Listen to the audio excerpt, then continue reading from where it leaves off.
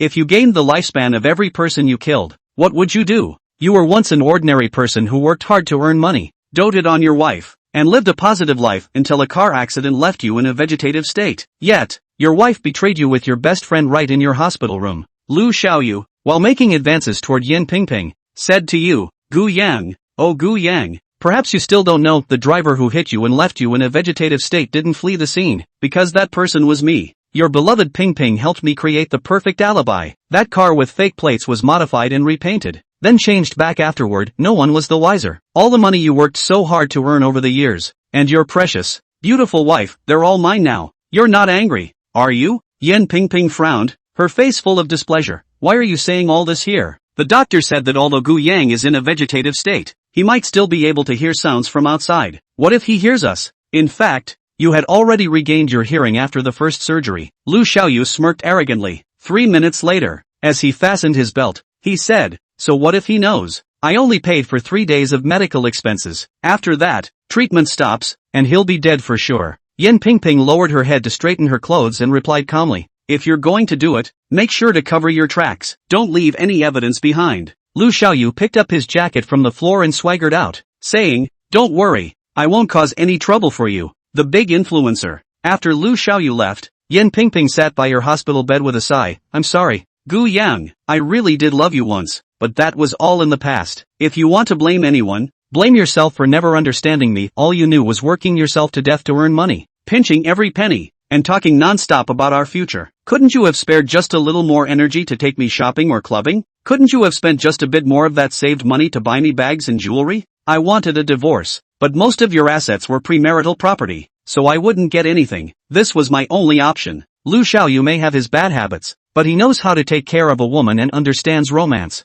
Don't blame me. You only have 3 days left, and I'll come visit you more, talk to you more. After rambling on and on to herself, Yin Pingping finally grew tired and turned to leave the hospital room. These past few days have been nothing short of hellish torment for you, yet you're just a vegetable unable to do anything except hear sounds. The resentment, oh, the sheer resentment is unbearable. Suddenly, you feel your consciousness plummeting wildly, only to realize it has detached from your original body and seamlessly merged with the shadow beneath you. Now, you can control this shadowy form. Damn it, I've been a vegetable for 3 whole days. Do you have any idea how I survived these 3 days? Right now, you're gleefully maneuvering your shadowy form around the hospital room. After over an hour of experimentation, you've gained a new understanding of your ghostly shadow body. First, the shadow form isn't limited to human shapes. It can morph into various appearances and freely switch between shadow and solid states. When solid, it interacts with surroundings like a real creature, complete with tactile sensations. When shadowed, it becomes a 3-dimensional silhouette capable of passing through any object as if intangible.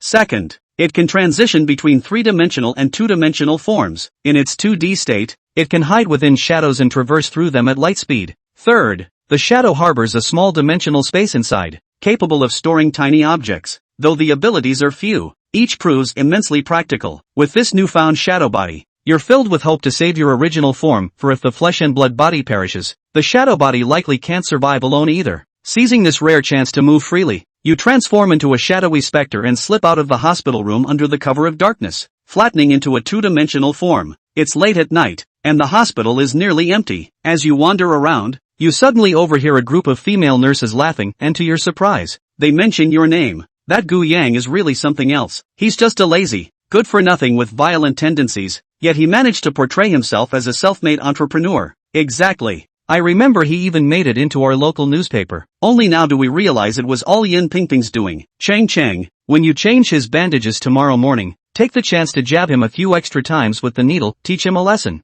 Maybe we shouldn't. That poor man has already suffered enough from the car accident. You're too soft-hearted. This is what they call good begets good. Evil begets evil. Thankfully he became a vegetable after the accident. Otherwise, Yin Pingping might never have had the chance to speak up and prove herself. Without realizing it, you walked up behind these 2 nurses and discovered they were watching a live stream, the female lead being none other than your wife, Yin Pingping. At this moment, Yin Pingping was tearfully recounting the love story between you two, but with the roles completely reversed. In her narrative, you became an irresponsible wastrel who spent all day indulging in pleasure, had affairs outside, and came home to domestic violence, while Yin Pingping portrayed herself as the strong woman who single-handedly founded Pingyang Construction Company, supervising construction sites by day and securing business deals by night. You watched silently behind the nurses in your shadow form for a long time, completely unnoticed by them. The longer you observed, the more anger and resentment welled up in your heart. No wonder she's a top influencer. Her skill at twisting the truth is truly unmatched. Not only did she seize your company and inherit all your assets, but she's also riding this wave of attention to skyrocket her career, raking in massive profits. But some money, once earned, might not be spent with a life left to enjoy it. An uncontrollable surge of killing intent rose within you. Using the shadows as cover, you swiftly vanished from the hospital. The next moment, you appeared in Yan Pingping's home. At this moment, she was in her meticulously arranged live streaming room, watching the flood of gifts on the screen while wiping away tears and thanking her audience. But the moment the stream ended, a smirk crept onto her lips. I've hit the jackpot. Today's stream alone must have earned me over $1 million. I always said being an influencer is the fastest way to get rich. That old fool Gu Yang insisted on running that worthless construction company. If he'd just given me the money earlier to buy followers and support my streams, I'd have gone viral ages ago. What an idiot. That car crash was his own fault. Yan Pingping stood up from the chair. Since she lived alone in such a big house anyway, she didn't bother with formalities. As she walked toward the bathroom, she casually stripped off her clothes and socks, dropping them on the floor. This was the house you had saved up for years to buy. You rose from the shadows, transitioning from a two-dimensional state into three-dimensional form, your height stretching to around 2 meters like a demon returned from hell. With a backhand motion, you locked the door and flipped the circuit breaker with a snap, plunging the brightly lit room into complete darkness.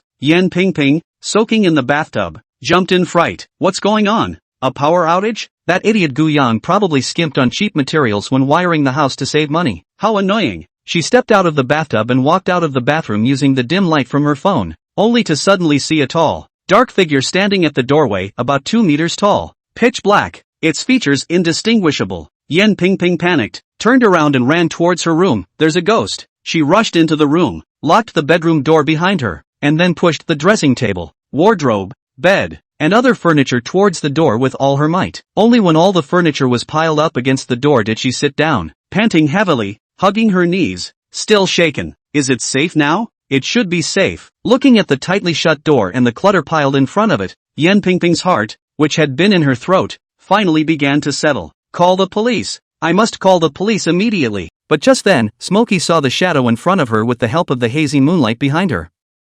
The shadow is not right.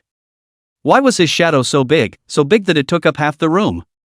Moreover, he was clearly crouching on the ground now. How come this shadow was standing? A strong sense of fear instantly surged into Smokey's heart. Like a rusty robot, she turned her head away little by little. The next moment, she caught a glimpse of the terrifying ghostly figure behind her.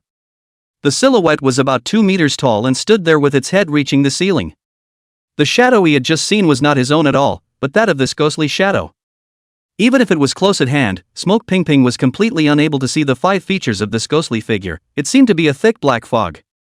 Smoke Pingping opened her mouth and was about to scream out loud. The next moment, the ghostly shadow finally moved. A big hand deadlocked Smoke Pingping's neck and lifted her hard from the ground. Smoky Pinky's face instantly turned red. Help! Help! Brother Xiaoyu! Come and save me! Gu Yang, who was originally preparing to strangle Smoke Pingping to death with one hand, after hearing her words, was in turn exasperated and calmed down a few points. Ghost Shadow Gu Yang slowly spoke. Funny, on the verge of death, you're still thinking about that dog lover of yours. It seems you've completely forgotten just who it was that allowed you to live the good life you're living now with no clothes and no food. The voice that the ghostly shadow made was completely different from Gu Yang's, hoarse and distant, and it was creepy to listen to. After hearing these words, the Smoke Pingping in front of her looked even more terrified. At the moment she was being choked and said in a weak voice. Gu Yang! Is that you? Ghost Shadow Gu Yang, however, did not recognize it, gently loosened his hand, and Smoke Pingping fell heavily to the ground. After her walk through the ghostly gates, she let out a sharp cough as she greedily gulped in fresh air. Ghost Shadow Gu Yang casually threw his cell phone in front of her and said, From now on, I'm going to give you 5 dials to get your favorite Ryu Xiaoyu over here. 5 chances to dial. You fail once, I'll cut off an arm or a leg. When the 5th chance runs out, I'll cut off your head. By the way, don't tell on me. Now begin. After Smoke Pinky heard this, she was so scared that she couldn't even hold her cell phone. She asked carefully.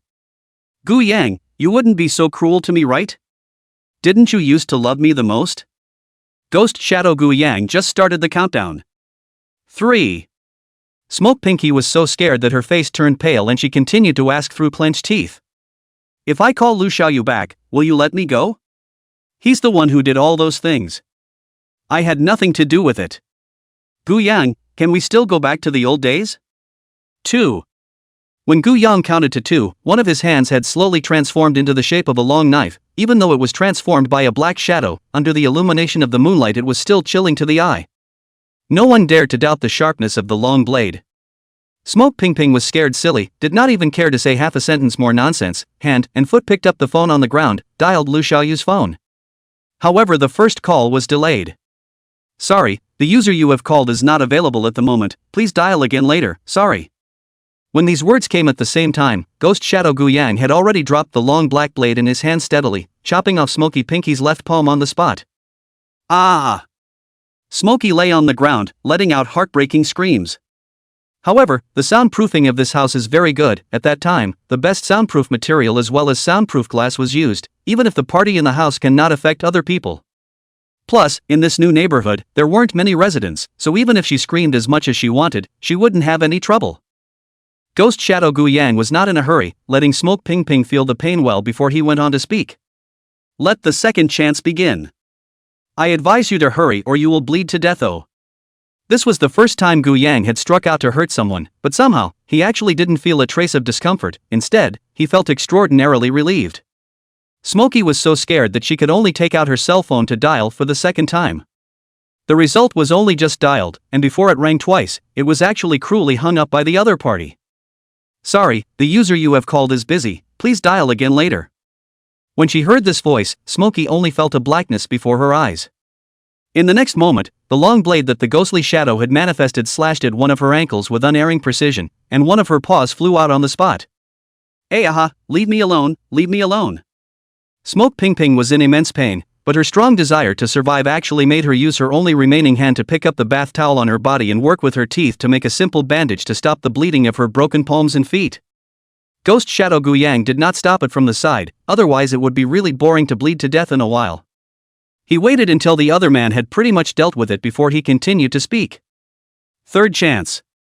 Smoke Ping was scared silly, she did not dare to delay for half a minute, immediately took out her cell phone and dialed Lu Xiaoyu for the third time, wishing very anxiously. Pick up the phone, Xiaoyu, please.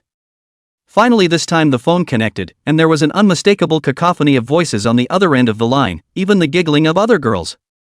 Lu Xiaoyu said smilingly. What's the matter, baby? So many calls today, is something wrong at home? Didn't I tell you I couldn't make it back from my dinner tonight? Can't you be a good boy? At this moment, Smoke Ping did not dare to disclose the existence of ghosts and shadows inside the home, and could only frantically plead. Xiaoyu, can you come back now? I need you so much right now, I miss you so much, please come back. Lu Xiaoyu said with some impatience. Ugh, why are you such a bad boy? I told you I'm busy outside. Go to bed when you've washed up, and I'll be back when you open your eyes in the morning. No, come back here. Smoky was still desperately trying, but the phone hung up once again. The long black blade fell, and Smoke Ping's other foot's paw was also broken flush from the ankle. No, don't cut anymore, please. I'll call him back, don't kill me. The intense pain had brought Smoky to the brink of collapse, and blood had stained the tiles red. This time Smoky was even weaker, and it took her more time to bandage up this ankle. Ghost Shadow Gu Yang's voice, however, didn't have half a bit of pity, but instead carried a hint of excitement. There's still 2 more chances left, oh, go on. Where Smoky dared to delay, and finally made another call. This time Lu Xiaoyu picked it up very quickly, but after he picked it up he was directly cursing. Why are you so nagging, like an octogenarian? I've said I'll be back tomorrow morning. Which ear do you have a problem with? If you're in a rut, there are cucumbers inside the fridge for yourself. I'm off the phone, so stop calling. The phone hung up directly after that. Smoke Ping's face was pale, this time she didn't even have a chance to open her mouth. Desperate, she felt an overwhelming sense of despair, accompanied by regret. At this moment, Smoke Ping finally recognized Lu Xiaoyu's face. She is not a little cute. Listening to the voice on the other end of the phone, where could she not hear that this Lu Xiaoyu was socializing? I'm afraid I'm out playing with women.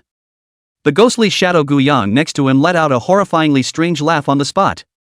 Jia jia jia jia. This is what you call a soulmate who is very good at taking care of women and understanding romance.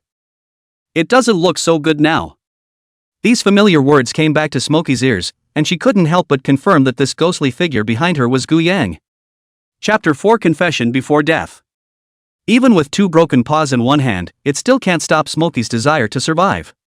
She turned around and knelt in front of Gu Yang and called out frantically. Gu Yang, I know it's you.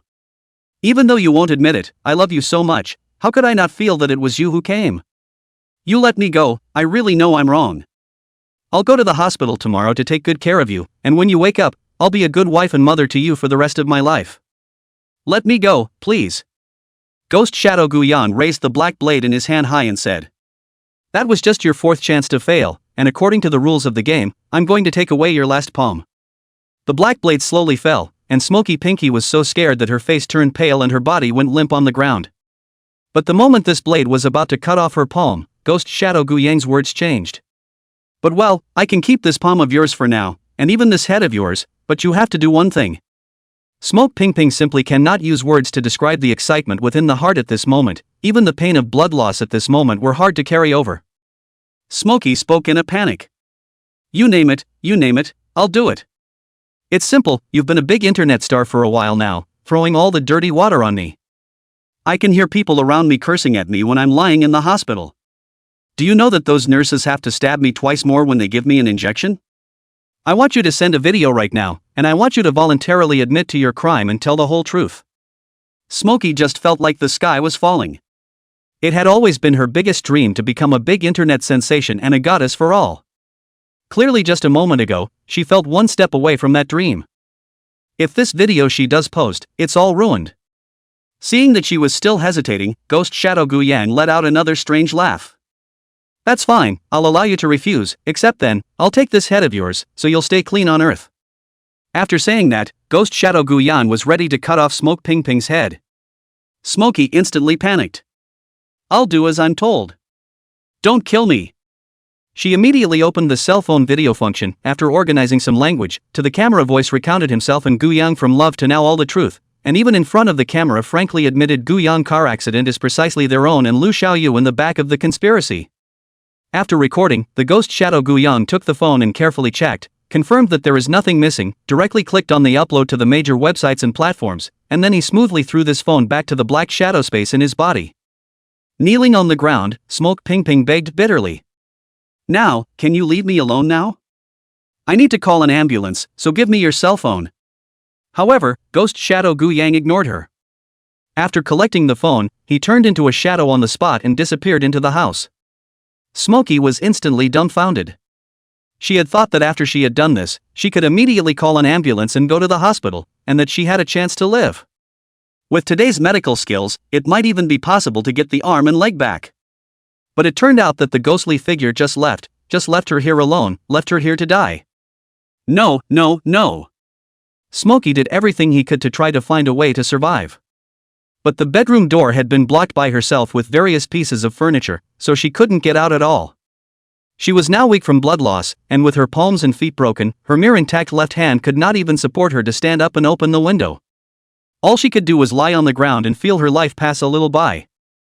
Despair. And at this moment, the ghostly Gu Yang did not leave at the first opportunity. He went around his house and collected all the cash stored in his house into the dark shadow space, then returned to his bedroom and continued to observe the countdown to Smokey's death. Smokey finally gave up struggling. She lay on the floor stained with her own blood, looking up at the ceiling and feeling her life pass away little by little. At this moment, many more memories came to her mind, and in the end, they were fixed on Gu Yang. She suddenly remembered how happy she was when she was in college and in love with Gu Yang. Everyone was poor back then, and she herself would be happy for a month because of a silver ring given by Gu Yang. When did he become so unaware of his own needs? Smoke Ping Ping thought of Lu Xiaoyu again. Calm down, a careful comparison, Lu Xiaoyu seems to give Gu Yang the qualification to lift the shoes. After graduation, Lu Xiaoyu could not even find a job, or Gu Yang pulled him a hand, led him to his own company as an executive. Later on, Lu Xiaoyu was with himself and used almost all of his own money. So I was wrong from the beginning. How ridiculous of me. Smoke Pinky looked at the ceiling, a miserable smile appearing at the corner of her mouth.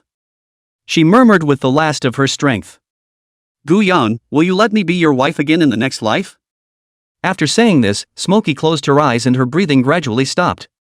Gu-yang, who was hiding in the shadows not far away, naturally heard her words, but there were no ripples in his heart. He shook his head. In your next life, I still hope you and your Ryusha lock up well. Don't worry, I'll send him down with you soon. There was still a little bit of time left until dawn. Gu-yan planned to use his ghostly shadow form at the moment to go and finish off Lu Xiaoyu along with him, because he wasn't sure when he would enter the ghostly shadow state next, in case this was the only chance he would have in this life. But just at the moment when Gu-yang was about to turn around and leave, there was some kind of invisible substance from Smoky Pinky's body that suddenly transferred into his body. At this moment, Ghost Shadow Gu-yang felt heavy all over his body, and a huge suction force came from far away. That direction. Is the hospital? Is your own body? The ghostly Shadow Gu-yang was unable to resist this force of suction, and in the blink of an eye, he rejoined his body, returning into a shadow that was pressed underneath his body by his body. And Gu-yang's consciousness also returned to the inside of his flesh and blood body. It's over, it's going to be a vegetable again. It's still light out, can't you let me get high again? Gu-yang in his vegetative state was like living in a darkness. As the saying goes, I could have endured the darkness if I had never seen the light. After just feeling the powerful might under the ghost shadow state, Gu-yang was even more dissatisfied with his flesh and blood body. But at that very moment, he suddenly felt a strange thing transferring from his shadow to the inside of his body. This was exactly a certain substance that had just been plundered from Smoke Ping Ping. In the next moment, Gu-yang finally understood what this kind of thing was. It's genjutsu. The so-called meta-life, as it is called, refers to the lifespan that a person could have lived. This number is not fixed by birth, but changes from moment to moment. When you live a disciplined life and are in good health, your meta-life will naturally be longer, but when you have an accident and get some kind of disease, your meta-life will be shortened accordingly. Because Gu-yang had turned into a vegetable, he only had 3 months left of his original Yuan life. This means that even if he maintains his medical treatment as he does nowadays, he will only live for a maximum of 3 months, and if something happens halfway through, that number will decrease. And the ghostly shadow actually deprived Smoky Pinky of her meta-life after killing her. Half of this Yuan lifespan was devoured by the ghost shadow and used to strengthen itself, which would give it more power and a larger size. The other half is fed back into the body. Since Yuan Shou reflected the quality of the body, after this part was absorbed by Gu-yang's body, Gu-yang could also feel that his body had become better. At the moment, Gu-yang's meta-life was 30 years. I didn't realize that Smoky was actually a long-lived woman in good health. With 30 years of Yuan longevity growth, Gu-yang carefully felt the changes in his body. The next moment, he realized that his entire head actually regained consciousness. He slowly opened his eyes. The light at the head of the hospital room made him feel a bit blinded, but at the moment, Gu-yang was staring at that light, as if he wanted to memorize the feeling of this brightness to death. It's not easy, finally not a vegetable. Am I evolving into total paralysis? That's a lot of progress. Chapter 5. This is a medical miracle. What did you say? That vegetable Gu-yang actually woke up? This can't be possible.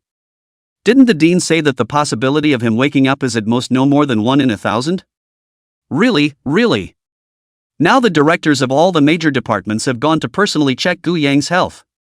If you're okay, go check it out too. It's really God's fault that this infamous scumbag can still wake up after a car accident.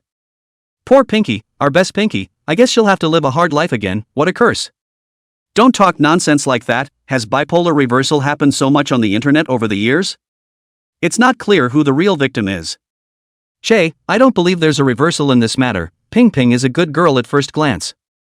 Don't say things too absolutely. Oh, be careful of having your face swollen by then. The next morning, the entire hospital was alarmed. No one could have imagined that Gu-yang could actually wake up. Gu-yang was lying on the hospital bed at the moment, somewhat less accustomed to it. The VIP ward was a bit cramped at the moment, with doctors and nurses he didn't recognize at all on all sides. Especially those gray-haired old men, as if they were some kind of director or something, checked his body indicators even more over and over again. At the moment, the small old man with pale hair nearest to him, I heard that he is the president of this Tianjin First Hospital, and also a professor of neurology. His name is Fang Yinji.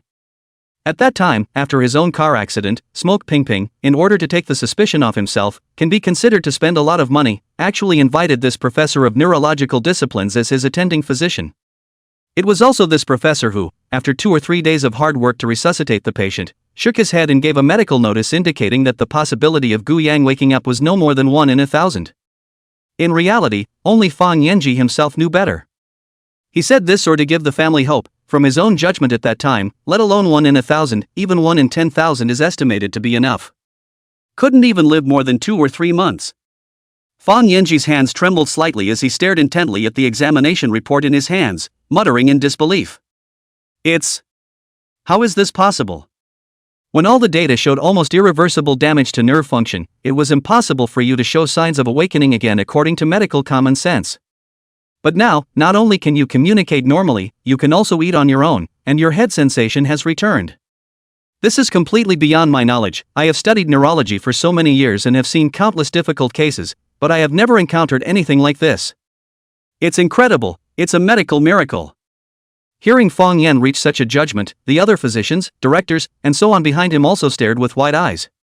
This is too amazing.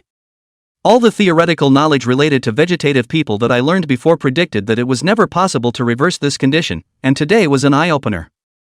This case is so special that it completely breaks our existing knowledge. The follow-up must be followed closely, and it may bring a brand new breakthrough in the field of neuroscience. If we could figure out the mechanism of his recovery, how many patients like him could be saved, it would be a major discovery for the entire medical community. Gu Yang just lay on the hospital bed, watching these doctors and nurses around him shouting one by one, an old man, happy as a child at the moment. It was true that the more people who had achieved great success in certain fields, the more simple-minded they were, otherwise they would not have been able to spend their entire lives on medicine. Fang Yanji pulled over a stool to sit beside Gu Yang and said with a face full of concern, "Old man, I'm much older than you, so I'll call you Gu, is that okay?" Gu Yang smiled gently. "This is naturally possible, speaking of which I was able to reopen my eyes thanks to Dean Fang's help." Fang Yanji hurriedly shook his head. "Shame on you, shame on you. At the time I didn't think you'd wake up, and it's entirely your own blessing that you did, which I suspect may have had something to do with your tenacious willpower. I'm sure you heard just now that your awakening has significant research value for our current neurological medicine. I wonder if you'd like to do your part for our neurology and provide a little more research data for us old men." Gu Yang pondered inwardly. If one was able to act as a ghostly shadow every night from now on, and could deprive people of their element after killing them, then it would probably not take long for one's body to return to normal. I'm afraid I'll have to scare the souls out of all the professors and directors inside this hospital by then. Trying to hide the secret himself, he probably couldn't agree to their research requests and would have to disguise himself as a paraplegic later. But how hard it was. No one wants to pretend to be a paralyzed and lie inside a hospital room every day, right? I didn't do anything wrong. Who am I to suffer like this? And now that he's a paralytic during the day, he does need better care as well. After Gu Yang pondered for a while, he inquired with some apprehension. "Dean Fang, I'm curious, if I cooperate, what do I need to do? It's not going to disembowel me, is it?" Fang Yanji and the many professors around him laughed out loud after hearing this. "Do you think you are studying the meat of the Tang monk, and you have to be dismantled, steamed and eaten? Don't worry, cooperating with our research will only mean that we will disturb you a little bit more every day, keep more detailed records of your body data, and occasionally draw some blood and so on. It definitely won't affect you too much, and there's no harm done." Gu Yang then put his heart down and said, "That's no problem, I promise to cooperate fully." After receiving an affirmative answer, Fang Yanji immediately stood up, his gaze sweeping from the faces of the people behind him one by one, his tone serious and unquestionable. "Listen up, everyone, the awakening of this patient is an extremely rare miracle in the history of medicine and is of immeasurable value to our research. From now on, take care of him at all costs, no mistakes at any point." After a brief pause, he turned to the peripheral nurse practitioner. "The care team is going to put the most experienced nurses in place to keep a close eye on his physiological indicators 24 hours a day and keep detailed records of everything. The medical team is on standby to consult at the first sign of any abnormality. In addition, have all of his fees waived and place him in the highest level of our hospital to ensure that he can recover in the most comfortable environment. The follow-up observation and research work is about a major breakthrough in the field of neurology, which is not only the responsibility of our hospital, but also a contribution to the entire medical community. No one is allowed to drop the ball." Gu Yang could not move his body right now, only his head was able to speak, and he could be satisfied with Dean Fawn's arrangement. Originally, according to the plan of Smokey and the others, after 3 days they would cut off their medical bills and then honestly wait for death. He himself even deliberately took quite a lot of money at home yesterday and put it inside the ghost space, just to find a time to utilize the identity of the ghost to secretly go and pay the medical bills. And now, with this dean as well as many professors to protect, there are no more worries. It's not bad to say that you'll still be a paralyzed person for the rest of your life, but at least you won't die. In this way, Gu Yang became the national treasure of the neurology department and was directly transferred to the highest level of the ward. And with the most experienced medical team as well as nursing team in the entire hospital, they enjoy the treatment that only the top tycoons can enjoy. Soon, Gu Yang surveyed his new hospital room. It's just a big, luxurious bungalow. It's not even close to the house that I spent a fortune on. The room was the best facing, and the bright sunlight could even spill over to his bedside. In addition to the bedroom where he was now resting, there was actually a main parlor with couches, TVs, computers, and more. But now that he's a paralytic, he probably won't be able to use it. There are also other rooms containing caretakers' rooms, family rooms, and more. Outrageous, you can't even imagine the joy of rich people, okay? At that moment, a young nurse pushed her way into the room, her hand pushing a trolley with various bottles and jars. Hello, Mr. Gu, I need to inject you with today's nutrient solution on my side. Is there anything uncomfortable? Gu Yang recognized with a glance, wasn't this one of those nurse sisters he met last night? It still seems to be the only one who's helped himself to a word. She wore round glasses and had short, shoulder-length hair, and seemed to be one of those good girls who were rumored to be good at school. I remember last night when someone else encouraged her to zap herself on purpose and she refused. But now the girl was more or less influenced by public opinion and was a little afraid to look at herself. Like hiding from a big hooligan. What the hell, did the girl not brush up on the latest reversal video? The internet is too slow. Chapter 6, Public Opinion has really reversed. Since the other party didn't want to take care of himself in his heart, Gu Yang naturally didn't need to make a fool of himself, although he did want to chat with someone else right now. Life is really boring when you're paralyzed with only your head to move. After receiving Gu Yang's consent, the short-haired nurse girl slowly came to his side. After hanging the bottle of nutrient solution up high, she gently lifted Gu Yang's arm, and aimed at the vein and stuck a needle down. The hand was steady, and after all, it didn't intentionally zap itself as others have said. Seeing that she was busy checking her physical condition, Gu Yang asked, "What's your name?" The short-haired nurse then looked back and spoke in a whisper. "My name is Sue Orange, that. You can call me if you're uncomfortable." Ding ding ding ding. Sue Orange was only halfway through her words when suddenly her cell phone rang. She hurriedly put down the work in her hands in a panic and said to Gu Yang with apologies, "Excuse me, I'll take a call and be right back." After she finished speaking, she took her cell phone and exited her bedroom room, standing outside the door and answering the call. Gu Yang could still faintly hear her voice. "Sister Luo, what's the emergency?" "I'm giving this Mr. Gu a nutrient injection."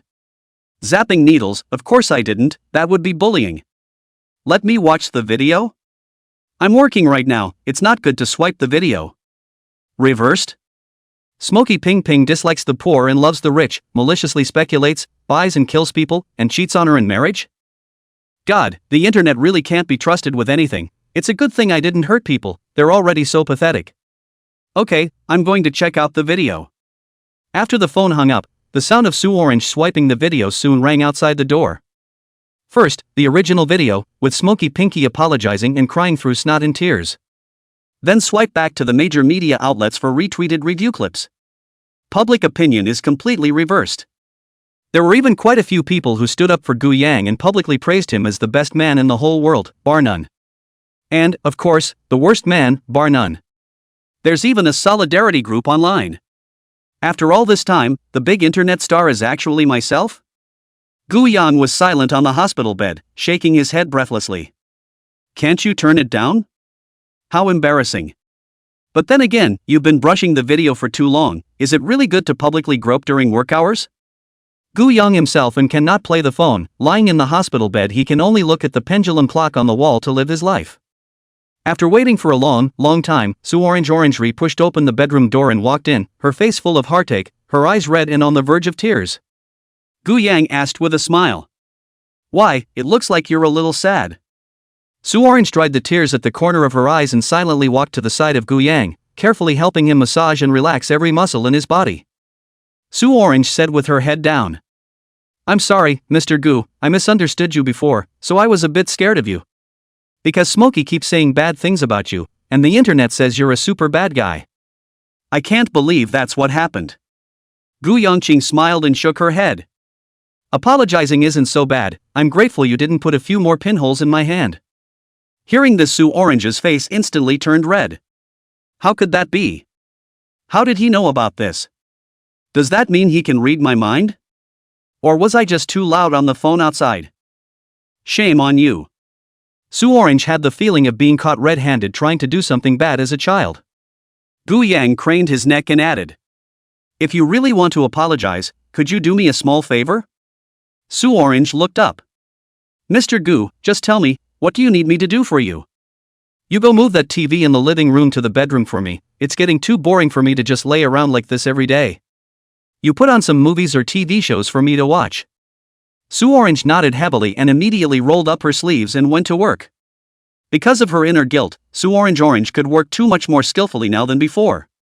Not only did she move the TV to Gu Yang's bedroom, but she also tuned an interesting channel for him, and at the same time moved the call bell to the side of Gu Yang's pillow, so that she could be called just by Gu Yang moving his head. Before leaving, he even peeled a plate of apples and fed them into Gu Yang's mouth in small pieces, finishing all the work of the nurses and caregivers. Gu Yang wasn't polite either, he was now a key patient, what's wrong with enjoying some special care? Deservedly well. It was almost afternoon, and Lu Xiaoyu was lying on the luxurious king-sized bed of a 5-star hotel, still not waking up. To his left and right he had his arms around two women of different colors, one black and one white. The game we played last night was called Black and White. The house smelled of extravagance. Half asleep, the door of the hotel was kicked open and a large group of neatly uniformed law enforcement officers rushed right in. Nobody move, everybody get down. The leader of the several young law enforcement officers are nimble. Lu Xiaoyu is not yet awakened from his sleep. He was dragged from the bed to the ground by several young people, dragged to the corner in 3 or 2, and set up a crouching position with his hands on his head. There were also a lot of punches and kicks in the process, which directly woke him up completely from the alcohol. The two naked women, who didn't get much preferential treatment, were only able to wrap their bodies in sheets and crouch by the bedside, their faces full of horror. It was only then that Lu Xiaoyu slowly came back to his senses, looking at the huge group of law enforcement officers in front of him, cursing and swearing. What the hell are you stepping on, somehow, and how dare you do this to me?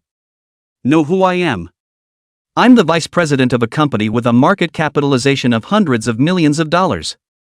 I'm loaded. Turn around and I'll hire a lawyer to sue all of you and get all of you laid off straight away. It's like there's no law. Who was the one who punched me just now? Now hurry up and step forward. Lu Xiaoyu held his head in his hands and crouched in the corner cursing. At this time from the door into a 40-something years old, scars full of righteousness of the middle-aged man. I was the one who just punched him, what do you want? Lu Xiaoyu looked up and was about to curse, but when he saw the shoulder badge on this middle-aged man's shoulder, he was instantly startled. That's at least a divisional director or deputy director. His tone weakened a few moments later. Who are you? Law Enforcement Director of Tenshin City's 3rd Division, Guan Shanan. Lu Xiaoyu's heart was shocked and his eyes rolled around. What's going on? How come even Director Guan is personally involved? What did I do? Did that thing blow up in my face? It can't be. I'm obviously handling it just fine. Chapter 7 Smoky Pinky is dead? Director Guan sat aside without saying anything, and another slim captain with darker skin who had been following him walked out. He introduced himself. I'm the captain of the 1st Law Enforcement Brigade, Lu Tao, and I'm in charge of investigating the case of Gu Yang's car accident. Isn't there anything you'd like to volunteer about this case? Let me remind you that your voluntary explanation now can be considered a surrender and a lighter punishment. After Lu Xiaoyu heard this, he laughed even more recklessly. He was already certain in his heart that these guys were definitely here to swindle themselves. He had obviously handled all the evidence without God's knowledge, and there would definitely not be a third person in the world who would know about it except for Smokey and himself. He held his head high. What do I care if that guy had a car accident? I've already accounted for what I should have accounted for in the first place. I have a perfect alibi, you can't possibly suspect me, can you? Lu Tao looked at Lu Xiaoyu with loathing in his eyes. It seems that you do not see the coffin. To tell you the truth, your accomplice Smoke Ping Ping has already released a confession video on the internet, clearly pointing out that this car accident is a conspiracy between the two of you. She even provided detailed intel on the car you hit. Our staff has been first on the scene to take evidence and confirm that the car was the vehicle involved. And according to the testimony given by Pimmy Smoke, your alibi is entirely the result of her forgery. What else do you have to say? Lu Tao's few words shattered Lu Xiaoyu's psychological defense on the spot, and Lu Xiaoyu directly jumped up. Impossible, absolutely impossible. What nonsense are you talking about? How could Smoky Pinky somehow post some kind of confession video? Does she have a problem with her brain? At this time, Lu Xiaoyu suddenly remembered that last night Smoke Ping Ping had called himself several times, wanting to let himself go back, but he had scolded her and turned off his phone. Can it be that this crazy was so mad that she did such a stupid thing? It's not possible, is it? Where in the whole world could someone be so stupid? Lu Tao shrugged. There's something about why your good partner suddenly confessed. You'd better ask her yourself, and it just so happens that we're on our way to catch her in the act now, so you'll be along for the ride. Lu Tao turned back to cast an inquiring gaze at Director Guan after he finished speaking. Director Guan nodded and said, "The social impact of this case is very bad, and now that there is clear evidence, it must be detected at the first opportunity. Just go all out and do it, I'll back you up." With these words, Lu Tao was even more confident, and with one hand directly carrying Lu Xiaoyu's neck, he pressed towards the car outside. Lu Xiaoyu was in pain and grimaced. He was still not willing to believe what Lu Tao said, half a sentence is not willing to explain, but also cursed and said, "Don't you guys try to swindle me here, I'm telling you, this matter has nothing to do with me. Even if you guys take me back, you'll still have to obediently send me out when the time comes, don't waste your efforts." But when Lu Xiaoyu went downstairs, he instantly froze in place. The hit-and-run vehicle in which he struck the man had been driven downstairs. How did they find this car? I was obviously hiding it so well.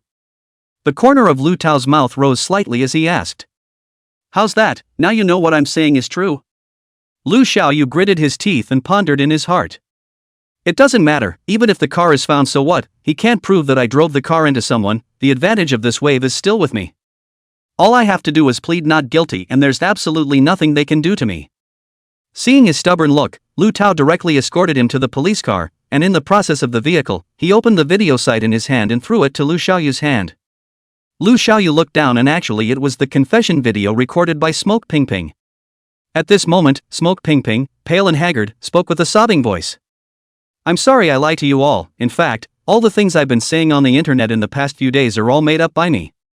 Gu Yang and I have been together since college. We are both children from poor families. Gu Yang, in order to make a good life for us, from the time of college to work and study, one person working 2 or 3 jobs. Most of the money I earned was spent on me, and most of my tuition and living expenses came from Gu Yang's work. We were truly in love then, so we got married right after college.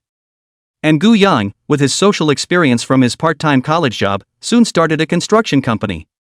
He had to go drinking at night to talk about clients, and during the day he had to go to the construction site to supervise the work, which was very hard, so hard that he didn't even have much time to spend with me. Over time, I got tired of this mundane life.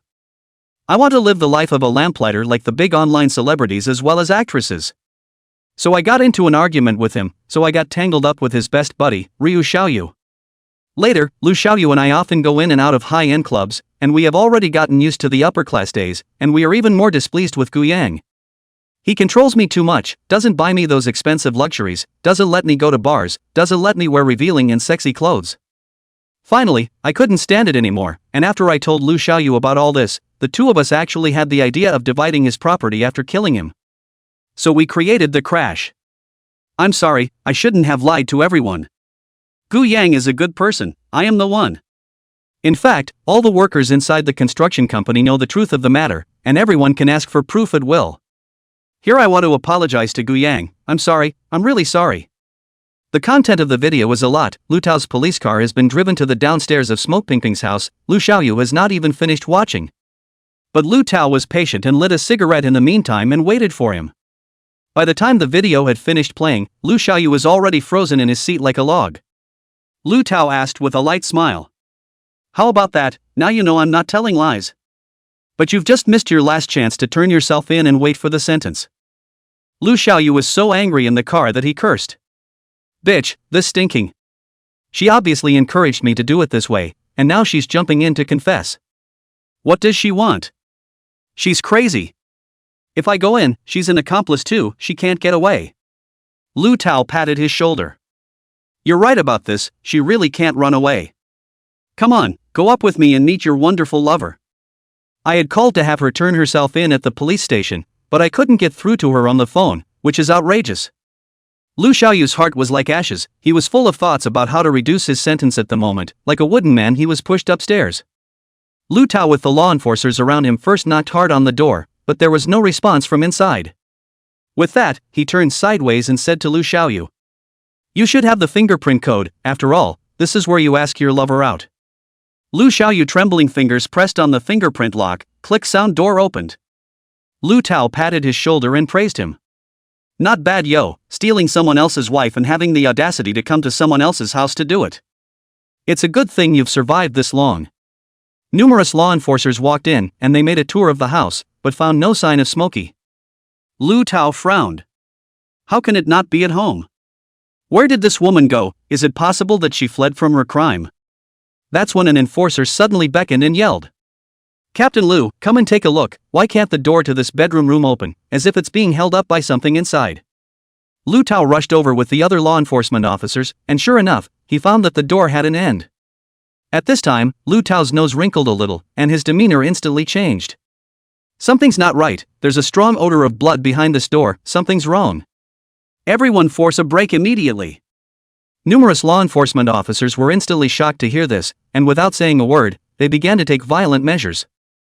The wooden bedroom door wouldn't last 2 rounds under their onslaught.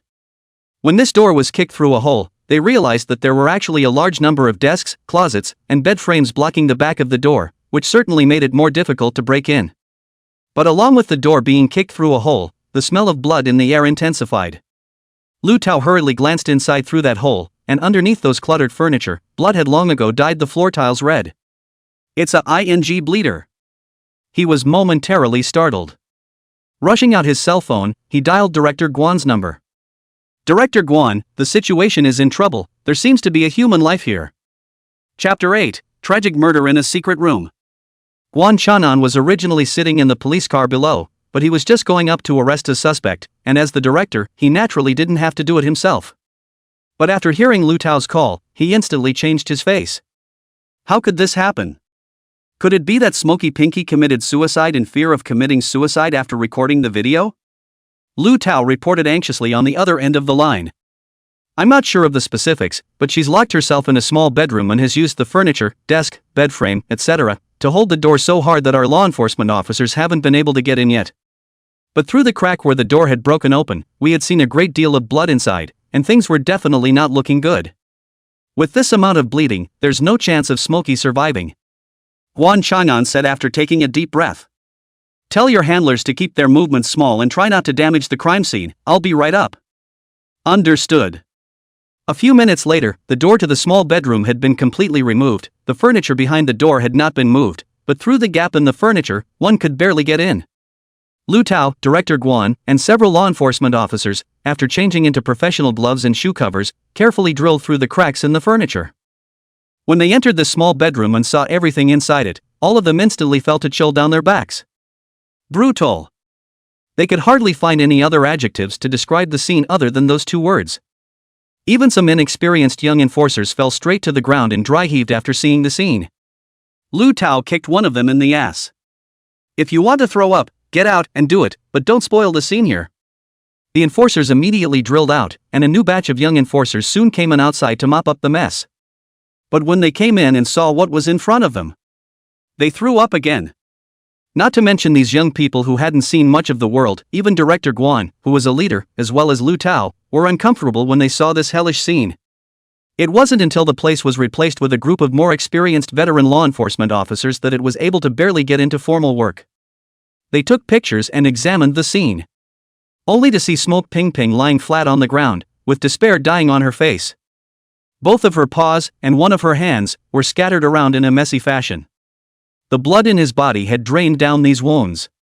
Lu Tao covered his nose and walked around this body in a circle, carefully removing the cloth on the wound of Smoke Ping Ping to look at the wound. Then he walked back and forth in the middle of the tiny bedroom, and opened the window to look outside. After surveying the area for a long time, Director Guan, who was standing next to him, softly inquired. "Well, see anything yet?" Lu Tao said after taking a deep breath. This is an extremely meticulous case of close room murder. The killer's methods are extremely brutal, and the victim definitely experienced unparalleled horrific torture prior to her death. It's just tragic. Director Guan nodded slightly and continued to ask. Why don't you elaborate on that?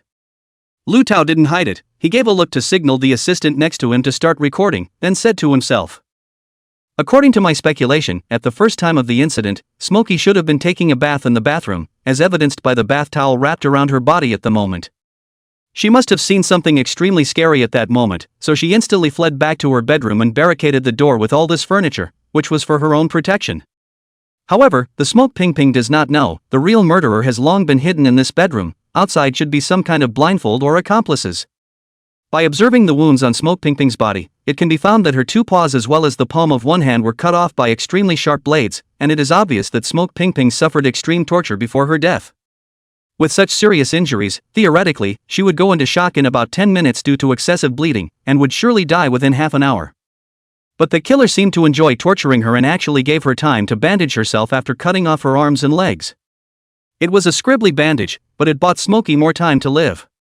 This is just a lingering struggle, and in the end, Smokey still died of excessive bleeding. What makes it strange, though, is that I just took a look around the house, and with the door to this bedroom blocked, there is absolutely no way the killer could have gotten out through the front. He could only have gone through the window. But this window was outside the height of more than 20 floors, all the residents below are installed with floor-to-ceiling windows, the surface is smooth, there is not even a place to land, it is impossible to leave from here. And the murderer took with him the instrument of the crime in this case before he left the sharp blade that cut off Smokey's arms and legs. I really can't figure out how he did it. Lu Tao has done her best to restore everything that happened at the crime scene, but there are still many things that don't make sense. He stood frowning in thought. What exactly did Smokey see outside to be so frightened that she immediately rushed back to her bedroom and then blocked the door of her room like this? And when did the murderer hide inside Smokey's bedroom? How did the other side evacuate after the kill? Lu Tao was able to sit in the position of the captain of the law enforcement brigade, and there were quite a few strange cases that he had solved in his life. But it's the first time I've encountered one as difficult as today. After hearing all that he had recounted, Wan Chang'an beside him was also frowning. There were too many irrationalities. The staff at the scene made a detailed record of the investigation after checking every corner, and then it was the professionals who came to carry away the body in preparation for further autopsy. Numerous law enforcers walked out from inside the house, and Lu Tao and Director Guan had black faces the entire time. Who could have imagined that just after Gu Yang's car accident, a case of national concern had been solved, an even more outrageous case had erupted? This is like stirring up a hornet's nest. Because of that video posted by Smokey Pinky, she had now also become the #1 presence on the hot search list of all major websites.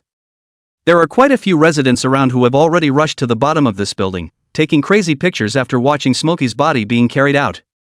But it's covered with a white cloth and can't be photographed. Many bold self-media people even directly bypassed the block of law enforcement officers, holding a camera in their hands and chasing after Lu Tao to ask questions. May I ask Captain Lu, is there any direction of detection in this case now? Can you tell us about it? Director Guan dealt with this situation with experience, has long been in the crowd 2 or 3 shuttled back to their own police car, only Lu Tao was left behind. He could only answer the questions of these reporters as politely as possible. We in the Law Enforcement Bureau have made a breakthrough in the direction of investigation in this case, so please don't be alarmed. Keep an eye on the official website of our law enforcement agency for details. After saying that, Lu Tao also hurriedly squeezed back into his car. However, paper can't hold fire after all, and word of the mysterious backroom murder soon got out. It's a big deal on the internet. Lu Tao and Director Guan both sat in the car fretting, completely at a loss as to what to do with the follow-up. At this time, Lu Xiaoyu, however, pounced over like a madman and shouted at the two men. I know. Smoke Ping Ping said those are all lies, she was threatened by the murderer nonsense, cannot be counted as evidence. You guys let me go. I'm absolutely innocent. Smokey even called me several times last night, she was crying and begging me to go back. How could she somehow send another video of her confession? She must have been threatened. Lu Xiaoyu seemed to be grasping his only life-saving straw, as long as he could overturn the surrender video issued by Smoky Pinky, then he was very hopeful. Lu Tao keenly captured a detail in Lu Xiaoyu's words, and he asked as he pinched Lu Xiaoyu's shoulder. Do you mean to say that Smoky called you before she died, and many times? Did she give any clues in the middle of the call? Lu Xiaoyu was smug at this point. You need me now, don't you? You were so cocky just now, weren't you? I won't say anything. What can you do to me? Unless you answer me first, is Smoky's surrender video no longer valid? Lu Tao sat in the car and smiled gently. Are you sure you won't say anything? You can think about it. The murderer chopped off both of Smoky's paws as well as one of his hands with extreme cruelty, indicating that he came here for revenge. And the fact that he threatened Smoky to call you also just shows that the other party's next murder target is you. If you don't, then it's your turn. Chapter 9. The murderer is him. After hearing these words, Lu Xiaoyu was instantly scared to the back. He reflexively grabbed Lu Tao's hand and growled. No way. Aren't you law enforcement officers? You guys hurry up and find the killer. It's only right that you guys are responsible for keeping me safe. Hell, I pay so many taxes every year, it's hard to get you guys to eat for free. Lu Tao shook his hand away and said. Now tell me, what did Smoky call you about? Ria Xiaoyu frowned at the memory. It doesn't seem to say anything in particular. She called several times and I picked up twice. The first time she was begging me to go back, saying something about how much she missed me. The second time I didn't wait for her to speak, I just scolded her and then I turned my phone off. Lu Tao squinted his eyes in dark thought for a moment. Based on the time of the victim's murder and the time of the phone call, it is likely that the murderer was at Smoky's side at the time of the call. That is to say, this phone call, in all probability, the murderer forced Smoky to make the call. Think carefully and remember, do you two have any common enemies? After Lu Xiaoyu heard this, his face instantly darkened. Common enemies? That's too many. Too many to count. Other than that, after Smoky and I took complete control of the company in the past few days, we directly fired a large number of old employees who used to follow Gu Yang, and we didn't pay a penny in compensation. Some of those who made a lot of noise were even cleaned up worse than a dog by the people I secretly found. So many enemies, let me name a few at once now, I don't really know who to say. Lu Tao looked at him like this, and also probably guessed that this guy is not a good thing, and he probably has enemies all over the place. It's this situation that is the most troublesome. More enemies means more suspects and more work to line up one by one. At this time, Lu Tao's cell phone suddenly rang. After he picked up the phone, his expression instantly became extremely wonderful. What? You mean that Gu Yang woke up in the hospital? Really? There are such medical miracles happening?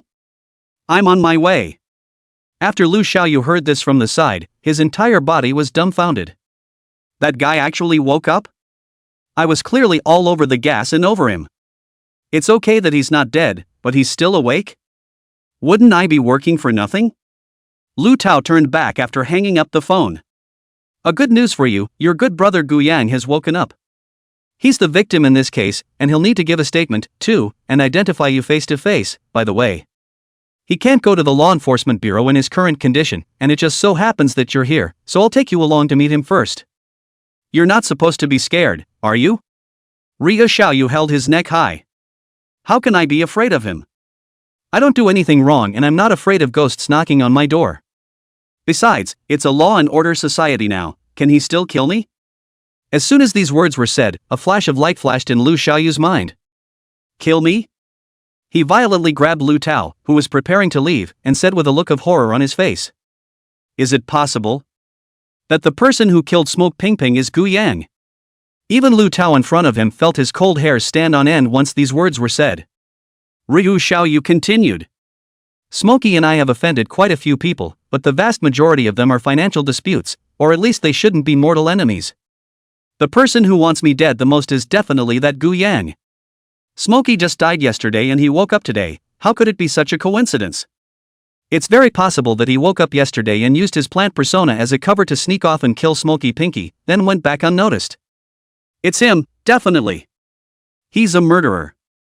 Get him, get him. If you don't get him, he'll kill me. Lu Xiaoyu's eyes widened as he frantically tore Lu Tao's clothes. Lu Tao, who was standing in front of him, however, did not push him away, and his entire body was similarly frozen in place, as he actually felt that what Lu Xiaoyu said was somewhat reasonable. According to the case, the other party definitely has a bitter hatred with Smoke Ping Ping, the kind that does not share the same day. Is there anyone else in this world besides Gu Yang? And why did Pimmy Smoke record that surrender video before she died? If the murderer was Gu Yang, it all seemed extremely reasonable. He's both the biggest motive owner and also the biggest beneficiary behind this thing. There are questions. Lu Xiaoyu was still pulling on Lu Tao's clothes like a madman, and at this moment Lu Tao was extremely impatient and backhanded him with a slap. Lu Xiaoyu was instantly confused, covering his face and yelling. Law enforcement officers hit people, TMD law enforcement officers hit people. Is there any justice in heaven? Is there any law in heaven? At this moment, Lu Tao could not bother with him and turned his head to look at Guan Chang'an, who had not said anything next to him. Director Guan, do you think Lu Xiaoyu's inference just now is justified? Guan Chang'an shook his head. An inference is always an inference. We have to talk about evidence in our case. Let's go see that Gu Yang together first. He was himself a party to the car accident case, and it is only right that we should go and offer our condolences. Lu Tao nodded his head. The vehicle then drove towards the hospital. Gu Yang is now finally living a little bit of a good life. He was lying on his own bed, watching an exciting little movie, with Su Orange next to him serving him tea. Since knowing the truth of the matter, Su Orange's heart could be said to be full of guilt towards Gu Yang, and she directly took the initiative to take care of Gu Yang's food and clothing. All Gu Yang had to do was open his mouth, and she would immediately and very thoughtfully feed small, tiny pieces of fruit into his mouth. Enjoy. Watching Su Orange busy herself with her own work and taking care of herself at the same time, he wasn't even a little too happy about it. Why don't you go get some rest and relax? There's really nothing I need from you alone. Su Orange said after wiping the sweat from her forehead. That's okay, I have quite a bit of free time anyway. Not to mention that Dean Fong said you needed special care. Since the other party insisted, Gu Yang couldn't say anything else. It's not something you force yourself to do, huh? It's something people do voluntarily, there's no way around it. The doorbell rang. Su Qinshan hurriedly put down the fruit in her hand and got up to open the door. Not a moment's effort later, Su Qinshan trotted in and inquired to Gu Yang. Mr. Gu, the people who came are the director of the Law Enforcement Bureau as well as the staff, and they wanted to come to see you and talk about the case of your car accident. Is that okay? Gu Yang nodded. Of course you can, it's good to have friends from afar. I really haven't had any guests in quite a while either. After getting his permission, a dozen or so people walked neatly into his hospital room. The leader, Guan Chang'an, had a smile on his face as he sat beside Gu Yang. Hello Mr. Gu, I'm Guan Chang'an, the director of law enforcement for the 1st Division. I'm sorry that the case of your car accident has dragged on for so long before there was a breakthrough. Gu Yang nodded. You guys do kinda deserve to be sorry. If Smokey hadn't posted the video herself, I guess you guys would never have found out, right? The many law enforcers on the scene all of a sudden looked a bit stiff, because what Gu Yang said was true. They didn't even think about it at first and thought it was just an ordinary traffic accident. In the next moment, Gu Yang suddenly laughed and said cheerfully, "Oh, I'm just kidding. Why are you all so serious? Isn't it broken now? How auspicious to have so much good news on the first day my eyes were opened." The atmosphere in the room relaxed for a moment. Gu Yang tilted his head and looked at Lu Xiaoyu, who was standing at the end, and said cheerfully, "Isn't this my good brother Xiaoyu? Why are you standing so far away and don't come to me yet? Let me see if you've lost any weight in my absence." Lu Xiaoyu was named and could only walk over slowly with his head down. There was trepidation in his eyes. In his subconscious mind, Gu Yang was already an unscrupulous murderer. After he came over, Gu Yang smiled and teased. "What a wolfish thing, I feel like you've even gotten fatter in the last few days. Looks like you're happy after my accident. Didn't eat or drink much, did you?" Lu Xiaoyu was infuriated by this naked mockery on the spot. He viciously pointed at Gu Yang and cursed angrily. "You murderer, don't think you can scare me like that. I tell you, I'm not afraid. Your nature is much worse than mine, and you'll be sentenced to at least a couple decades more than me." "We'll see." Gu Yang's expression instantly became somewhat puzzled. "What are you talking about? How did I become a murderer again? You can't slander this in public, haha." Lu Xiaoyu wanted to continue to yell a few more sentences, but the law enforcement officer next to him directly pressed him down and dragged him out stiffly, with a few more points of coldness in his eyes. Lu Tao, who was standing immediately behind Guan Chanan, walked up and spoke rather politely. Mr. Gu, don't take what Lu Xiaoyu said just now to heart. He's a little stimulated and not quite in his right mind. But there is something I really should inform you about. Your wife, Smokey, was brutally murdered last night and is dead. Chapter 10. I think he's suspicious. After Gu Yang heard this, his pupils shrunk slightly, and he didn't say anything for a moment.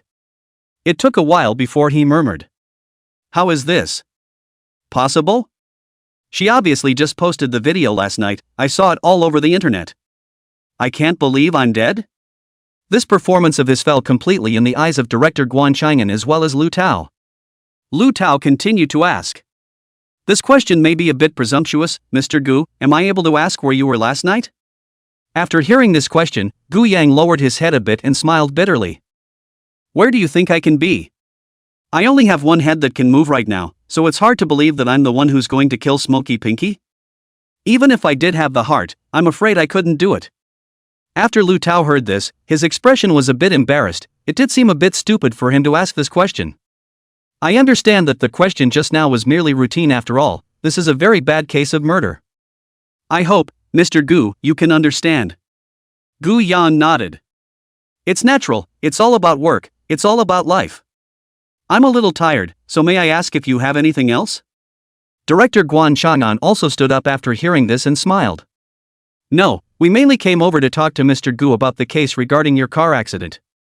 The evidence is now overwhelming that the hit-and-run victim was none other than Lu Xiaoyu.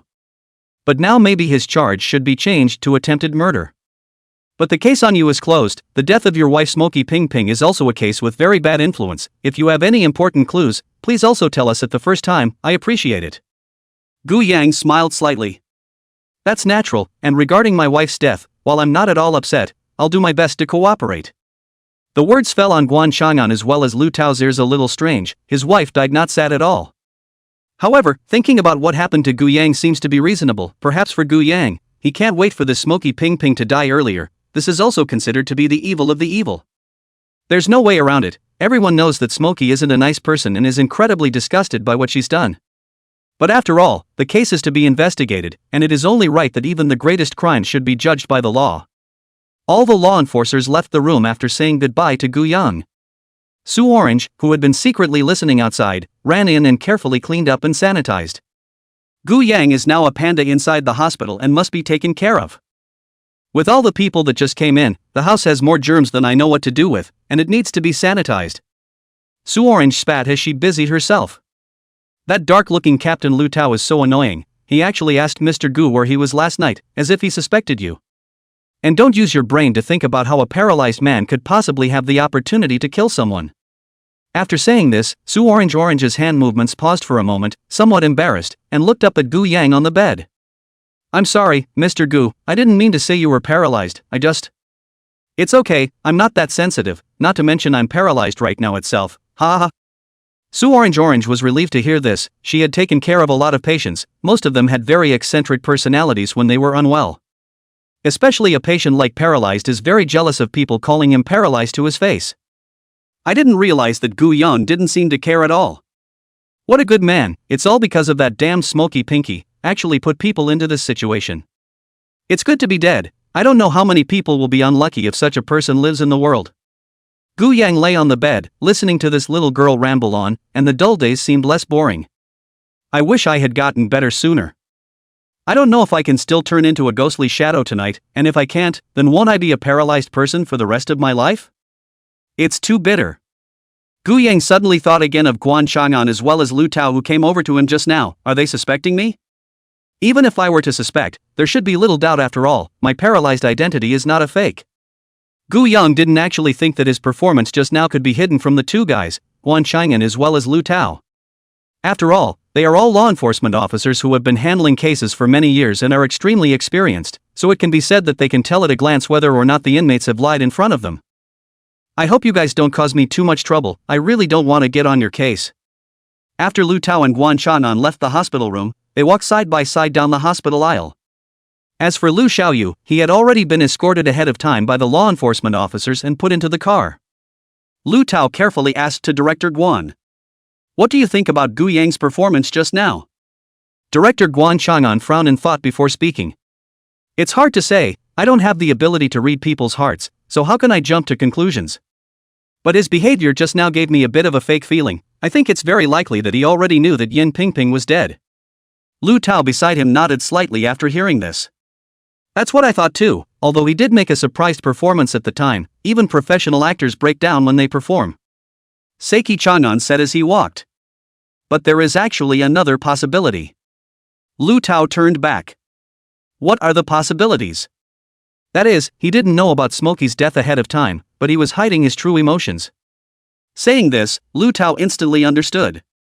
You mean to say that the reason why the way he acted surprised just now was fake was not because he knew in advance that Smokey was dead, but because his real emotion after knowing this news should have been surprise? Only pretending to be surprised to cover up the surprise? Guan Chang'an nodded. That's right. Put yourself in your shoes. If you were the one lying in that bed right now, shouldn't you be happy after hearing this news? Lu Tao said with a slap. More than happy, I can't wait to jump right out of bed and perform a backflip 10 on the spot. He coughed awkwardly twice after saying this. Sorry, out of character. If we look at it according to what you said, Secretary Guan, it seems to make sense. After all, the person is dead and for him to really act happy would be rude on the one hand and on the other hand increase his suspicions even more. Guan Chang'an nodded. In a moment, you go to check the surveillance, although there is no surveillance inside the ward, but the hospital has to corridor door and other places have. See if there are any clues. At this time they ran head-on into Dean Fong Yenji, who was preparing to leave work. Guan Chang'an immediately extended his hand to welcome him. You're a busy man, Dean Fong, we've been looking for you all over. After Fong Yenji heard this, he smiled brightly, looking as healthy as someone in his 30s despite being over half 100 years old. Sorry for keeping our director Guan waiting, it's just that I have too many patients on my hands. You also know that people are afraid of being famous and pigs are afraid of being strong. Anyone with neurological problems who comes to our hospital has to look for me by name, so what do you think I can do? You've been waiting for me here for so long, I assume there's something going on? Let me guess, does that mean you want to buy me dinner? Guan Chang'an and Fong Yenji were both about the same age, both reaching near retirement. At this age, everyone is also free of any utilitarianism, so over time, the two have long been friends for years. Eat, just eat, I'm here to see you because there's a very troubling case that I need to find out a little bit about from you. Fong Yenji's expression became serious for a few moments after hearing this. Tell me about it. This case concerns Gu Yang, whose wife died yesterday in her own home in an extremely brutal and sadistic manner. Although there's no evidence, in terms of motive as well as ultimate beneficiary, Mr. Gu Yang seems to be quite suspicious, so we thought we'd ask if he really can't stand up in his current state of health? After hearing this, Fong Yenji snorted and laughed, directly patting Guan Chang'an's shoulder and said, Old Guan, you've been working on too many cases over the years, and your head has gotten confused. I'm a professional when it comes to neurology. Analyzing him based on his physical condition, it was already a miracle of miracles for him to regain consciousness above his head, so how could he get up in the middle of the night to kill someone? And let's take a step back, even if he's not paralyzed, it's only been a few days since the car accident, so it's impossible for his body to recover, right? To say something that shouldn't be said, even if his body wasn't paralyzed, he wouldn't necessarily be able to fight Smokey Pinky one-on-one if he stood up. Hearing this reply, Lu Tao and Guan Chang'an's suspicion of Gu Yang in their hearts was directly minimized, and both of them breathed a sigh of relief. Seiki Chang'an said to Fong Yen. Thanks then old buddy, I've just had too many cases on my hands lately to be busy, I'll buy you dinner when I'm free. Guan Chang'an turned around and prepared to leave, and Fong Yenji hurriedly grabbed him from behind. Wait. From the day I met you, you said you'd buy me dinner sometime, then every time we met you said you were busy. How many years has it been? You must first come and give me an accurate answer today. What day of the month and week is available? I'll have to make special arrangements for you. Chapter 11 Changes in the Ghostly Shadow. In the end, Director Guan really had no choice but to book a hot pot restaurant for next weekend in front of Dean Fong, and only then did he manage to get out of the clutches. After waiting to leave the hospital and get into the car, Lu Tao smiled and flirted. Director Guan, bring me along when we have hot pot next weekend, I haven't had hot pot in a long time. Who knew that when he glanced at his afterglow, he actually saw Guan Chang'an pull out his cell phone in front of him and directly cancel the group buy. Lu Tao was completely dumbfounded. Before he could react, Director Guan turned back to him. Remember to visit this location next weekend to conduct a fire inspection as well as a fraud prevention popularization seminar. This time Lu Tao completely understood, the abacus beads of director Guan dialed really too loud. By scheduling these events for this time next weekend, the businesses will inevitably need to shut down for a night, so won't the meal be saved then? He couldn't help but give a thumbs up. High, really high. But Director Guan, it seems that the other Dean Fong has invited you to dinner several times, isn't it a little bit not proper for you to be so stingy? Director Seki raised an eyebrow. You're blaming me for this? Hey, don't dare. Why don't you say he earns 10 times what I do in a month? Damn, if I had known that year I should also go to study medicine, medical good to collect red envelopes, medical bad is please sorry. What kind of law enforcement officer is it? It's low-paying and life-threatening. It's a big loss. By the way, Lu Tao, you seem to have a son, right? Remember to tell him never to become a law enforcement officer in the future, go become a doctor. It was another late night. Gu Yang glanced at the time, it was now past 10 o'clock in the evening. Most of the doctors were off duty, and not many people came to see them. It was quiet all around. Gu Yang, on the other hand, was sleepless as he focused his attention and frantically sensed the shadows beneath his body.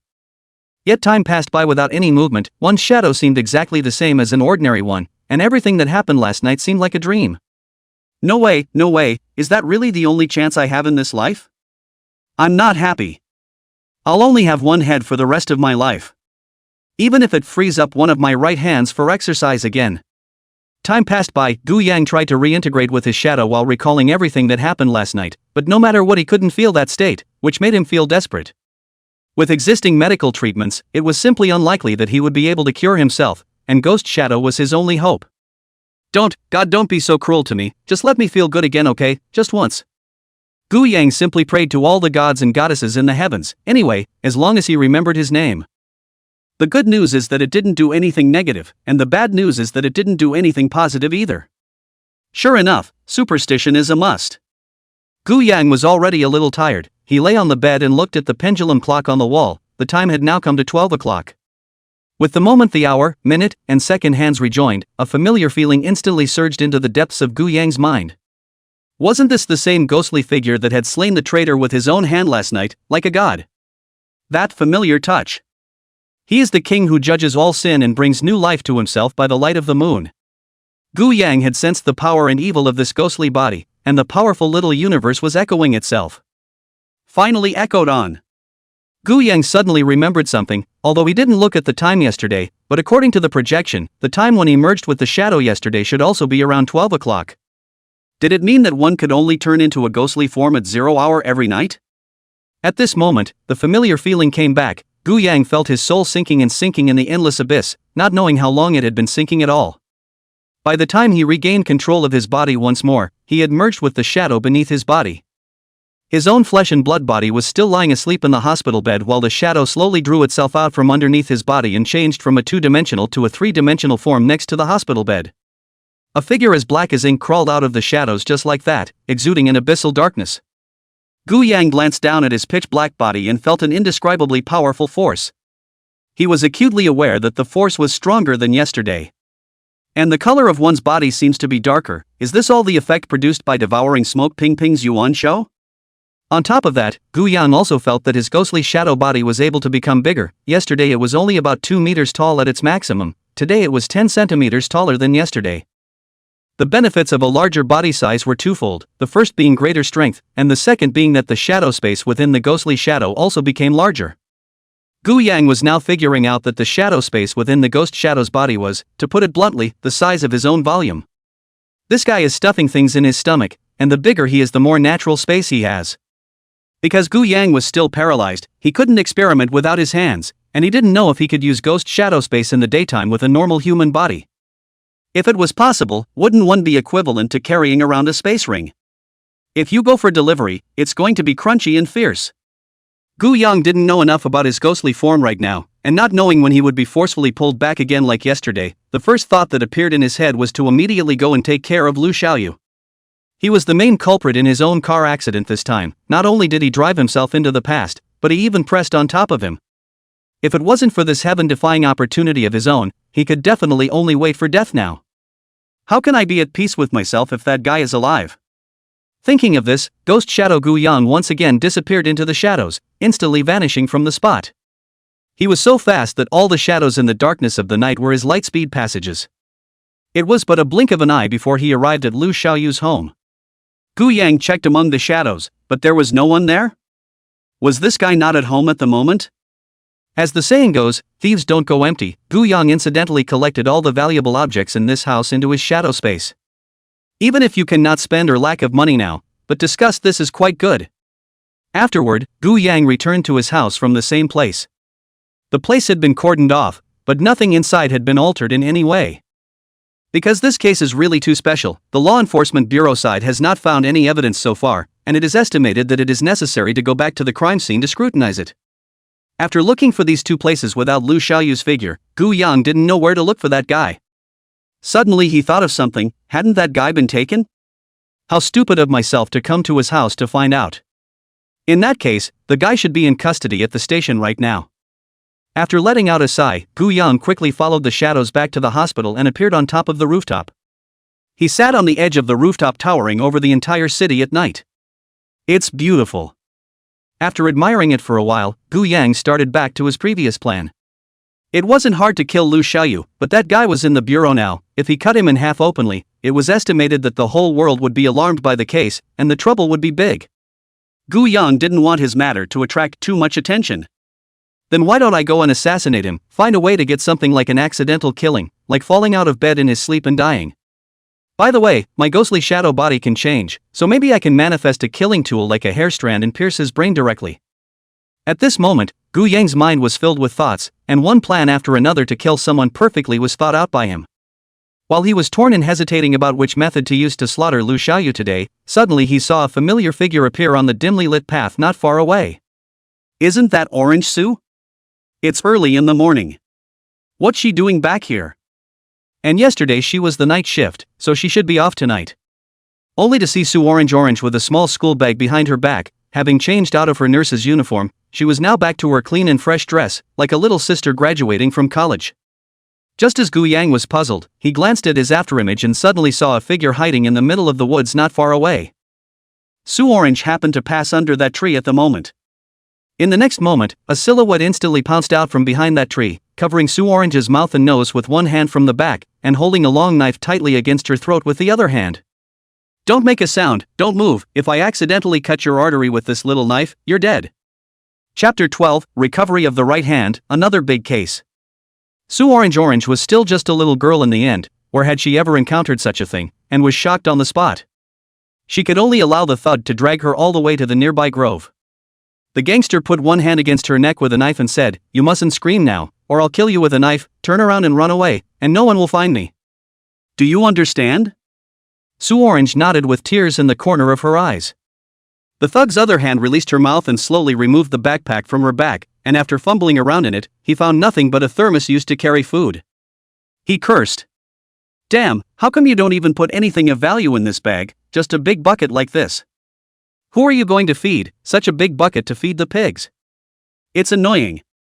He smoothly threw the bag aside and started to feel around in Sue Orange's pockets again, not finding his wallet, only pulling out Sue Orange's cell phone. After looking down at it, he broke into a fit of rage again. "Why are you using $1,000-old phone? Damn, don't all you little sisters like to use the latest model of Apple? What's the name of the game? You're not worth $100 altogether." The outlaw was furious. He had worked himself up the courage to do a single piece of business, but he was out of luck with no gain of $100. There was a sobbing tone in Sue Orange's voice. "I'm sorry, big brother, I'm really poor, I don't have any money. You let me off the hook. I know you probably have some hard feelings too, we're both bitter people, why make things difficult for each other?" The thug cursed. "You think I want to make things difficult for the suffering people? I can't wait to go and kidnap all those rich people and extort $10 million from each of them. But those rich people have bodyguards with them when they go out, what can I do?" After cursing a few times, under the reflection of the moonlight, this thug suddenly felt that Sue Orange's body was beautiful. Like the kind of sultry stuff that sells itself online with a lot more student-age innocence, this is a virgin killer. Doesn't it just so happen that he's not exactly a 30-something-year-old virgin himself? In that instant he thought of his first love, and his breathing became a few moments shorter. He pulled out a piece of cloth from his own bosom and carefully covered Sue Orange's eyes from the back. Sue Orange was terrified, but didn't dare to resist. After all, she could still feel the chill of that dagger on her neck. What do you want? What am I going to do? Have you seen the TV yet? The Divine Eagles. Now you're the good aunt, and I'm your good overlord. Good aunt. I'm coming. Sue Orange could feel the thug behind her getting closer and closer to her body, and she finally realized what this guy was trying to do. No, absolutely not. I can't be defiled even if I die.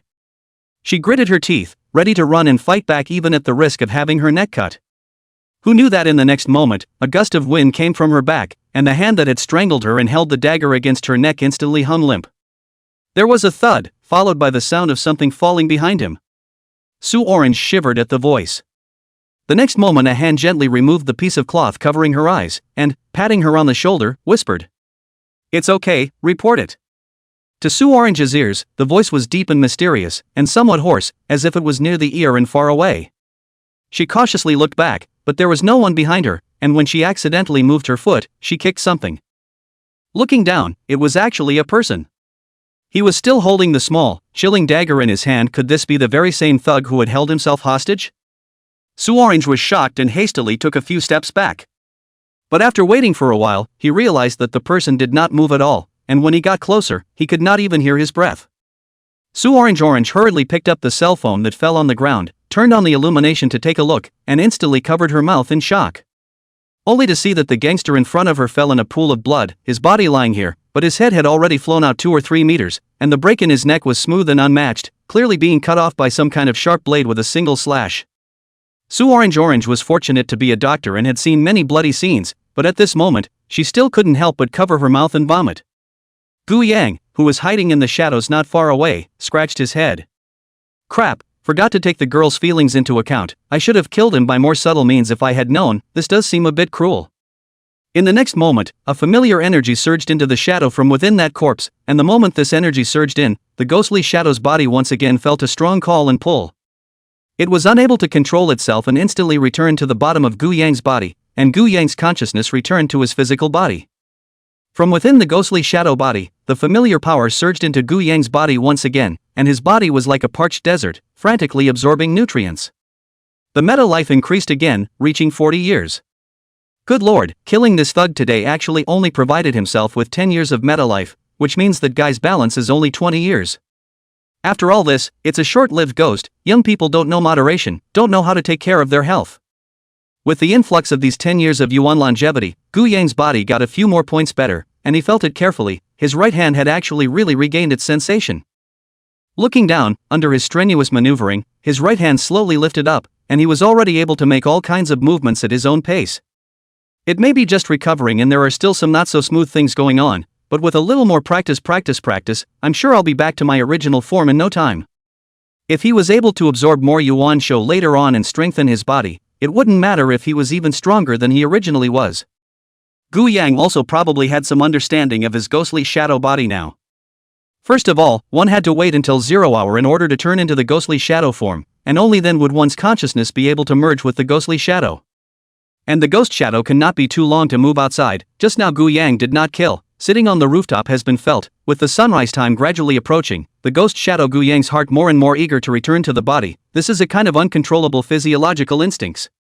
And if in the process, ghost shadow Gu Yang killed someone and plundered the yuan longevity in the other person's body, then at the very first moment, he would feel the powerful call coming from his main body, and was forced to end his ghost shadow form. It seems that from now on, you can only kill one person per night, and you can only pick the lone person to strike. Sue Orange should be out of danger now. Gu Yang was lying on the hospital bed, fiddling with his right hand with interest, exercising his hand strength, and he was finally able to pick up the remote control by himself to switch his favorite channels. But tomorrow Dean Fong and the others will presumably have their bodies examined again, so should I tell them that my hand has been restored? Would it scare them to have their heads back yesterday and their hands back today? After thinking about it, Gu Yang suddenly had an idea in his heart. Why don't you just do it in the early stages, scare them as much as you can, and get your hands back before it's too late, so that even if you're paralyzed elsewhere, you'll still be able to eat or play with your phone on your own. You can load it up and install it if you recover it later. Ugh, I guess it's going to be treated like a national treasure again tomorrow. At the moment, Gu Yang didn't have a cell phone by his side, so he could only pick up the remote control on the table and watch TV. And in the grove outside the hospital, in less than 5 minutes, 2 or 3 law enforcement agency buses were on the scene and a cordon had been set up in the neighborhood. Lu Tao didn't even put on her clothes before she hurried to the scene.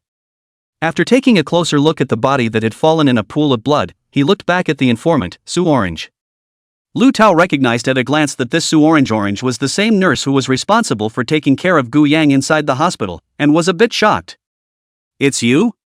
Sue Orange glanced at Lu Tao and instantly lost her favor. "Why you? I don't want you on my case. You're not going to make me a suspect again later, are you?" Sue Orange was a little disliked towards Lu Tao because he would actually ask a paralyzed where he was last night, very unprofessional, yeah. The subordinates in Lu Tao's team all covered their mouths and snickered. "Looks like the captain is disliked." "It's normal to be disliked. Look at him, he looks dark and thin, like a big horse monkey." Hey, keep your voice down on that. If the captain hears you, you're done for." "Don't worry, the captain is a maniac on the case. He's in a working state at the moment. His head is filled with things related to the case. If we talk about anything else, his brain will automatically block it out and he won't be able to hear it at all." "Seriously, that's like a superpower, right?" "Of course it's true. Try it if you don't believe me. I've been with him for years. You're new, that's why you don't know. You call him a big horse monkey behind his back right now and he'll never hear you." After that new young enforcer heard it, he rubbed his fists and carefully stood behind Lu Tao, cleared his throat, and shouted, "Big pony monkeys." Chapter 13, Righteous Defense, Butcher in the Night. In the first moment after shouting, Lu Tao did not turn around. The young enforcer looked back at his colleagues behind him, excitement on his face. "I thought to myself, dare to call the leader's black name behind his back, I can definitely blow it for a year after this wave goes back." But the next thing he saw was the pitying smiles on the faces of his co-workers. When he turned his head back again, he happened to meet Lu Tao's gloomy face. Not yet reacted, Lu Tao's big hand directly pinched the back of his neck, a few fingers as hard as a vice, the pain of his teeth, even Stan cannot stand. Captain, I was wrong. Captain, spare my life. Captain, it's all they taught me." But when he raised his head, the colleagues who had just egged him on were all working seriously with their heads down, either taking pictures to record the scene, writing reports, or discussing the case in 2s and 3s. Lu Tao pinched his neck, hurting him so much that his tears were about to fall out. "Oh, you said it was egged on by someone, so tell me who?" It's. This new young man stammered and couldn't name a single person, so he could only shout, "Traitorous thieves have harmed me." You don't take it seriously when you go to work, you just study some crooked ways, and you actually have the nerve to disrespect your seniors. When I get back, I'm going to give the janitorial master at the law enforcement agency a word to take a week's paid vacation, and you'll be in charge of scrubbing the toilets for the rest of the week. If I get a whiff of a stench when I go to the bathroom, I'll smack you to death, got it? Got it, I got it all. Young people entering the workforce are taught their first lesson in this way. Never trust your co-workers around you, as well as never speak ill of your boss. After teaching his disobedient subordinates, Lu Tao said to Sue Orange by changing his expression to a more amiable one as much as possible. "Miss Sue, I'm afraid you have some misunderstandings about me. In terms of professionalism and solving cases, I'm one of the best in our district's law enforcement bureau. Almost the most important cases end up in my hands to investigate. Don't worry, tell me what really happened at that time and I will find out the truth for you." As things stood, it was naturally impossible for Sue Orange to hide anything, and she honestly told what had just happened. Lu Tao took another look at the murder scene after hearing this and only felt his head explode. He asked Sue Orange with some confusion, "Are you sure you heard someone else's voice and then this guy died? Do you carry any sharp objects on your person?" Upon hearing this, Sue Orange's face instantly changed. She suddenly remembered Lu Tao's last inquiry about Gu Yang and threw the bag in her hand in front of him with indignation and dissatisfaction. "See, I knew you weren't professional. I'm obviously the victim, and you're actually asking me if I'm carrying a sharp weapon. Do you suspect that I killed him? Then you come and search." Lu Tao was instantly disliked and lost his temper, and could only laughingly pick up Sue Orange's bag and return it. Then another look at the scene analyzed it. "According to you, the man was out of your sight in a blink of an eye after the killing. That means he should have run fast. But even if it was fast, it was impossible to leave no trace at all. There were clearly no tracks of a third person at the scene other than those of the two of you." Sue Orange was so angry that she almost fainted. Obviously she heard the words at that time, obviously she was saved, but now she was the object of suspicion. Putting herself in her shoes, she was able to think of how aggrieved Gu Yang was. He was already paralyzed and actually almost had to carry the name of a murderer. And unfortunately one isn't paralyzed, one can't even explain it on one's own. Su Orange was already broken. She sat directly on the ground and angrily pulled the weeds on the ground. Whatever, I can't help it if you think what you like. Got to make the ultimate woman's trick. Lu Tao was also helpless at the moment. In fact, this case is very simple to see so far. This robber wanted to do something wrong, and was killed in the process, proper self-defense. But on the contrary, now that the person is gone, it has become an unsolved case. That's when another car drove up and pulled over to the side. Walking down after opening the door was none other than Guan Chang'an, who had a slightly drunken look on his face. Lu Tao hurriedly greeted him. "Director Guan, why are you here in person again?" Guan Chang'an was furious. "This is the precinct under my administration, can I not come for something as big as a murder? I was just out socializing, and all of a sudden the wine woke me up." "Did you find out now? What's the situation?" Lu Tao scratched his head and said. "Actually, the case is not complicated. Based on the traces at the scene and the tone of the victim, the deceased should be a criminal who attempted to rob and rape the lady and then was killed in the process, a proper case of self-defense. But now the trouble is that the fellow who did the killing is gone." Guan Chang'an instantly frowned. "What do you mean? What's he running for in self-defense? Is he out of his mind? Where's the woman? Doesn't she know who saved her?" Here's where the weirdness comes in. According to the woman's statement, the person who helped her was able to kill the criminal in an instant and had a comforting word behind her. But when the woman looked back, the other party had already disappeared without a trace. And all the traces we've seen from the scene clearly show the footprints of only two people, not a third at all. Now Guan Chang'an was also confused. How could something so outrageous happen? Could it be a ghost encounter in the middle of the night? He didn't believe it and came to the scene to check it out himself, and came to the exact same conclusion as Lu Tao. Guan Chang'an wiped the sweat from his forehead and inquired to Lu Tao in a low voice. "Is there a psychologist or psychiatrist around here? Find out if that girl has any priors for paranoia." Lu Tao immediately stopped Guan Chang'an and said, "Director Guan, forget it, that woman seems a bit sensitive. Just now, I merely asked her if she was carrying any sharp objects on her, and she scolded me. By the way, that girl is the nurse in charge of taking care of Gu Yang, called Su Orange.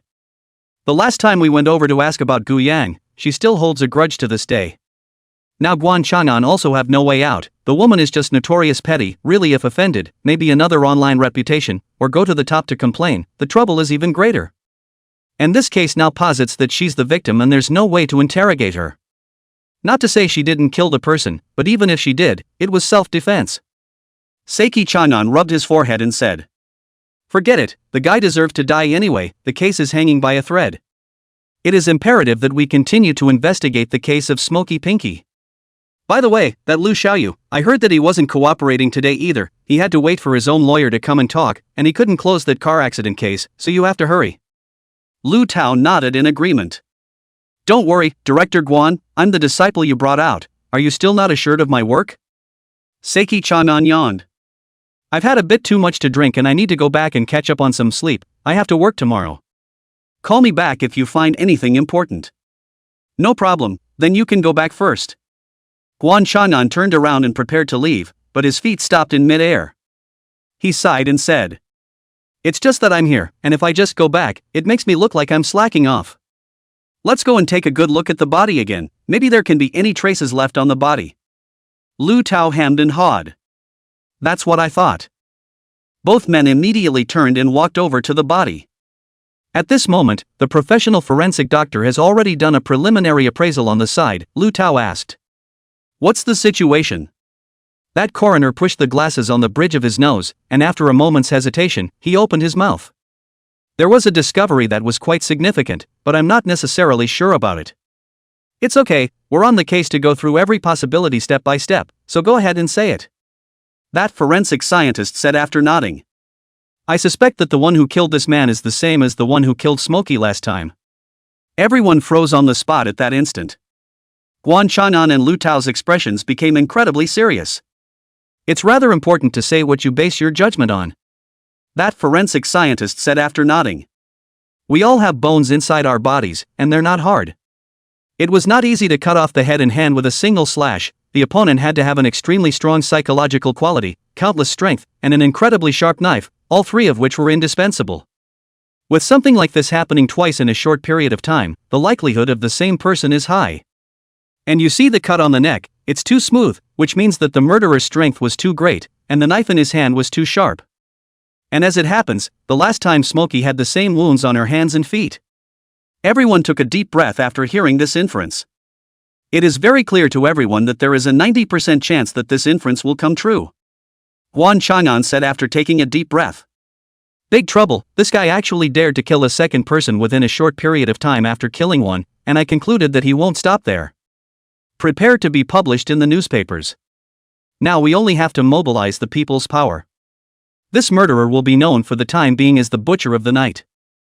Chapter 14, Artificial Intelligence Understand? Sue Orange shouted from a distance, waving her hand. Is there anything else for me here? Without my business, I'm leaving. I'm rushing up to deliver chicken soup to Mr. Gu. Lu Tao looked back a little surprised. You showed up here this late at night just to deliver chicken soup to Gu Yang? Sue Orange rolled her eyes. And what else? The dean said to take good care of him, and it just so happens that I couldn't finish the chicken soup I made at home, so I thought I'd bring a portion over for Mr. Gu. Don't you look at me like that. I'm not going to give you a drink if you want one. Lu Tao at this moment has been able to feel this little girl on their naked hostility, good people identity hard to be their own to play into a bad guy card. He waved his hand indifferently.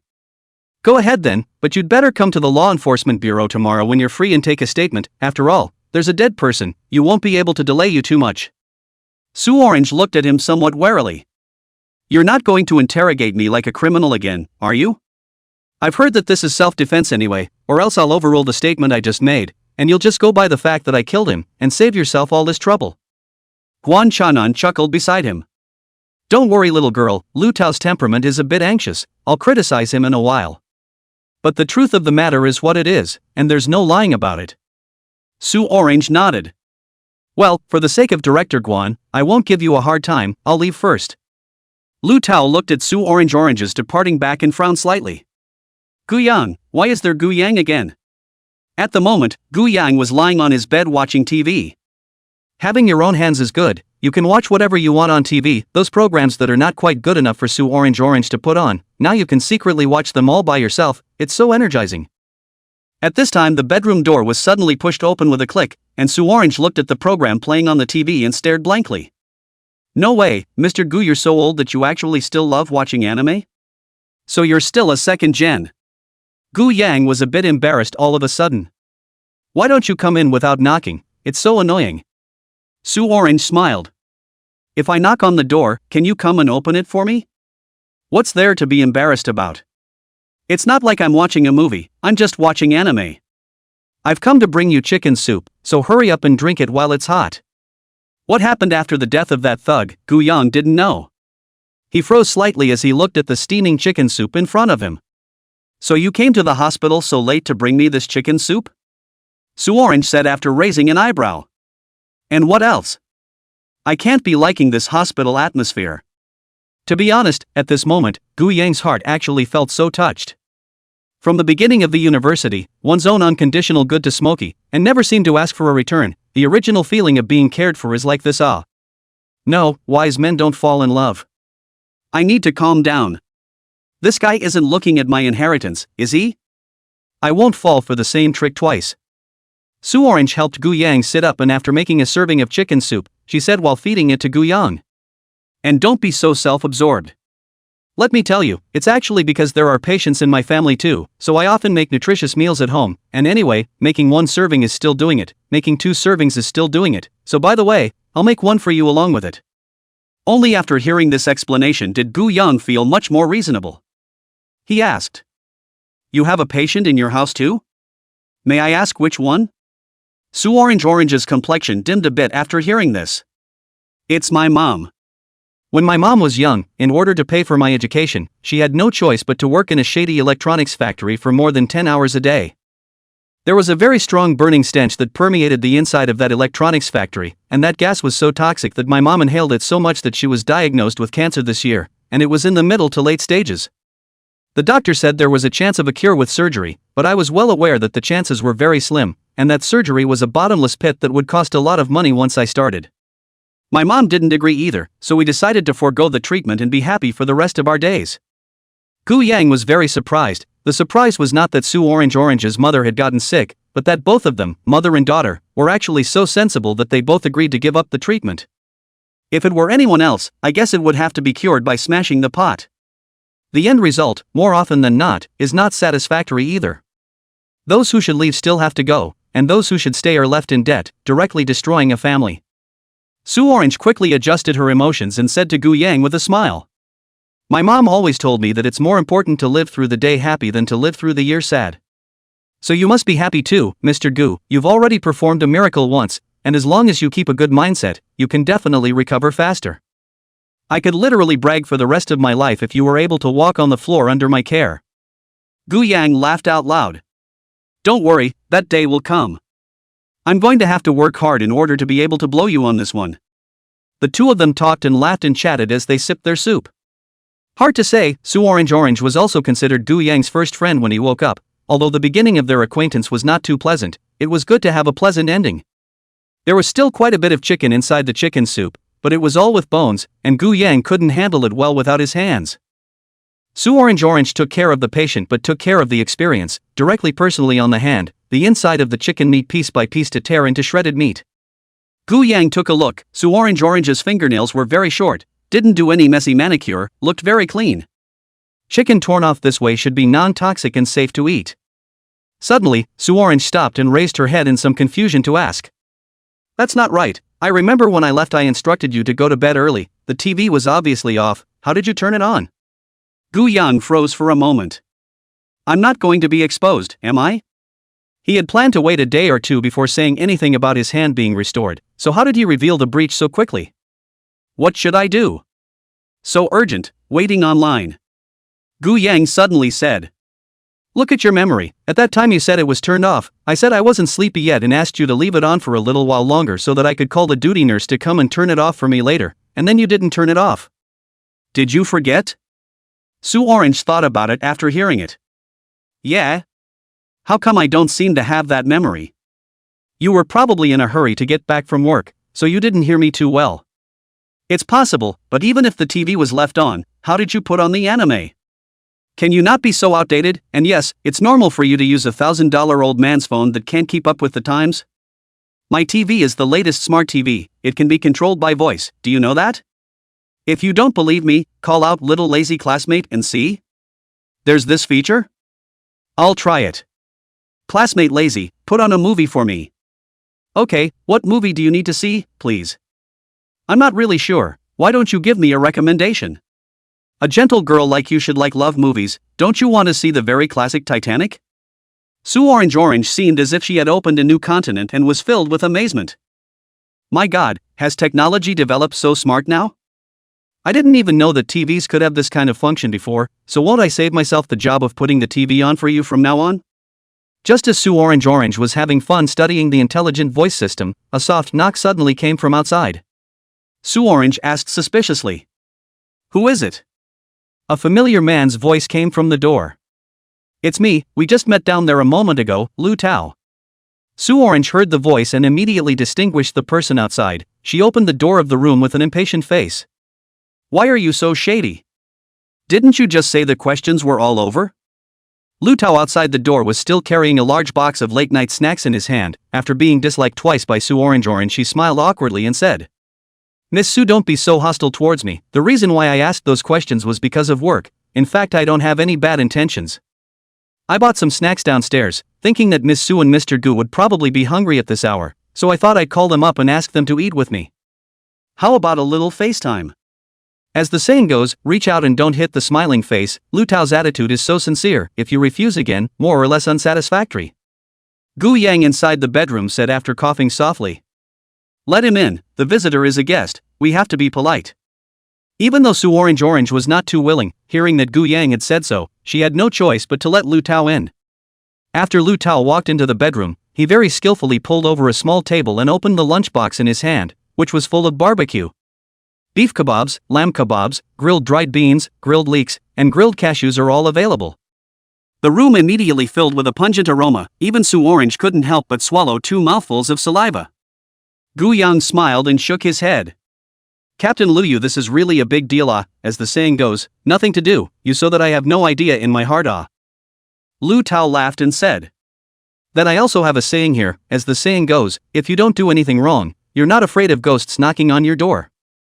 Mr. Gu doesn't have a clue in his heart, so it can't be that he's really done something wrong, right?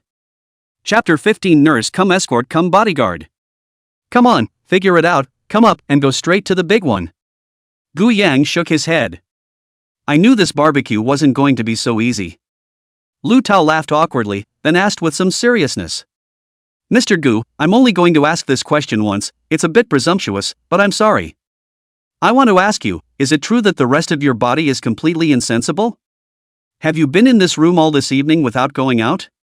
Gu Yang replied with a bitter smile. I've been paralyzed for 4 months, where else can I go? Lu Tao nodded slightly, then added. I just asked you about tonight, not last night. But you don't seem surprised at all, you know someone died downstairs tonight? Good lord, this has played itself into a verbal trap. If you're going to play like that, then who's going to play you? In front of a professional caseworker, one only needs to say a few more words, and he or she will definitely reveal the cracks. After all, he is only an ordinary person. The reason why he was able to set up a business bigger and stronger, on the one hand, because of his own hard work, on the other hand, also because of the city's vigorous development over the years, there are a lot of opportunities. How can an ordinary person, without professional training, conceal himself from the probing interrogation of the case officer? Just as Gu Yang was thinking about how to answer, Su Orange next to him stood up in a flash, lifting the barbecue Lu Tao had brought and throwing it directly into the trash can. She said angrily to Lu Tao. Enough, can you stop being so annoying all the time? What evidence was there at the scene to prove that Mr. Ku was the one who went in for the kill? Any surveillance? Any fingerprints? Or is there DNA from the hair left behind? There's nothing there. Is it fun for you to keep trying? Mr. Gu's health is not good, lying here itself is already very sad, and you still keep doubting him. Have you ever thought about how people feel in their hearts? Please go carefully to the scene and look for more evidence, and stop using your ridiculous sixth sense to wrongly accuse people. So what if Mr. Gu knew about the murder downstairs? Does that make him a murderer? I've been up for so long, what's wrong with telling Mr. Gu what just happened? Did I sign a non-disclosure agreement? Su Orange was furious and scolded Lu Tao, then directly opened the door to the room. Dean Fong has said that Mr. Gu is now the most honored patient inside the hospital, and with the important neurological research at stake, nothing can be allowed to go wrong. You keep harassing Mr. Gu like this, and I think it's already affecting Mr. Gu's recovery, so I'm asking you to leave. Su Orange herself was a young woman with a somewhat overwhelming sense of justice, which is why she deliberately used the injection to get back at Gu Yang after hearing that he had done a lot of scummy things. Now what Lu Tao did, in her opinion, is completely bullying. Who do cases will stare at a paralyzed and ask non-stop.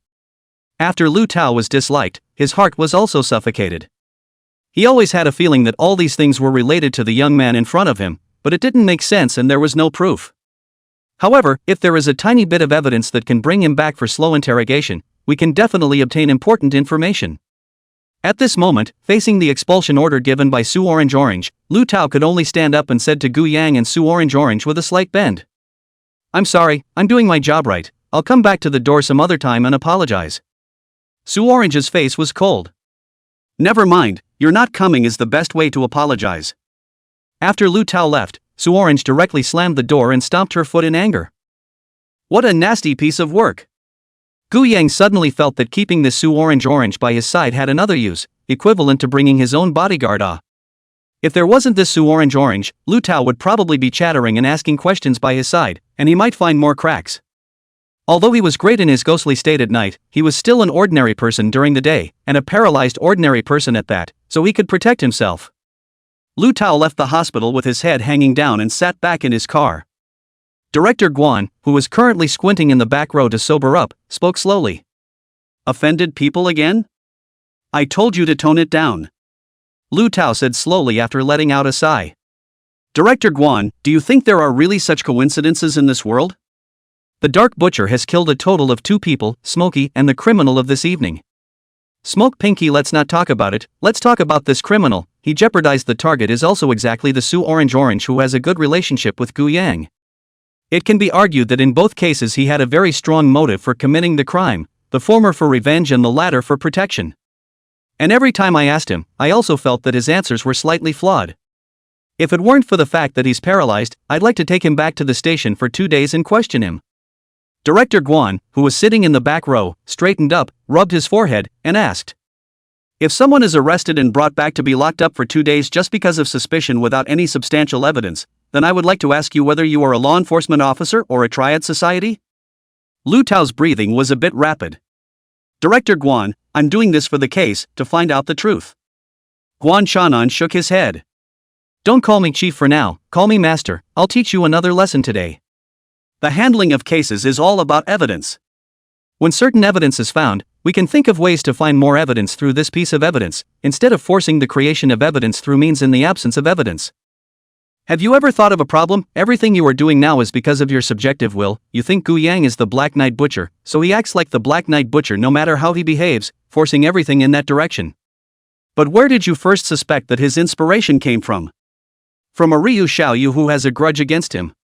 Why don't you suspect anyone else? Why don't you suspect Lu Xiaoyu?" "Master, when this case happened today, Lu Xiaoyu was still locked up in our station. Then when these two cases happened, Gu Yang was still paralyzed in his hospital bed." Lu Tao was instantly speechless. Director Guan looked serious. "Take your eyes off Gu Yang, think about other aspects and look for other clues. If you keep pestering people like this, I'll have no choice but to temporarily suspend you and give you a break for a while." Lu Tao was speechless on the spot, but that gaze clearly revealed unwillingness.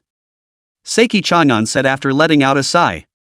"I'm doing this for your own good. You're working on a case all by virtue of your keen sixth sense, but the sixth sense can be deceiving.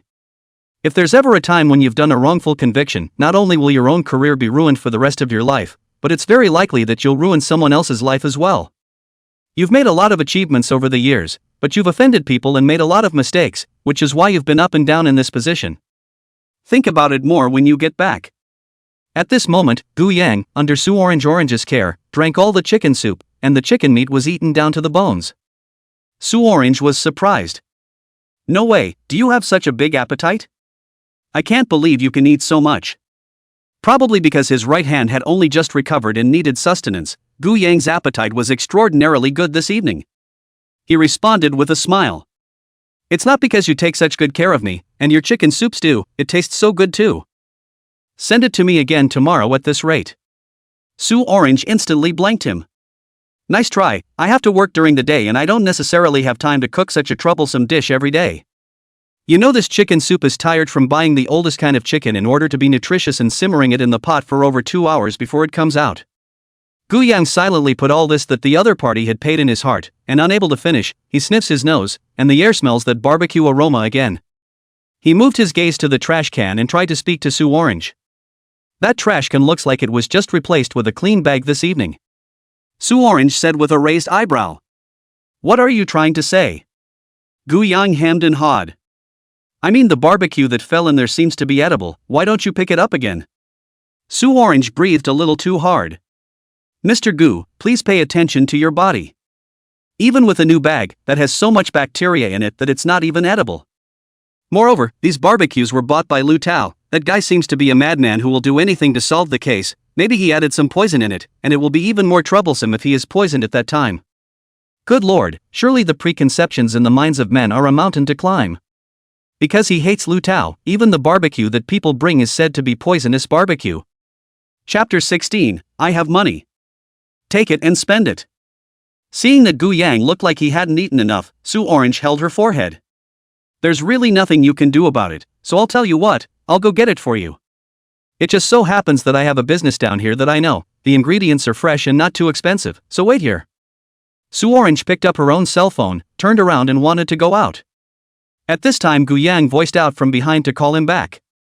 "Wait, come here for a second." Su Orange was a bit puzzled, but still walked to Gu Yang's side. "What's wrong? Are you uncomfortable somewhere?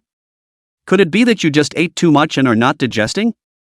Gu Yang shook his head and said, "You open that cabinet over there and find that black jacket." Sue Orange immediately did as she was told and took out that jacket.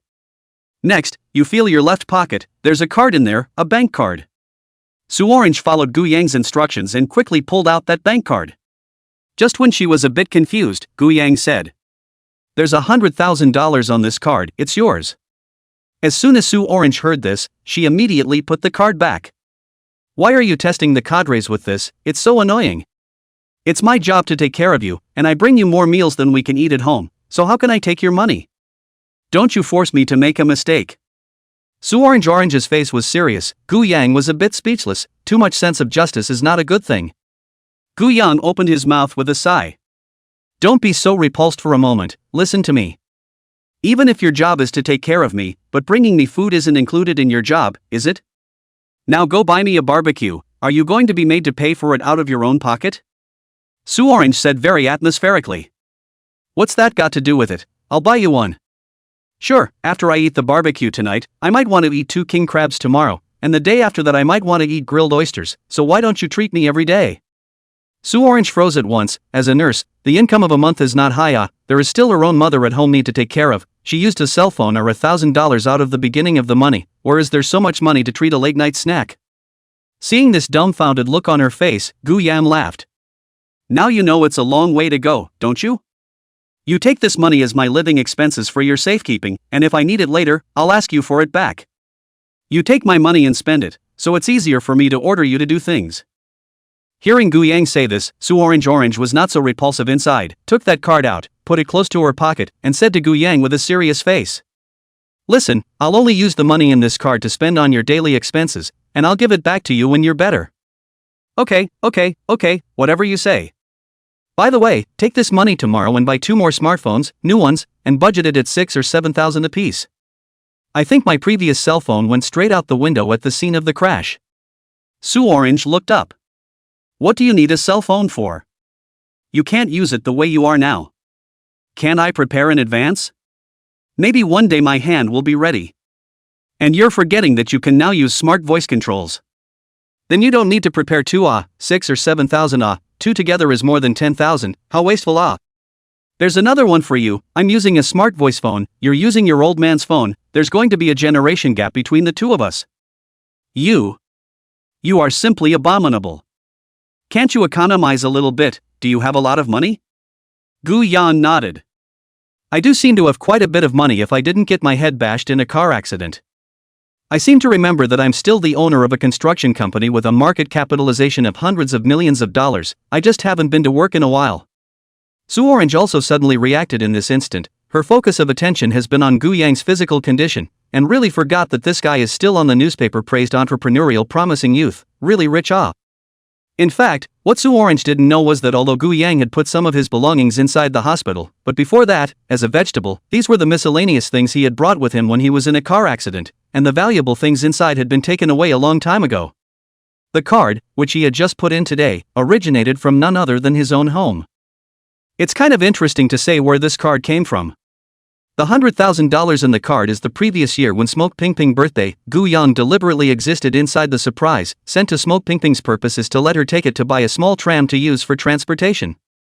But it turned out that Smoke Pingping is very disgusted, that $100,000 of trolley cars are not worthy of her status, she wants to buy $1 million or so Mercedes-Benz or BMW.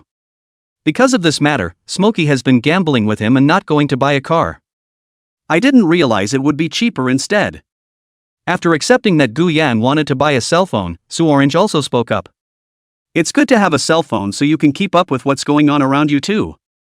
We've been around a lot of interesting things lately, and there's a big story tomorrow. Gu Yang came to have some interest. What's the big news? I was down there just now, and I was almost victimized by a robber, but fortunately, a man suddenly appeared and chopped the robber's head off with a single slash. It's just a pity that I didn't see the person's face, and later, after Lu Tao and the others came over to check the scene, they actually thought that the one who saved me and the one who killed Smokey Pinky were the same person, and they named that person the Butcher of the Night. Since they really couldn't find any clues, they were planning to issue a news release during tomorrow's time to bring the case of the Black Knight Butcher directly to the public, allowing the general public to provide clues. You should also be able to surf the web and check out the action tomorrow if you have a cell phone. Lu Tao, they have to pull out that Black Knight Butcher. But I think there is such a person is quite good. He has killed these 2 guys, are not all damned people? It's just a pity that I don't have the skills or the guts, or else I'd go and become a dark lady butcher and do justice. Gu Yang laughed out loud when he heard it.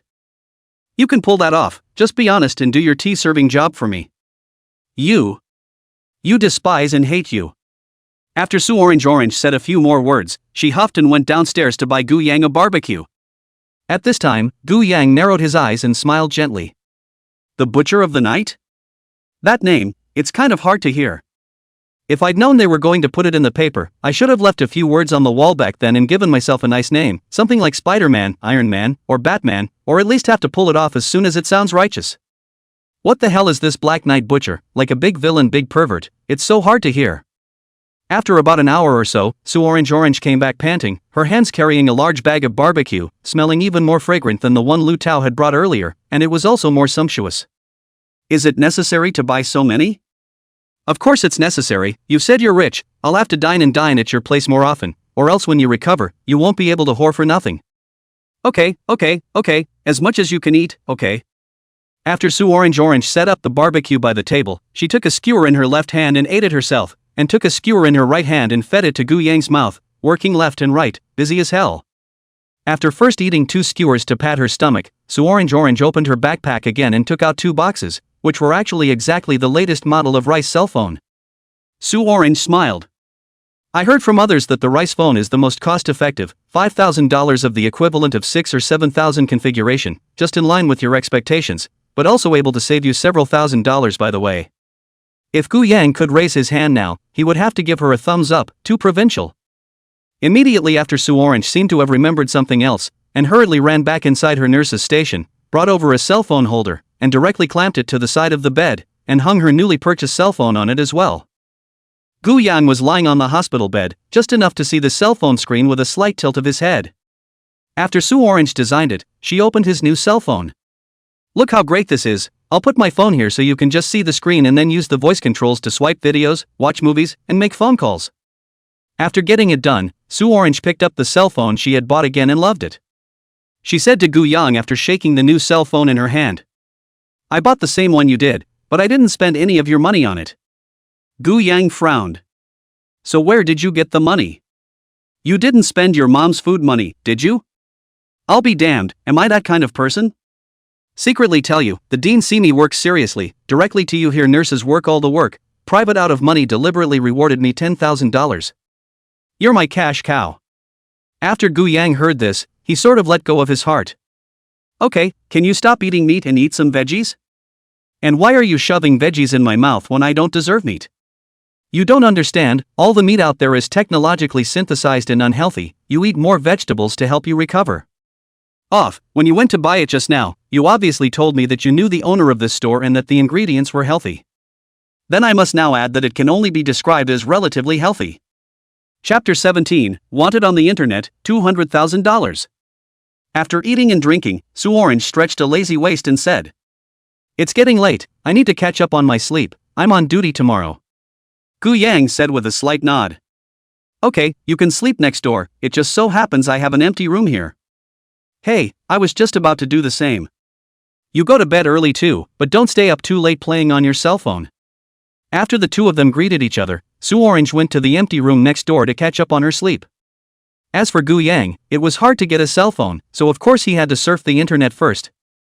Should I say no, there's been quite a bit of fuss about myself on the internet lately. Himself has now become the next generation of pure love warriors online. There are quite a few bloggers who have come forward to speak up for themselves. Sisters, all open your eyes and watch, the reason why the beloved man does not want to spend money for himself anymore is why. It's because of rotten stuff like Smoke Ping Ping that has stigmatized our little fairy's reputation, and she alone has blocked the road behind us for decades. Really pitiful Gu Yang, this good man, I have checked the information, the person is quite good looking, the education is not low, and start a business from nothing, entrepreneurial, I do not know the Smoke Ping Ping's head missing which tendon, will actually choose to derail. Don't hurt people's lives even if you're cheating on them, it's disgusting. Do you guys know which hospital and which ward Gu Yang is staying in? I'll think of a way to go and meet him by chance, now that he's hurt by love, it's a great time to take advantage of the situation. You've got a point there, when you've inquired about the location you'll give me the same, and we'll both go together. Big sister, you're not mistaken, looking for a boyfriend and together?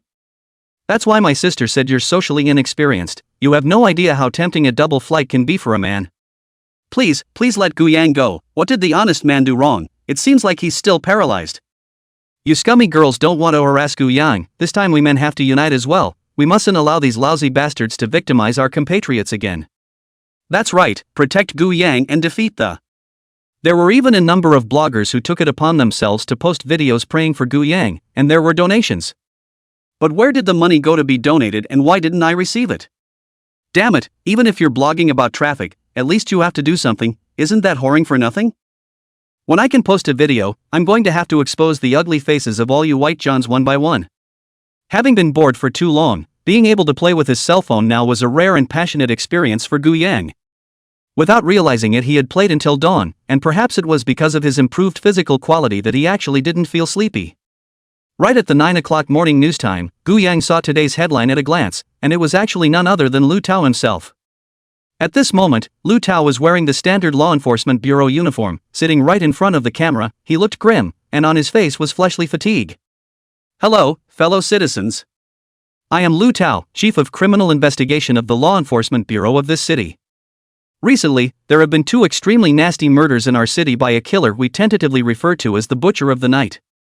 Late the night before last, the victim, Smoky Pinky, was brutally murdered in her own home with extreme cruelty, and just late last night, another member of the public was brutally murdered in the park in front of the hospital.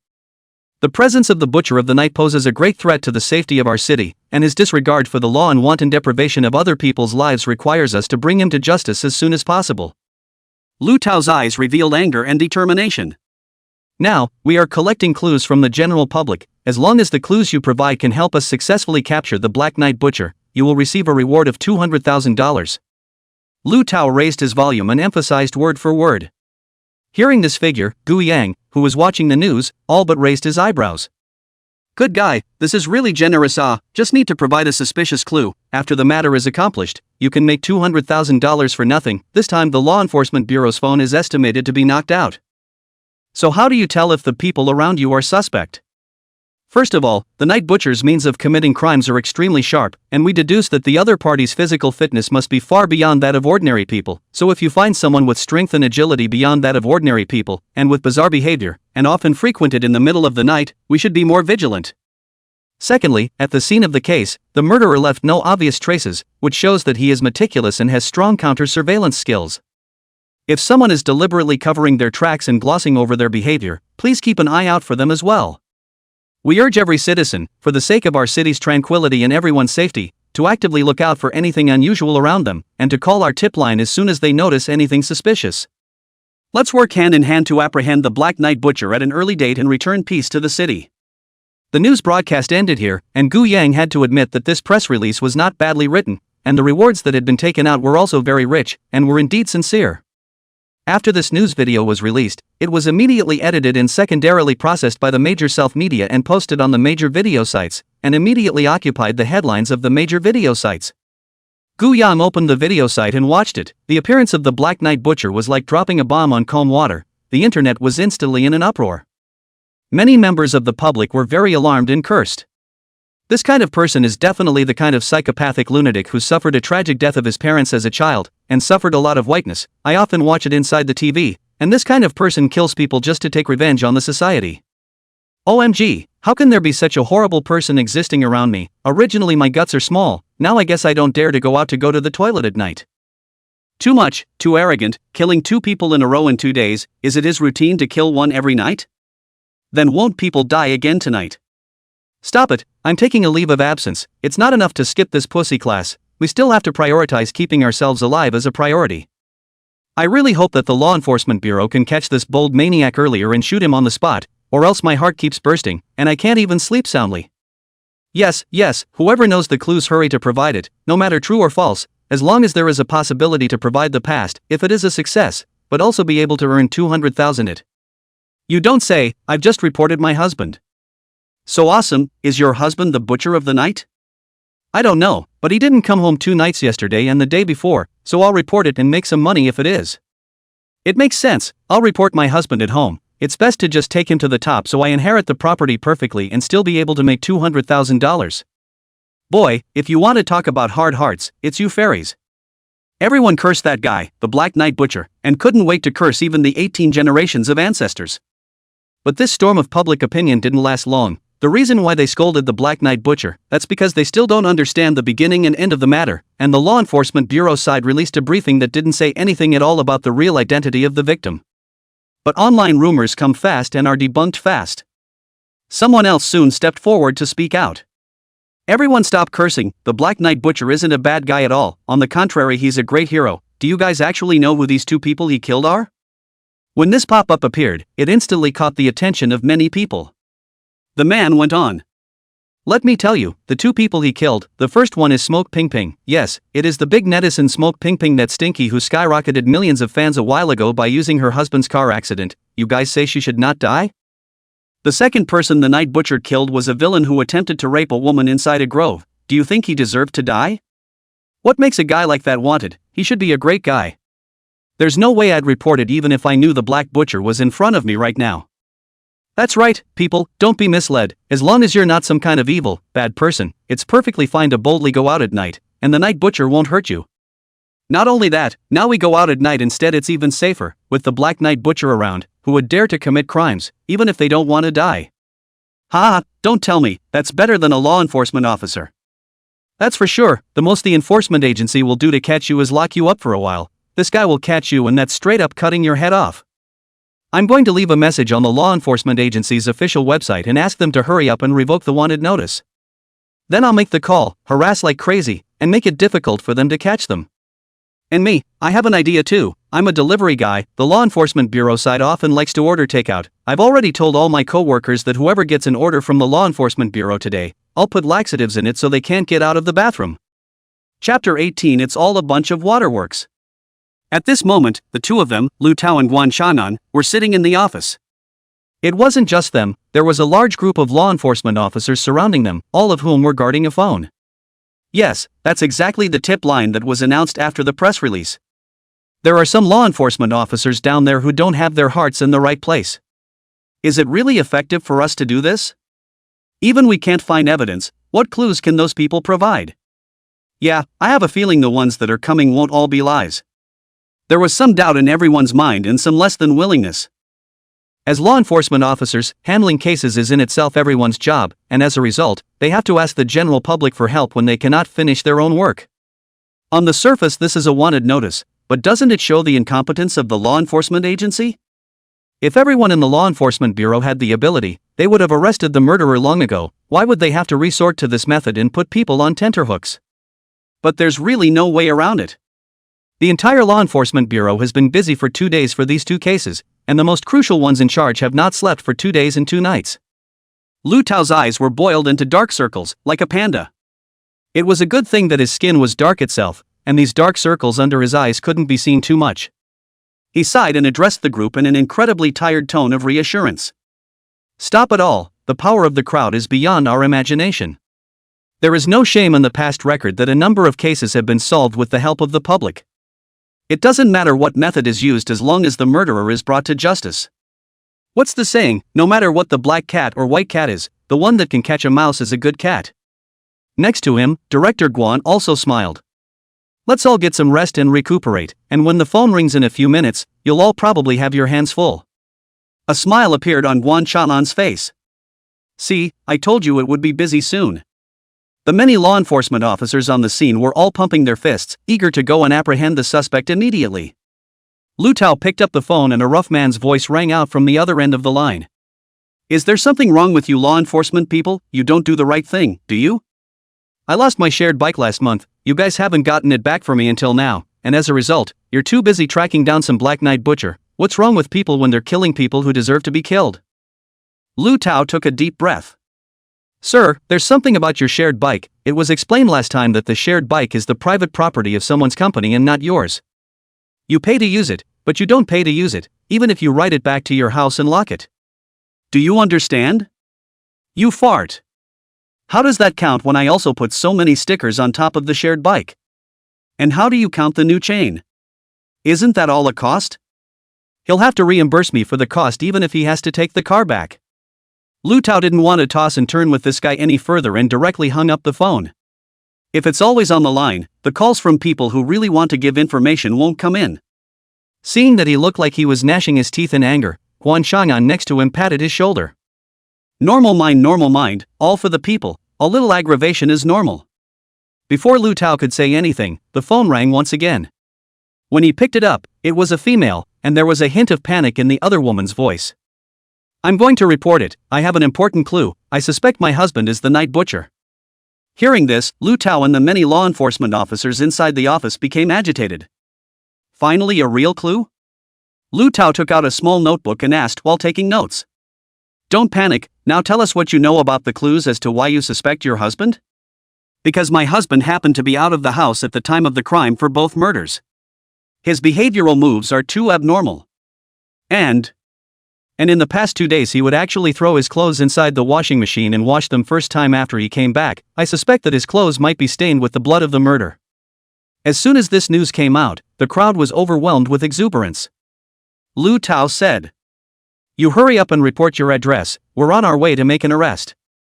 The clues were recorded and the phone hung up. Lu Tao immediately turned back and said, Everyone listen to me and get ready to go.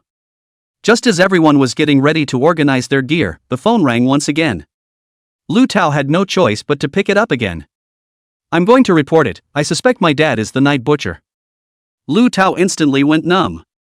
You're a little kid, aren't you? Do you realize that this is a serious matter and not to be joked about? I'm not kidding, by the criteria you guys are talking about, my dad fits the bill perfectly. His physical qualities are otherworldly and he does possess very strong anti-surveillance skills, and he's usually sneaky, exactly the same as what you mentioned inside the news. Lu Tao was once again nervous. Could this be the real Black Knight Butcher? You provide me with your address and identity, and I'll send someone from my side right away. After hanging up the phone, Lu Tao turned back to the team members in front of him. It's hard to tell if it's true or not now, but we all have to uphold the principle that it's better to catch a mistake than to let it go. So let's just split up and get ready to go. That's when the phone rang again. Lu Tao cursed before picking up again. I have important clues here, my son. My son is 100% the Black Knight Butcher. You hurry to come and take him away from me. I am really afraid that the one who dies tonight is me, or my daughter-in-law. Don't you panic, speak slowly. And so it went, call after call from the enforcement bureau, from troopers to troopers to troopers to troopers, to the back of the line where even a single enforcement officer going to a single home was too much to handle. In the past, when the wanted postings were released through the news, although there would be some residents who provided false leads, the number was very small, or would it be like today, where the leads would come one after the other without a break? Even if we have to screen and filter one by one, it is estimated that we have to be busy for an unknown period of time. The first round of people had already departed, and now Lu Tao and Guan Chang'an were left to stay inside the law enforcement bureau, and even the cleaning and security guards inside the bureau had been called over, and each had been assigned a household to see if the clues were true. After answering an unknown number of phone calls before having a moment's respite, the two of them, Lu Tao and Guan Chang'an, sat on either side of the phone. In the beginning Lu Tao was able to keep himself busy all by himself, and at the back even Guan Chang'an, the director, was doubling as an operator. The two looked at each other before sighing and shaking their heads. Damn, that's a hell of a job. Who says it's not? I feel like it's even harder than when I was training inside the army. Do you think the information they provide is true? How come one of them seems to be in good shape? There are so many, they can't all be fake, there's always the real thing. The two of them passed the time chatting, one to the other, quietly waiting for the first wave of law enforcement officers who had been separated out to come back and report back. After about an hour or so of waiting, the first round of enforcers who had gone out to get busy came back dragging their tired bodies and hanging their heads. Lu Tao and Guan Chang'an were both filled with anticipation as they looked at these law enforcers and asked, How did it go? Did you find out the true identity of the night butcher? The crowd looked at me, I looked at you, and all of them followed, shaking their heads. Lu Tao was dumbfounded for a moment. Asked hurriedly, So many are fake? None of them real? It's unlikely, isn't it? What about the one who swore that her husband was out of the house for the past 2 nights and that she had to do the laundry when she got back? Did you guys check that out? The enforcer below said with a sigh. Checked it out. The reason her husband wasn't home for 2 days was because he was having an affair, and the reason he came back to do the laundry was because the clothes were stained with his lover's lipstick as well as the scent of his perfume, which would have been detected if it hadn't been dealt with. Lu Tao instantly felt that all his strength was gone and sat down on the chair. he asked again after some thought. Where's the one who reported his dad? Didn't he say that his dad fit all the characteristics perfectly, was physically fit and possessed a sense of counter-surveillance, and was sneaky as hell, and that's still true? The enforcer in charge of going to this household sighed. It's still true. The reason the kid said his father was physically strong was because after he made a mistake, his father would change his gloves and headgear for a good boxing session, and one way or another his father was on the verge of becoming a pro. And the so-called good anti-surveillance skills are that his father can always pinpoint when he's sneaking around on his cell phone. As for sneaking around, it's when he's doing his homework at night, and his father always sneaks a peek to see if he's actually doing his homework. Numb, completely numb, after half a day all a bunch of water. Chapter 19, Collective Fire, Law Enforcement Bureau Falls. Next to him, Guan Chang'an still had some reluctance and asked each law enforcement officer one by one, receiving basically the same answer. All the leads from people who come in to report a crime are basically false, and a little questioning will reveal the truth. They just wanted to come and take their chances and see if they could make $200,000 for nothing. Some of the reports were made by their own family members, some by their neighbors, and some even made up stories that they had seen the night butcher somewhere, but all of them were false upon closer examination. At the end of the day, Lu Tao and Guan Chang'an both sat paralyzed in their chairs, and after looking at each other, their eyes were filled with bitterness. Lu Tao sighed and said in an incredibly tired tone, "Master, I'm really tired. I now think what you said to me the other day was so right. Being a law enforcement officer was literally the worst decision I've ever made in my life. I should have gone into medicine in the first place." Seiki Chang'an removed his hat, accidentally even removing his wig, revealing a Mediterranean sea with no more than a few hairs left. At the moment, he didn't have the heart to defend his image. "I've burned my brains all my life, dealing with all kinds of devious criminals, and look at all this hair I've lost. But I guarantee you that all the criminals combined are not as hard to deal with as this night butcher. This guy is like a ghost. He leaves no traces at all at every crime scene, except for a dead body. Boy, if this guy is really caught, I can't even bear to give him the death penalty. He should be taken for special training and sent to the Sakura Kingdom's territory. He can definitely kill all those high officials of the Sakura Kingdom without moving and take the credit for his crimes. Maybe we'll even get a 10 or 20-pound medal when we get back home." When Lu Tao heard this, he gave Guan Chang'an a thumbs up. "That's a good idea you have, but only if we can really catch him." The two men got a little disheveled and uttered the words in unison. "Destroy this dog ing world." After resting for a while, Lu Tao rubbed his rumbling stomach. "The guys haven't eaten since the early morning rush into the afternoon, have they? Why don't I just treat you all to a bento lunch today, and if you guys want any dishes, say so and I'll order them." Next to him, Chief Seiki put his wig back on. "I'm sitting here, and when you say you're inviting, aren't you not giving me face? Any more it should be my treat."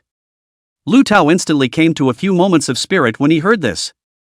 "Director Guan, it's not easy, you're actually willing to shell out money as well." Guan Chang'an blanked him. "What are you talking about? Am I that stingy?" He was seen quickly pulling out his cell phone and starting to select his food and place his order.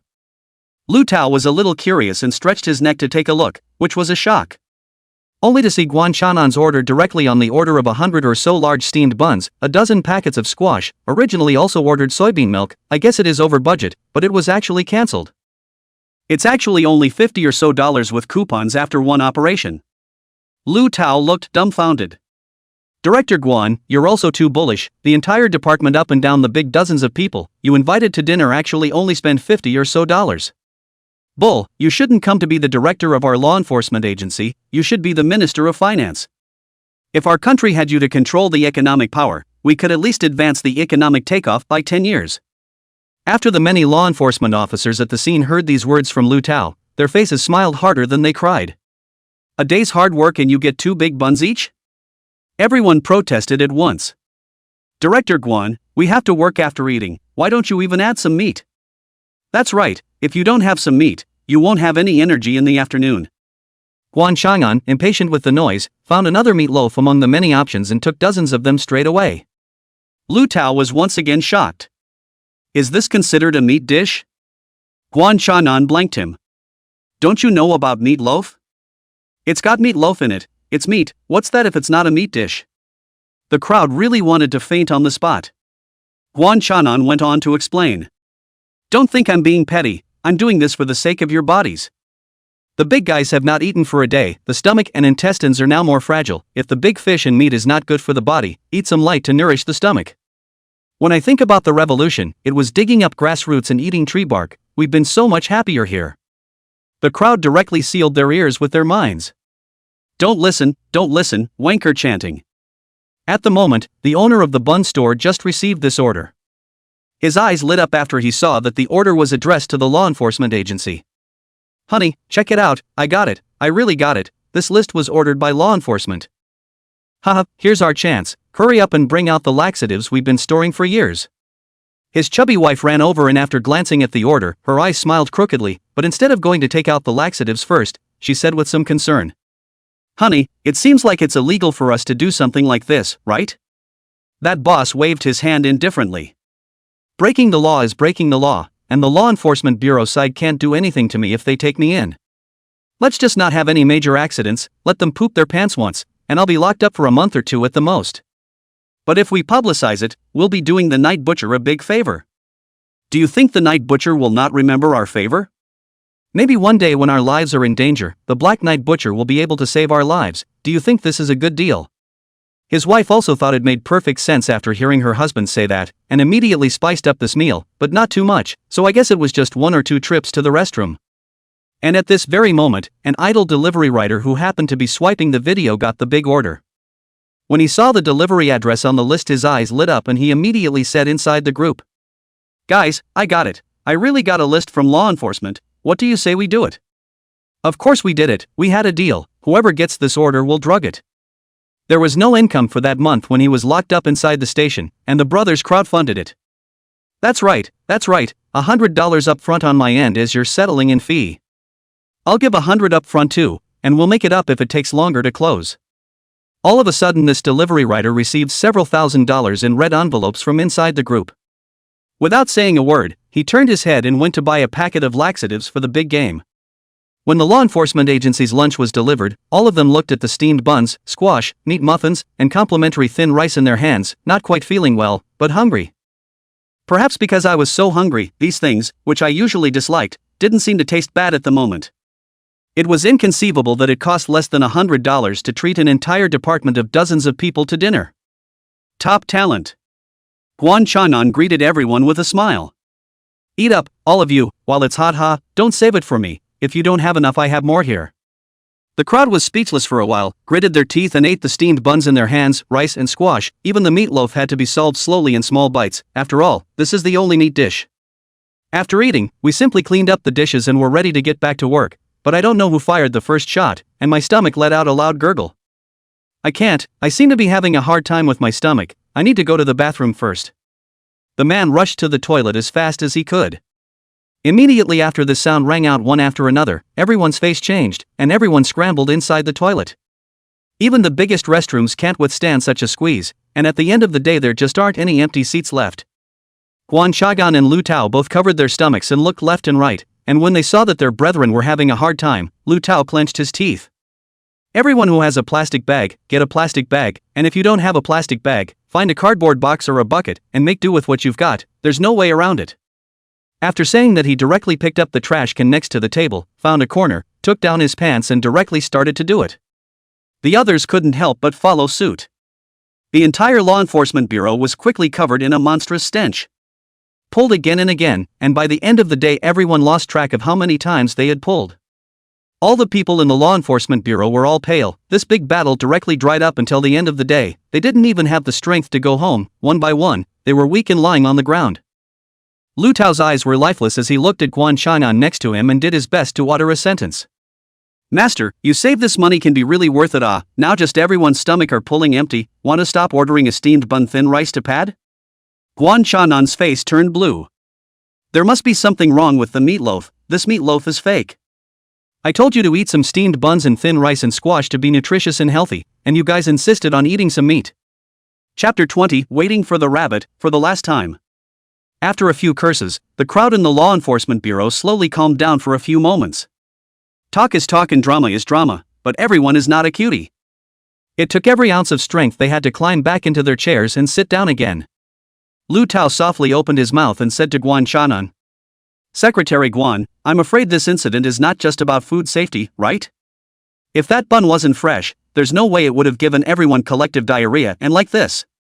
I suspect we most likely have food poisoning and someone has given us laxatives. Guan Shan'an lit a cigarette for himself to refresh himself, then spoke. You think I'm stupid? I guessed it a long time ago. But the owner of this bakery I've met before, an honest man. Wait for tomorrow, tomorrow may have its own answer. Lu Tao understood that Guan Shan'an was trying to give that boss a chance to turn himself in and confess. This matter is neither big nor small. If the boss is allowed to take the initiative to admit his mistake and explain the reasons for it, it is expected that people will not go to the top. The law is merciless, but people have feelings. Just give some compensation privately and forget about it. Putting this topic behind him for the time being, Lu Tao was still very upset in his heart about the case of the Black Knight Butcher. Suddenly an idea came to him. Director Guan, to be honest, my heart still can't dispel my suspicions about Gu Yang.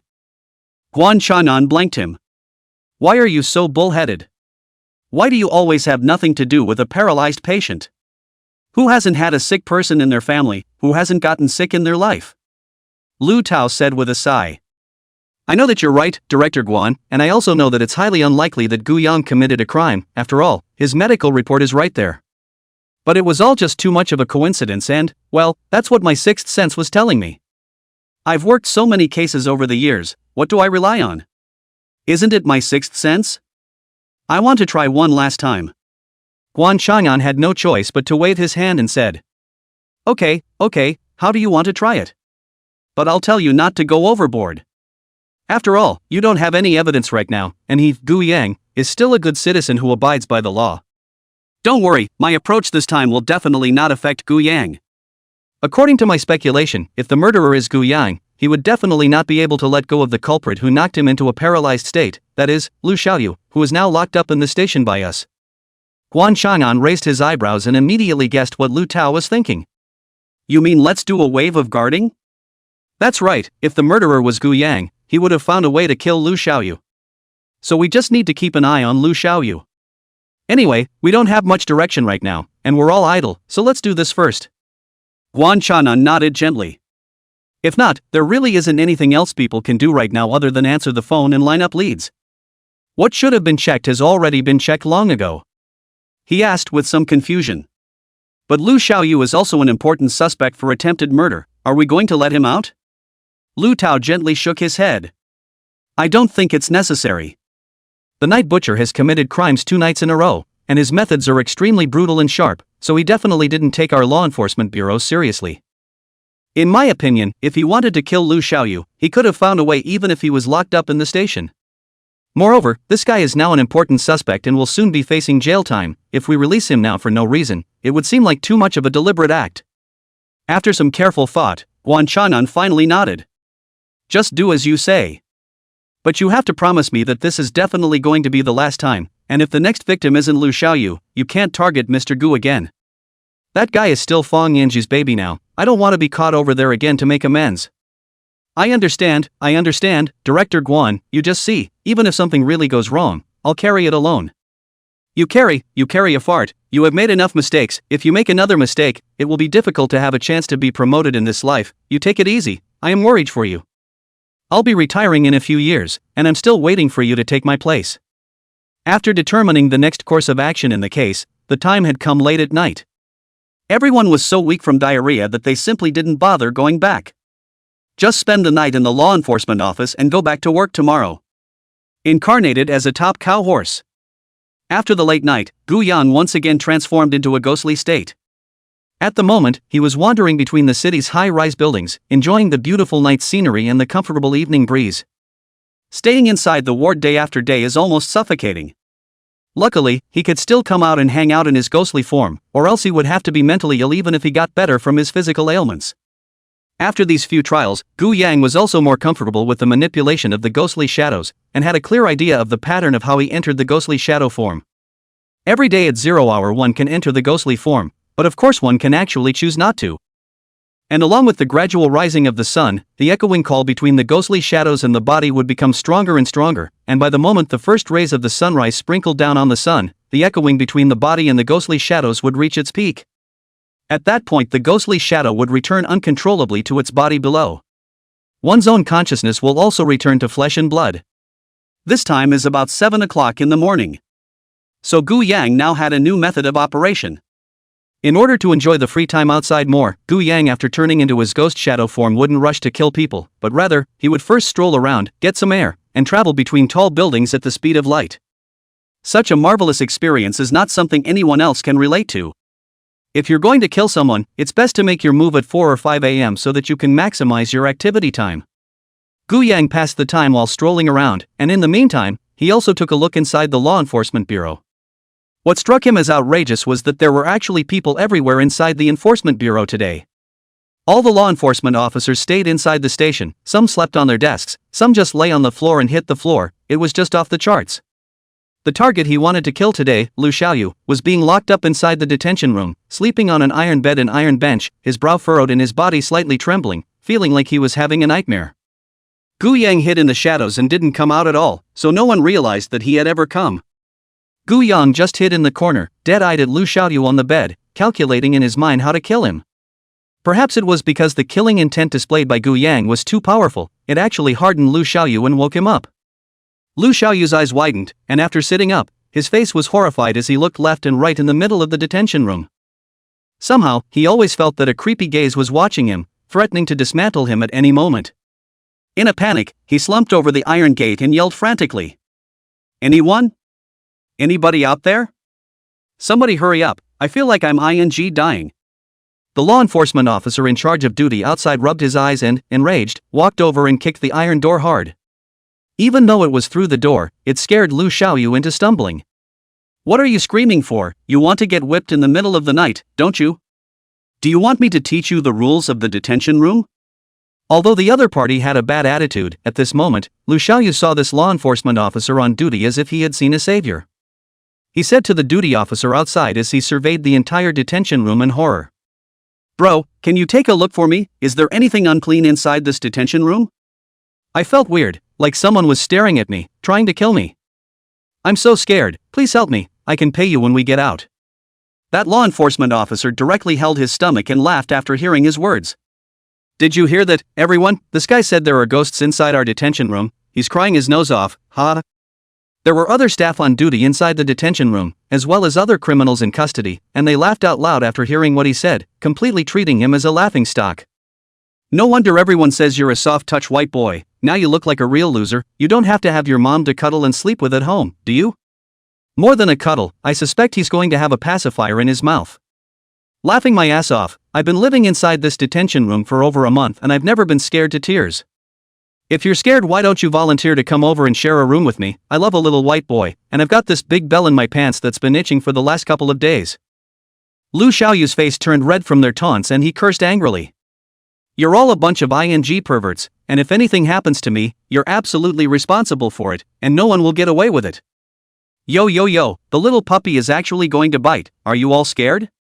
Fear, I'm so afraid he's going to bite my balls." Chapter 21 Electroshock helps sleep. The huge commotion made here naturally startled quite a few people.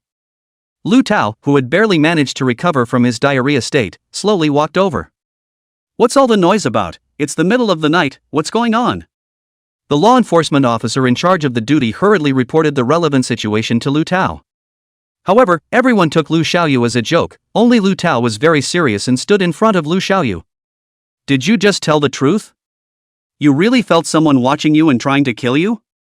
Lu Xiaoyu originally thought that Lu Tao would also make a mockery of him, but when he saw this serious expression on Lu Tao's face, it was instantly like he had seen a savior. "Big brother, you believe me, right? What I said is true. I was sleeping just now, I felt a horrible gaze full of killing intent fall on their bodies. I was scared straight out of my sleep." Without saying a word, Lu Tao took out the key and opened the door to the detention room. Lu Xiaoyu thought he was finally free and wanted to run outside, but he was pushed in by Lu Tao. "Stay well and don't move." Lu Xiaoyu could only continue to sit on the cold iron bench. Lu Tao, on the other hand, earnestly walked around inside the entire detention room, scrutinizing every corner.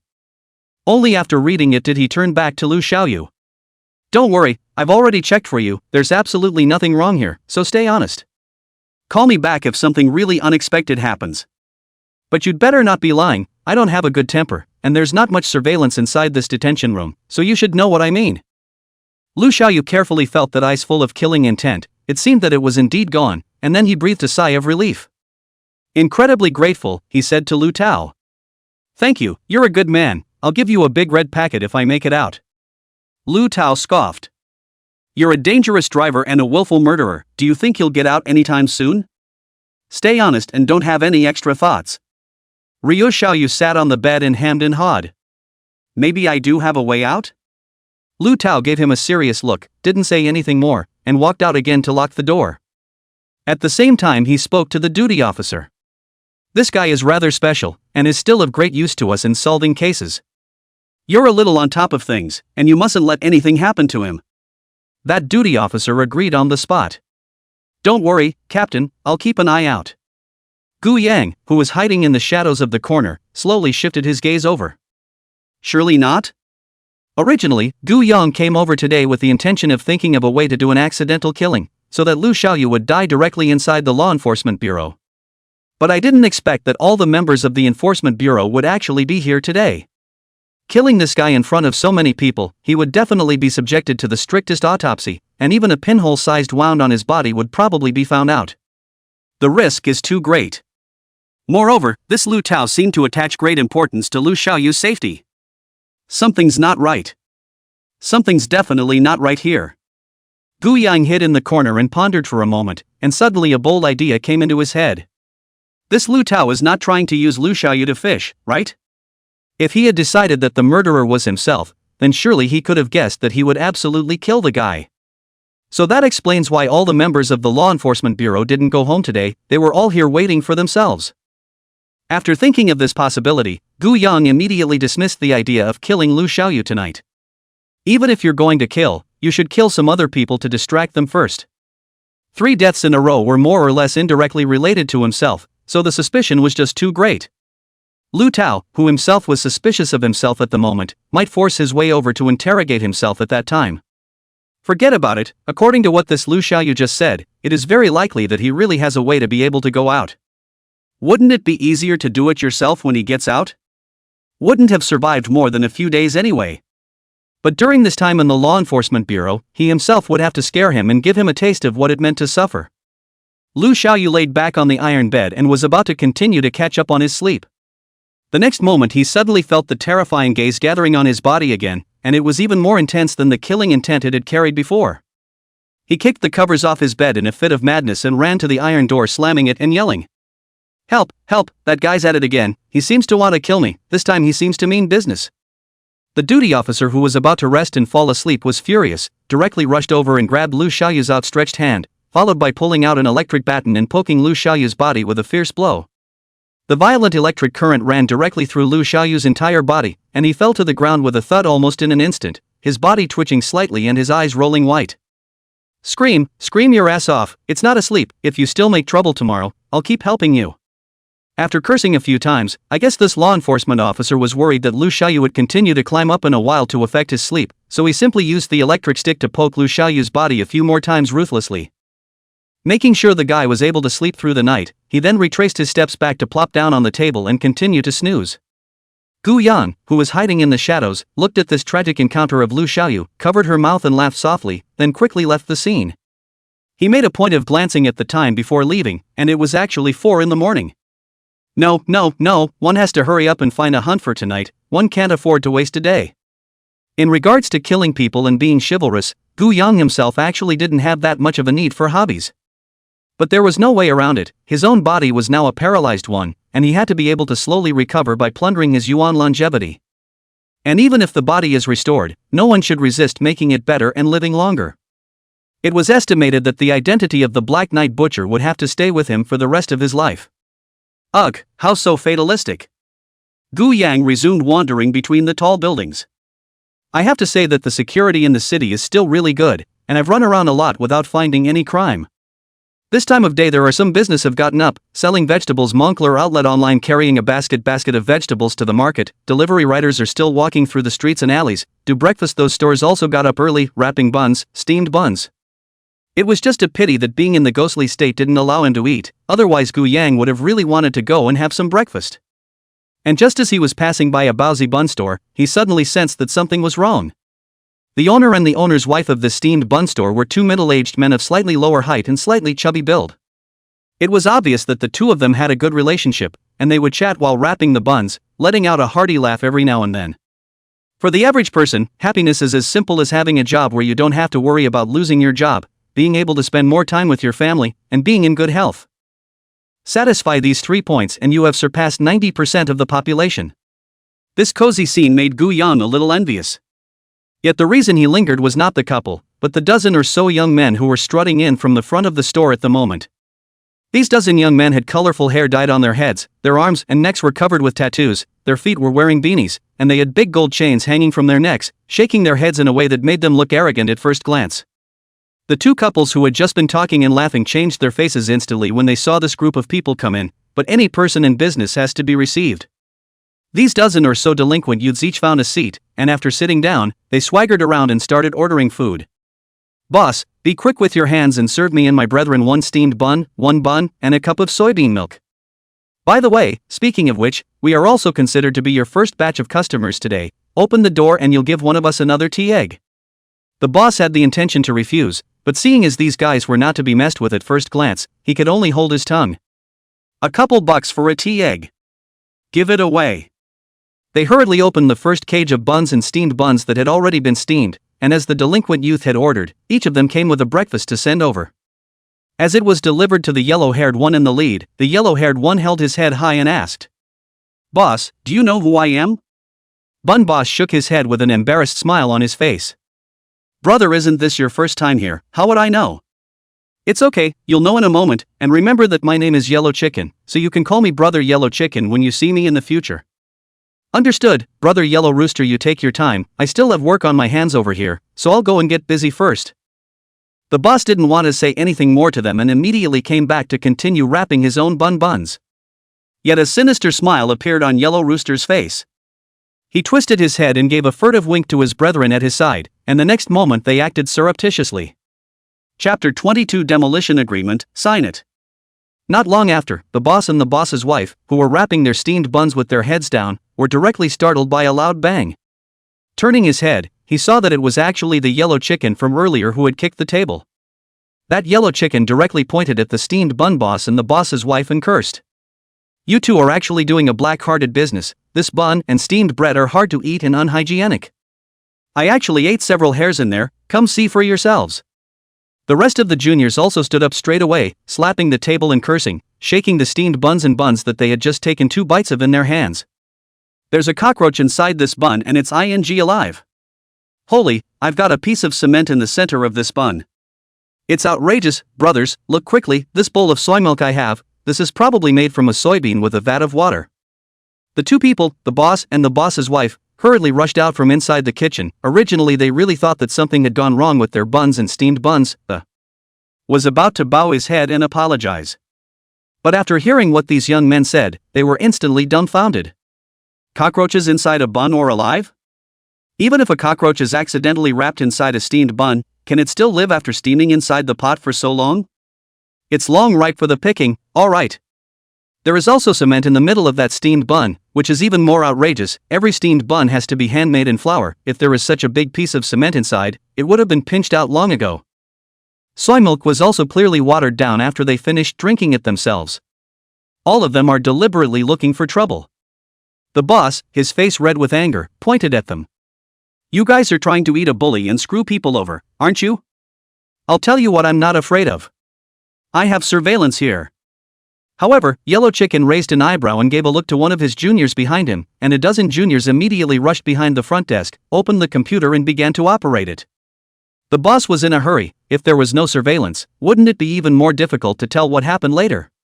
He rushed over to grab access to the computer, but he was stiffed by a couple of minions halfway across the street who couldn't get past him. In less than a minute, the little guy with the computer looked up and said, "Well, Yellow Chicken, the surveillance has been turned off by me, and the video stored in it has been cleanly deleted by me." As soon as this was said, the gang of delinquent youths who hadn't done much a moment ago directly rolled up their sleeves and went to work. That steamed bun boss was beaten up on the spot. The boss's wife was also anxious when she saw her man being beaten. She copied the rolling pin on the table and was ready to fight for her life.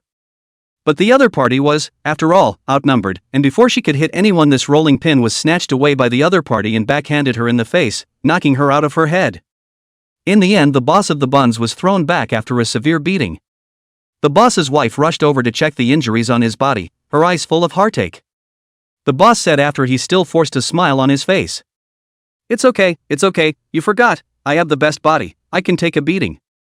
Yellow Rooster smoothly threw the buns and steamed buns on the ground, then half squatted in front of the boss and the boss's wife and lowered his voice and said, "By now you don't know what we're here for?"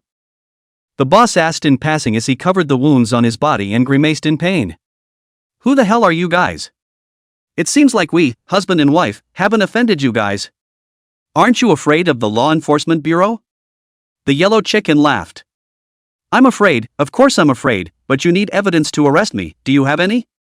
How do you prove that we did the bruises on you and no one else did, or that you fell? Besides, do you actually know who I represent behind me? Obviously this is a premeditated provocation." The two couples were dizzy and could not figure out where they had offended the group of people in front of them. At this point, Yellow Rooster didn't sell out and spoke directly. "Let's get right to it. Boss Dong has his eye on your frontage because I'm afraid your place is about to be demolished. I remember that Boss Dong seemed to have brought someone to talk to you in person, and the opening price came to more than $10 million at one point, but you just weren't willing to sell. They have no choice but to ask me for help. All you have to do is promise that the compensation will be contracted at $1 million, and we promise to pay for the breakfast immediately and turn our heads and never bother you again. If you don't agree, you won't be able to open this store." The boss and the boss's wife of the steamed bun store instantly figured out everything, so it turned out that these punks were all personally found by Boss Dong. The two of them actually did not know that this place was going to be demolished before this. They only knew that a big boss had looked at their store and wanted to buy it over, and the opening price came to $10 million. But for these two, they don't want much money. Rather, they want such a store and a craft, so that when their son graduates from college, if he can't find a job, he can at least come back and learn how to sell buns. With this store in place, it's equivalent to being able to feed and clothe a family for 3 generations.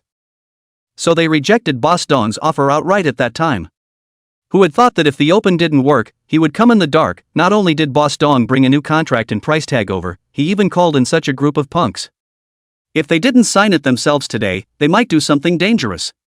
Seeing that he didn't have any reaction, Yellow Rooster decided to add another fire, so he gently waved his hand, and a few juniors behind him immediately carried 2 large barrels of oil, and after the lid was unscrewed, the stench of gasoline made everyone feel dizzy.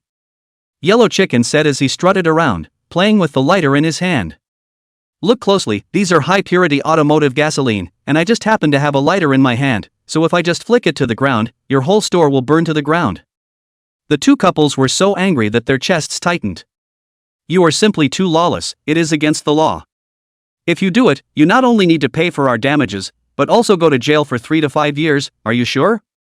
The Yellow Chicken laughed at this. "You're being funny, I just told you, I'm backed by Boss Dong, he's a famous entrepreneur in the city and has a lot of background. And we're all professionals, we'll definitely find a way to remove all the evidence after we set the fire. When the time comes to claim to the public that the gas combustion and explosion was triggered by your own improper operation, what can you do? To tell you the truth, you will never be able to fight us. Even if I don't light the fire today, I can still bring my brothers to eat here with you every day, and with this kind of row every day, do you think this store can still be opened? By agreeing to sign the contract now, at least both of you have not suffered any physical damage, and you will at least get some money. If you don't agree, later on when we have other means, the price won't be so high, maybe one day both of you will have to have your legs broken, are you really willing to do that? If I remember correctly, you two should have another daughter in school, right?" These words instantly shook the hearts of these two bosses. Nothing is as important as a family's health. "It's just a little bakery, big deal, don't want it, take the money and rent one somewhere else." Only, the original value of $10 million of stores, in the end actually only sold $1 million, the loss is really too much this can let us how to live Although his heart was helpless, in the face of this punk's aggressiveness and coercion, in the end, the boss and the boss's wife could only nod bitterly after looking at each other. "Okay, I promise to sign a contract with you." After hearing this, Chicken was so pleased that he directly clapped his hands in front of the two bousy store owners and laughed.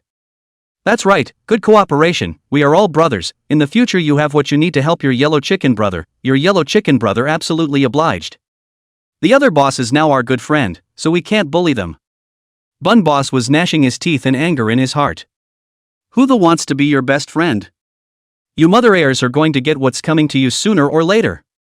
Yellow Chicken said smilingly to his minions behind him. Keep an eye on these two guys, don't let him get away, I'm going to the car to get a contract and a pen. The rest of the minions nodded. Yellow Chicken turned and walked out of the bakery to his parked cart, took out his keys and opened the door. There is about this time the cooperation agreement, he has long been printed, now only need each other to sign the fingerprints on it. But just after he opened the rear door, he realized that the inside of the car was pitch black, and how he couldn't see anything. Chapter 23 One Head, Yellow Chicken Brother. It was 4 or 5 o'clock in the morning, visibility was already poor, the sun hadn't even come out yet, and lighting was all down to roadside lamps. Although the light was rather dim, it was only fair to be able to at least roughly see things. But now the car was so dark and out of reach that it was black as hell. Although this trace of doubt flashed through Yellow Rooster's mind, he didn't think more deeply about it because he was now in a hurry to take the contract back and sign it. The price given by Boss Dong's side for this order was $10 million, and he only used $1 million to get it done, and he could definitely get a big bounty, so he might not have to worry about the rest of his life. Struck with such joy in his heart, he had long since lost any sense of alertness and reached straight for the back seat. Anyway, he remembered that the contract had been left in the back seat with him, so he should be able to feel it just by touching it. Soon amidst his fumbling, he literally touched the thick transfer contract. The Yellow Chicken's face showed a few surprises, and was about to take this contract up with a force, but found that it was as if this contract was pressed by something, how to pull it could not be pulled out. He didn't dare to push too hard, for fear of accidentally tearing the contract. It's not easy to find a print store in the middle of the night. So all he could do was feel his way along the edges of the contract, trying to see what was holding this contract down. But as he touched it, suddenly he felt a hand. It was a cold, ice-like hand. Yellow Rooster was instantly startled, and when he tried to retract his hand it was too late, the cold hand reversed and grabbed him by the wrist. Save! Before he could cry out, he was dragged directly into the car by a strong force, and the door slammed shut with a loud bang. At the moment his minions were still sitting in the store, proudly bragging. Looking at the boss couple sitting in the corner with their heads hanging down, the yellow-haired man wearing earrings threw 2 cigarettes over in his hand. Don't be polite, order it first, brother Yellow Rooster will be back soon. I'm Rat, by the way. Not that I'm saying, there's really no need for you guys to be so down in the dumps, too much of this money thing isn't a good thing. You see, it's because of money that you're all suffering like this, what a beating you've gotten. Luckily, you guys woke up in time. If you still hold on to the money, you might even involve your daughters at school. The boss of the steamed bun store and the boss's wife lowered their heads and didn't say anything, but in their hearts, they greeted the ancestors of this group of yellow hairs. But it can't be helped, they are honest people who have to earn a living to support their families, and they simply can't play with these maniacs. What's more, the other party has a big boss behind them, so they can only be mute and unable to speak. Rat opened his mouth and performed a spit smoke ring after lighting a cigarette for himself. Although the biggest benefit would be taken away by brother Yellow Rooster, these juniors of theirs who followed over to help would definitely be able to share quite a bit of money as well, which was completely enough for them to have a good time, and maybe even trade for 2 girls. While thinking of a better life in his mind, he also did not forget to talk to the couple in the steamed bread store about the principles of life. As the saying goes, people should still be contented with their wealth. $1 million is already a lot, enough for your family of 3 to live for a long, long time. Good health and family harmony are the most important things, aren't they? Rat was now in the guise of a life coach, constantly enlightening the couple. There was another reason besides satisfying his own perverted desire to enjoy teaching people. This time everyone pitched too much money, in case this couple one can't think of anything else, have to run to the police or make trouble, may add how much trouble to oneself. Those big bosses up there aren't afraid to spend money on a lot of trouble, which is likely to hurt their bottom line. So talk them down a bit more, it's good for everyone. But after chatting, a cigarette has been smoked, and the Yellow Chicken brother who went out to get the contract has not yet returned. The many minions in the room were getting a little impatient waiting. Rat, how come brother Yellow Rooster takes so long to get a contract? It's not like it's printed on the spot. Yeah, did he get dizzy from drinking too much soy milk? Rat heard this after the heart is also very puzzled. According to the reason should be 2 minutes back, now it has been 10 minutes, even if the site printing, I am afraid to print finished. He stuck his head out and glanced outside the store. Yellow Chicken's beat-up little Jeep was still parked in front of the door, yet the man was gone. Rat was full of discontent. What's the Yellow Chicken up to? How can he be the boss if he can't handle this little thing? If you can't do it, step aside early and let me be the boss.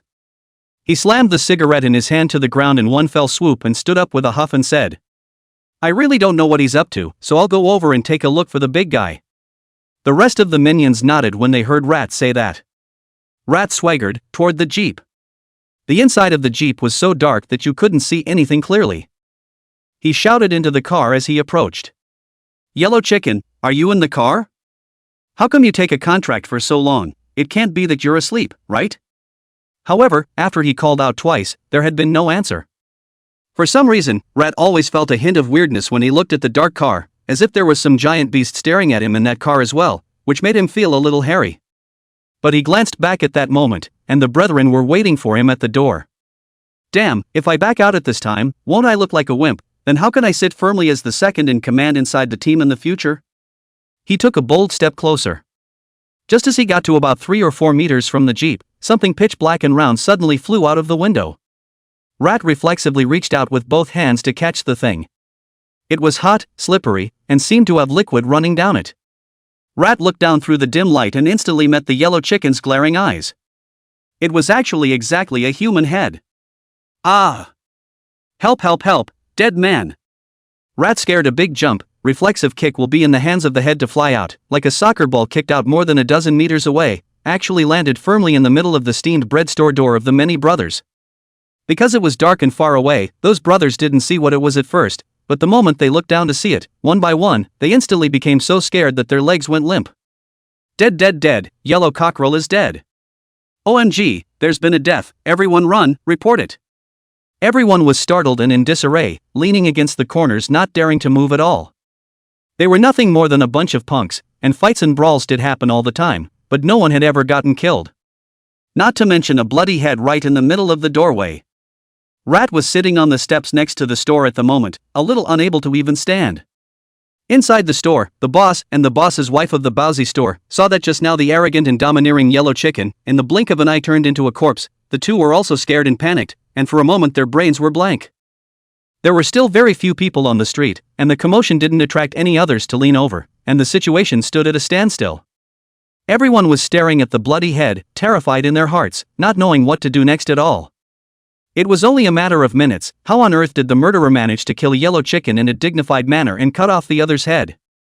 After several minutes, it was Rat, who was sitting on the steps, who was the first to come back to his senses. As he was horrified in his mind, he suddenly remembered something.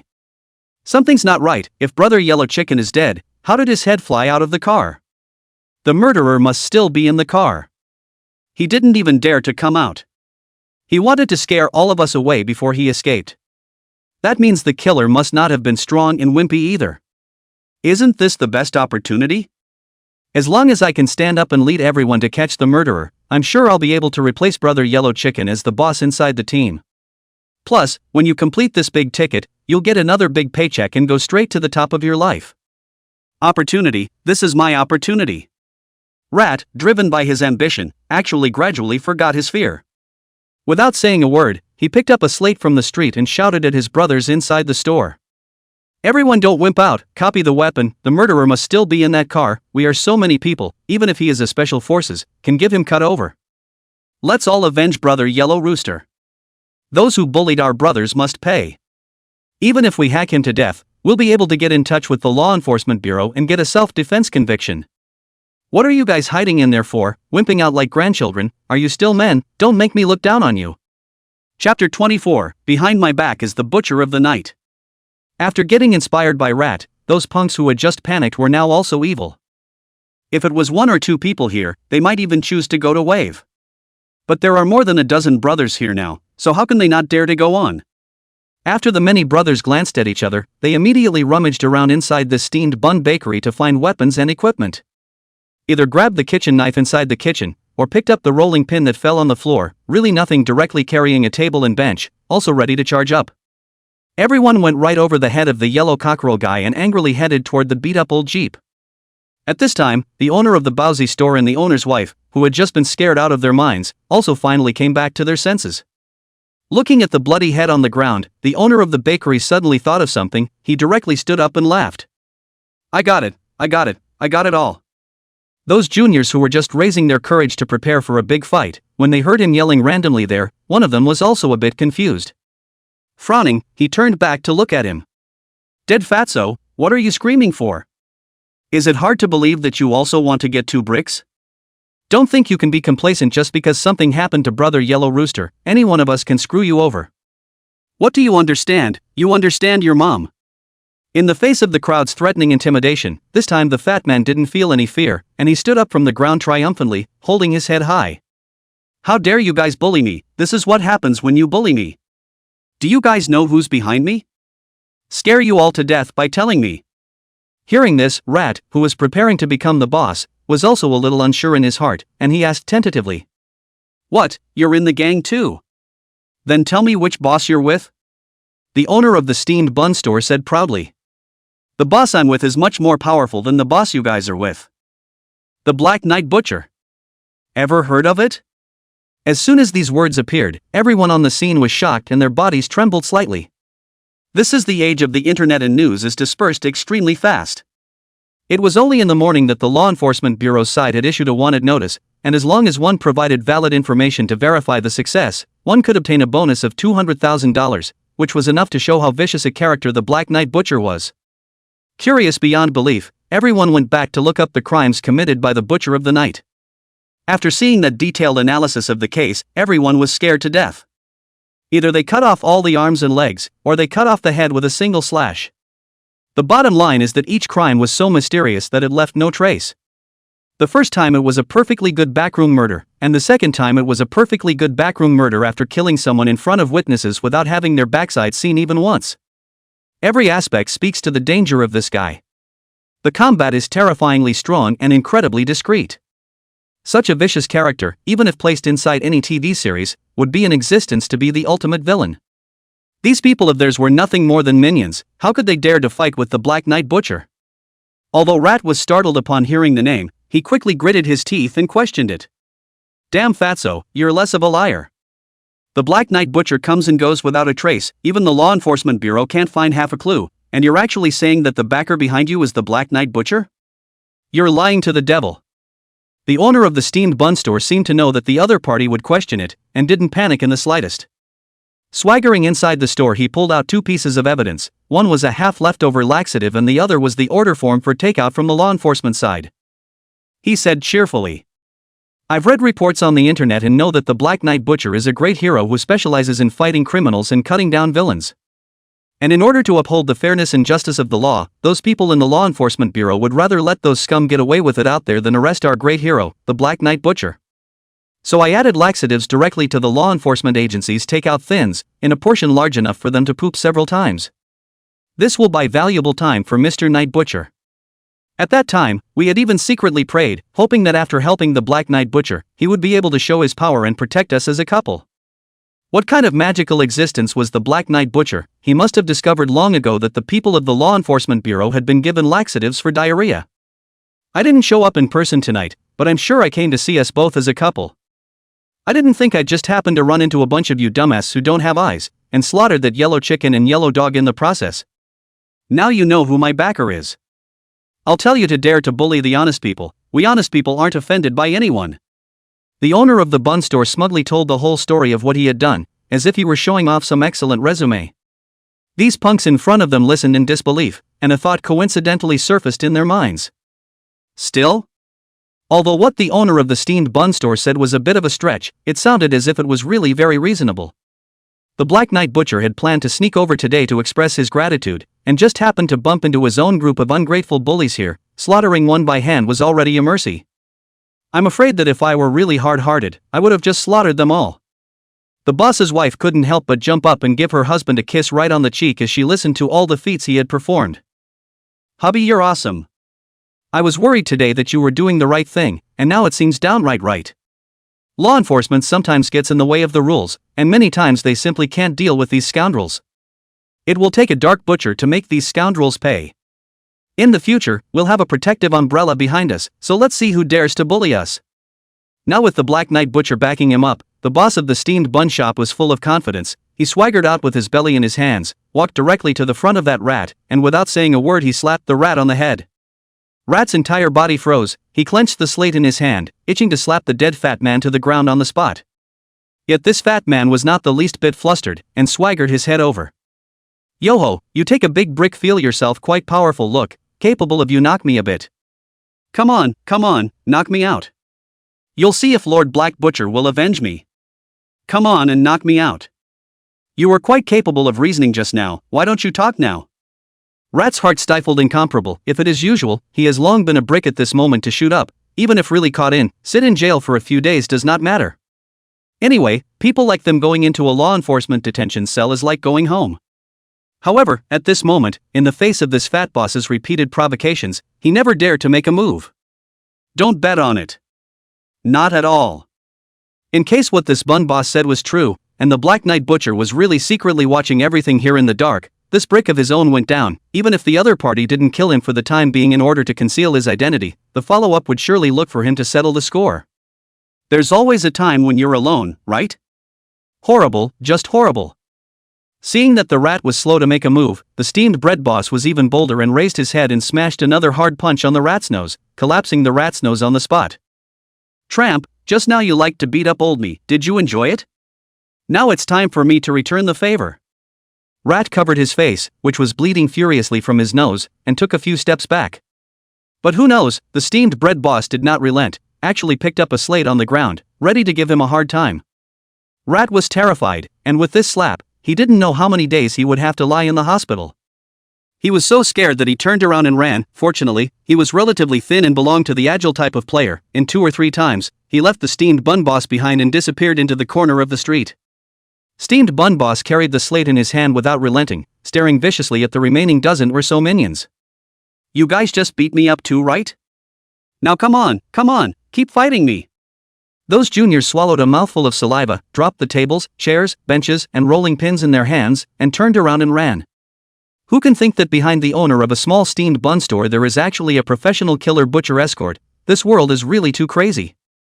The owner of the steamed bun store only felt that he was now a big hero, riding on the back of a horse.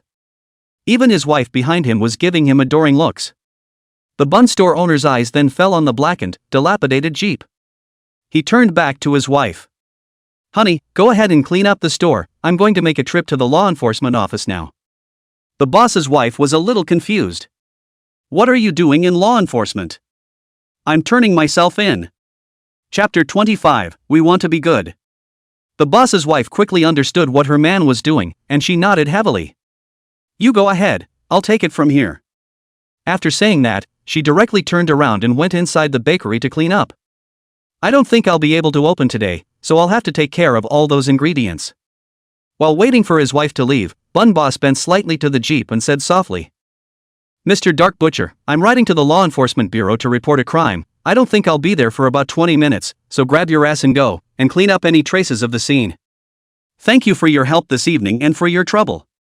After saying that, the steamed bread boss did not panic and rode the family's dilapidated electric bicycle toward the Law Enforcement Bureau. As for Gu Yang, he had already returned long after the kill. There was no way around it, it was an instinct he couldn't even resist.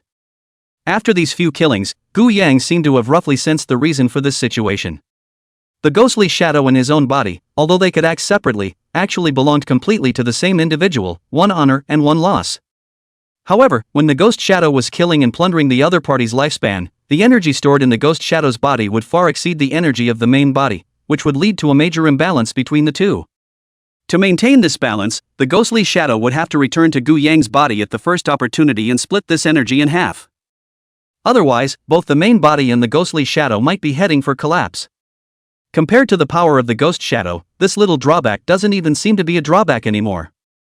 Gu Yang was lying on the hospital bed feeling the powerful energy shared from within the shadow. This time the plundered yuan longevity was actually as high as 25 years. This also means that yellow cockerel can live peacefully for another 50 years if he doesn't get hurt in any significant way. Not bad, it's a long life for a modern young man. Drinking, smoking, tattoos, perms, clubbing, whatever bad habits were cultivated beautifully. Turn around and live another 50 years. Proper Superman. With this 25-year boost, the yuan longevity that Gu Yang himself possessed had also reached 65 years. And this powerful yuan show enhancement revived his physical qualities once again. This time both of his hands regained their senses, and taking advantage of the fact that no one was there now, Gu Yang tried hard, and both of his hands were actually free to move and filled with a sense of strength. Compared to yesterday when I could only move my right hand and it was still weak, it was an improvement to the sky. This is great, I can move my own hands, and the vast majority of the time I am able to live on my own, that is, if I want to go out for a stroll, I can use my hands to push the wheelchair. What another very impressive advancement. At this rate, it was estimated that I would be able to make a full recovery myself in a week or so. However, at this moment, Gu Yang had a bold idea. If he left the hospital recovering like this, he would be without the shield of paralysis if he used his identity as the Black Knight Butcher to kill again in the future. Don't ever think that ghosts and shadows come and go without a trace and leave no evidence behind, so you can rest easy. You know, there are no impermeable walls. Having only just killed twice, he had already attracted Lu Tao's attention. When he kills in the future, he will find a way to go outside and find some villains to strike down, but it is certainly unavoidable that he will have to use this ability to eradicate the dangers around himself at times. Over time, it is absolutely impossible not to draw attention to yourself. The identity card of paralysis is really important. Gu Yang couldn't help but think in his heart. It would take but 2 days for me to reveal the secret that I had been able to move my hands freely, and then for the rest of the time I've been masquerading as paralyzed in the lower half of my body. Just need to be in a wheelchair in front of people anyway. Gu Yang wasn't sure if this had any effect and thought he could experiment for a while to see.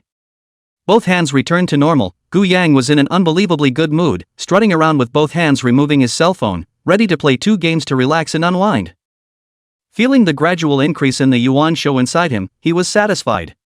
Suddenly, Gu Yang put down his cell phone and thought. If the yuan lifespan keeps increasing like this, won't it become thousands and thousands of years at the back?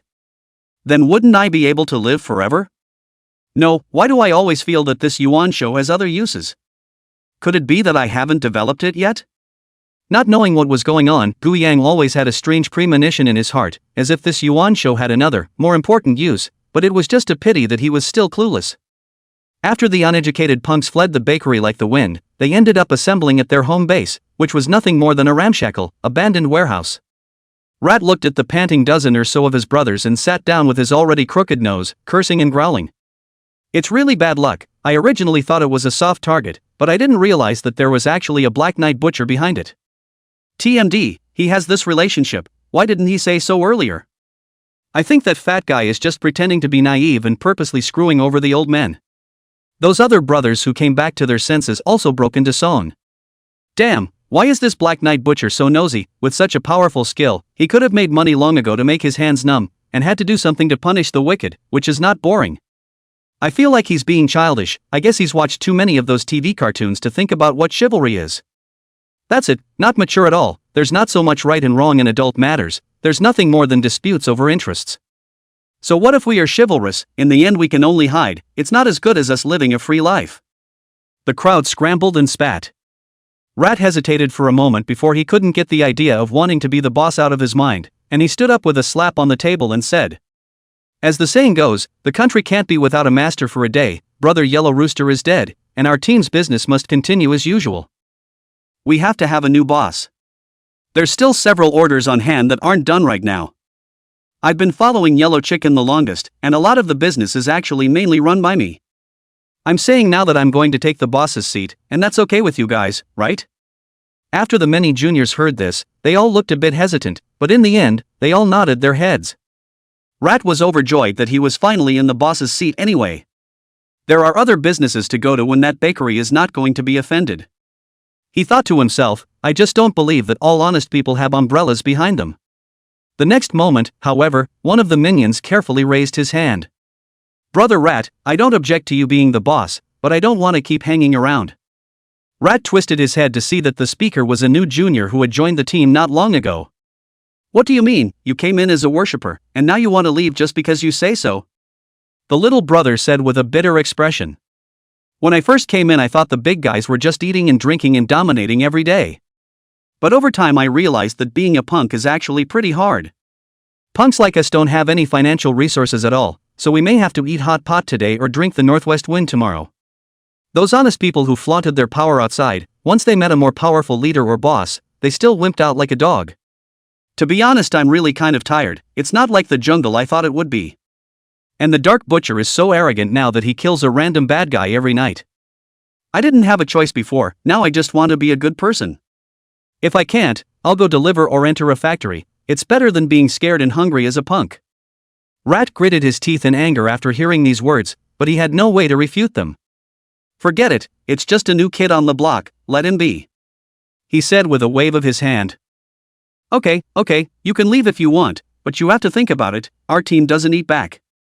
When you leave, you won't be able to come back later. Don't worry, I didn't want to come back since I started this.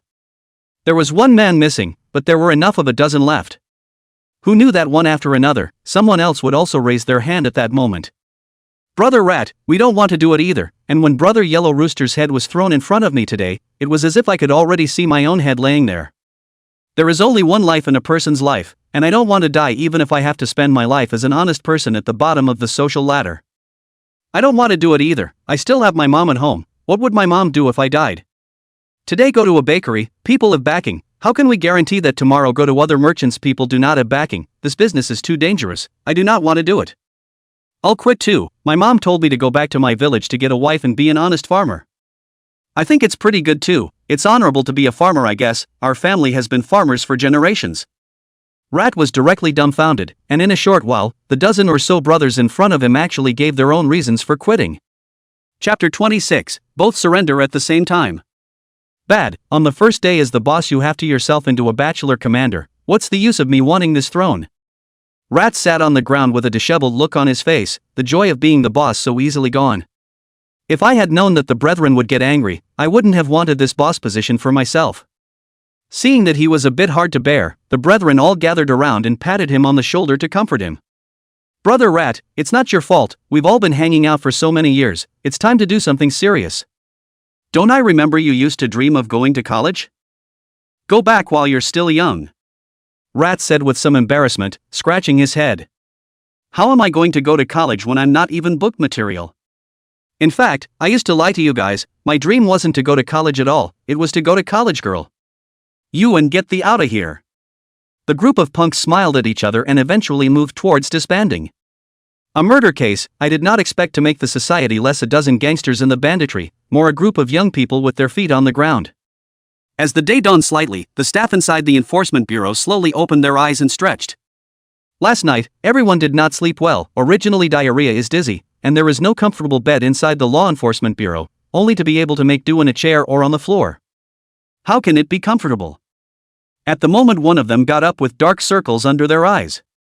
However, during this period of time, everyone was overwhelmed by the detention case and really wasn't in the mood to rest, even Lu Tao and Guan Shannan, who were the leaders, were lethargic. Lu Tao took the opportunity to say to Guan Shannan, Director Guan, it's still an hour or two before work, why don't we fix a breakfast for dinner? Guan Shannan said after yawning. Indeed, I was hungry last night. What do you want to eat in the morning? How about steamed bread and thin rice? Upon hearing these two terms, a look of horror appeared on the faces of all the law enforcers on the scene, and one after another, they waved their hands.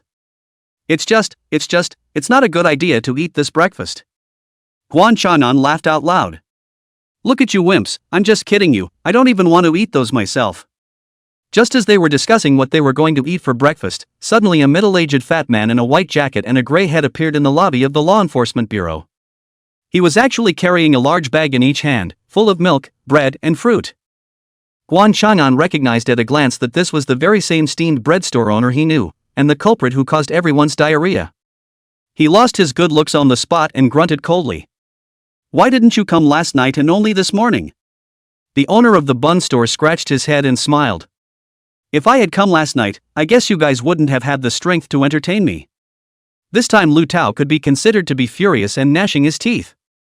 Well, you really did drug the steamed buns and rice in an attempt to poison the law enforcement officers, do you know how big a crime that is?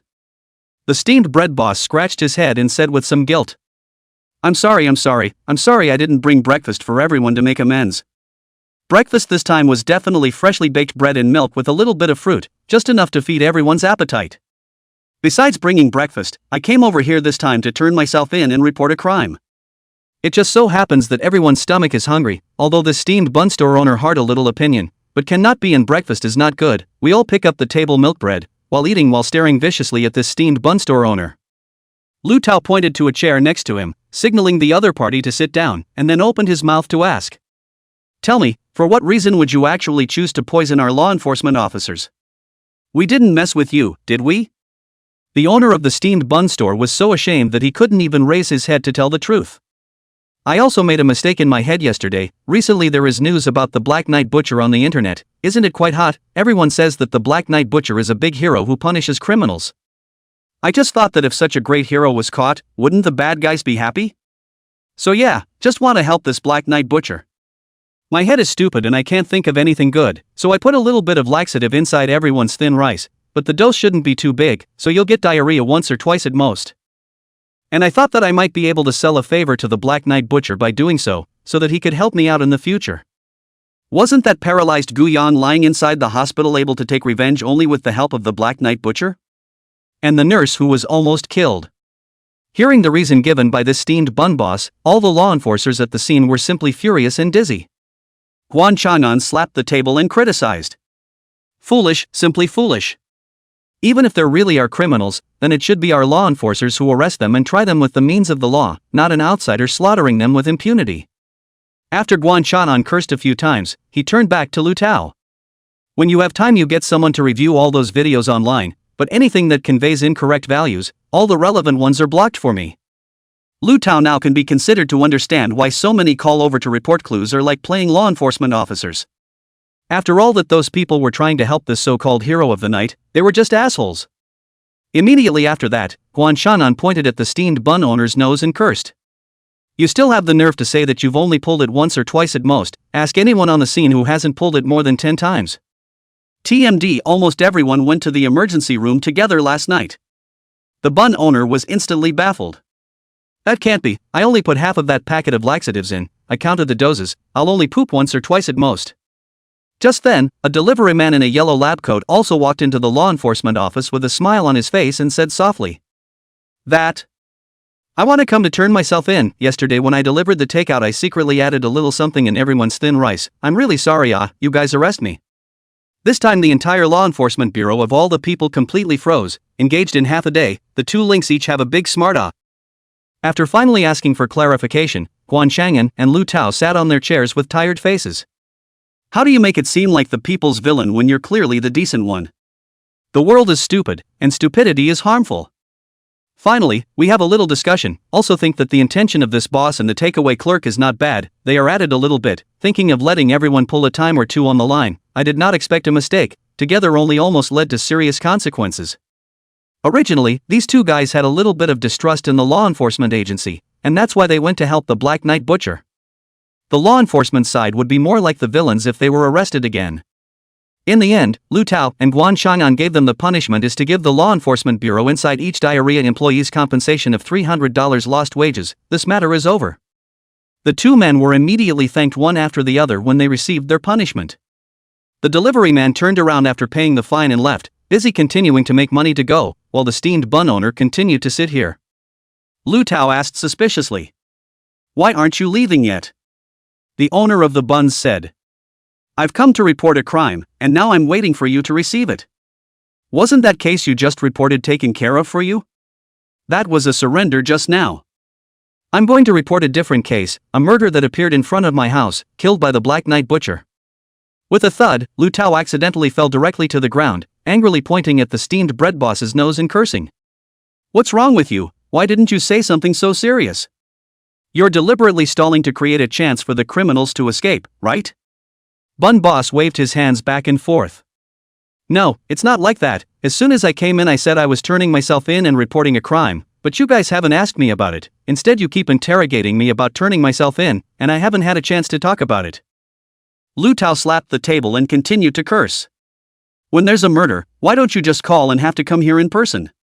And stopping by for milk and bread on the way, and you dare to say you're not stalling? Wronged, indeed. The one who died was the leader of a group of punks who rushed inside my store on the strength of having someone to back them up, forcibly tried to buy my storefront at a low price, and they smashed my store to pieces. Even I'm bruised and battered, my cell phone and everything was broken long ago, what can I do? Lu Tao and Guan Chang'an were both furious. Well, it looks like you've got all your reasons figured out. Everyone get your gear together and get going, we have to move fast, we've already delayed too much. Too late to learn too much detail here, Lu Tao and Guan Chang'an, two people, directly grabbed the steamed bun boss and got into the car, all the way toward the murder scene wildly.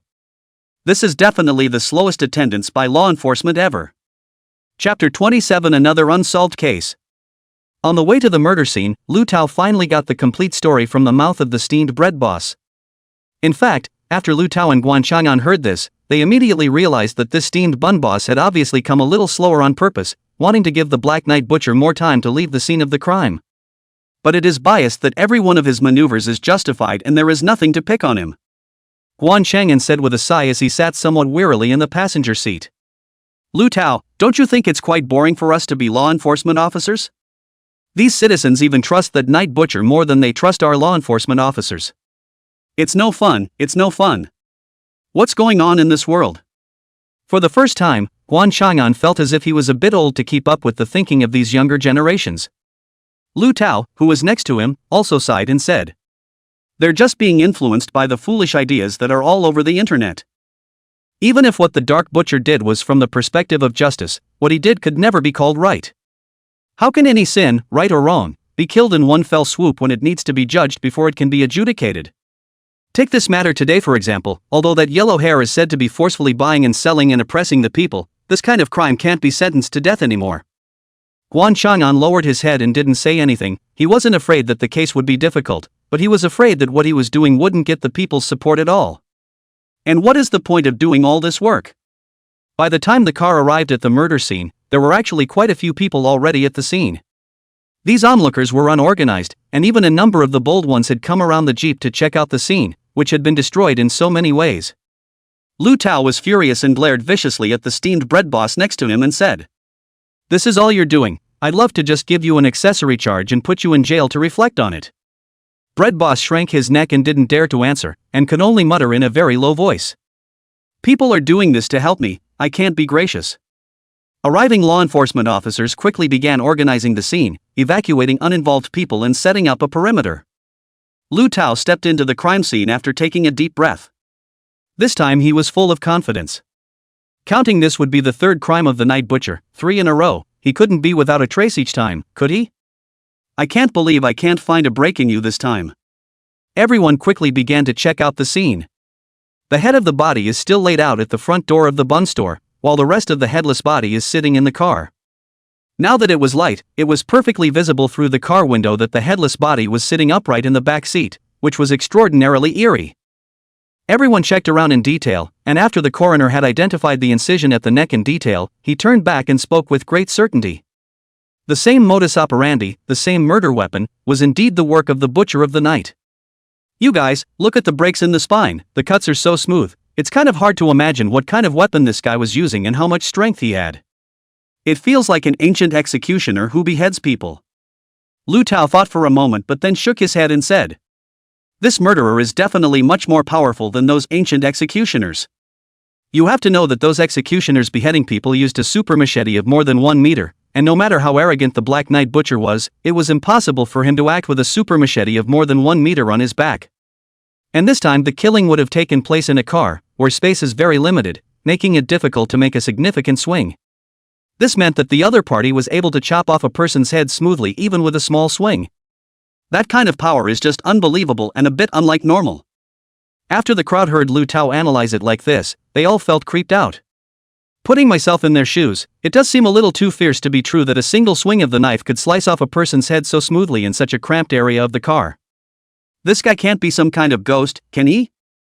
Unexplainable by scientific means, people are now forced to move in the direction of metaphysics as well. After Lu Tao pulled open the car door, he directly poked his body into the car and carefully checked round and round. However, again, nothing. Now he was doubting his ego a little, no fingerprints or hair or even footprints. Was this guy really human? Is it really the work of some evil spirit? Lu Tao didn't believe it and immediately instructed the law enforcer beside him. Hurry up and get Rat's group of punks, I want to question them. Also, when you're done checking here, take away the body and the car, leaving them here will create a panic. About an hour later, Rat and his reformed brothers reappeared at the station. Lu Tao roared as he slammed the table. What did you see at the scene? Any clues? Hurry up and tell us. Now the punks panicked and opened their mouths. I don't know, we don't know anything. Only saw a head flying over. This thing has nothing to do with us, alright. That's right, speaking of which, we are also victims. I guess we don't know how many nightmares we're going to have tonight. Law enforcement officers, we have actually decided to change our ways and will behave properly in the future. Please don't treat us like prisoners, can you be nicer? Lu Tao scoffed after hearing this. Which one of you uneducated ones hasn't been in the enforcement bureau 7 or 8 times? Now you're actually telling me to reform, don't laugh my teeth off. Rat said tersely. You law enforcers can criticize us, but you can't defame our character or our dreams. If you continue to be rude to us like this, we will take steps to file a complaint against you. Lu Tao sighed and waved his hand somewhat impatiently. Spare me the gags, I'm asking you guys something important. The case of the night butcher has a very great impact. If we can't get him back, a person will die every night in the future. Is this what you want to see? That yellow hair is your big brother no matter what, don't you want to avenge him? Rat said after a sigh. Big brother, I was actually the first one to touch the head, but I really didn't have much of a clue. At that time, I wanted to go to tell Brother Yellow Rooster to hurry back. After getting close to the jeep, I couldn't see anything in the dark inside, and immediately after that, Brother Yellow Rooster's head flew out and fell into my hand. I freaked out, and that's when I kicked off and landed in the doorway of the steamed bun store. As for what you call a dark butcher, I didn't see one the whole time. After Lu Tao made a detailed record, he waved his hand to let these punks leave first. He frowned as he looked at what he had recorded in his book. And again, the same tactics. At that time, that head could even fly out of the car, which means that the dark butcher was definitely hiding in the car at that time. So when did he leave silently? The more Lu Tao thought about it, the more wrong it was. By this time he was even a bit skeptical that this Black Knight butcher was not a human being. How could he do such a perfect crime? A cup of coffee was handed to him by none other than Seiki Chanan. Looking at Lu Tao's face full of exhaustion and haggardness, Guan Chang'an let out a sigh. Don't wear yourself out. There are more than 10,000 unsolved cases from time immemorial, and no one has been able to solve all of them. If you can't, just leave it. I've already reported it to the top and requested that a more specialized gold medalist detective be deployed to help. Hearing this, Lu Tao instantly became extremely disheveled. He himself had reached his current position by solving crimes, and as a result, he now needed the gold medal detectives from above to come and help him. It's a disgrace, it's a real disgrace. This feeling of being crushed in your area of expertise is the worst. Suddenly Lu Tao remembered something and looked up to ask. Director Guan, have you checked the social network? Is there any connection between the owner and owner's wife of the steamed bun store and the yellow chicken that was killed in Guiyang? Even if they know each other. Guan Chang'an sighed and said with a somewhat impatient look at his good disciple. You're really bewildered, a breakfast store owner and a punk can have any social connection with Guiyang? The first time they came back, the brethren had checked, and it was assumed that they had not even met each other. There was a connection between the previous 2 cases in Guiyang, and I think it's also a complete coincidence. Don't you see that this one has nothing to do with him? However, Lu Tao still didn't dispel his doubts after hearing it. Is it possible that he knew he had aroused suspicion and deliberately killed an unrelated person to clear his name? Guan Chang'an couldn't take it anymore and slapped Lu Tao hard on the back of his head, directly sending the coffee Lu Tao just drank and spewing out. I think you're a kid who's really bewitched. You'd better not do what I do to confuse you and not make any more mistakes. Why don't you take a couple of days off, get some rest and relax, and wait for the gold medal detectives from above to come over. Chapter 28, There's nothing wrong with him. He's a good man. Because law enforcement went to the scene really late today. That's why a number of people at the scene took videos early on and uploaded them to the internet. Some self-publishing media practitioners even found the owner and the owner's wife of the steamed bun store and did a brief interview. There's the truth about today's blackout butcher killings spreading quickly across the internet. A self-published video blogger with a microphone interviewed the owner of the bun store. Today we have invited the owner of the steamed bun shop, a personal experience in the midst of this murder case. So let's ask the boss a few simple questions. First of all, may I ask the boss, are all these injuries on your body and face caused by those punks? The owner of the steamed bun store was a bit formal for the camera, but still nodded and replied very sincerely. Indeed, they want to buy my store at a low price because the place is going to be demolished, and when that happens, they will at least get a share of tens of millions of dollars in profits. Yet the contract they offered was only $1 million. If I didn't agree, they threatened to come after me more often and mentioned my daughter who was a student at the school. That self-published blogger couldn't help but show a bit of anger on his face at the moment. Then these are indeed an abominable.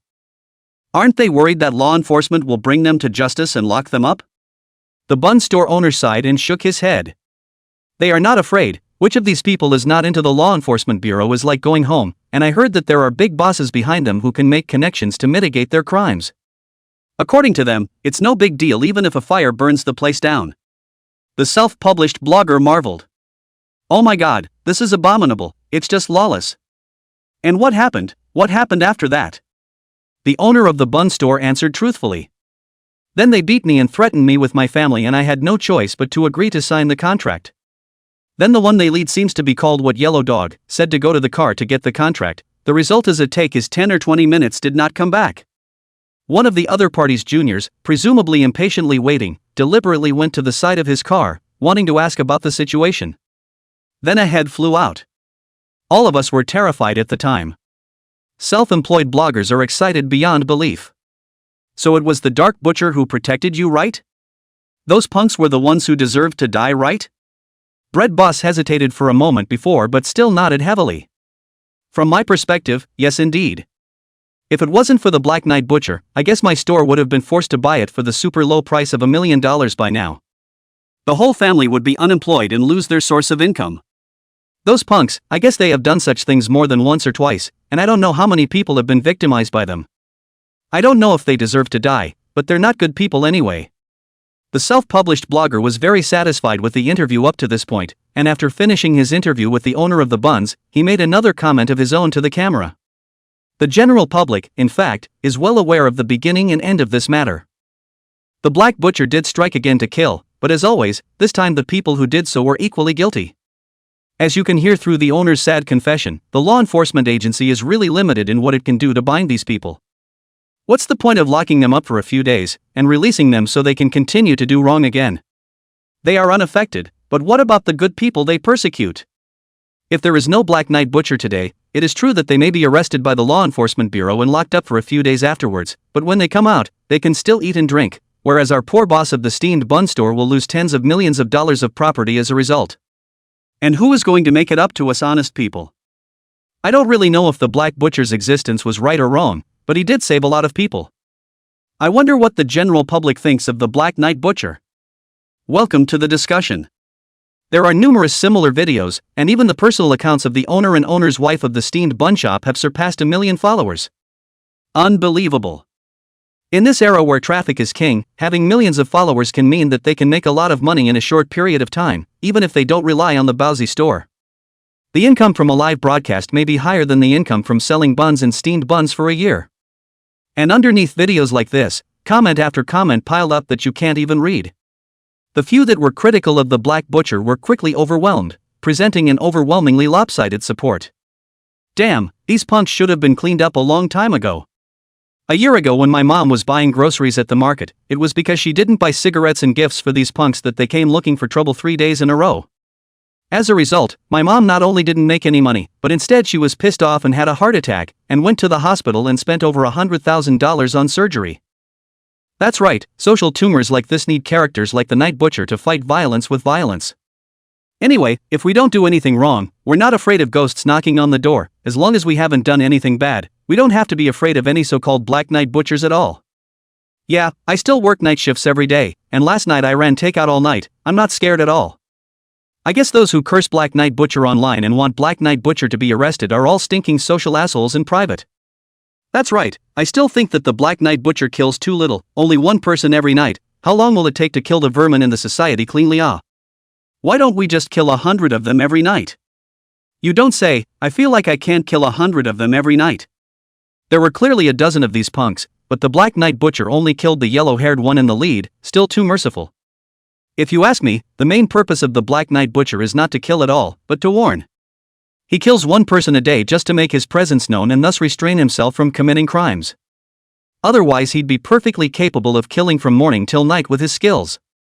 It should be said or not, this Black Knight butcher's skill is really great, killing 3 people in a row. The law enforcement bureaus side hard, not even a little bit of clues, and even up to now, we don't even know whether this Black Knight butcher is a man or a woman.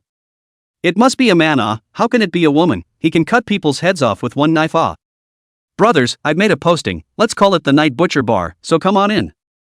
On the one hand, we can support the Black Knight Butcher, on the other hand, we can post those villains around us who are doing wrong inside the bar. It's also considered to help the Black Knight Butcher gather some intelligence and contribute to society.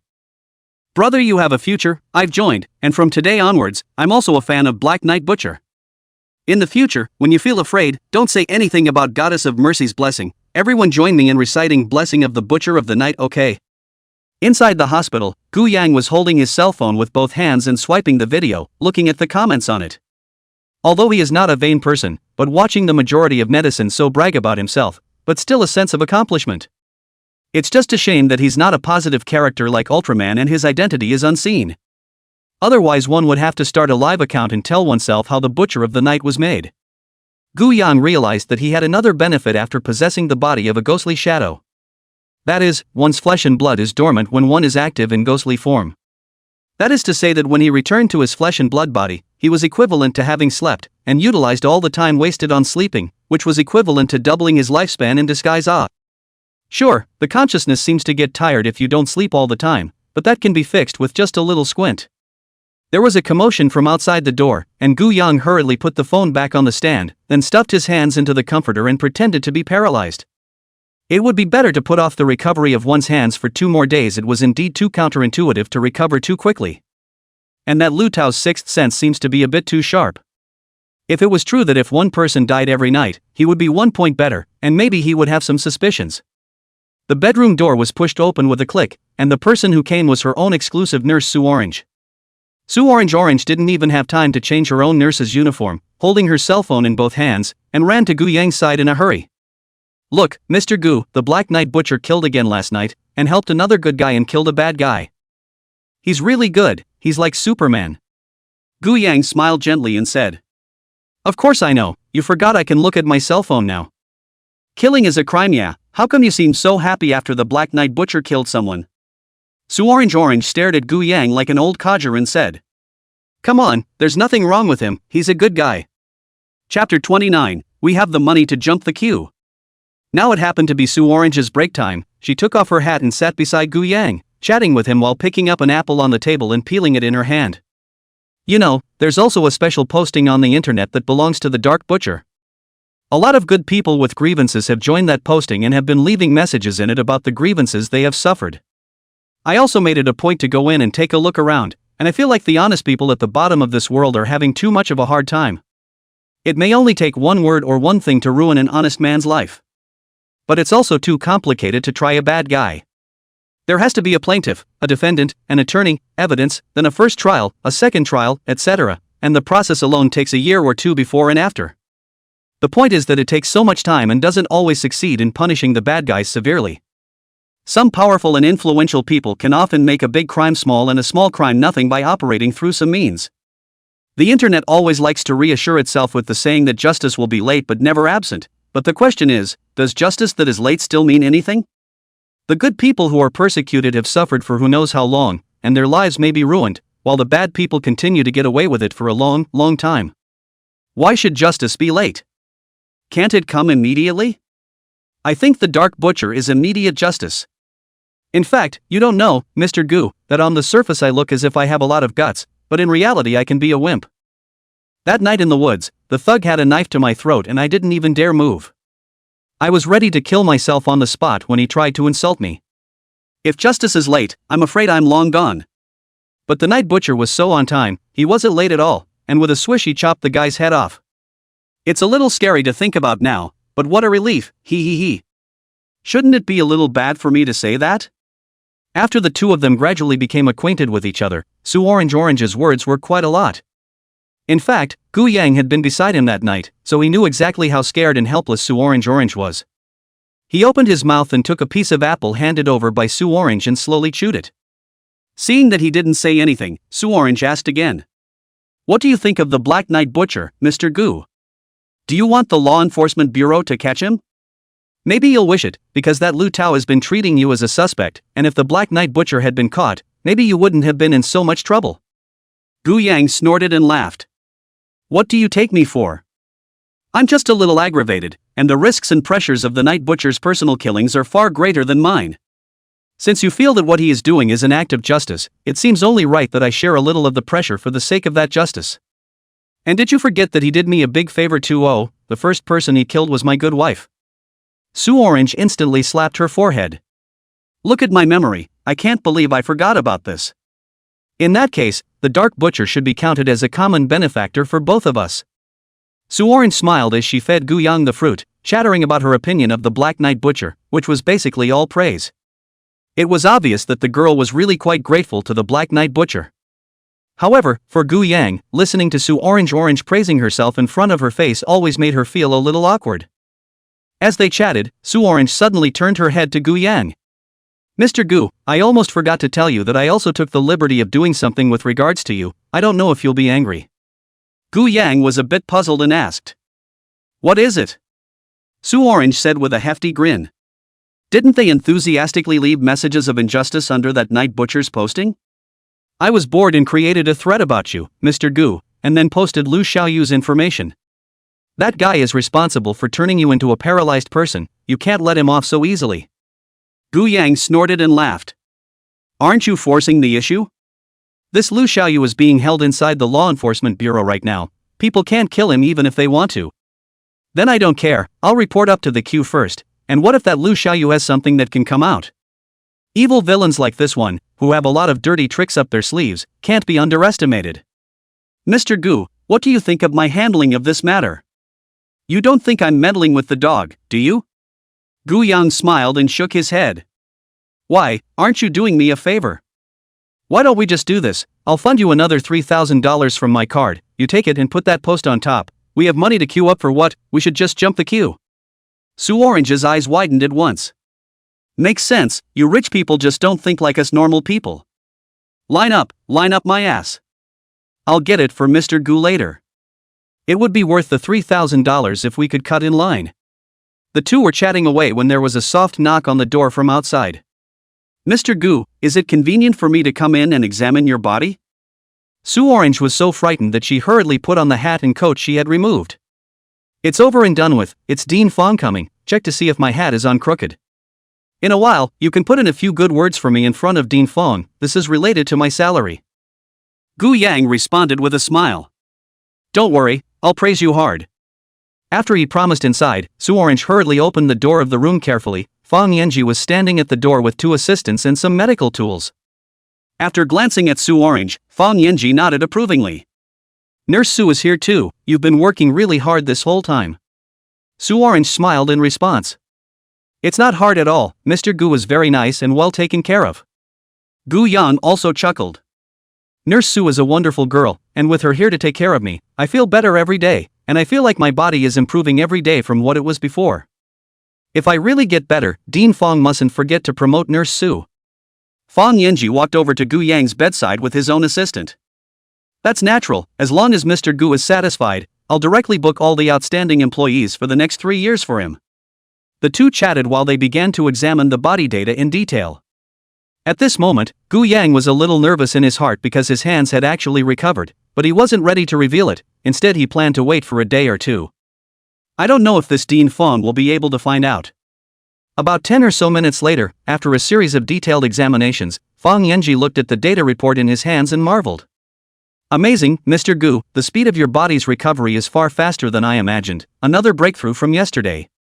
I've noticed that the nerves and muscles in your hands seem to have recovered about as much as they should, and you still can't feel your hands? Gu Yang responded after thinking for a moment. There are times when they seem to sense a little something, but I still can't maneuver these hands, and I'm not sure if that's just me. Fong Yanji nodded after listening and said. Then it's likely that some of the subtle neurons in the hand haven't recovered yet, or perhaps Mr. Gu hasn't come to terms with the psychological aspect of it yet. But on top of that, it was already only a matter of time before Mr. Gu's hands were restored. To be honest, Mr. Gu, although I have been leading a team to come and conduct detailed data tests on you every day and have found that your health is gradually improving. But so far, my team and I still haven't worked out why that is, as if it were a blessing from an angel. Gu Yang said with a soft smile. Maybe that's what they always say in the books about good people getting good karma. Fang Yanji said to Gu Yang after collecting the data. Then thank you for Mr. Gu's cooperation today. I still have projects in hand on my side, and the data I just obtained has to be taken back and entered in a hurry, so I won't bother you anymore. I hope Mr. Gu can recover soon. Understood, then Dean Fong should go and get busy first. It's thanks to your medical care that my body has recovered to the extent it is today. You're welcome, didn't Mr. Gu say it all? Good people have good rewards, this is all your own blessing. When Fang Yanji saw Gu Yang getting better day by day, he was inwardly delighted. When he left the room, Su Orange immediately smiled and gave Gu Yang a thumbs up. Mr. Gu, I'm just so grateful to you. With Dean Fong opening his mouth, I'll be able to get excellent staff for the next 3 years. Alas, that's all bonuses. When my money comes in, I'll treat you to a big dinner. No problem, I'm going to pick the fanciest 5-star restaurant when the time comes. Don't Mr. Gu, in fact, let's eat spicy hot pot is also quite good. The internet is not said, must cherish the girl who is willing to accompany you to eat street spicy hot pot. What 5-star restaurant? It's all IQ tax law. Chapter 30. Lu Xiaoyu is out of jail. At 12 o'clock noon, a middle-aged man slowly walked into the law enforcement office. He wore a handsome 3/7 haircut, gold-rimmed inlaid glasses on his face, carried a briefcase in his hand, and was tall and well-suited. It's like a gentleman who has returned from his studies. However, the first time he saw him, Lu Tao's face instantly changed. Although he was now on leave, he still insisted on staying inside the law enforcement bureau with his heart set on his work. He recognized at once that the person who came was none other than the famously evil exclusive lawyer Wen Muley. To say that the business ability in terms of lawyers, this Wen Muley is definitely one of the best. But this guy is so wrong-minded that he never defends the good guys, and he especially likes to help the bad guys turn right and wrong. Of course, he gets more than 10 times as much as an unusual lawyer for doing so, and I've heard that privately he has a villa of his own in every major city. This is evident in the boldness of the. Even though everyone in the law enforcement bureau was disgusted with this guy, they couldn't do anything about him. Lu Tao glared at him viciously. Wen Muley, what do you want to do this time? Can you use your mind on the right track? With such a great skill, why don't you think about benefiting society? Wen Muley replied with a light smile. Captain Lu, it seems that there is a great deal of ill will towards me. But well, you're just as shallow as the rest of them. What is good and what is evil? It's nothing more than a relative term. Even if the other party is evil, he enjoys the protection of the law all the same, doesn't he? Lu Tao was too lazy to bother with him more, because he knew very well that if he wanted to compare mouths, 10 of himself tied together would not be as good as this Wen Muley. Say, what do you want here? Wen Muley said with a smile. Naturally, I'm going to take one of them away. Who? Ryu Xiaoyu. Lu Tao was so angry all of a sudden that he was about to jump up. Say that again for us sake. You actually want to take Lu Xiaoyu? Do you know that he's suspected of intentional homicide and charges have been filed now? What gives you the right to take him away? The evidence is overwhelming, all right. Wen Muley said with a smile and a shake of his head. I came here today specifically to talk to Captain Lu. Since you are bound to lose your lawsuit, I hope your side will cancel it. I wonder if my client could come out for a moment and let's talk about it. Lu Tao actually wanted to reject this request from the other party, but there was no way, it was reasonable and compliant. He could only arrange for a conference room and then brought Lu Xiaoyu over as well, while there were 2 other law enforcement officers on hand to take notes.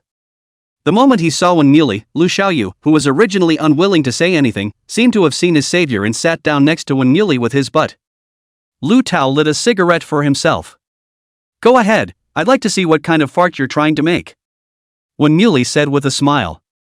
It's simple, all the evidence you have in your hands now is invalid, so the lawsuit is bound to fail. Why waste any more time? Lu Tao broke into a fit of rage. You put the dog's ass. That Smoke Ping Ping's surrender video has depicted all the criminal process in detail, which even named the person who drove the car into the person as well as the person who came up with the idea is Lu Xiaoyu himself. Can this still be false? Wen Muley had a gentle smile on his face. Of course this can be false. First of all, as far as I know, based on the situation at the time, Smokey should have been in a state of being threatened with death, so no one can guarantee how much of what she said is true or false. This evidence doesn't hold up in the slightest. Lu Tao gritted his teeth in anger and continued. That car was the one that injured Gu Yang, and we extracted Lu Xiaoyu's hair from the car, so what can you say? This one is even simpler. First of all, as far as I know, the owner of that car is not my client, Lu Xiaoyu, right? So there should be other users, other owners of this car. And it's not true that you guys extracted Lu Xiaoyu's hair from the car, which only proves that my client Lu Xiaoyu drove that car, but how does it prove that he drove that car to hit someone? And I can guarantee that the hair as well as the skin tissue you extracted from that car definitely didn't belong to just Ryu Xiaoyu, right?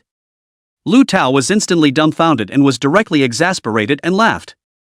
It's really worthy of being the renowned evil exclusive lawyer when Muley, your level of debating is truly unrivaled. It's clear that the evidence is overwhelming, and you're actually making a hard case for innocence. When Muley nodded humbly. I'm flattered, it's all my job. It's as if Captain Lu is also known as a sleuth in the bureau. But our sleuth seems to be in a lot of trouble lately, being kept busy by a dark butcher.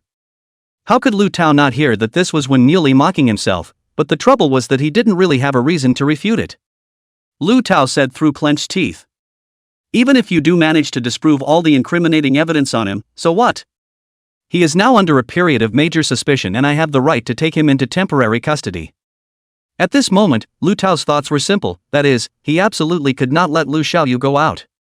As long as he is detained and locked up here, even if this evidence is not recognized, he himself can find a way to find other evidence before the official hearing.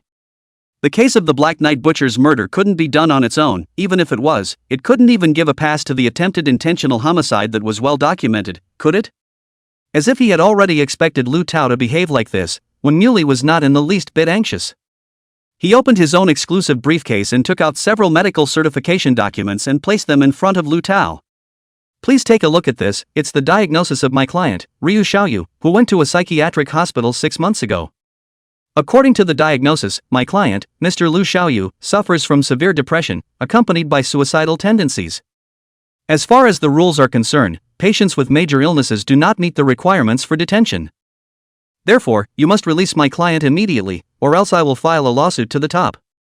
Lu Xiaoyu watched from the side as when Muley exasperated Lu Tao to the point of almost fainting with just a few mouthfuls of words and was so excited that he couldn't help but raise his head to cast a provocative look at Lu Tao. Lu Tao couldn't bear it, jumped up and was ready to severely beat up Lu Xiaoyu. Fortunately there were 2 other law enforcement officers inside. They hurriedly held Lu Tao down to prevent the other party from making another mistake. Seeing that Lu Tao had nothing to say, when Muley gently bent over after standing up and collected all the certificates on the table into his briefcase. Then he took Lu Xiaoyu and swaggered out, without anyone being able to stop him the entire time. Lu Tao panted and sat down at the table. The assistant next to him hurriedly poured him a cup of water. He gulped it down in one gulp and pinched the paper cup into a paper ball and slapped it on the table with vigor. Assholes, simply assholes.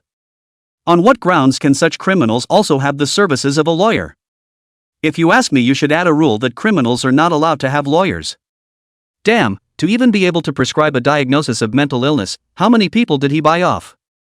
Lu Tao does not need to guess to know that this diagnosis of major mental illness must be fake, and it is still made up.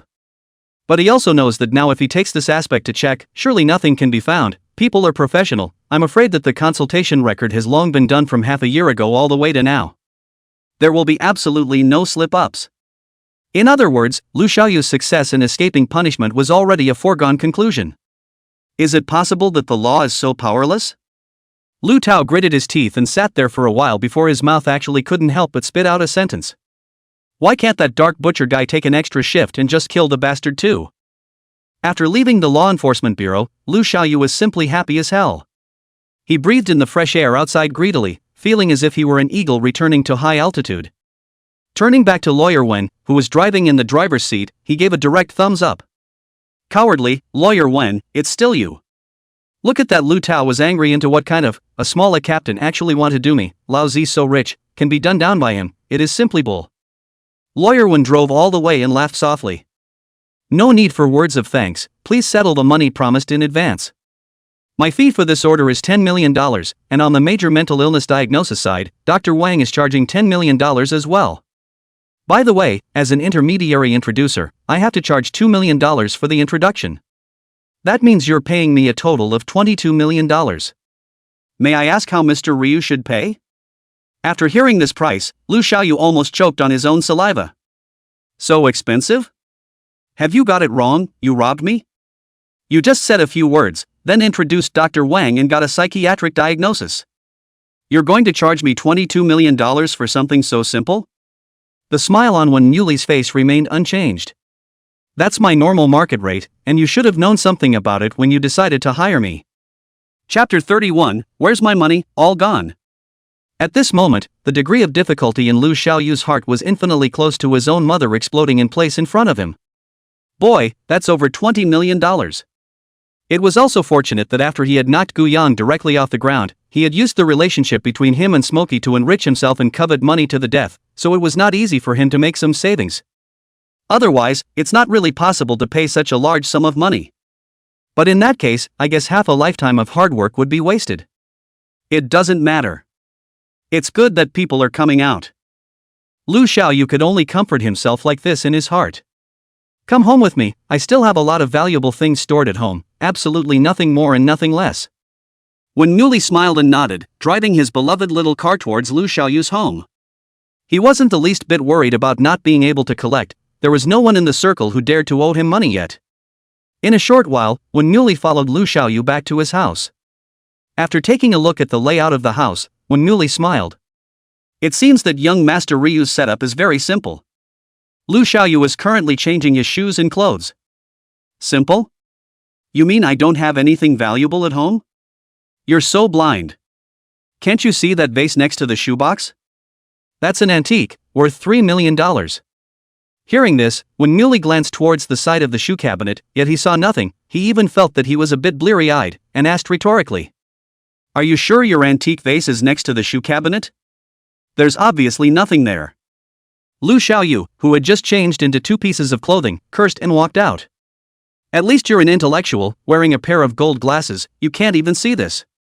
At this moment, Lu Xiaoyu did not have a good attitude towards Wen Yuli. After all, when he thought that he would soon have to pay the other party more than $20 million, it was too late to be angry. But when he angrily came to the living room and took a look, his entire body completely froze. The antique vase that he had bought back at the auction for a large sum of money had actually disappeared at the moment. Son of a, my house was burglarized, where's my vase? At this moment, young Master Lu suddenly felt a pang of bad luck. He hurriedly looked to the other side of the room. That place similarly had a jade sculpture, also an antique, worth more than $1 million. But he realized it when he looked. It's gone. I can't believe it's gone too. Nima, you specialize in stealing valuable things, don't you? I can't believe you're so knowledgeable. There are so many fake ones in this house. Why don't you steal them? Lu Xiaoyu completely broke his defense. There were many ornaments inside the house, but the ones that were actually worth money were these 2. He himself is not a rich man, but also rely on Gu Yang's company to enrich themselves in order to have such a luxurious life. These 2 antiques for him is exceptionally valuable. Seeing Lu Xiaoyu's gaze move to himself, Wen Yuli hurriedly raised his hand and smiled awkwardly.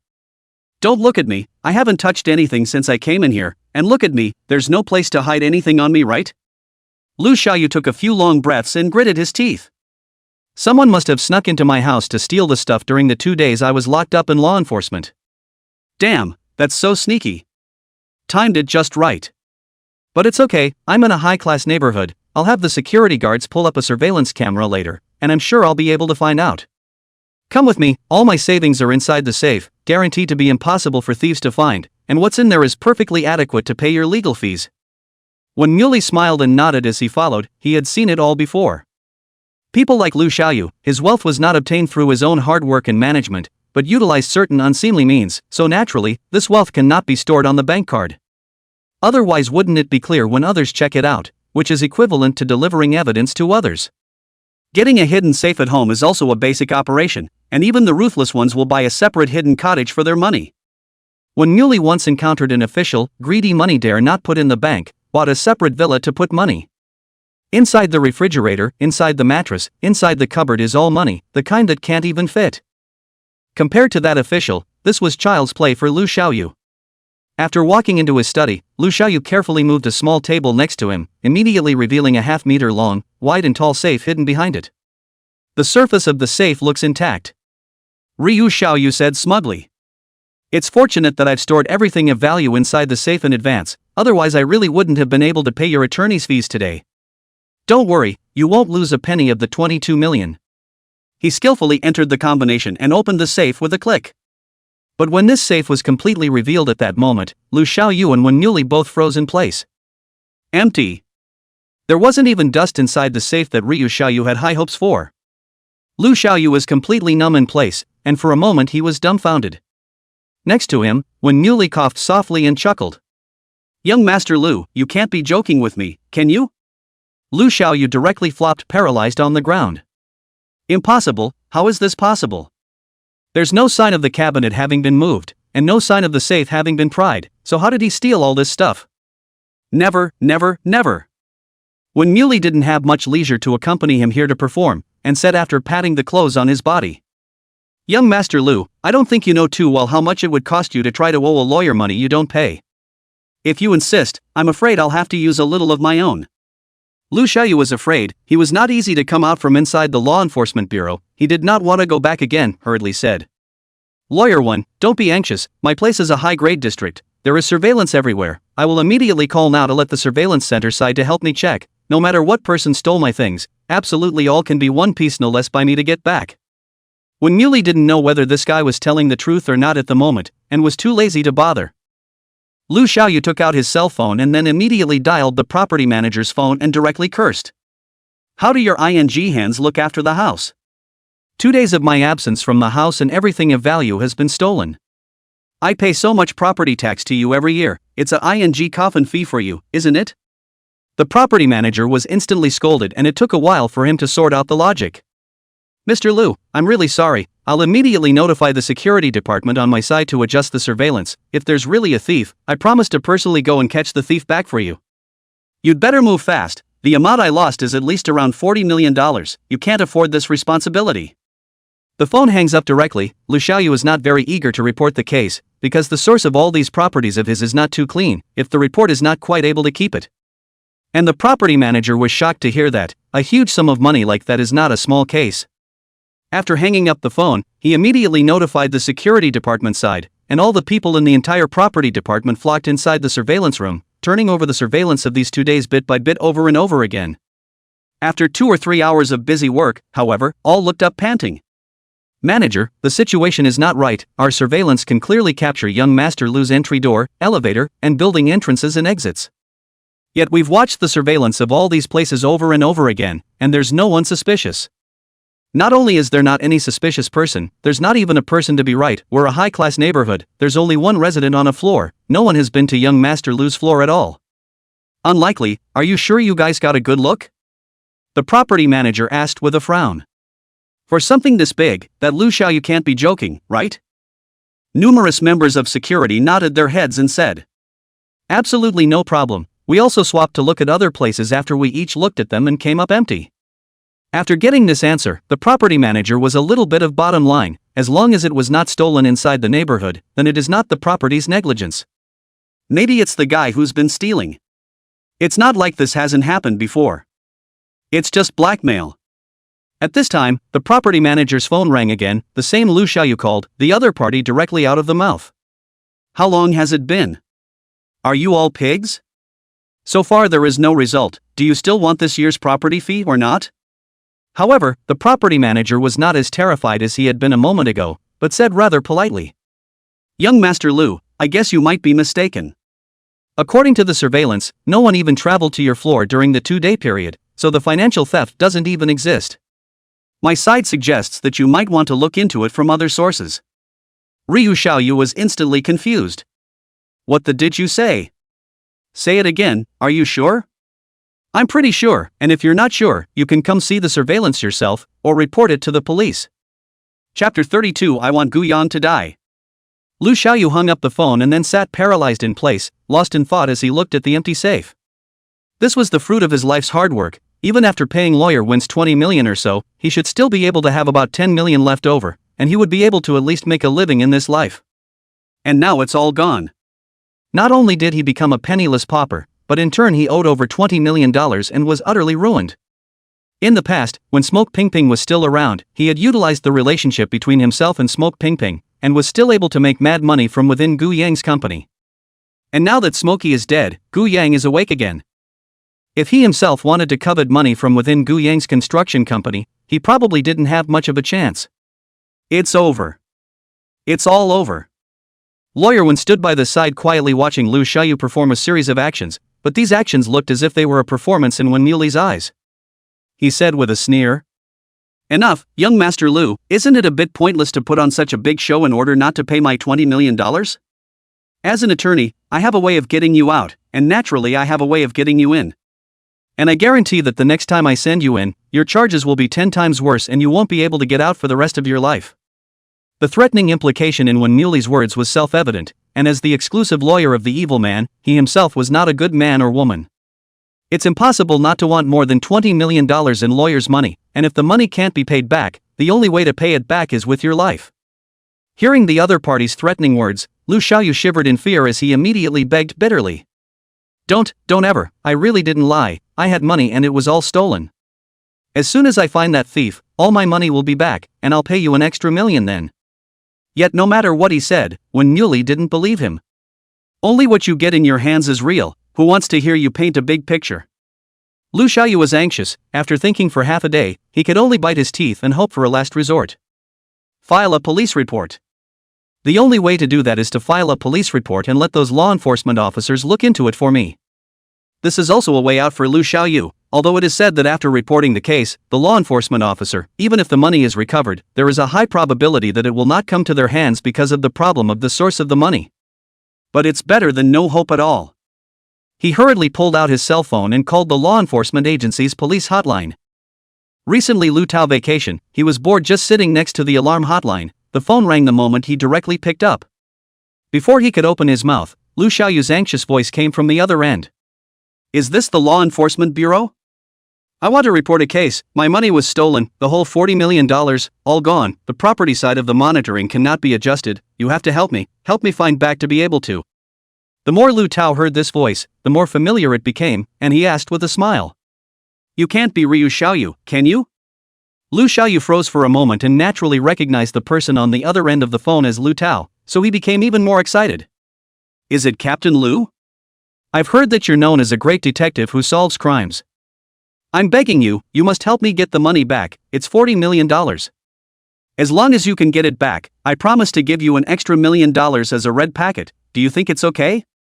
$1 million is already worth 10 years of your income. However, after Lu Tao heard this, he snorted out a laugh. Fine, we'll find it for you on our end. But you have to come to our side of the Law Enforcement Bureau to make a case first, and then we need to go through the procedures on our side. You know, there are more cases lately, and there are still queues. But don't worry, we'll be sure to arrange it as soon as we're free. Lu Xiaoyu's heart immediately pulled a cold, or he could not hear that Lu Tao was deliberately delaying.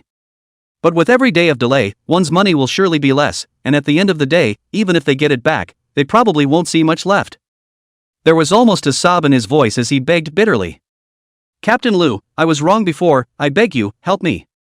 As long as you help me get the money back, how about I personally kneel in front of you and kowtow to you and apologize, and give out a red packet of $5 million? Please, help me. Lu Tao smiled coldly. What do you take me for? If I were greedy for money, I would have made a fortune long ago. As usual, come over and file your own case and then get in line honestly. By the way, I remember that with your position, you shouldn't be able to make this much money, and you'll have to register the source of this money and make it clear. Lu Xiaoyu was almost furious and cursed viciously. Lu Tao, you deserve to be a small captain for the rest of your life, and you can't be an official for the rest of your life. You. After cursing, he slammed his cell phone on the table. Next to him, Wen Muli kindly reminded. You'd better be gentle, if the phone breaks, I'm not sure you have any money left to buy a cell phone right now. Lu Xiaoyu was aggrieved in his heart. Obviously he was a millionaire, but now he could not even afford to change his cell phone. He picked up the cell phone on the table and looked at it. The screen was half cracked, but luckily, the remaining half was still relatively clear and barely working. Seeing that he seemed to be out of ideas at the moment, Wen Muli got up and patted his clothes and said, Then come back to law enforcement with me. As I said before, if you can't afford the money I'll send you back in for a worse crime than the one before, and I'll do what I say. Lu Xiaoyu was terrified and hurriedly took a few steps back to lean against the wall. No, I don't want to go back. Lawyer Wen, give it a chance, give me a few more days, I'll think of something. Wen Muli shook his head and said. It doesn't matter if you don't want to go with me, I'm going to report it now anyway, and a law enforcement officer will be here soon to arrest you. Unless you're willing to go on the run as a wanted man, but I don't think you're capable of hiding for long. When Muley does not want to listen to Lu Xiaoyu, this guy, to draw a big cake, for Lu Xiaoyu's situation has long been checked out clearly. The other party is now almost no earning power. If the finances are stolen, it is expected that there is no possibility of turning it around for the rest of your life. Just at the moment when Muley was ready to leave, Lu Xiaoyu suddenly thought of something and he shouted, "There is a way out, and I have a way out. As long as this works, I can guarantee that you get paid more than you are now, Counselor 1. When Muley stopped and turned back impatiently. "You only get one chance to impress me, ask." Lu Xiaoyu took a deep breath and said, "The opportunity lies above the construction company founded by Gu Yang. The market value of his construction company could be over $100 million now, and it might even reach $300 million if he sold all his assets. As soon as I can get my hands on this construction company, I'll be able to pay it back." When Muley smiled noncommittally. "You're an idiot, aren't you? You and that Gu Yang are not related to each other, or even enemies. Why would he give you the company? In the past, when you relied on your identity as a little white boy to follow Smokey's side, there might have been a few hopes. Now you tell me where the hopes are." Ryu Xiaoyu said through clenched teeth. "There's still hope, because that Gu Yang guy once made a will." Now when Muley was a bit surprised. "A will? Are you kidding me? He's so young, why would he make a will? That's just the way he is, he's always liked to look at the long term. At the time, this construction company was started by him and a few of his best buddies, to make sure that even after his accident, the company would be able to run solidly and his best buddies would be able to feed and clothe themselves. Therefore, his will indicated that if he died unexpectedly, all the shares of the company would be inherited by the person who had joined the company for the longest time and held the highest position. This was also why after his car accident, Smokey had spent a lot of money to also keep him alive in a vegetative state, just to play a wave of time lag, and find a way to cash in on the shares and assets in his hands first. And while he was at the hospital, I also used the authority at hand to either fire or transfer and demote the original group of older workers. The person who best fulfills the conditions right now is me. As long as that Gu Yang dies in an accident, I'll be able to successfully inherit all the assets of the entire company. That's $200 or $300 million worth of assets, so it'll be a piece of cake to pay you the $20 million when the time comes." After when Muley heard this, he thought about it briefly and found it very feasible. He asked back, "You mean find a way to make that Gu Yang die?" A flash of viciousness flashed within Lu Xiaoyu's eyes. "That's right, lawyer, when you have many channels, so help me think of a way. As long as I can screw that Gu Yang to death, I promise I won't owe you any legal fees." When Muley opened his mouth after thinking for a while. "It's a big mess, it's going to kill people, I need another $50 million. It's so damn dark." Lu Xiaoyu's heart greeted when Muley's 18 generations of ancestors, but at this moment he had no choice. "No problem, I promise." Chapter 33, Buying a Murderer, Exciting. Lawyer Wen said with a slight nod. "I won't be personally involved in this matter, so call this number and talk to him yourself, but don't use my name. The opponent is Kamagawa, an underground black boss who has the power to solve your troubles." After saying that, Lawyer Wen took out a pen and directly wrote down a string of phone numbers on the scrap paper. After doing so, he gathered his things and turned to leave. "In 3 days' time, I want to see your results, or else you'll only have yourself to obediently return to the Enforcement Bureau." When Lawyer Wen left his house, Lu Xiaoyu looked at the string of numbers on the table and became furious. Is to give a phone number, actually want to charge old me $50 million? I thought you helped me get this done, and you have the face to charge so much. Lu Xiaoyu calculated in his heart, make this call over, the other party will definitely also want to charge a sum of money, maybe another tens of millions. This way, even if he killed Gu Yang and inherited the entire company and sold it, he probably wouldn't have much left. Damn, that's all my money. If I knew who that thief was, I'd have to dismember him, and I'd curse him to be cut off from his children and grandchildren. And Gu Yang, who was secretly playing games inside the hospital at the moment, suddenly sneezed several times. What's going on? It feels like someone's cursing me. Inside an underground boxing gym at the moment. Rad was hanging upside down from the ceiling by a rope, and a large, bare-chested, tattooed man was holding a leather whip and whipping Rats as so hard that he grimaced in pain. Don't fight, big brother, as coming out, I'm sorry, give it a chance. There were also a number of bare-chested, muscular, strong men around this underground boxing gym. The most unusual was a man in the corner who was eating a giant burger, nearly 2 meters tall, his skin too dark for his own good, 1 bite of burger, 1 bite of Coke. This man was none other than Xiong Chuan, the boss of the underground boxing gym, and also a well-known triad leader. He put down the half-eaten burger in his hand, licked his fingers, and said, "You guys are really something too. Since you have inherited the position of the Yellow Chicken's little leader, then do a good job for me. What do you mean by disbanding all the brothers under your hand? With so many projects assigned to you, what happens to all those lists when you disband your minions? I don't blame you for the bun store thing that went terribly wrong, but aren't you going to do the rest?"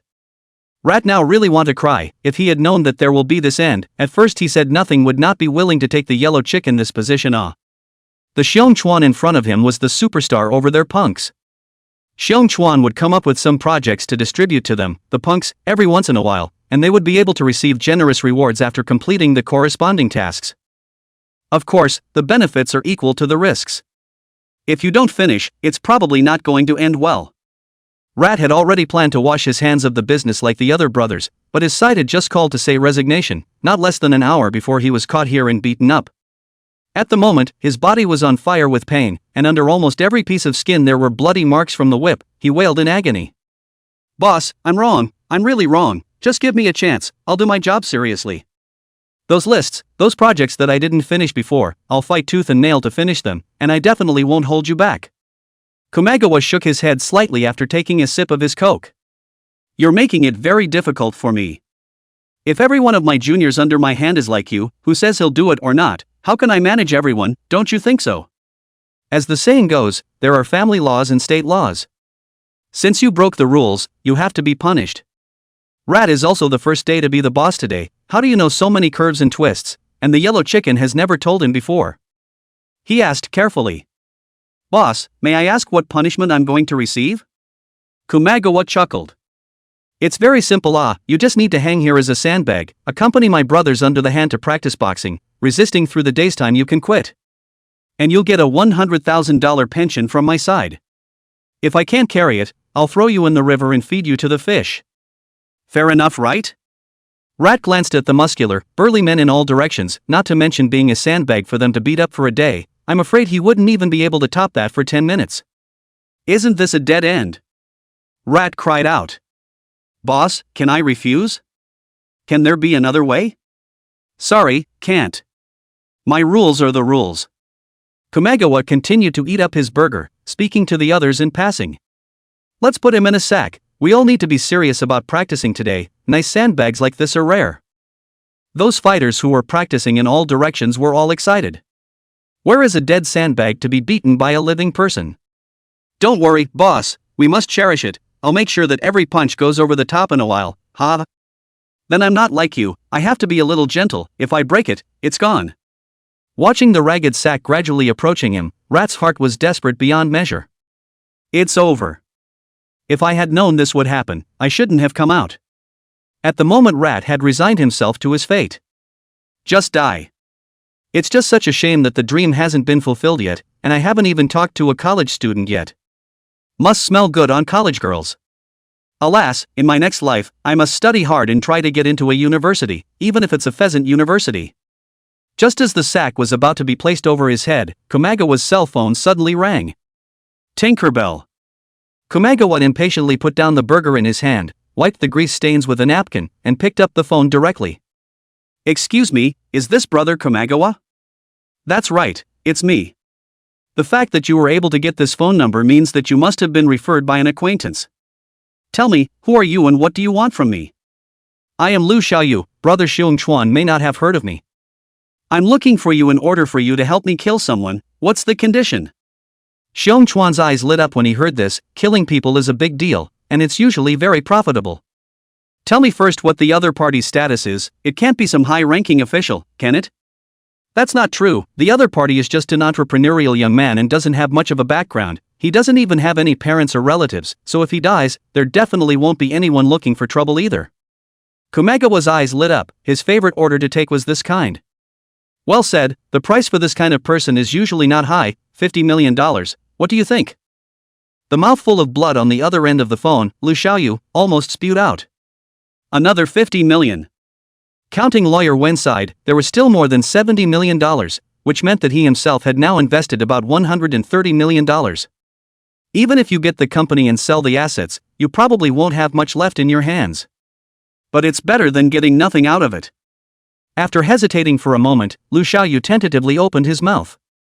I forgot to tell Brother Kamagawa, this guy is paralyzed, he can't move anywhere else except his head, he's lying inside the hospital now, can we get a discount? Kamagawa was even more interested when he heard this, killing a paralyzed person, this was simply too easy, right? If what you say is true, then it does allow for a discount. Tell you what, how about a 20% discount, $40 million? No problem, but I can't pay until it's over on my end. Kamagawa was very generous and said. It's okay, no one has ever dared to owe me money and not pay it back. I'll arrange for someone to do it tonight, so you'll be ready to hear the good news. After the phone hung up, Lu Xiaoyu on the other end held the cell phone in excitement. That's buying a murder.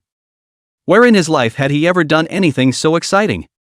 However, it's not like he needs to do it himself anyway, and this Xiong Chuan is an expert in this area, so he definitely has the means to conceal all the clues without anyone realizing it. Security pulls full. He couldn't help but mumble. Gu Yang, although we are good brothers, your wife betrayed you, let alone me. Don't blame me. Anyway, you're a paralyzed man now, and you don't have a chance to use all that money, so why don't you give it to me to help you enjoy yourself? I'll burn you every year when you're gone. Kamagawa squinted his eyes, pondered in his mind, and said to his little brother not far away. Stop hitting this brat for a moment and put him down. Rat was all ready to accept his own death, and this was a willow. After he was rudely thrown to the ground, he didn't care about the pain on his body and immediately crawled up with a nod and carefully knelt right in front of Kamagawa. Thank you, boss, for being merciful and letting me live. From today onwards, I will definitely go up the mountain of swords and down the sea of fire without hesitation, I will never think of quitting again, and I will definitely complete every job you commanded me to do perfectly, boss.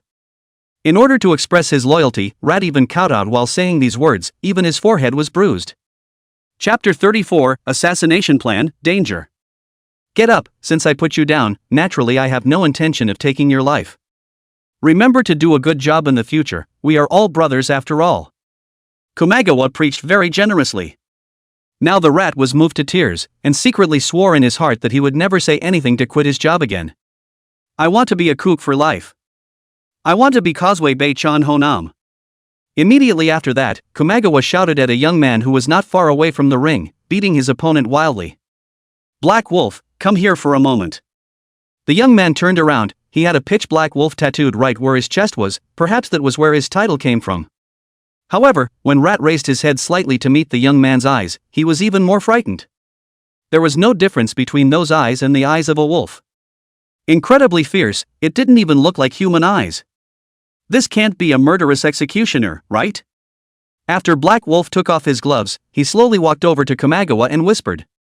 Brother Bear, what did you want to see me about? Kamagawa said slowly as he shook the nearly empty Coke glass in his hand. I've got a deal on my hands, I need to go to the hospital and kill a paralyzed guy, the guy can only move his head, it's easy, you just take a pillow and cover him up.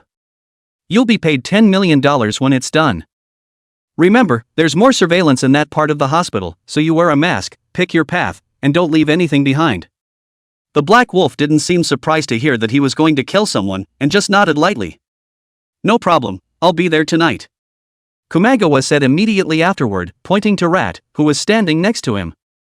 I've got a little brother for you, who'll give you an assistant to pick up the slack. The rat next to him instantly shivered in fear when he heard this, actually wanting to assist someone to kill someone? He was just a punk who was so scared that his legs went weak at the sight of the yellow chicken's head at that time, so how could he dare to do such a thing? Waving his hand on the spot, he said. Bear, I'm too much of a rookie, I'm afraid I'm dragging my feet. Kamagawa stared back at him coldly. Just now you said that you would go up the mountain of swords and go down to the sea of fire, and now you feel scared even when I ask you to play a hand. If you can't even do this little thing, what's the use of me keeping you? At these words, Rat immediately thought of the horrible feeling of being hung upside down as a sandbag just now, and said with a hard heart and a clenched tooth. Sorry Bear, I'm willing to help. Kamagawa said with a slight nod. That's more like it. Don't worry, I won't let you work for nothing. You're only responsible for driving the car and picking up and dropping off, and keeping a lookout outside. There's also $1 million payoff when it's done. As soon as he heard that he would also get $1 million, Rat's breathing became rapid. That was an astronomical figure that he couldn't even think about. He immediately pounded his chest. Don't worry, Brother Xiong, I'll do whatever it takes to go up the mountain of swords and down the sea of fire. I'll definitely be able to do a good job with this little thing." Kumagawa was satisfied with Rat's attitude at this moment and waved his hand and said, "You go over there and find 2 sets of uniforms over here. After all, they're our own people, we still need to standardize our attire in a while." Rat didn't think too much about it. "No problem, I'm on my way." When Rat had left, Black Wolf, who had been standing by without saying anything, inquired, "Brother Xiong, I can handle it alone, why bring a liability?" Kumagawa smiled slightly. "You're my right-hand man, and I don't want you to become a wanted man out of sight. You're both wearing the same clothes and your body types aren't too far apart. When you go into the hospital, you remember to keep the security cameras from catching the front face as much as possible, and when you're done with the killing, lay the blame on this rat." Upon hearing this, Black Wolf instantly understood that if the case wasn't solved, the law enforcement bureau side would keep pursuing it, and things would only get more and more troublesome. Gotta throw a scapegoat out there, and the follow-through on this thing will be a lot easier. After everything was ready, Rat drove his car and took Black Wolf to the downstairs parking lot of the hospital. This parking lot was next to the hospitalization department. Sitting in the car, Rat took out the information in his hand and flipped through it before saying to Black Wolf, "Big brother, I've examined it in advance from my side, and the intelligence is basically right. That Gu Yang became a vegetable after the car accident, and later got better, but only his head could move. It took basically no effort to kill him, even a small child could handle it. He's now living inside a luxurious inpatient room on the top floor of the hospital, and the room number and location are on this sketch I drew for you to take a look at." Rat knew he couldn't help with the killing, so he had put in a lot of hard work in the pre-preparation, not just accessing Gu Yang's current physical condition and looks from the internet. It also accessed the room number of the ward where the other party was currently residing, and even drew a rough topographical map by combining the relevant information. After looking down twice, Black Wolf memorized the map in his mind and nodded slightly. "Roger that, thanks. Just wait here, I'll be on my way." Rat is also a little excited at the thought of being involved in a murder case and getting $1 million when he gets back.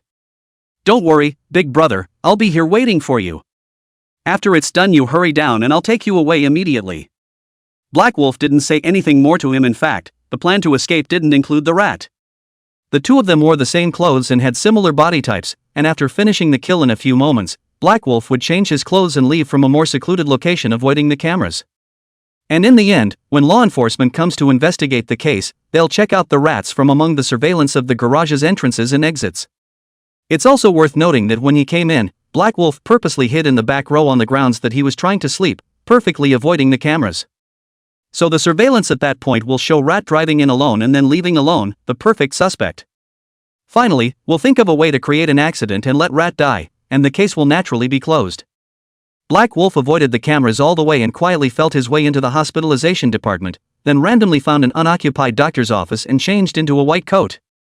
And pushed up the trolley for changing the medication and just sauntered upstairs. The time at the moment was around 8 o'clock in the evening. Su Orange was still busy with her shift, and Gu Yang picked up the apple next to him and peeled it alone. "After my hands were restored, it became much easier to do whatever I wanted to do, and I was finally able to eat my own fruit and play games by myself. The days have become cozy." Gu Yang planned to expose the matter of his hands recovering by tomorrow's time, which shouldn't be too ostentatious by any reckoning. "When the time comes, you won't have to sneak around like this yourself. After enduring humiliation for so long, it can finally end." As long as his hands were restored, Gu Yang wouldn't even have to trap himself within this hospital room. He could go out alone in his wheelchair, and his days would be much easier than they were now. The weather forecast calls for a sunny day tomorrow, just enough time to go inside the hospital and get some sunshine. This body hadn't been in the sun for I don't know how long, and it was probably getting moldy if it didn't get some sun. This apple had only just been peeled, and before he could take 2 bites, Gu Yang suddenly heard the sound of a door lock opening outside. He frowned, the voice wasn't quite right. The only person who came in directly without knocking was Su Orange, but Su Orange was all furtive and pushed the door open directly. And now this one seems to be lowering its voice, trying to sneak in quietly. Gu Yang hurriedly hid his hands under the quilt and slowly closed his eyes, turning off the light in the process, pretending that he had fallen asleep. In fact, he secretly left his eyes a very narrow slit, which shouldn't be visible anyway since the room was dim. Soon the outermost door had been opened, and the very slight sound of footsteps showed that someone had entered the living room of his own ward, and was now resting in the doorway of the bedroom. Interesting. Who is it, exactly? Sneaking up on me, are you trying to steal something? He didn't move and continued to watch. In fact, he really couldn't do anything extra. The door to the bedroom room was also unscrewed bit by bit, and after the door was pushed open, a dark figure appeared in the doorway. With the help of the faint light coming in from outside the window, it was probably possible to see that this was a person wearing a white coat, but this person was definitely not a doctor. No doctor would come in this sneaky way. Gu Yang's heart lifted for a moment. What to do? At this point in time, one can't even enter the ghostly state while lying in a hospital bed as a true paralytic. There was no room for resistance other than the ability to move his hands. In case this guy tries to do something bad to himself, he's a dead man. Gu Yang's heart was anxious. At this time he suddenly groped for the fruit knife that he had just incidentally hidden into the quilt. The small fruit knife at this moment seemed to have become his last hope of survival. Chapter 35, I've got a hand, didn't I? Gu Yang pretended that he was in a state of falling asleep, and although he was able to move his hands and had a fruit knife in his hand, he was well aware of his status as a paralyzed man. Even with such a pair of hands, what can be done? It remains a fool's errand to take on a grown man with all four limbs. One had to wait for the opportunity. One had only one shot at the possibility. Slowly, Gu Yang had sensed the strange man standing beside him, and he was actually able to vaguely smell the strong odor of blood on this man. In the next moment, a large hand instantly pressed on Gu Yang's mouth, hardening him so that he couldn't make a single sound. There was no need to disguise himself at this moment, and Gu Yang directly opened his eyes. Appearing in front of him was a young man wearing a mask, only able to see the other's eyes. It was a pair of eyes that were as full of killing intent as a vicious wolf's, and with just one glance, Gu Yang was sure that this guy definitely had someone's life in his hands, and there was more than one. It's coming at me. Gu Yang's head struggled violently, but he did his best to control his hands from moving. This guy was obviously a professional assassin. He pressed down on Gu Yang's mouth with one hand to prevent him from making any sound, and with the other hand, he gently drew out the pillow underneath his head. Immediately afterward, he pressed the pillow heavily on Gu Yang's head. At this moment, Gu Yang only felt that it was incredibly difficult to breathe, as if his life had entered a countdown. The body, which was already very weak, was even more precarious at this moment.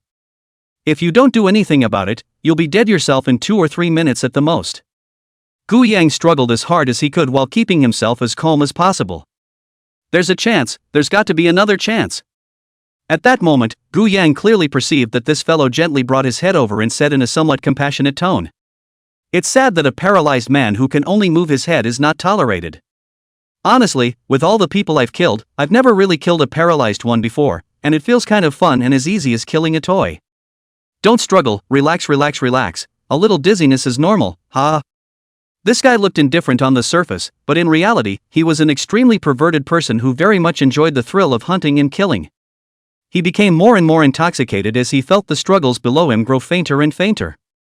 Just when he thought that he was winning and Gu Yang was already surely dead, a cold light suddenly cut through. The right hand that Gu Yang had originally covered under the quilt swung out violently, and at this moment, Black Wolf was completely defenseless, and the sharp fruit knife instantly sliced through his carotid artery. The Black Wolf let go of the pillow in his hand on the spot, staggering a few steps and falling to sit on the floor, his hands covering the wound on his neck. The cut was so vicious, however, that it had completely sliced through his windpipe and arteries, and his covering it with his hands did little more than delay his own death. Gu Yang violently ripped the pillow away from his face and took a big gulp of fresh air. In these 1 or 2 minutes just now, he felt like his lungs were about to explode, and several times he couldn't control himself from wanting to struggle with his hands, but he finally managed to hold back. After catching a few breaths, Gu Yang looked back at this fake doctor who had fallen to the ground with a face full of shock and laughed lightly. "And thank you for purposely lying down and talking in my ear, otherwise I wouldn't have been able to determine the location of your neck. How's that for feeling okay? I'll give you back what you just said to me. Relax, it's normal to feel a little dizzy." The Black Wolf with his hands covering his neck was beyond shocked. If they faced each other head on 100 times, 99 times they would win with an absolute advantage, but it was this guy in front of him who had seized that 1% possibility. He did his best to squeeze a word out of his mouth. "Aren't you paralyzed? How can you move your hands?" Gu Yang let out a giggle. "It seems you've also investigated my intelligence, but unfortunately your intelligence is a bit outdated. My hands just recovered today. How's that for a surprise?" Gu Yang lowered his voice and inquired.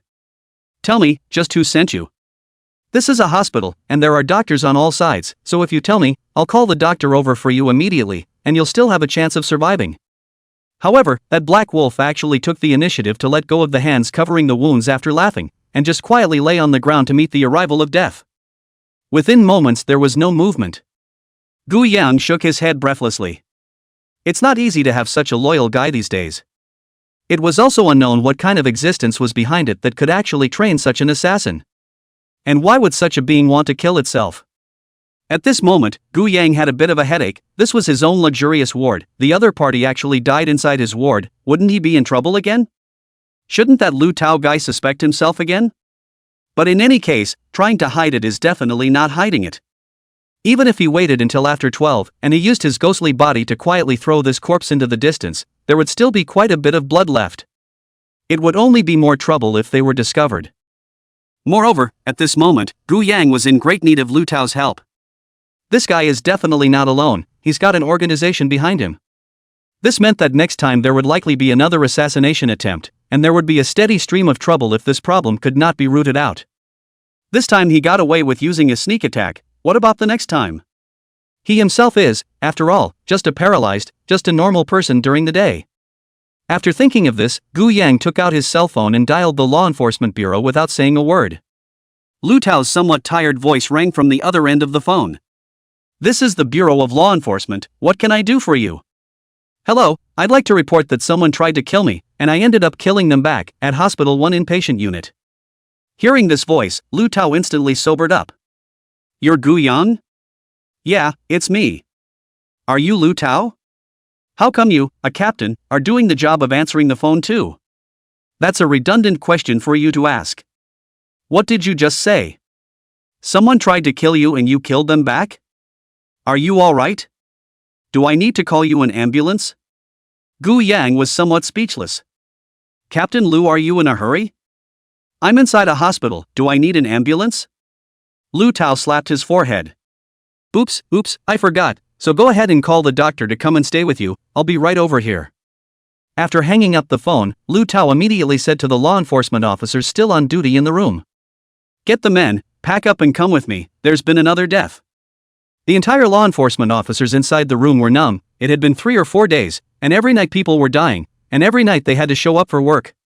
My God, what a cowhorse job. Despite the grumbling in their hearts, everyone's hands and feet moved very quickly, and they quickly sped off in a minivan toward the first hospital. And at this time, after hanging up the phone, Gu Yang also immediately dialed Su Orange as well as Fang Yanji. After all, it's no small thing to have a death inside your own hospital room. After being notified, Su Orange ran back non-stop.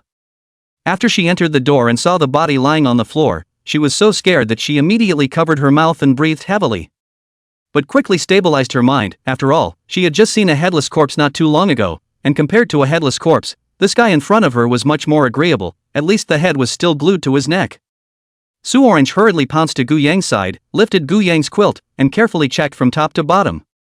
Are you okay, Mr. Gu? Is there any part of your body that is uncomfortable?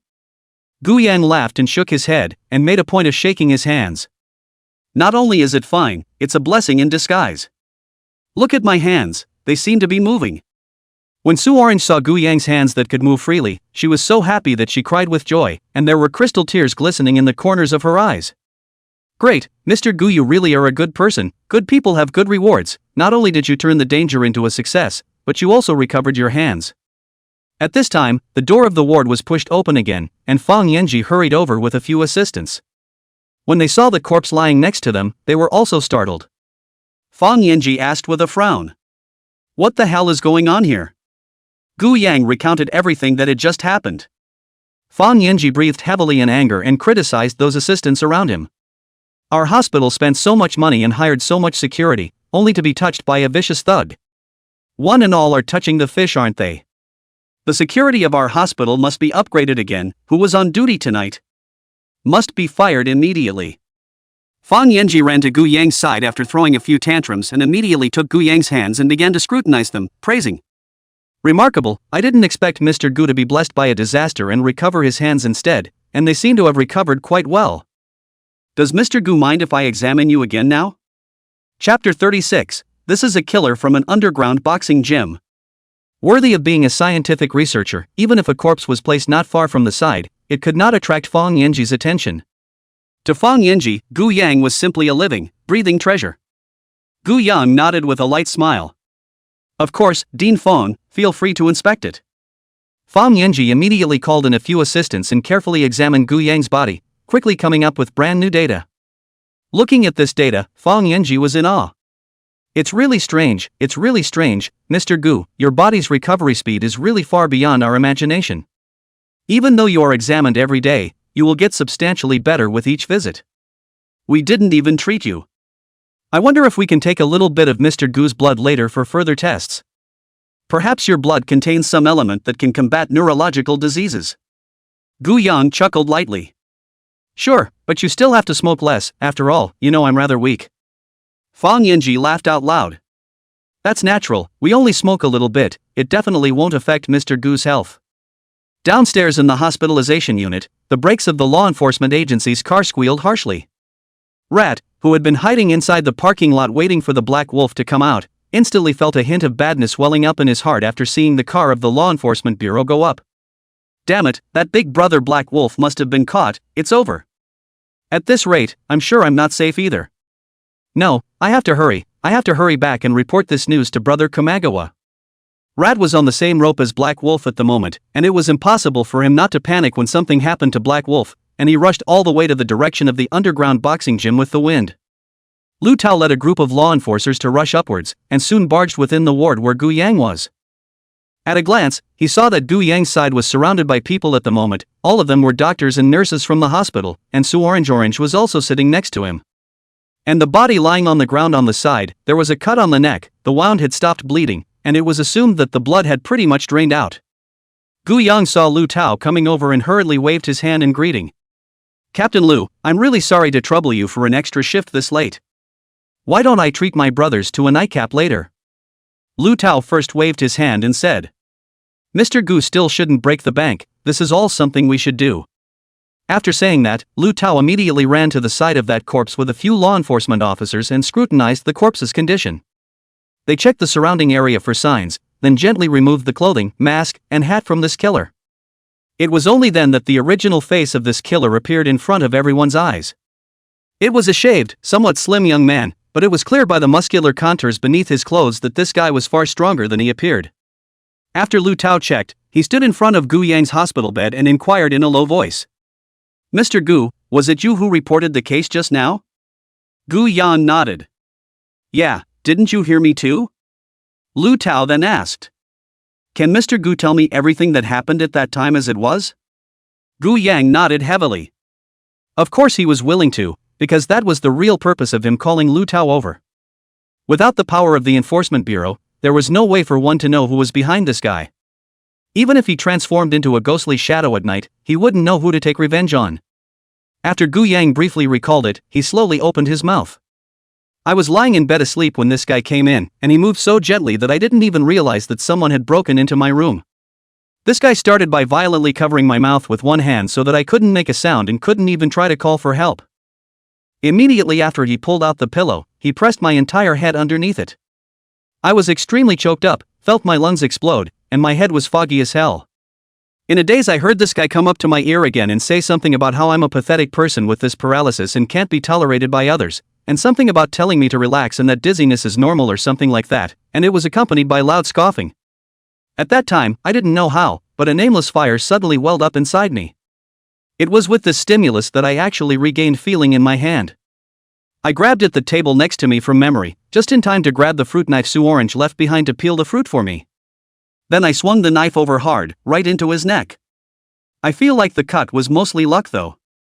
Immediately after I removed the pillow from my head and finally regained my breath, it felt like I was walking on ghosts. Although Gu Yang's description was plain, everyone listening felt the thrill of it. But if Gu Yang's hands didn't regain consciousness at the critical moment, but if there wasn't that fruit knife placed next to him, but if Gu Yang cut crookedly when he swung the knife at the end, he was bound to die. It's too menacing. After hearing what Gu Yang said, Su Orange next to her could no longer control the tears in her eyes. She said with some self-reproach. It's all my fault, I'm Mr. Gu's personal nurse, I can't believe I didn't notice the situation over here. Starting tomorrow, I'll do my best to stay by Mr. Gu's side, and I definitely won't let anything like this happen again. Gu Yang smiled and said. There's really no need, you're a girl with a great future, what are you doing getting together with me, a paralyzed man, isn't that dragging you down? Su Orange looked determined. I don't care, it's my job and I have to do it. Lu Tao smiled and said to Gu Yang. Mr. Gu is also really blessed with a great life, don't worry, this case after my initial judgment to see, 100% self-defense, you don't have to bear any responsibility, rest assured to get well. Gu Yang said with a long sigh of relief. That's good, to be honest I'm really a little nervous about killing someone for the first time. I don't know who I've offended that would want to put me to death. After Lu Tao heard these words, he completely stripped the clothes of this corpse in front of everyone, and after observing it for a while, he opened his mouth and said, most likely one of Komagawa's men. Upon hearing this name, the crowd at the scene was a bit puzzled. Who is Komagawa? I don't seem to recognize this person, why is he trying to kill me? Gu Yang inquired. Lu Tao opened his mouth to explain.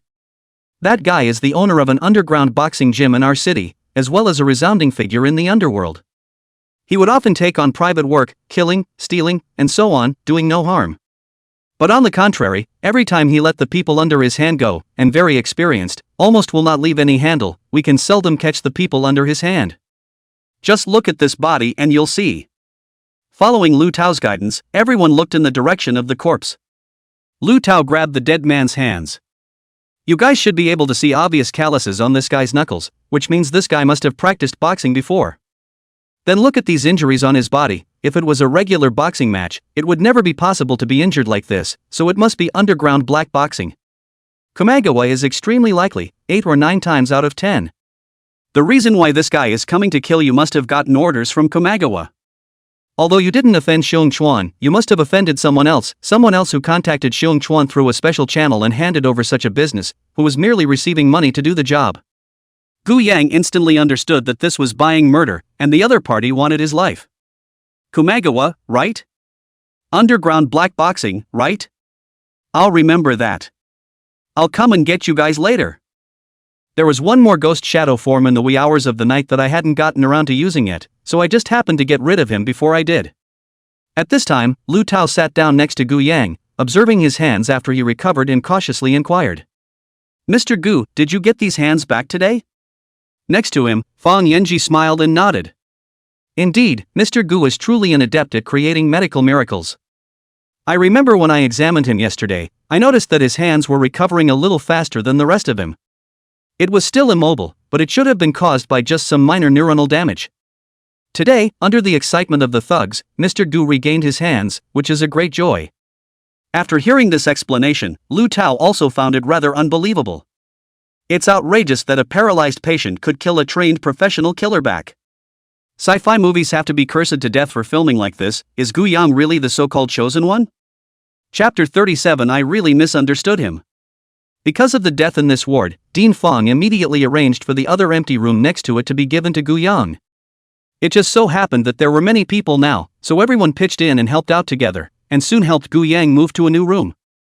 The new room was of the same specifications as the previous one, and Gu Yang didn't feel any discomfort after moving in. After finishing his work, Fang Yanji rubbed his sore eyes and said, Now that I'm getting older, I can't work overtime anymore, so I need to get back to resting. Tomorrow I will specially arrange to add a security post at Mr. Gu's entrance, and things like today will never happen again. Fang Yanji's arrangement was actually not just to protect Gu Yang, but also to protect the hospital's reputation. Imagine a patient staying in the most luxurious suite in the hospital, only to be killed by an outsider who would dare to come in the future. After Fang Yanji left, Lu Tao also smiled and waved with Gu Yang and said, I'll go back first on my side as well. The law enforcement bureau has been really overloaded with cases lately, and this one of yours today is already considered the easiest. Gu Yang laughed after hearing this. Then shouldn't you thank me for creating an easy case for you and helping you get your confidence back? Lu Tao raised his eyebrows once he heard this and said with great approval. Makes sense, playing more high-end games has knocked me out of my confidence. Played a low-end game today and feel like I'm good again. I've got to get back to my extra shift while I've got thoughts in my head right now. After saying that, Lu Tao and the law enforcers behind him also left this place. The only 2 people left in the room now were Gu Yang and Su Orange. Gu Yang turned back and looked at Su Orange and asked, You're not going home? Did you cook for your mom today? Don't let Auntie starve at home. Sue Orange said with a raised eyebrow. I'll go back in the morning and get it done. I'm not leaving today, I'll sleep next door. What if someone is going to come and hurt you again? Gu Yang said somewhat breathlessly. How can it be such a coincidence that you have to kill me twice in the same night? And you can't help much here, you're so thin-armed. Sue Orange was so angry that her face turned red. I have a big voice, I can call for help for you, all I have to do is scream and the whole hospital wing can hear me. Gu Yang looked at Sue Orange's insistent look beside him and was helpless. I'm kind of curious about one thing, isn't Auntie sick? Doesn't she need you to take care of her? I feel like you're either at work all day or you're busy at my place, and I'd honestly feel a little guilty if I took away from you taking care of your aunt. After hearing this, Sue Orange sat next to her and explained while helping Gu Yang peel the fruit. My mom doesn't need me to take care of her. She used to tell me that if I kept on continuing to take care of her, she would keep remembering that she was a sick person and would be unhappy instead. My mom wants me to treat her like she's normal and not have to care much about her so she can forget about her illness and have a little more fun, too. Gu Yang, who had heard this, was silent. It took a few moments of hesitation before he spoke. I wish I could visit my aunt when I have time, I always felt she was a woman of great wisdom. Sue Orange smiled smugly. That's for sure, as the saying goes, where there's a mother, there's a daughter, I'm this good, how bad can my mom be? Over the top, haha, no self-promotion allowed. Gu Yang glanced at the clock on the wall, it was now 12 o'clock. He could enter the ghostly body at any time, but Sue Orange was still here peeling fruit for himself, so it was just a matter of waiting a little longer. Anyway, already knowing the target for tonight, it won't take much time. On the other hand, Rat flew back to the underground boxing gym and hurried to Komagawa. It's bad, boss, something big has happened. I surmise that Black Wolf is probably already suffering. Upon hearing this, Komagawa instantly sat up from his chair and stared angrily at the rat in front of him. What are you saying? How could something happen to the Black Wolf? Didn't it go to assassinate a paralyzed man who can only move his head? I could have accomplished it by sending even a small child, so don't you fool me. Rat was so anxious that he immediately told everything that happened at that moment. It's true, I originally waited inside the car, but time passed by, long past the time I expected, and Brother Black Wolf still didn't come down.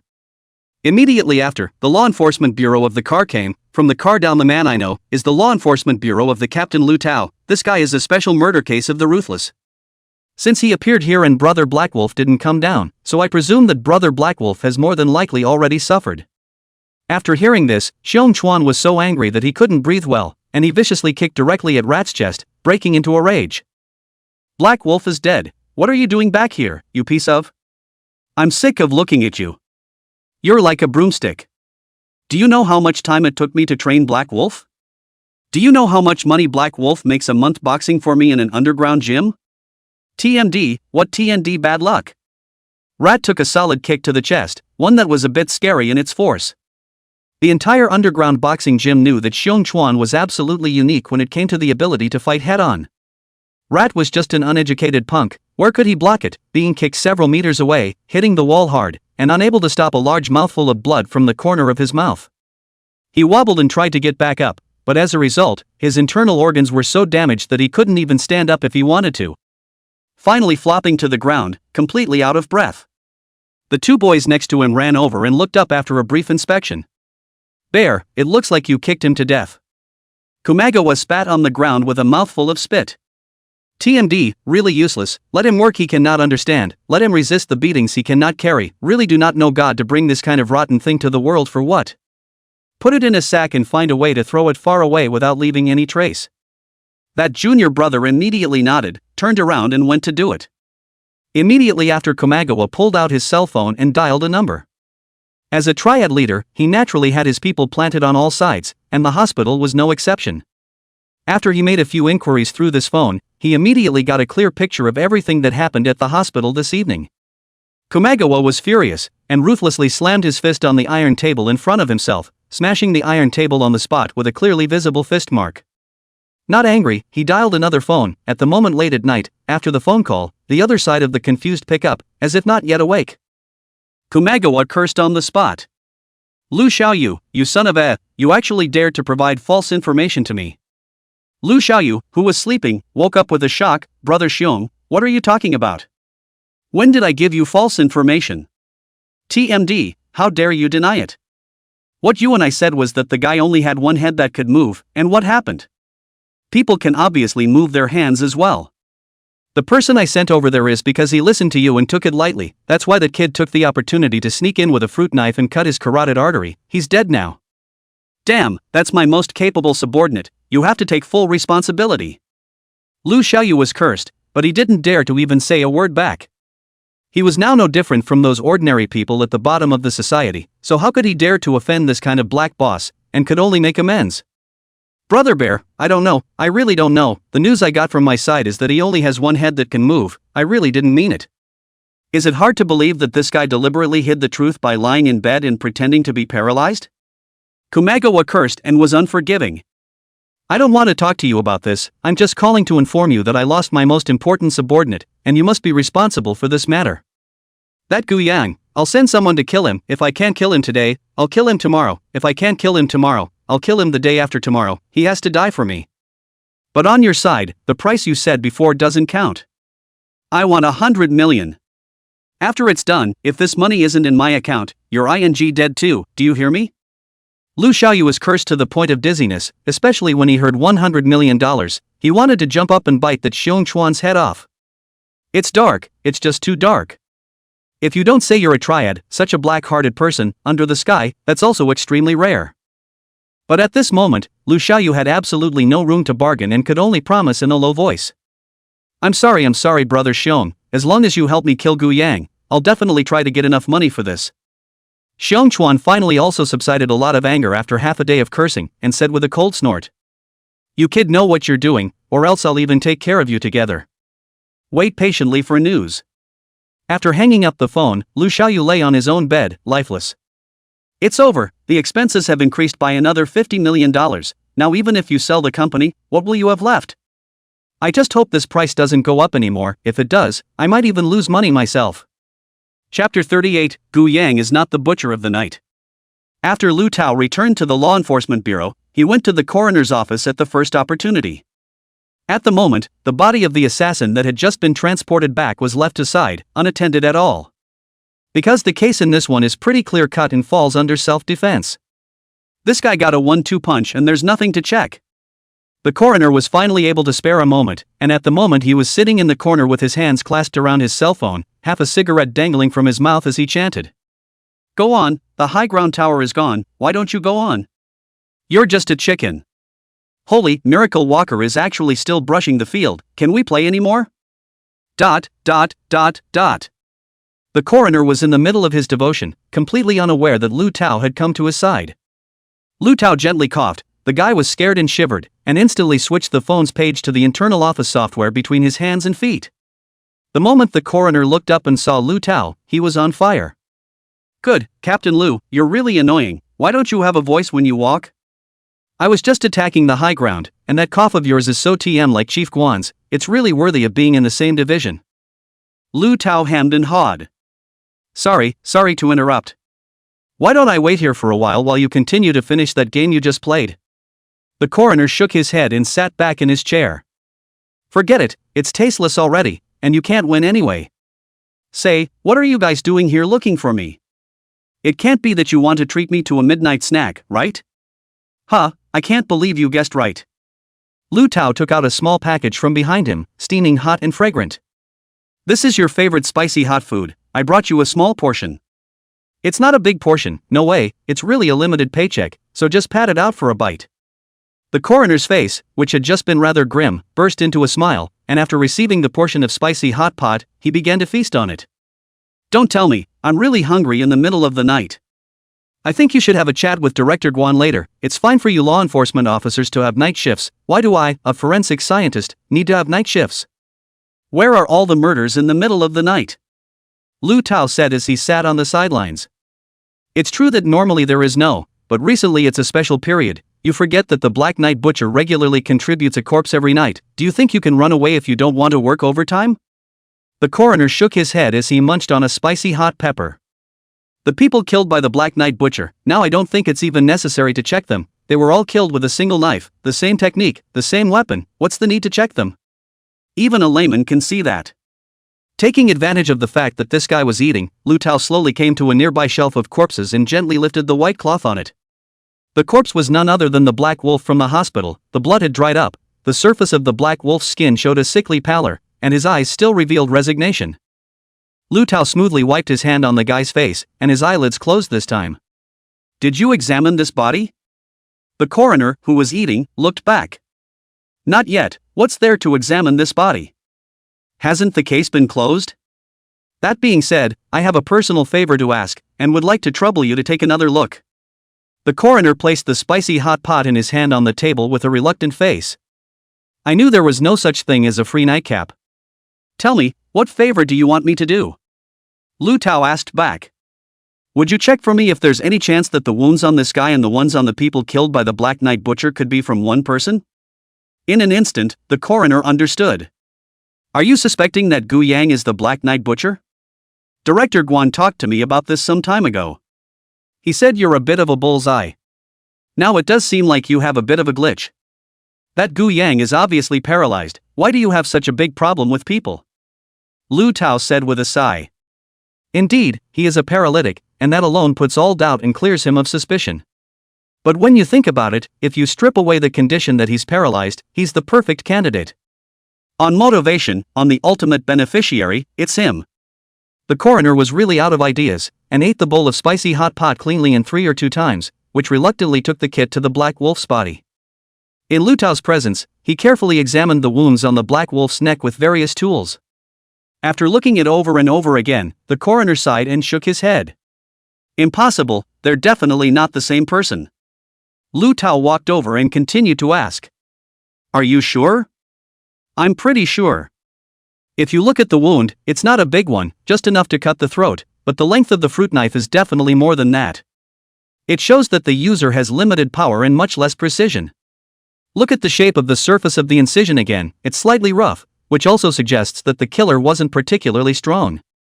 This wound could have been made by just about anyone, with a lack of precision, a lack of force, and an average sharpness of the weapon. It's like a rookie versus an eagle compared to the cases committed by the Night Butcher." Lu Tao took a long breath after hearing this. "Looks like I really wronged him. Gu Yang is not the Black Knight Butcher." The coroner opened the mineral water next to him and gulped down a few large gulps, washing the taste of spicy hot water out of his mouth. "Now you should be damned. Honestly, I don't know why, it feels as if you've never been able to change your suspicions about that Gu Yang.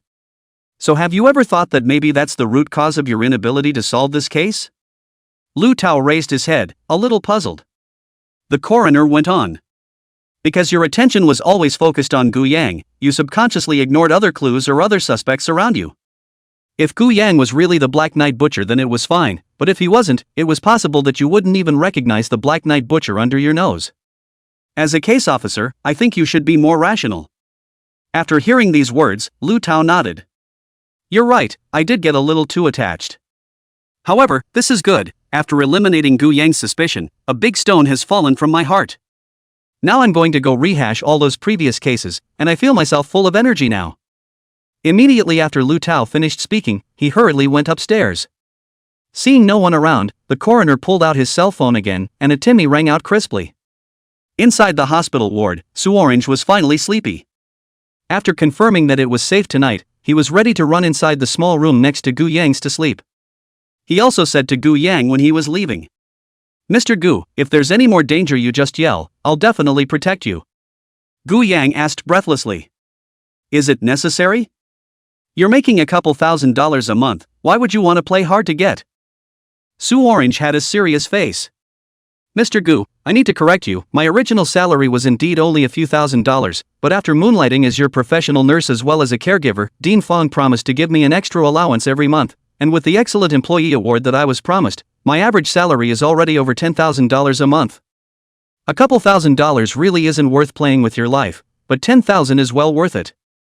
Now Gu Yang really can't refute it, this child is probably scared of being poor since she was a child, let her be. After Su Orange returned to his room to sleep, he glanced at the wall clock. The time now was already more than 2 o'clock in the morning, and he still had about 4 or 5 hours to move around. Totally adequate. He slowly closed his eyes and allowed his consciousness to descend indefinitely, finally merging with his shadow. The Dark Butcher is officially online. When Su Orange chatted with him before, he had already taken out his cell phone to check the information, although Xiong Chuan was the boss of the Triad Society, but these days it was all about a black and white. His underground boxing gym is similarly registered with a company in the open, and a little checking will reveal the approximate location. With a location that would be good, the ghostly shadow that blended into the shadows possessed the speed of light, and almost in an instant, Gu Yang reached his destination and began to search for the target this time. And right now, above the rooftop of a tall building, a large pot of paper money was burning in the corner. Right in front of this fire pit, there was a burly and strong man who was close to 2 meters tall, and next to him was a slightly slim young man. This man, who was so strong that he was a bit inhuman, was none other than Xiong Chuan, who was known as the #1 underground boxing champion of Tianjin City, and this one standing next to him was one of his most trusted subordinates, Black Tiger. Xiong Chuan had made a name for himself in the underground world of Tianjin City more than 20 years ago with his own pair of iron fists. He then adopted many orphans, raised them and taught them boxing. These orphans became the sharpest spears under his hand years later, and fought for him on his blood-soaked throne. Among them, Black Wolf and Black Tiger were the disciples he paid the most attention to. Looking at the burning fire pot in front of him, at this moment, Xiong Chuan has long lost his usual underground tyrant's aura, but instead looks like a middle-aged man who is gradually becoming old. His voice trembled a little. "Do you know why you two brothers, Black Wolf and Black Tiger, have been my favorite over the years?" Chapter 39, I Am Your Real Father. The Black Tiger, who heard this, froze slightly, but quickly shook his head and replied, "I'm sorry, Bear, I didn't know." That's not a lie on his part. In fact, Black Tiger and Black Wolf had privately discussed this issue, whether it was on the talent of practicing boxing, or the ability to do things, or the means of doing business. The two brothers were not considered to be at the top of the list among the many disciples. But it was Kamagawa who favored them the most. Many of the disciples under his hand also had a few words about this, but due to Xiong Chuan's authority, none of them dared to voice their opinions. The feeling is probably like you love carrots and he loves cauliflower for no apparent reason. Kamagawa smoothly threw another wad of paper money into the fire pit in front of him and sighed, shaking his head. At this moment, there were actually tears glistening in his eyes. "Black Tiger, you all think you are orphans, but in reality you two brothers are not. The two of you and Black Wolf are actually blood brothers, and I am your real father." This news was like a bolt from the blue, hitting Black Tiger directly on the head. Black Tiger's entire body was dumbfounded. He could never believe that this news was true. There had been occasional speculation over the years as to whether or not there was something between them and Kamagawa, but it was quickly debunked. Because in everyone's eyes, Xiong Chuan is a drunken business underground lords. He does not have any soft spot, never look at any woman more than half a glance. How can such a man have a wife and children? With this news, Black Tiger felt like everything was clear at once. No wonder he and Black Wolf have been the best of brothers since they were young, trusting each other immensely. No wonder they felt an unparalleled affinity the first time they saw Xiong Chuan. The other brothers and sisters were in awe of Xiong Chuan, and fear was estimated to take up 80 to 90%, except for him and the two Black Wolf brothers, whose respect took up 90%. No matter how ruthless Xiong Chuan acted outwardly, the two brothers, Black Wolf and Black Tiger, never seemed to be afraid of this man. It turns out that it was all predestined in the bloodline. Xiong Chuan knew that Black Tiger had a lot of doubts in his mind right now, and since he had called the other party up today, he had no intention of hiding it. So he spoke to himself. "In my early years, I was victimized by an enemy and almost lost my life, and it was your mother who saved me.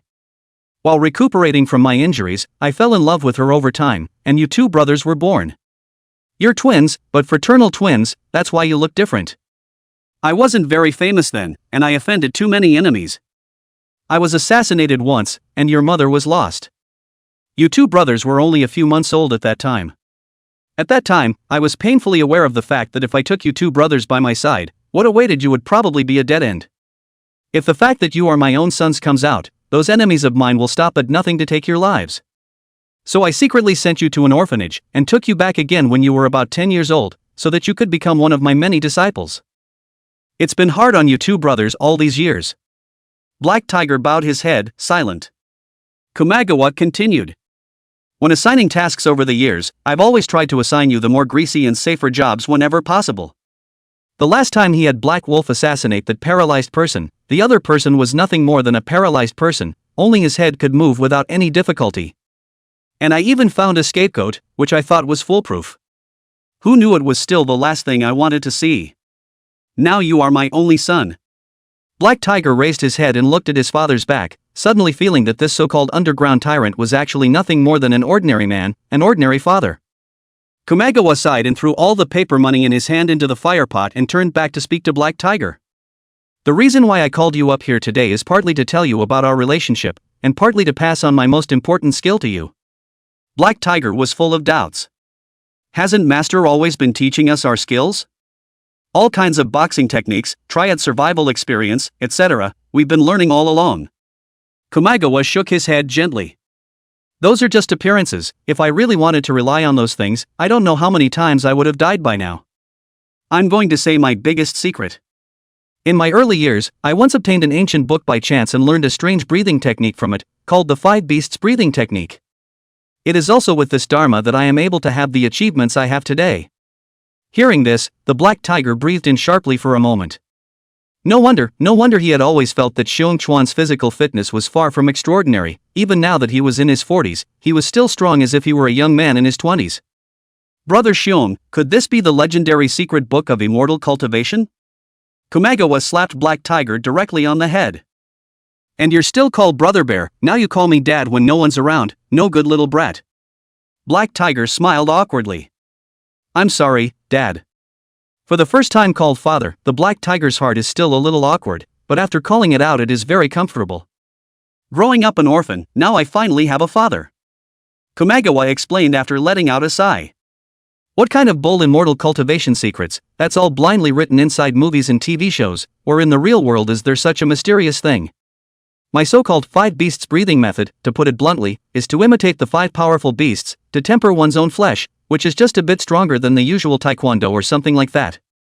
As long as you cultivate properly, you can continue your peak state until you're 60 years old, and your lifespan can be drastically extended. This can be said to be the most valuable thing in my life. After hearing these words, Black Tiger had an excited look on his face. Even if it wasn't a legendary cultivation method, the powerful effects already made the heart yearn for it. When others are already dying at 60, they are still in peak condition, how awesome! Not to mention the fact that it also extends life, which is the ultimate dream of countless people. Without saying a word, Black Tiger flung himself onto his knees and said with a face full of gratitude. Thanks, Dad. Kumagawa nodded in satisfaction, then said. Next I will teach you the tricks corresponding to this breathing method bit by bit, and you remember to keep it in mind. After you've learned it thoroughly, I'll find a way to get you a serious business, so you won't have to follow me into the underworld in the future. Black Tiger's eyes widened. Why? Kumagawa said, shaking his head. You can't always walk by the river without getting your shoes wet. You're my only son now, and I don't want to go through another white hair delivery. In my lifetime, I still hope to hold grandchildren. After hearing these words, the Black Tiger's heart was only moved. The next time, Xiong Chuan directly poured out his life's work. However, he did not notice that in the shadows of the rooftop corner, there was a pair of eyes watching the entire time, secretly memorizing all the tricks of the Five Beasts breathing technique. This person was none other than Ghost Shadow Gu Yang. Amazing, I didn't realize that there was actually such a breathing method under the heavens. Sure enough, the hidden mysteries of this world are far beyond what the current stage of me is qualified to access.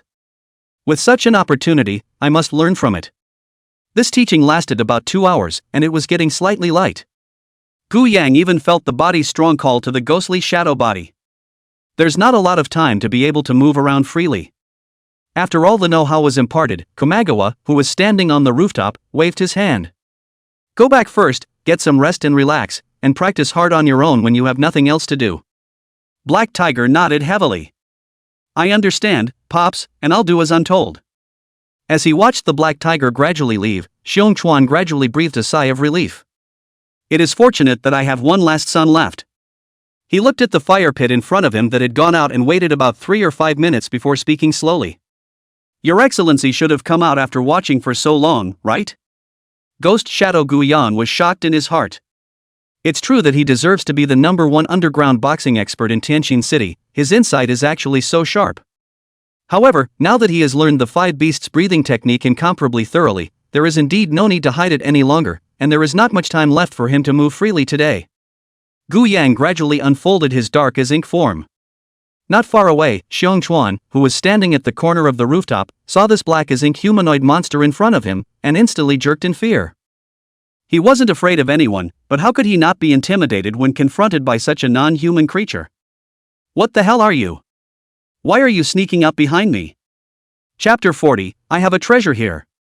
Ghost Shadow Gu Yang let out a jia evil laugh, worthy of being a gangster, quite bold. Honestly, you're the first person who hasn't freaked out when they see me. I don't like to answer questions, I just like to ask them. Tell me, where did the 5-beast breathing technique you just taught your son come from?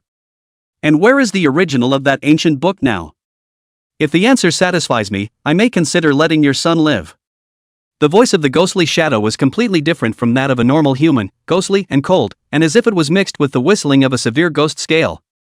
If a person with a weak mind would be scared into dementia on the spot just by hearing a ghostly figure speak. Especially after he managed to kill a few people, Gu Yang realized that his ghostly shadow body had also become more powerful, and his speed, strength, and the terrifying aura he carried had grown by an unknown amount compared to what it was at the beginning. Even Xiong Chuan, whose hands were stained with blood in front of him, had a numb back and cold sweat after hearing these words. At this moment, Komagawa was 100% certain that the guy in front of him wasn't wearing some special holster, but was not a human being himself. What kind of monster are you? Ghost Shadow Gu Yang gently shook his head. I told you, I don't like answering questions. I see you didn't remember. In the next moment, Komagawa only felt a blur before his eyes. The terrifying ghostly shadow that had just been 10 meters away had arrived in front of him in the blink of an eye. The ghost shadow's huge fist swung over viciously. Xiong Chuan himself was relying on his fists to make a heck of a name for himself in the underground world, and he had 100% self-confidence in close combat. Yet at this moment he actually found himself unable to react at all. The punch smashed hard on his chin, and his entire body spun 360 degrees in mid-air and smashed heavily on the ground. The sound of breaking bones came over. But this Xiong Chuan was really a tough guy, even so he was sent flying by a punch, spitting blood from his mouth and cracking bones, and hardened himself without letting out a single miserable scream. Ghost Shadow Gu Yang stood still, feeling the strong power within him. It's better to have this body, it's so much more comfortable than that paralyzed body. This time, Gu Yang didn't even want to kill Xiong Chuan directly, at least he wanted to play a little longer. How rare is a live toy? Can you answer my question now? Xiong Chuan struggled to get up from the ground, and there was panic in his eyes as he looked at Gu Yang. The powerful boxing ability that he was so proud of, in front of this monster in front of him, he actually couldn't even walk away from a single move. This was too terrifying. Out of nowhere, Komagawa thought of the very famous recent news, the Black Knight Butcher. As he looked up at the creature before him, the name gradually overlapped with the image. So you're the Black Knight Butcher. No wonder you've been able to accomplish so many unbelievable murders. Komagawa, after saying this, spat out another mouthful of blood. He spoke slowly. You want information about this ancient book? I can tell you, but I hope you're true to your word and don't go and hurt my son. Gu Yang just nodded slightly, as if agreeing to his request. Immediately afterward, it was added. Provided he doesn't give me any trouble. A bitter smile appeared on Komagawa's face. Don't worry, I've already arranged a way back for him. He'll be a decent businessman in the future, and he definitely won't cause you any trouble. As for revenge, I don't think he will. He only learned today that I am his real father, and there is no deep feeling between me and him. Lord Butcher can rest assured of that. Gu Yang was simply dissatisfied to the extreme when he heard the last few words. What a Lord Butcher, who the hell picked that name? It's awful. Komagawa said as he braced himself to sit on the edge of the rooftop. That ancient book is gone, and I destroyed it after memorizing everything in it. If you want to hear it, I can recite it to you again on the spot. In fact, what was recorded on it was the cultivation method of the 5 beasts breathing method, and there was nothing special about it. As for the place where this ancient book was found, it was in a tomb inside a large mountain. At that time, I was being chased by my enemies and fled all the way inside the ravine, and I inadvertently found a nearly collapsed tomb. In order to avoid pursuit, I went straight into the catacombs. Inside, I found a coffin that had completely decayed, and it was inside the coffin that this ancient book was found. Upon hearing this news, Gu Yang was a bit disappointed. His own ghostly body didn't need that stuff, but his main body did. If he could make his main body learn this ancient breathing method, he wouldn't have to be afraid if he encountered an assassin like Black Wolf in the future. Just then, Komagawa, who was lying on the ground dying, spoke again. By the way, even though I said that the secret book was destroyed by me, I also obtained another treasure from that ancient tomb. I just haven't been able to study what it does. But I reckon it might be even more precious than that ancient book. As he spoke, Komagawa reached down and fumbled around in his arms. Gu Yang also became interested when he heard this. How could there be an unexpected blessing? Originally, he was able to learn the 5 beasts breathing method, which was already a big profit, but he was also able to get the treasure in the ancient tomb, so wouldn't he have made a fortune? Just as Gu Yang was expecting Xiong Chuan to be able to pull something out of his arms, the next moment, Xiong Chuan violently pulled out something the size of a ping-pong ball from his arms. He threw the object to the ground with a great effort, and the next moment there was a loud bang. The thing instantly exploded, turning into a sky of smoke that wrapped the entire rooftop firmly, and visibility dropped directly to 0. Gu Yang instantly broke through the layers of mist and chased after him. However, at this moment, Komagawa was already standing at the edge of the rooftop, and there was a wire spanning 2 buildings in front of him. He quickly removed the Rolex watch from his hand, and with the help of the Rolex watch as a latch, he hung onto the wire with one hand and quickly slid toward another shorter building, just like a trapeze artist. This was hundreds of meters in the air, and even Gu Yang didn't expect that this guy would be so bold as to play such a tawdry operation. By the time Gu Yang stood at the edge of the rooftop, Xiong Chuan had already glided a good portion of the way, putting nearly 100 meters of distance between him and Gu Yang. He turned back to Gu Yang in triumph and raised his middle finger directly at him. Gu Yang sneered. Well, the story got interesting. After Komagawa arrived at another building, he immediately fled from the rooftop and quickly hid in a dark cubicle. He quickly took out his cell phone and dialed. Black Tiger, there's big trouble, I've met my enemy. The other party seems to be the Black Knight Butcher who's been making a lot of noise lately, so hurry up and bring someone to save me. Remember, heavily armed, the more people the better, and bring the guns I have hidden inside my safe. The Black Tiger on the other end of the phone was instantly startled. He just recognized his father today, turned his head and left in less than 10 minutes, and he almost lost his father? Father, hurry up and hide yourself, I'll bring someone over to save you. Where are you located? Komagawa quickly described where he was, followed by the phone hanging up. Panting, he leaned against the wall while his ears pressed against the floor, listening carefully for movement around him. After confirming that no one was following him, Komagawa relaxed. Damn it, what kind of monster is that? Is he still human? Able to punch me like that? No wonder those idiots from the Law Enforcement Bureau couldn't catch him. I'm afraid that the Law Enforcement Bureau's people didn't even know what kind of monster they were facing until now. But I'm surprised you didn't kill me, so wait for my revenge next. Komagawa thought darkly. Since the Law Enforcement Bureau was arresting the Black Knight Butcher, he might be able to make use of it and report the relevant information about the Black Knight Butcher to the Law Enforcement Bureau, and at that time, he could still reap the benefits and let them have a dogfight. However, he didn't know that the ghostly Gu Yang had also arrived downstairs at this moment. Chapter 41, A Good Way to Dispose of a Dead Body. Looking at the apartment building in front of him that was dozens of stories high, Ghost Shadow Gu Yang inwardly cursed, trouble. This guy is now hiding inside this apartment and I don't know which room. I don't know how much time it would have taken to go from one to the other. Although his own speed was comparable to the speed of light, it was troublesome to find the place Komagawa was hiding in the midst of so many rooms. And one's time for the day's activities is almost over. Just when Ghost Shadow Gu Yang was feeling a bit of a headache, he suddenly remembered something, and that was that after killing people in the past few days, Ghost Shadow's size had also gained further growth.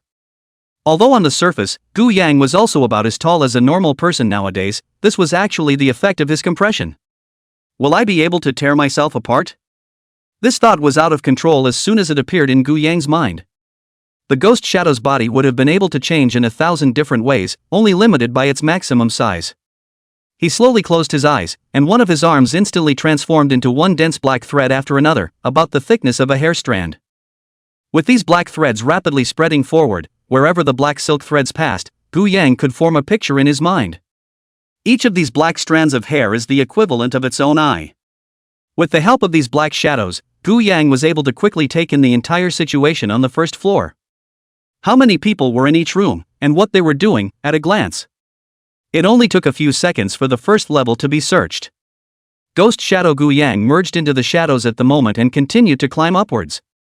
At the moment there are some poor people working all night in the apartment building. Because of the long hours of work, they were already exhausted, and one by one, they were all dozing off in their seats, threatening to close their eyes and go to sleep at any moment. However, a black shadow filament passed by them, and they instantly felt a chill down their backs, as if some flooding beast had looked at them. Those horror stories from movies and TV dramas or novels instantly flooded into the minds of these overtime workers, and one of them was so scared that they were instantly refreshed. What's wrong? I think I just felt like something was looking at me and it was cool on my back. This building isn't supposed to be haunted, is it? OMG, why are you saying things like that? I'm scared less right now. It's supposed to be early in the morning, there aren't many people in the building, and you're pulling this horrible stuff. You don't say, I had that feeling just now, exactly as you described. It's over, there must be something unclean in our building. Ah, what about that? I still have a PowerPoint here that I haven't finished. What the hell, why don't we hurry up and sneak out? The worst thing is to be scolded by the boss tomorrow, it's better than losing our lives. That's easy for you to say, I'd rather lose my life than my job. I have to work late, I can't go. What kind of is unclean? I'm not leaving anyway, big deal, I'll become an evil ghost too. As soon as I become a ghost, I'll take our boss down with me. Good brother, with your words I'll support you in becoming a ghost. You'll die first when the time comes. You. Gu Yang transformed into his shadow state and quickly traveled through the darkness. It only took a few seconds for him to check out every corner of a floor. It went upwards so quickly that before I knew it, I had climbed some 30 floors. And just as Gu Yang was about to continue to the next level, a cold smile suddenly surfaced at the corner of his mouth. So this is where you're hiding. At the moment, Komagawa was bandaging the injuries on his body. Although only received a punch, but Xiong Chuan can already feel his internal organs have been shocked. It is estimated that even if it is well, have to leave the roots of the disease. He cursed. What a freak, Laozi's body quality is so strong, but he actually ed me into residual blood in one go. If it were an ordinary person, wouldn't this punch have sent the ceiling flying? Luckily, I'm smart enough to carry portable smoke bombs with me, otherwise I really wouldn't be able to run. Just hang in there a little longer, as long as Black Tiger brings all my men under my hand and brings their guns, even if that guy really is a monster from hell, he'll still have to be ed over by me. People who can kill old me don't exist in this world yet. Just when he was full of confidence, he suddenly felt a chill coming from his back, as if something extremely terrifying had looked at him. Komagawa shivered in fear. What's going on? What's this feeling? This feels kind of familiar. Komagawa was in an apprehensive mood. I shouldn't be experiencing hallucinations. No, I need to take a closer look. He hurriedly put his ear to the ground again, trying to listen for footsteps. Yet there were no footsteps on this floor. After receiving this conclusion, Komagawa let out a slight sigh of relief. He came cautiously to the door of this little room again, and slowly put one of his eyes to the cat's eye, trying to see what was going on outside. Yet he glanced left and right on the cat's eye and found nothing. He was about to pull his head back, nurse his wounds, and wait for help when suddenly a black silhouette pressed itself against the top of the cat's eye. Found you, yo. Little mouse. Ah. I'll go to hell. This sudden turn of events directly scared Xiong Chuan so much that he took several steps back one after another and rolled in a big circle on the ground. Damn, what are you actually confined here? I won't let you in, so hurry up and get the hell out of here. Xiong Chuan hands and feet, directly to the door to unlock, at the same time the small room inside all the miscellaneous things over, piled up in the door to block it dead. Seeing the blocked gate in front of him, Komagawa was relieved. Hang in there, old bear, as long as I can hold out for 20 minutes, my handlers will surely come to my rescue and I'll be safe then. Maybe we can even capture this monster and study it, or maybe take it over to the Law Enforcement Bureau for a reward. After all this, there was no movement coming from outside the door. This made Komagawa a little puzzled. Why doesn't this guy forcefully break down the door? Does it mean that he knows what's going on? You're not so great then. Just when Komagawa thought that he had escaped and was feeling good in his heart, a terrifying head made of black shadows appeared at Komagawa's rear and pressed past his ear, inquiring. What were you just laughing at? The smile on Komagawa's face instantly froze, and he stiffened back like a zombie. Only to see Ghost Shadow Gu Yang, who had appeared behind him at some point. Komagawa ripped his throat out and was about to yell for the people under his hand to rescue him faster. But in the next moment, Ghost Shadow Gu Yang instantly stretched out a hand and viciously choked his neck. This lanky and strong man of more than 2 meters was like a dull doll in front of Gu Yang in his ghostly form. Ghost Shadow Gu Yang looked at Xiong Chuan, who was desperately struggling in his hands at the moment, and smiled slightly. Congratulations, you'll be the first corpse under my hand. Enjoy this death. His ghost hand increased its force step by step, and Komagawa, who was already unable to breathe and blushing, instantly felt a strong pressure. Immediately after that, all his vertebrae made a clicking sound, and both of Kamagawa's eyes seemed like they would pop out and fall to the ground the next second. Agony, despair. Eventually, with a crunching sound, Kamagawa's neck was completely pinched. And so passed away the once king of underground boxing. Looking at the body of the fellow in front of him, Gu Yang pondered for a while before directly throwing it into the inner space of his shadow. Really troublesome. If the group of people from the law enforcement bureau are not chasing themselves really too tightly, I don't bother to dispose of the body for you. The main reason why Gu Yang didn't transform his shadow into a machete and split it in two this time was to deal with the enforcement bureau side.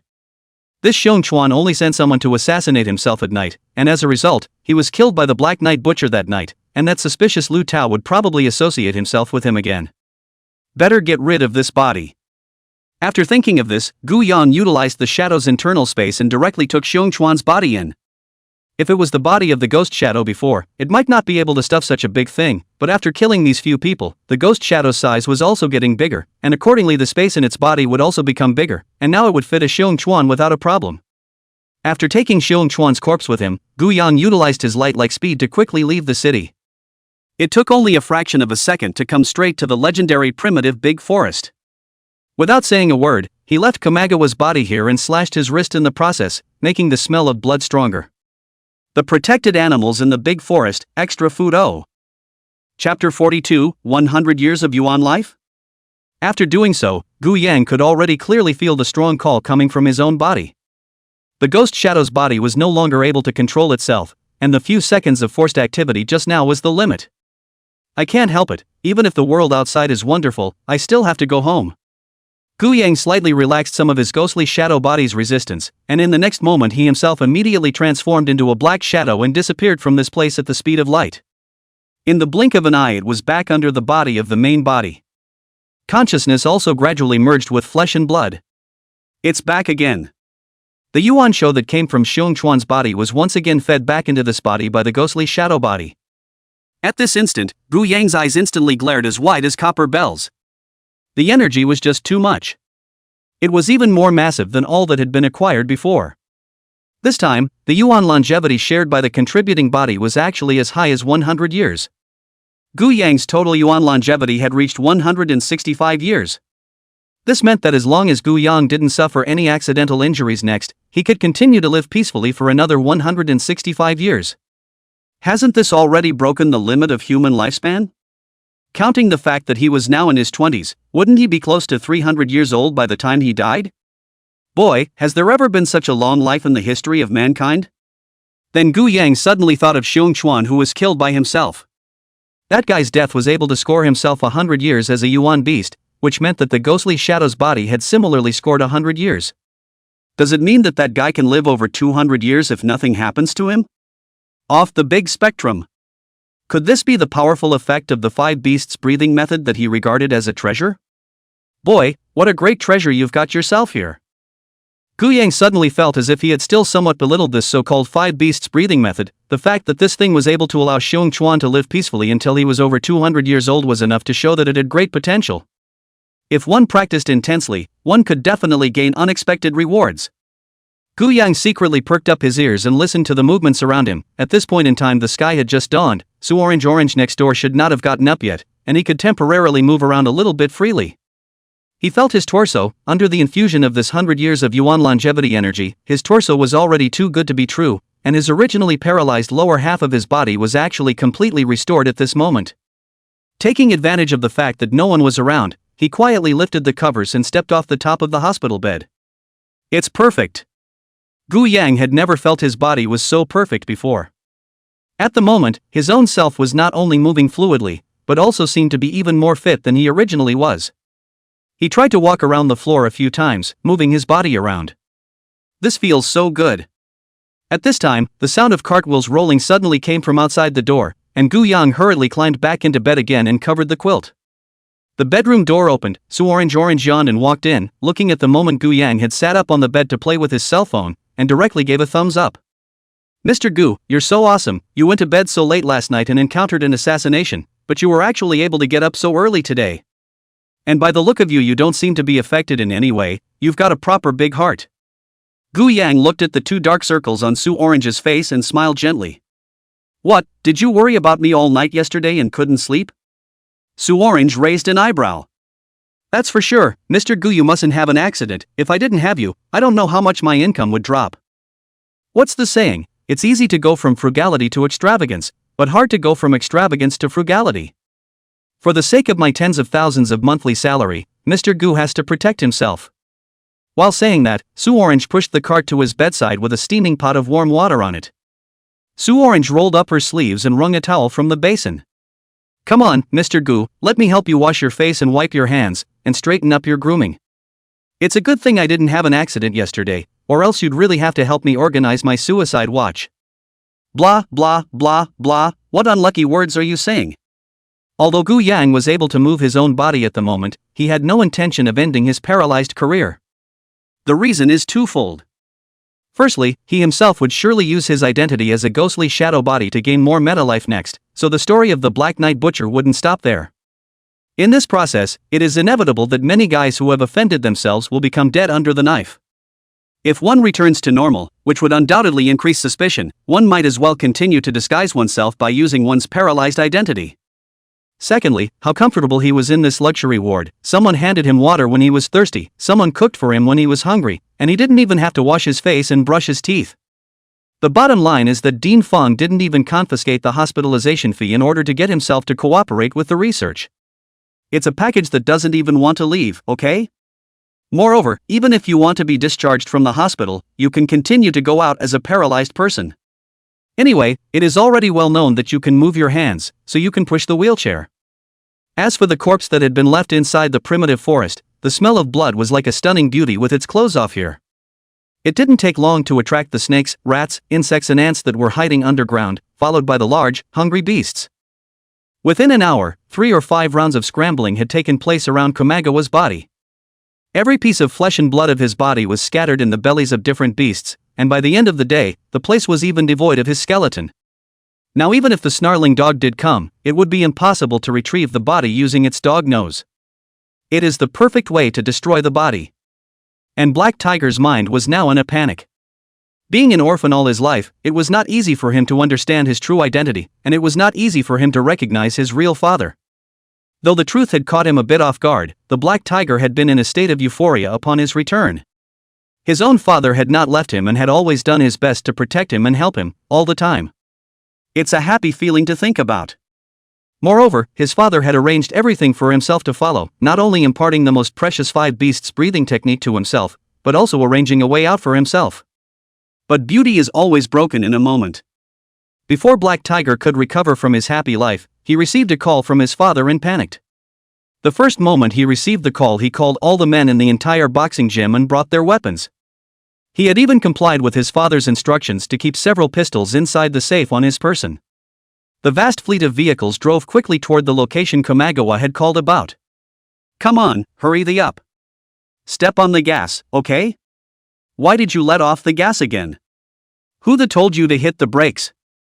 Believe it or not, I'll blow your head off with one punch. Black Tiger sat in the co-pilot and slapped the driver's face fiercely. The driver was immediately hit by the dizziness, but the hands that gripped the steering wheel did not dare to deviate by half. The driver's voice held aggravation in it. Brother Black Tiger, the front is a red light, I do not step on the brakes, cannot. I don't care what your mom's red light, green light, yellow light, blue light, you just give me a rush, is not just to pay a fine, I can afford it, you stop a chicken hair. After saying that, Black Tiger directly pulled out the pistol hidden inside his pants and pressed it against the driver's temple. From now on, whenever I feel you hit the brakes, I'm going to blow your brains out. If anything happens to Brother Xiong, all of you will be buried with him. The driver was instantly scared to tears, he could only have his heart and eyes closed, and the gas pedal to the floor. Life and death are determined by fate, and wealth and riches are determined by God. Chapter 43, Brother Bear in the Primitive Forest. The convoy led by Black Tiger sparked with lightning along the way, directly treating the city as a highway. Luckily there weren't too many cars on the streets at this time of day, otherwise I don't know how many car accidents would have resulted. But even so, there were a lot of scrapes and collisions along the way. Whenever the other driver tried to open the window to get a statement, he would only see the blackened muzzle of a gun. The next moment, the other could only smile and waved his hand and said, all right, transportation, can still drive on the line, broken a little, quickly go. As soon as I see that the brothers are in a hurry, I'll leave you alone. What was supposed to take half an hour to drive to now took less than 10 minutes to reach the destination. Everyone copy me up to the 30th floor, Brother Bear is there, we must move fast. Everyone's mind was now filled with anger. How many years has it been? I didn't expect that someone would still dare to find trouble with our boxing gym, it's simply looking for death. That's right, brothers later rush up and directly don't leave your hands behind, cut each other to death. How dare you bully into our brother Xiong's head, if we don't chop him into mush and wrap him in dumplings today, even if he has hard bones. The men waved their hands and made a desperate dash for the stairs. They didn't even bother to take the elevator in order to go faster. With their physical fitness from practicing boxing every day, climbing up to the 30th floor in one breath was no big deal at all. After a short while of work, they followed Black Tiger's lead to the room that Kamagawa had described. Black Tiger glanced around to make sure there was no one there before he let out a sigh of relief. He hurriedly tapped on the door of Kamagawa's room and shouted, "Bear, are you still in there? There are no enemies out there, you're safe." However, there was no sound in the house. In this instant, Black Tiger's heart trembled, and he gained a keen insight into a bad premonition. At this moment he stopped shouting and directly kicked hard. The powerful force directly kicked the door in half. As for why the bottom half didn't fly out, it was because the bottom half was blocked by a large iron cabinet. It was probably Kamagawa's idea when he was hiding here, fearing that he would be discovered by the enemy and break into the house. After the door was kicked halfway open, the crowd looked up and peered inside the house. However, unbelievably, there was nothing in this room. There was no Kamagawa and no sign of any struggle. Everyone was a little confused and turned their heads to look at Black Tiger. At this moment, suspicion arose in everyone's mind. Many people muttered in their minds, "Brother Black Tiger, what the hell is wrong with you? How come you didn't even ask for such crucial information as where Brother Xiong is hiding?" Right, if we delay our rescue, wouldn't that be a heinous crime? If anything happens to Bear, it will be because of you. Black Tiger was accused by many of his brothers and sisters, and was directly scolded into a corner. His own heart was never better at the moment. How is that possible? "Dad, where the hell have you been? Haven't we been separated for only an hour or two? How could this happen?" Black Tiger held his head in his hands, his eyes full of pain, unable to think of anything. Those brothers and sisters behind him still didn't give up their mockery when they saw his appearance, and one sneered, "Yo, now you're really good at pretending to be aggravated, pretending to be something." In any case, the numerous brothers and sisters came here only under the leadership of the Black Tiger. It turned out that the scene was simply nothing like what Black Tiger had described. In this instant, even Black Tiger questioned a bit. Is Bear just kidding me? After thinking about this speculation, he recoiled in relief. It didn't matter if he was scolded a few times, but as long as Master was safe and sound, it was all worth it. Ignoring the accusatory tirades of the many brothers and sisters behind him, he carefully peeled open half the door and climbed in. After he scrutinized the room, his pupils instantly shrunk and he pointed at the corner of the wall. "Look what you have here." Everyone heard the call and immediately gathered around as well. Immediately afterward, their pupils shriveled because everyone could clearly see that there was a large spread of blood in the corner of this wall. Something definitely happened to Kamagawa. He had once sit here to heal his wounds, but there was no way for the crowd to know where he had gone after healing. The rest of the brothers and sisters were also filled with shock, and they murmured after quietly squatting down to check out the blood on the ground. How is this possible? How could something happen to Brother Xiong? He's the underground emperor of Tianjin City. Alas, it's just as well that he was once the underground emperor, but how can he still be called that now? Yeah, Xiong is in his 40s, it's normal to age a bit. The first order of business would be to look for clues to find out where the hell Bear went. Good. After everyone had searched the scene carefully, they could no longer find any clues, and instead became even more puzzled. Because this small room was not reserved for a large window, the only tiny vent left was such that even a small child would probably not be able to burrow out, let alone an oversized person like Kamagawa. So how exactly did Kamagawa get out? After all, this door was blocked from the inside, and it wasn't easy for the other side to come in or go out. What's going on in this secret room situation? At this time, a dog-headed military officer standing next to Black Tiger suddenly raised his eyebrows and said to Black Tiger, "Brother Black Tiger, I have a clue on my side that might help, but I can't confirm it." At this moment, the Black Tiger was like seeing a lifesaver. "Then what are you waiting for? Speak up, are you dumb? The dog-headed mastermind of this plan was inexplicably scolded, and his heart was suffocated. TMD, had I known I might as well not have said anything, what's the point of causing this trouble? He spoke slowly. I remember before, didn't we collectively bury a locator chip under our skin? In addition to us, the top disciples of the martial arts school, even Brother Shion's body similarly has one. As long as this locator chip exists, wherever Brother Shiong is right now, it can definitely be pinpointed by us. Black Tiger was instantly shocked when he heard this. What are you waiting for? Hurry up and open it and check it. That dog-headed military officer didn't dare to delay for half a second, and immediately pulled out a company's internal operations software and found the so-called positioning function. Black Tiger's admiration for Xiong Chuan in his heart was simply to the extreme. Worthy of being the current underground fist king of Tianjin City, he is simply cautious to the extreme, actually burying all the top brass with locator chips, not even himself. Tough guy, purebred tough guy. Minutes passed as the readout went on, and finally Kamagawa's location appeared on the display. But in the same instant that this localization appeared, Black Tiger was completely confused. What's the name of the game, 3,000 kilometers away in the primeval forest? Chapter 44. Could it be the Night Butcher? As soon as this answer appeared, all the members of the scene went numb. The doghead was still muttering in a low voice. How could it be? How could Bear run off to a place like that? While saying that, he also took out his cell phone and prepared to look up the information of that primitive forest. At this time, the Black Tiger next to him really could not stand to watch, and directly kicked this dog-headed military officer to fly a few meters away, landing in the middle of the crowd, and roared angrily. What are you waiting for? Hit them all! Numerous brethren armed with swords, guns, and clubs directly pounced on them, beating the dog-headed military division to a pulp. Ouch, ouch, ouch, don't fight to Tiger, I'm loyal, Tiger. He wasn't out of his misery until the guy was beaten to a pulp and Black Tiger waved his hand. You're as dumb as a pig, don't you realize that after all this time? This bull location software is fake, it must be the original technician who screwed over the money of the old men and came up with a half-baked product. A few hours ago, Xiong was obviously still burning paper for the Black Wolf with me. How could he have run off to the primitive forest in a while? It's not like there are flights and airplanes in that place, so it's hard to airdrop there in a helicopter. The dog-headed warlord stumbled and climbed up from the ground, still somewhat disbelieving in his heart. It shouldn't be, when this locator chip was built by Bear at great expense to supervise all the gang members. Nothing has gone wrong for so many years, so how come exactly today something has gone wrong? And according to the information shown in this positioning software, all the other chips were functioning normally and were positioned to the correct location, only Bear's was positioned in the primitive forest. Don't we believe in technology these days? Of course, he could only think these words in his own mind. Having just gotten no kudos after an idea, and instead getting beat up, he wasn't about to make a spectacle of himself right now.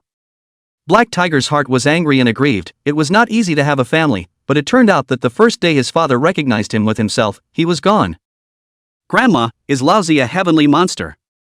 Numerous gang members also began to think carefully. After all, everyone could have the nourishing days they had today, but they all relied on Brother Shion's might. Without Kamagawa, Lucha Underground will definitely go down the drain. At that moment, a gang member who had taken in the scene's surroundings in great detail spoke curiously.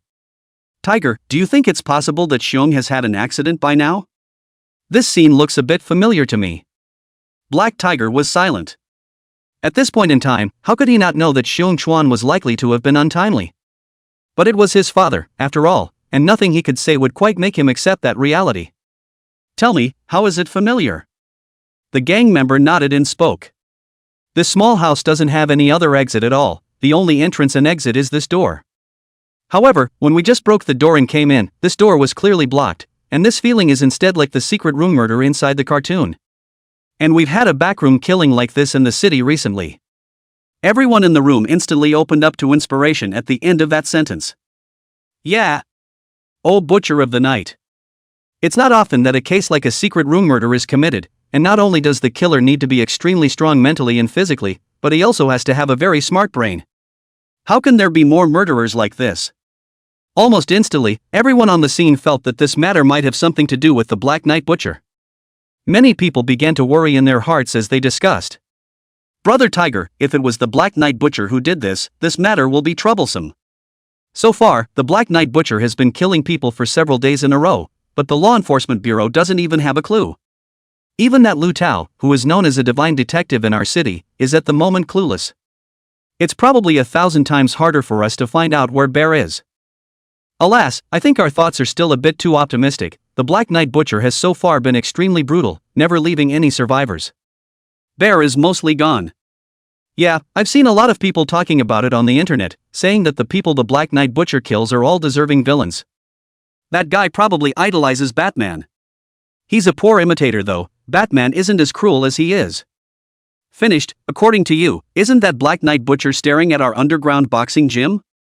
There shouldn't be anyone here who can pat themselves on the back, should there? The crowd all of a sudden looked at each other with some fear in their hearts. Everyone was without a backbone at the moment, and one by one, they waited for Black Tiger to speak. After a while, Black Tiger had someone take a few more pictures of this scene and then said, "First things first, remove all traces of this place, and the photographs into my hands. The second thing, there's something about Bear's disappearance that everyone must keep their mouths shut for as long as they can. We've offended too many people at the underground boxing gym, and if they know that Brother Xiong isn't here, we're all probably going to be in bad luck.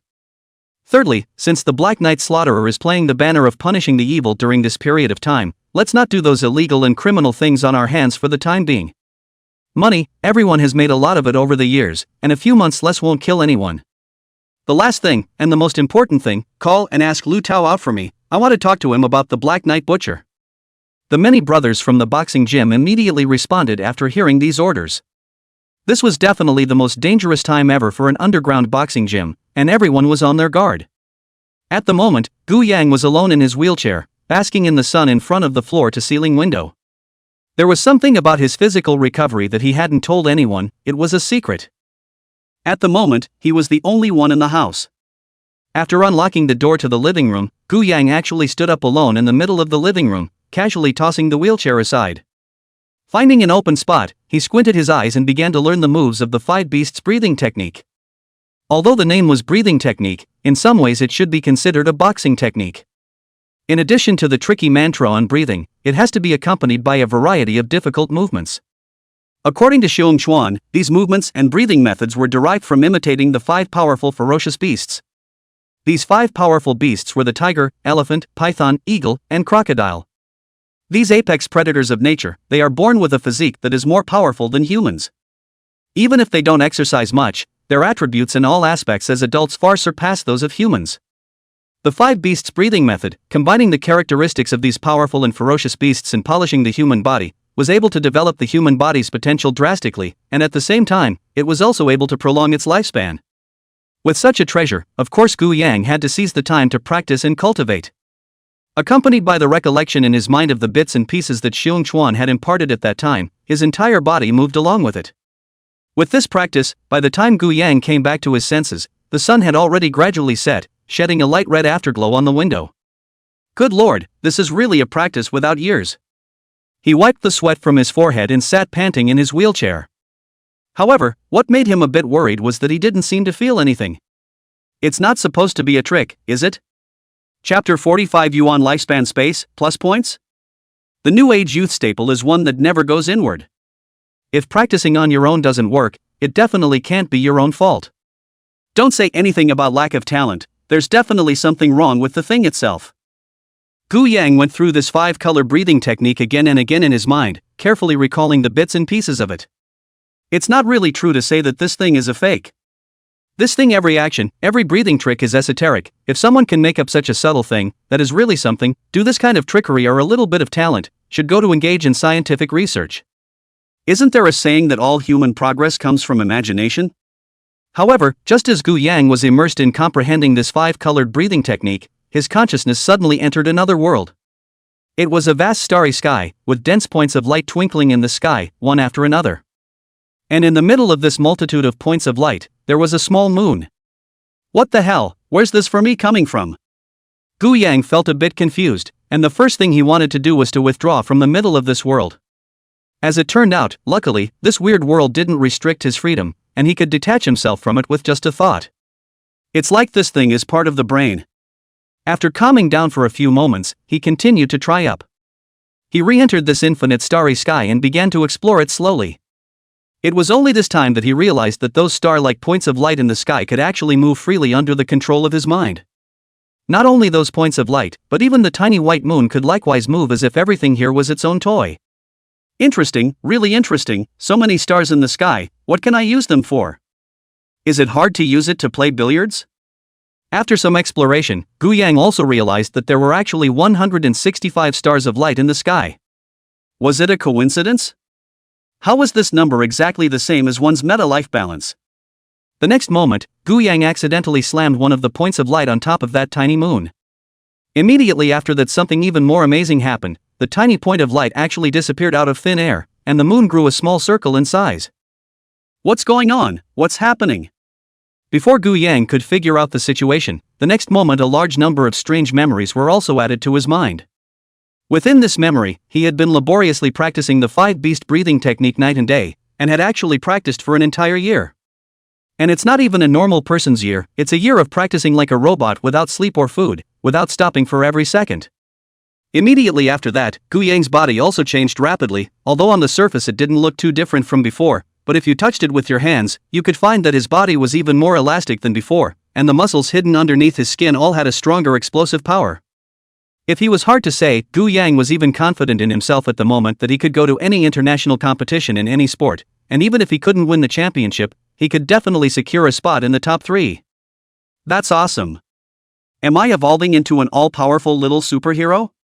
Gu Yang hurriedly exited this mysterious space. In the middle of the real world, he stood up from his wheelchair and carefully made his way to the table, grasping a corner of it with one hand and lifting it upwards. This table was nothing more than an ordinary large wooden table. In fact, the weight was not heavy, an adult could lift it, but to imagine grasping a corner of the table like this and grabbing it up, it was absolutely a fool's errand. However, this kind of fool's errand was done by Gu Yang at this moment. He grabbed a corner of this table with one hand and lifted it upward with force, actually lifting the table a little bit into mid-air. It was only at this moment that Gu Yang could be considered to have clearly felt how much power was contained within his body. It took Wusong a dozen punches to kill a tiger, and he could definitely do it within 10 punches now. He was so excited that he probably guessed the usage of that mysterious space in his mind and immersed his consciousness into it once more. At this moment, he familiarly propelled those small points of light in the sky to enter the interior of this moon one after another. But unfortunately, once 3 points of light were fully inside the moon, the rest couldn't get in. It was obvious that the 5 beasts breathing technique had been elevated to its peak. Combined with the previous ones, Gu Yang had spent a total of 4 years of yuan longevity. A large amount of memories began to frantically flood into his mind, while Gu Yang could feel his body undergoing a rapid metamorphosis, emitting crackling bone sounds. At first, the body rapidly expanded, gradually growing from the original height of 1 meter 8 to 2 meters 5. Gu Yang snapped to mind Xiong Chuan, that guy was also over 2 meters tall, properly a small giant. At the very beginning, he thought that he was gifted and that's why he could have such an imposing figure, but now it seemed that it was entirely because of the cultivation of this breathing method. Being that Gu Yang was a little worried that his figure had changed so much, not only would he not be able to hide the secret of his physical recovery, but he was afraid that he wouldn't even be able to find a reason as to how he had become so tall. Just as he was worried, his body continued to change, and after expanding to the limit of almost approaching 3 meters in height, his own body slowly began to shrink again. It felt as if every cell in the body had been refined and fused. In the end, Gu Yang reverted back to his height and build of about 5 feet 8 inches. He pulled back his shirt to look at it, and his own body had become even more aesthetically pleasing than it had originally been, with unmistakable muscular contours. After the changes in himself stopped, Gu Yang also understood that this was his 5 beasts breathing technique reaching its final stage, and he could no longer continue to cultivate it. It was estimated that the person who had opened up this breathing method in the first place had only practiced it to this point. What a pity, if one could ascend infinitely, wouldn't one be able to ascend to immortality in place if one threw in all of 100 years of one's yuan lifespan? Gu Yang still had 161 years left in his yuan longevity balance today. Accompanied by his own cultivation of the 5 beasts breathing method after reaching the apex, Gu Yang was able to feel the powerful strength flourishing within his body. What he said just now about needing 10 punches to kill a big tiger now seemed to be overly modest. Only 1 punch was needed to go down, and it could definitely dry the fierce tiger's brain into mush. But somewhat sadly, this still doesn't count as any kind of real Superman, or at least still can't carry a pistol bullet, and will have to continue to be understated. After calming down, Gu Yang took advantage of the fact that Su Orange hadn't come back from work yet and directly got into the bathroom to give himself a good bath. Then after dealing with all the traces, he sat in the wheelchair while waiting for Sue Orange to come back to bring himself a midnight snack. While thinking there about that mysterious space in his mind, which should now be called the Yuan Show space. The little stars that danced in the sky in the Yuan Show space were the Yuan Show that he had absorbed and obtained, while the kind of thing that looked like the moon was certain abilities that he had mastered. By incorporating metamorphic life into your abilities, you can quickly improve yourself. Other people's kryptonite is my kryptonite. After a moment of excitement, Gu Yang suddenly realized that it seemed like he really had to leave the hospital. The secrets were getting more and more awe. Why don't you check out of the hospital tomorrow?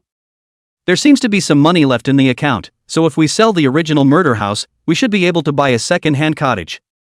Chapter 46 Learning Medicine, Good Brother Mac Wing.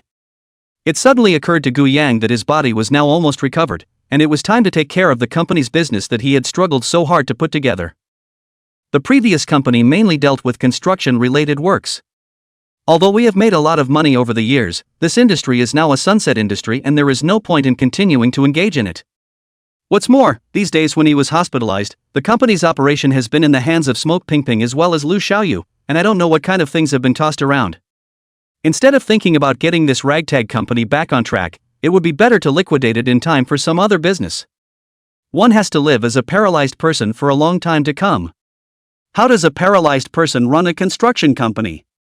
It's not possible to go to a construction site in a wheelchair. Gu Yang had another novel idea in his mind. One's Yuan Shou could actually be used to add deduction to the five beasts breathing method, so could it not also be used to learn to deduce other skills? If that was the case, one could be a genius in any field at all. I should go into RD. Isn't that more profitable than construction? Gu Yang thought about it briefly and quickly locked his eyes on medicine.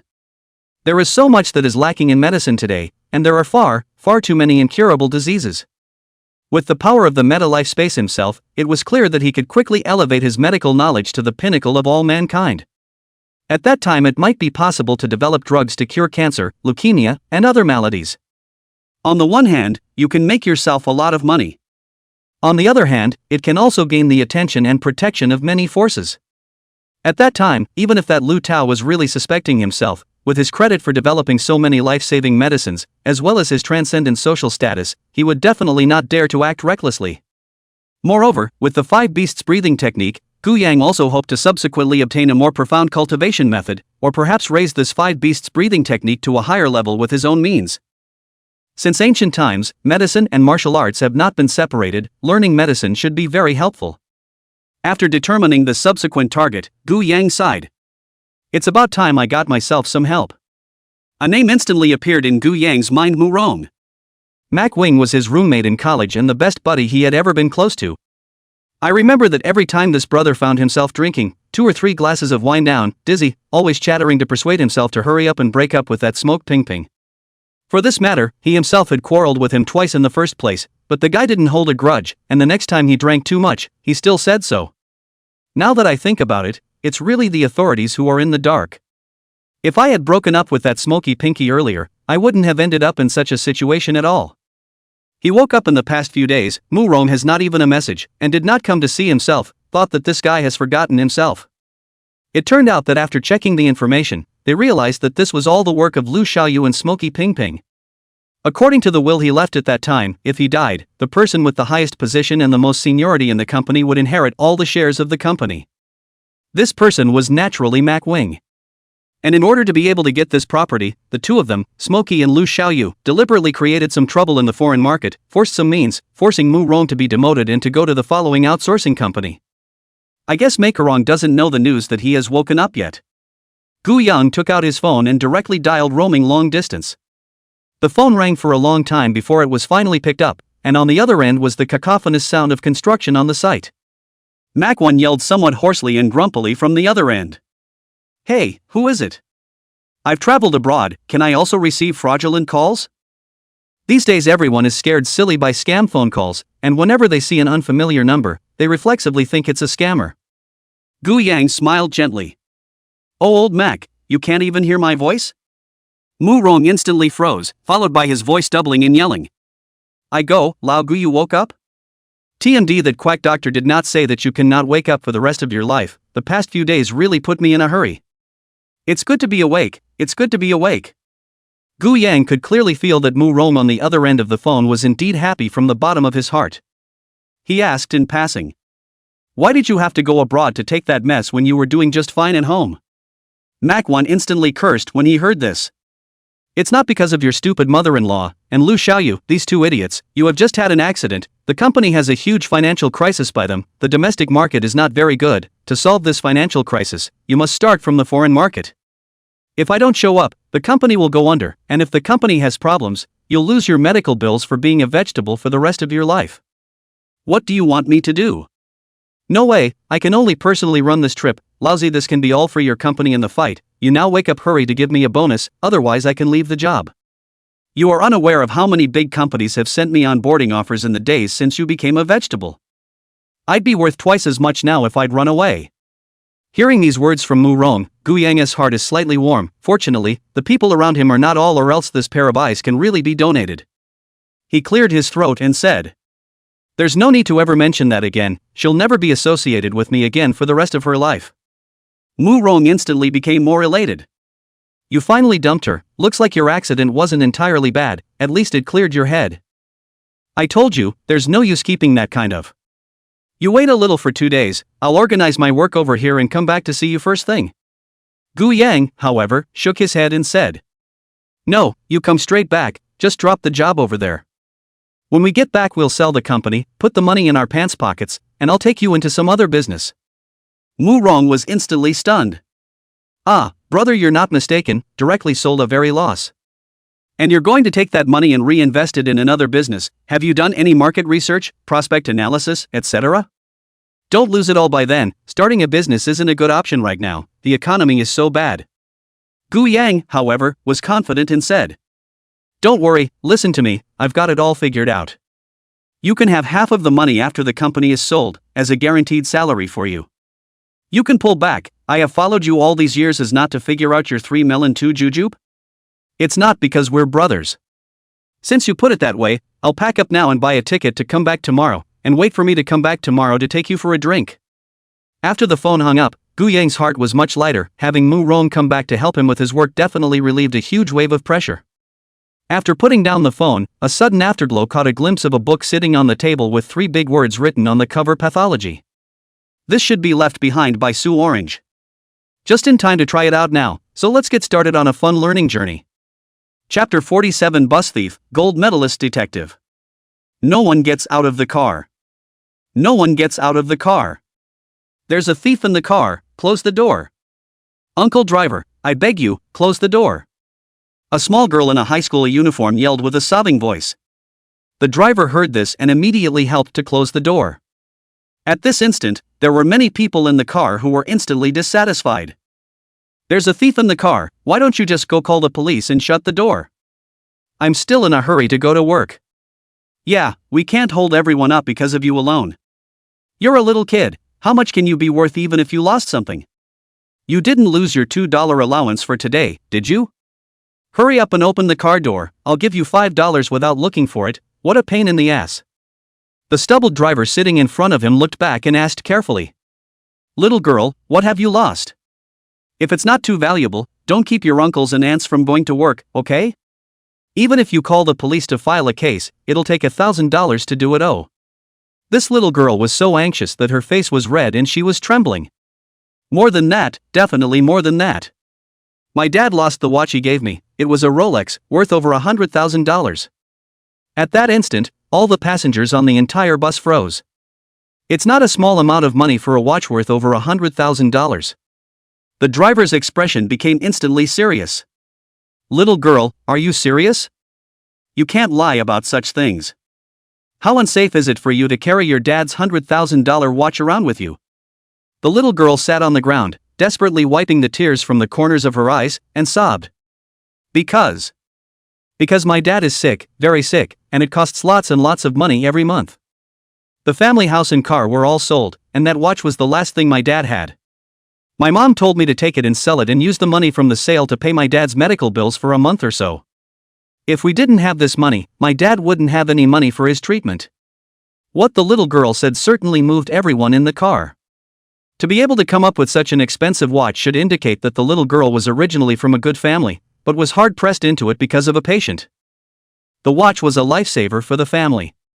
When the driver heard this, he sighed and addressed the passengers behind him. "Everyone who has picked up this little girl's watch, hurry up and give it back."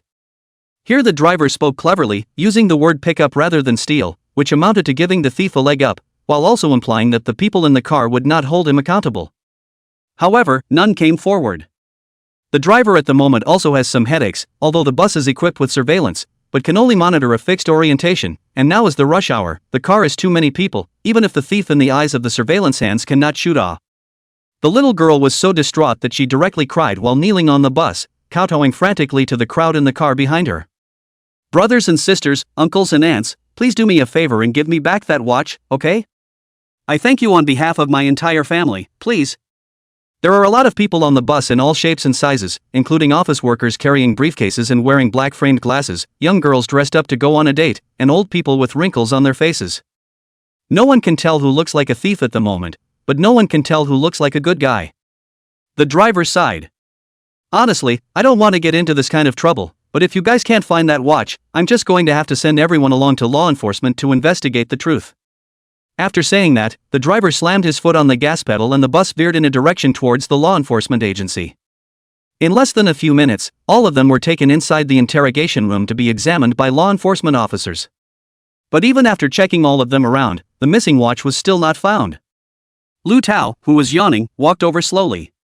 He's on suspension now, but he still worked overtime yesterday to go through all the information on these cases.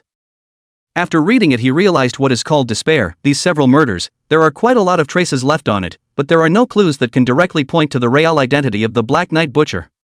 Only just walking out, Lu Tao heard the noises coming from the courtyard.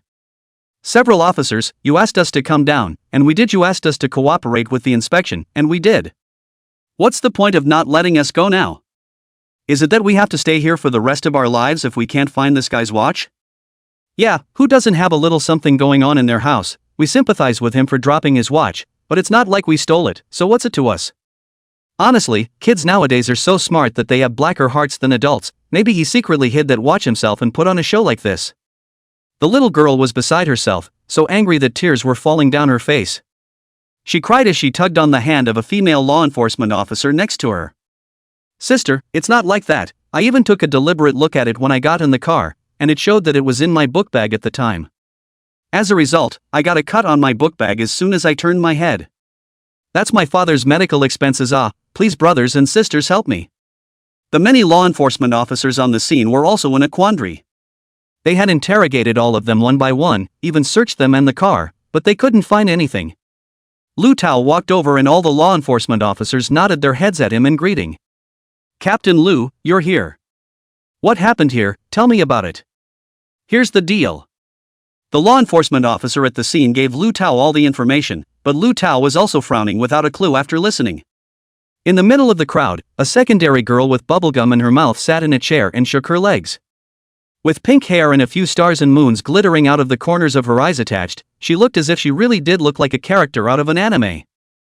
She cradled her cell phone in both hands and opened her mouth without looking up. "You guys are really stupid. It's even if you can't find the clues of the Black Knight Butcher, but you can't even find a thief. Each one of you is like a freeloader, and you don't even know how you can afford that paycheck in your hand." These words instantly captured the attention of all the law enforcement officers on the scene. A number of law enforcement officers have looked on angrily. "Where's the little girl from? She doesn't know any manners. Where are your parents? Tell them to hurry over here. I'm going to criticize you properly." "Little girl, working a case isn't as easy as you make it out to be. If you're so smart, why don't you come and find the thief for everyone to see?" This girl carelessly put down her cell phone and casually pulled out her ID from her arms and threw it into the hands of the lead Lu Tao. "Introduce myself, I'm the gold medal detective that your director Guan spent a lot of money on. My name is Chu Lingling. As for the thief you're looking for, it's the man with the black-rimmed glasses carrying the briefcase. Now hurry up and get him." Once this identity was revealed, all the law enforcement officers on the scene were dumbfounded. What the hell? This is the gold medal detective that Director Guan specially invited? Why does she look like an underage girl? She actually found the thief in the crowd. She couldn't have been blindly blinded, could she? Who cares if it's true or not? Let's just follow it and be done with it. After Lu Tao lowered his head to check the documents, he immediately handed them back with both hands, bending slightly. It's hard for Detective Chu to come here personally to guide the work, but when you say that this man is a thief, where is the stolen goods? And what is the proof? The man with the black framed glasses who had been named, waved his fist on the spot and growled with curses. What kind of bull gold medal detective, just a lousy one who came up through the back door. I'm a serious office worker, how could I be a thief? Today you delayed me for half a day, making me late for half a day and deducting my salary, and now you're slandering me as a thief? If this is not handled properly, I'm filing a complaint against all of you at Chapter 48 The Importance of Technology. Chu Lingling was a bit impatient and tapped a few times on her own phone, and a chat interface soon popped up. She showed this chat screen to everyone on the site. Nah, does this count as evidence? Everyone immediately stretched their necks, wanting to see what this chat page was showing. Bro, did you pick up what I threw out just now? Found it, all that was in it was a wallet and a watch, and there weren't many tickets in the wallet. You idiot, it's not the wallet that's important, it's the watch, it's a Rolex, it's worth over $100,000. Really?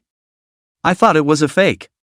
Nonsense, I'm in the bureau right now, this is definitely the real thing, you hurry to hide it, wait a few days for the wind to pass, let's resell it, we can be dashing for half a year. Okay, I'll hide it here, you can rest assured that I'll do my job. How's the situation on your side? You won't really get caught in, right? Bull, how could I have been arrested? I was in perfect disguise alright, and now these stupid law enforcement officers don't even have a clue, so I guess it won't take more than a few hours to put me back. Ha ha ha, I guess they never dreamed that the thief was right under their noses. The man with the black framed glasses looked at the chat and instantly turned pale with fear. He hurriedly pulled out his own cell phone, but before he could unlock it, a nearby law enforcement officer snatched it away. Chu Lingling said, chewing bubblegum absently. This guy's phone has 2 operating systems, you go into the hidden one and look, these are all the chats he just had with people. Lu Tao hurriedly followed Chu Lingling's instructions to operate, and as expected, he saw such a chat on this man's cell phone. Also after pulling up a bit, it turns out that this guy is actually a repeat offender, basically a daily victim. Just based on the amount of money on top of this chat log, a half-life in jail wouldn't be out of the question. The man in the suit's legs went weak with fear. How the hell did you? You guessed that? Why do you have my chats on your phone? Chu Lingling yawned and leaned back in her chair. That's easy, I hacked into your phone. Ever since it was revealed that there were thieves on the bus, I immediately hacked into everyone's cell phones on the bus looking for evidence, and caught you in the act. Everyone was shocked to hear this. This little girl's tactics were actually so powerful that she was able to silently hack into the cell phones of dozens of people throughout the bus and find the thief. A master. No wonder it's some kind of gold medal detective. Lu Tao immediately arranged for it to go down, and this black-framed glasses man was handcuffed on the spot and put into the cell. The rest of the enforcers moved in and headed for this guy's associates. It probably won't take long to bring back the accomplices as well as the loot. The girl who lost her watch ran to Chu Lingling with tears in her eyes and directly knelt down on the spot. Thanks for your help, sister, you're a lifesaver for our whole family. Chu Lingling waved her hand indifferently. It's okay, it's just my job, remember to put things away in the future. After she finished speaking, she stood up and moved her muscles, and asked Lu Tao. What are you still standing there for? Hasn't the bureau arranged a place for me to stay? Lu Tao instantly reacted. It's been arranged for a long time, I'm taking you there. At this moment, Lu Tao was also very curious about this little girl, so he acted as a guide by the way and led Chu Lingling towards her staff dormitory. Even on this road, Chu Lingling was holding her cell phone and playing a gun battle game. This game Lu Tao is also very familiar with, just recently relatively hot, as if it is to take money to buy equipment, and then into the game to collect precious materials, after the evacuation and then sell the money, what is called touching the gold to come. Along the way, Lu Tao looked at Chu Lingling's cell phone screen all the way. Originally thought that this girl should be a game master, I did not expect Chu Lingling to strut around holding a gun and pulling out a bird's nest, and as a result, she was attacked on the spot by a distant enemy and fell to the ground with a single shot. Chu Lingling was so angry that she wowed. Well, that's what you're forcing me to do. After she exited the game interface, she opened another software and operated it. Immediately after entering the game again, the picture in front of her eyes was very different. Chu Lingling's cell phone screen actually showed the outline of the body of all the people around. Good guy, you can't beat them, but just hang on, right? With the aid of such superpowers, in no time at all, Chu Lingling was killing it in the middle of the map, earning so much money that her backpack couldn't even be stuffed. Lu Tao was beside him the whole time, dumbfounded. Still? Xu Lingling stretched her back in triumph after finishing the game. Not bad, for $1 million in net income, fully loaded. I'm simply too strong. Lu Tao, who was next to him, was speechless. Is this you strong? You're so cheeky, isn't this the software in your phone, John? Seemingly seeing the doubt in Lu Tao's eyes, Xu Lingling shook her long light pink hair and said with a smile. This is the power of technology. In-game technology is technology, out-of-game technology is naturally technology, understand? What's the saying? The rules of Go are not confined within the board. Lu Tao could only nod slightly. I am enlightened. However, Lu Tao didn't care what kind of person Xu Lingling was, he was more concerned about whether he could solve this case of the Black Knight Butcher. So asked. I wonder what Detective Chu thinks of this Black Knight Butcher and if he has the confidence to catch him. I've also consulted a lot of information in the past few days and found a lot of clues. Do you want me to compile a copy for you to see? Xu Lingling, however, waved her hand and said. No need. You people are just too old-fashioned, until now still using those outdated detective methods. What deduce the psychological course of the criminal, visit the victim's social relations, the scene to find clues to deduce. Is simply stupid, and the efficiency is low, the accuracy is also low. Lu Tao was directly scolded and confused. These methods can be his all-time specialty. With this set of methods, he does not know how many cases he has solved. And now in front of this Xu Lingling, it was actually so unbearable. Xu Lingling continued. What kind of society is it now? It's an information society now, and anyone who is on this network inevitably leaves a message. All we need to do is use specific technology to harvest more and more information that you can't even think of, and then use big data to extrapolate it with 100% accuracy. Lu Tao was listening to the side with his head in the clouds, and to be honest he didn't know much about technology. But just now, Xu Lingling had also already shown him a hand, as if there was indeed something. Maybe it's time to really use some unconventional techniques. At this time, Xu Lingling had also arrived in front of the door of the apartment she lived in, and after opening the door, Xu Lingling strutted in. It was a plain little 3-bedroom apartment, nothing fancy, but dry and clean. Xu Lingling was obviously still relatively satisfied with this kind of living environment. She swaggered on the sofa and continued to play the game, without looking back to Lu Tao. Hurry up and go back, Captain Lu, don't delay me from resting and playing games. By the way, there is a case about the Black Knight Butcher. You don't need to be in charge of it from now on. I've arranged an assistant to take over your work, so go back.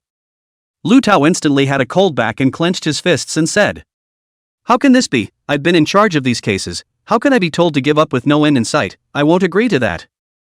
Xu Lingling lazily ignored him and continued to play the game. Lu Tao was furious and turned around and ran towards Director Guan's office. Chapter 49, I'd rather be demoted. Director Guan, I'm not convinced. It turns out that your purpose in suspending me from work and resting was to transfer the case I had to an outsider, and that's not fair. Lu Tao crashed directly into Switch Chanan's office and started yelling afterward. Guan Chanan's brow furrowed as he slapped hard on the table and growled. What are you barking at? Isn't it for your own good that I'm suspending you from work and resting? Look at you now, are emaciated into what appearance, further tossing, people did not catch, you have to go into the hospital to lie inside. This case is now becoming more and more influential in society, and there are quite a few people up there who are watching, so if it continues to be in your hands and you don't get the results within a week, it will definitely become a big blot on your career. I helped you turn this hot potato out, and now you're blaming me. Do you have a conscience, you? Lu Tao was gradually sobered up by this scolding, and he had to admit at this moment that what Guan Chang'an had done really did more good than harm to him. But the thought of the Black Knight Butcher being extremely arrogant and bouncing around at his own hands made him furious. No way, I don't agree. I must join the investigation team and catch this with my own hands. Guan Chang'an rubbed his forehead breathlessly, unable to understand how he had actually taught such a stubborn boy. The job has been organized, all you need to do now is follow directions. Lu Tao's face was full of unwillingness as he suddenly raised his head and said to Guan Chang'an. In that case, I'm not going to be the captain on this case, I'm going to be a regular law enforcement officer, okay? No credit or power grabbing, but I have to personally follow through with solving this case. Guan Chang'an looked up at the serious Lu Tao and finally realized that this case of the Black Knight Butcher might have become a psychological shadow for his disciple. If we don't get to the bottom of this matter, it is estimated that Lu Tao will die in this matter for the rest of his life. There are many such cases. There are many law enforcement officers who are so good at solving crimes that they come across cases that they can't solve in their lifetime, and they would rather give up their careers than give up the search for the truth. There are times when people around them will call them crazy, and even their victims have given up, yet they still don't give up. But Guan Chang'an had always admired such people the most. It is only when people like this keep going that people realize what a burden is on the shoulders of law enforcement officers. He sighed and patted Lu Tao's shoulder. Good boy, I wasn't wrong about you, you have more backbone than I do. In that case, I'll allow you to be temporarily demoted and join Chu Lingling's team to follow the case together. You should learn a lot as well if you can successfully solve this case. Lu Tao nodded heavily, and without saying anything else, he turned around and left. Not long after he had just walked out of the office, one of the brothers under him ran over and whispered to him. Captain, there's something I need to report to you. Lu Tao shook his head. You don't have to call me captain anymore, I got demoted and am now on the same level as you. The brother hemmed and hawed. What does it matter, it's not the first time you've been demoted anyway, Captain, you're used to it. It won't be long before you solve another case or two and get promoted back. I'll go ahead and call you captain, so I don't have trouble changing my mind when the time comes. Lu Tao laughed. Why are you such a livewire? Never mind, just go ahead and tell me what's going on, and don't say anything if it's something useless like chicken scratch. Instead, the little brother spoke up.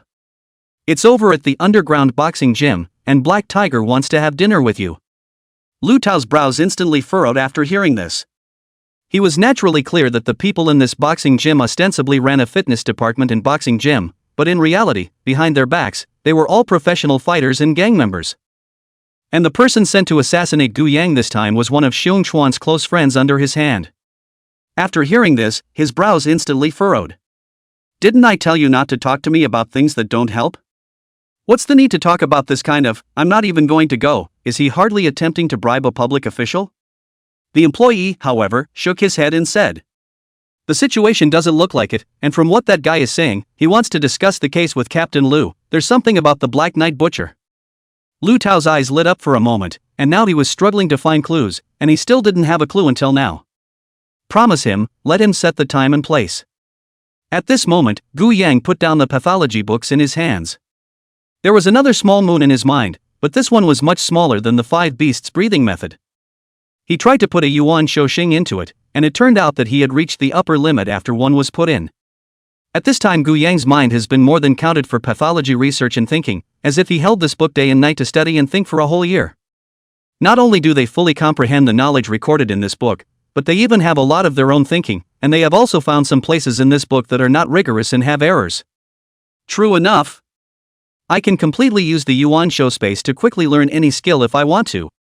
All I need to do next is to find a few more books on medicine and continue to spend a few more years of my Yuan lifespan, and I'll be able to extrapolate my medicine to an extremely high level, even far beyond the limits of human medicine. Take off. After continuously learning the 5 beasts breathing method as well as medical knowledge, Gu Yang felt his head was groggy.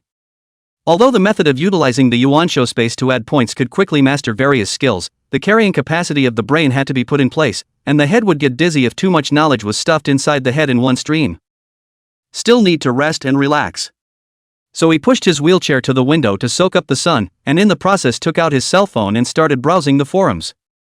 The world is at its best on the internet, with people of all shapes and sizes sharing their lives, and interesting events from the past and present being pushed in front of your eyes.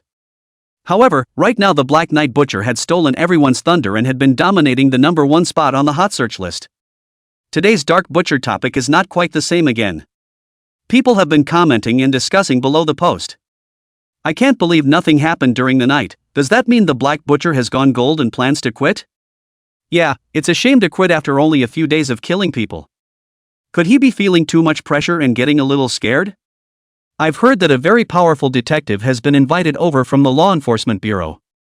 It's a possibility, after all, saving your life is the most important thing. Don't make any blind guesses, brother has insiders who have gotten first-hand information. The true identity and residence of the Black Knight Butcher has long been exposed. The Law Enforcement Bureau side is just trying to avoid causing panic or letting the Black Knight Butcher take advantage of the chaos to escape, so it's kept secret and not sent out. Last night the Black Knight Butcher was actually ambushed on the spot and his body was left intact. Holy, really? You can't be bragging. It must be fake, you believe him? Nowadays, people on the internet like to brag like this: what, I have inside information, I have inside friends, etc. He said he was the first emperor of Qin, I have to believe it. Ha ha ha, I also think that if the Black Knight Butcher was really that easy to catch, he would have been caught a long time ago. Why would there be no clues for so many days?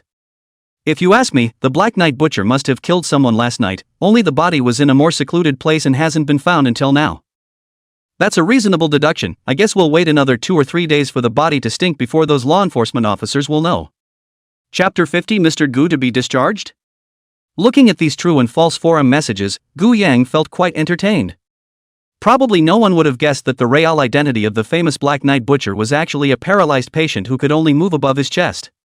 And they could not have imagined that the paralyzed patient had actually recovered long ago. The reason why Gu Yang had thrown Xiong Chuan's body into the primitive forest thousands of miles away after killing him was precisely to minimize his own suspicion. Only yesterday this Kamagawa had sent someone to deal with himself, only to have that person slaughtered by the Black Knight Butcher on the same day, which would only make his suspicion heavier. And dropping him thousands of miles away so that no one would presumably know he was dead, even if his men realized Kamagawa was missing, they shouldn't be too bold to report it. Have you ever seen any triad member choose to report a death? Isn't this as humiliating as calling your parents if you lose a fight in elementary school? Of course, this was only Gu Yang's unilateral speculation. It is not impossible for the triads and the law enforcement agency LEA to join forces. But Gu Yang has no way out. He is not a god. How can he really manage to control the whole situation? Xiong Chuan must die. As for the aftermath, it can only be taken one step at a time. That's when there was a knock on the door outside.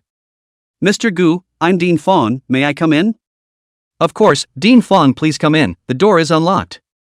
Fang Yanji pushed open the door to Gu Yang's room and saw Gu Yang sitting in a wheelchair basking in the sun with a shocked look on his face.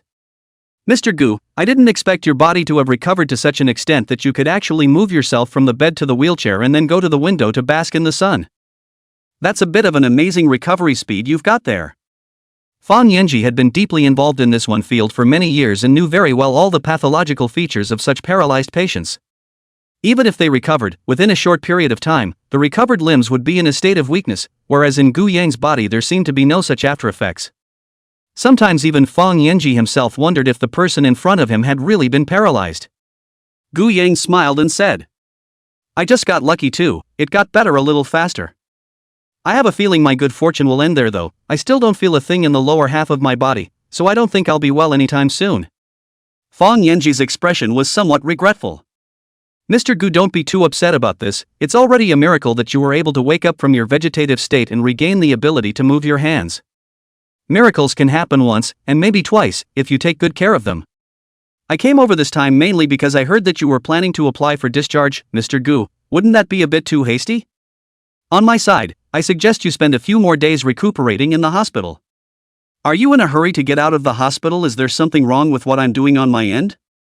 If there are any comments, you are more than welcome to make them. Fang Yanji still attached great importance to Gu Yang. After all, there were too many medical miracles in Gu Yang's body, which were still a bit unexplained up to now, and being able to observe him for a few more days would be of great benefit to neurological research. Gu Yang pushed the wheelchair to the edge of the sofa, and gestured for Dean Fong to sit first before speaking. Dean Fong is so polite. I've really thanked Dean Fong as well as Nurse Sue for taking care of me during these few days here. But I don't feel like I'm going to change much anymore in a short period of time, so it's a waste of resources to continue to stay here. And I'm barely able to live on my own now that my hands are restored, and I still want to live my own life for a while. Fang Yanji nodded repeatedly after hearing this, and he understood Gu Yang's thoughts very well. I believe that no one would want to stay in a hospital all the time, even if the treatment is luxurious. Since that's the case, I'll order it down and hold a discharge ceremony for you, Mr. Gu, so we can celebrate as well. Gu Yang quickly waved his hand and said, Forget it, that's not necessary, I've already caused a lot of trouble for you guys, Dean Fong, how could I possibly need to do any more ceremonies? Seeing that Gu Yang insisted, Dean Fong could only nod his head in agreement. That's fine, I've approved your side of the discharge process. But you'd better leave tomorrow, after all, it's a bit late in the day. I'll arrange a day off for Sue Orange tomorrow so she can help you out. Please also contact me first if there are any changes in your health in the future. I understand, thanks for taking care of Dean Fong. Gu Yan once again thanked the other Dean. At that moment, Dean Fong received another call, as if he had other work to attend to, so he waved goodbye to Gu Yang. When Fang Yinji left, Su Orange ran over again out of breath. Gu Yang laughed somewhat breathlessly. Why do you all keep coming back one by one? Su Orange took off her own mask and looked at Gu Yang with some tears in her eyes. Mr. Gu, I heard you're getting out of the hospital, ah? Gu Yan nodded. Yeah, look, I can move my hands now, and with the help of a wheelchair I can accomplish a lot of small simple things, so what's the point of staying here? Do you want me to live in this hospital for the rest of my life? Su Orange immediately widened her eyes. Of course I want you to live here for the rest of your life. As long as you live here, I'm getting over $10,000 a month. If you leave, I'll be down to $4,000 or $5,000 a month. Dean Fong also promised to give me an award for excellence, and after you leave, I'm not sure if I'll be able to get my hands on this bonus. Saying that, Su Orange felt like she was going to cry in aggravation. Gu Yang slapped his forehead in pain. After all, it's not that you don't want to part with me at all, it's that you don't want to part with your $10,000 paycheck. Nonsense, of course I can't afford to give up my paycheck, I'm poor, okay? Su Orange was quite frank in saying this. Gu Yang is also very clear that this guy is really short of money. She can be said to be the backbone of the family. The family also has a mother who has a serious illness. Rely on her as a nurse. That little money is indeed a little stretched. Fortunately, the hospital is aware of her difficulties and takes care of her welfare more or less on weekdays, otherwise it would not have been possible to get by. Su Orange hung her head and sat on the sofa, helping Gu Yang peel oranges while asking absently. Where is Mr. Gu planning to move to? Have you found a good place to live? You can start by giving me the address and I'll take some of the stuff over there later when I get off work. I only have an electric cart and it'll take me 2 more trips to move it all. Gu Yang asked suspiciously. I can understand if you use an electric car to finish moving your stuff, but how are you going to move me with an electric car? It's not that simple. I'll put you in the back seat of the motorized scooter and the wheelchair in the front, and then find a strap to tie the 2 of us together as if we were carrying a load. Gu Yang rubbed his temples. I mean, can we get a cab or something? Taxi is very expensive, yeah. Do you know, the starting price are $15. $15 can buy a caddy of meat to eat for 2 days. I remember telling you that I don't seem to be very short of money, right? Mr. Gu, you're wrong. Although you're young and promising, you have to think about the future. You certainly can't go to work now. Where will you get an income in the future? You've got to change your thinking. You've got to learn to economize. You've got to use $1 like it's $2, understand? Come on, I'm getting an education. Su Orange handed the peeled orange to Gu Yang's face, and by the way, she herself stuffed a few petals in her mouth, and said somewhat pitifully. I guess I'll have to economize from now on. My paycheck has just gone up, and before I get it, it's gone down the drain again. By the way, Mr. Gu, there's still a lot of money left in that card you gave me earlier. I'll return it to you then. Guess you'll need to hire a new babysitter or something all by yourself, too. As soon as he heard this topic, Gu Yang frowned slightly. His current physical condition, if he didn't hire a nanny, it would probably be easy to arouse suspicion, but if he did, he didn't want to have another person staring at him at home at all times. At this time he looked up at Su Orange and had a new idea. Before he could open his mouth to speak, Su Orange suddenly placed the fruit plate on the table and opened her mouth with some excitement. Mr. Gu, you see, you'll have to hire a new nanny or caregiver even after you go out. You still have to spend money. Why don't you keep hiring me? I'm cheap. Gu Yang was a bit hesitant and opened his mouth. Experienced caregivers or nannies on the market are like $8,000 a month or more. Ugh. Su Orange immediately stood up and patted his chest. I only want $6,000. After she finished speaking, she glanced at Gu Yang with her afterglow, and seeing that Gu Yang hadn't said anything yet, she immediately clenched her teeth. 5,000 then. Gu Yang still didn't say anything. 4,000 really can't be less. You'd have to hire a recent college graduate for 4,000. Only 3,500 for a recent college graduate, or full-time, 99 and 6. Chapter 51, The New Detective Chief, Lee Kai-yoon. Su Orange's eyes were tearful and looked as if she was on the verge of crying, but in the end, she could only agree in a resigned manner. Okay, 3,005 is 3,005, a little more is a little more. Gu Yang couldn't help but laugh in his heart when he saw this look on her face, then he waved his hand and said, I'm just kidding, let's give you the $8,000 on the market. You don't need to spend too much time at my place every day, just remember to prepare my meals every day and come over to clean up the house every 2 days. I'll call you if I need anything else. Su Orange was so excited that she almost jumped up. Fruity? Righteous Father. Mr. Gu, you're practically a living Buddha who saves the suffering. Sue Orange immediately took advantage of her university diploma, and used all the words of praise she could think of in her mind on Gu Yang's body, itching to give him a 5-body salute. Gu Yang was also a bit flattered by this ass-kissing. For this Sue Orange, in fact, Gu Yang's inner feeling was quite good, at least it could be considered a friend. Although at the very beginning, because of the misunderstanding, this little girl didn't even dare to talk to herself like hiding from a hungry wolf, but after the misunderstanding was resolved she was not bad to herself. There is another crucial point, and that is that the girl is dumb enough. With her by her side, there was no need to worry about the exposure of her identity. Even if it was really exposed, it was estimated that according to this girl's righteous heart, she would fight to help hide it for herself. There was simply no better candidate for an escort than her. As for where to go out and stay, Gu Yang had already left this matter in advance to Mu Rong, who would be back tomorrow, to handle. There was no way that house could ever go back after a death in that previous house, and it was full of sad memories. Just as Gu Yang and Sue Orange were chattering away, another knock sounded outside. Gu Yang had a bit of a headache. What was going on today? So many people came to visit. Sue Orange got up and went forward to open the door. Outside the door stood a man wearing a suit with a work license. Behind him there were also 2 small assistants. The guy had a demeanor that was very much like one of those elites who came back from studying at sea. With his mirrored glasses on his face and a meticulous back haircut, he's a little bit handsome, but at the same time seems to be a little bit pretentious. After this young man smiled and nodded with Sue Orange at the door, he looked at Gu Yang in the room and opened his mouth. "I believe this is Mr. Gu, right? I'm the newly transferred Chief of Criminal Investigation on this side of the Law Enforcement Bureau. My name is Lee Kai-yun. I came over this time to talk about some cases. Is it convenient for Mr. Gu?" Sue Orange instantly had nothing good to say when she heard this. "It's the Law Enforcement Bureau again. You guys aren't going to disturb Mr. Gu's rest again, are you?" That Lu Tao was quite obnoxious before. Lee Kai-yun had a gentle gentlemanly smile on his face. "Miss Sue, please don't worry. Lu Tao has already been suspended because of his incompetence in handling the case, and I will be in charge of all the next cases. I will never cause Mr. Gu a single bit of trouble.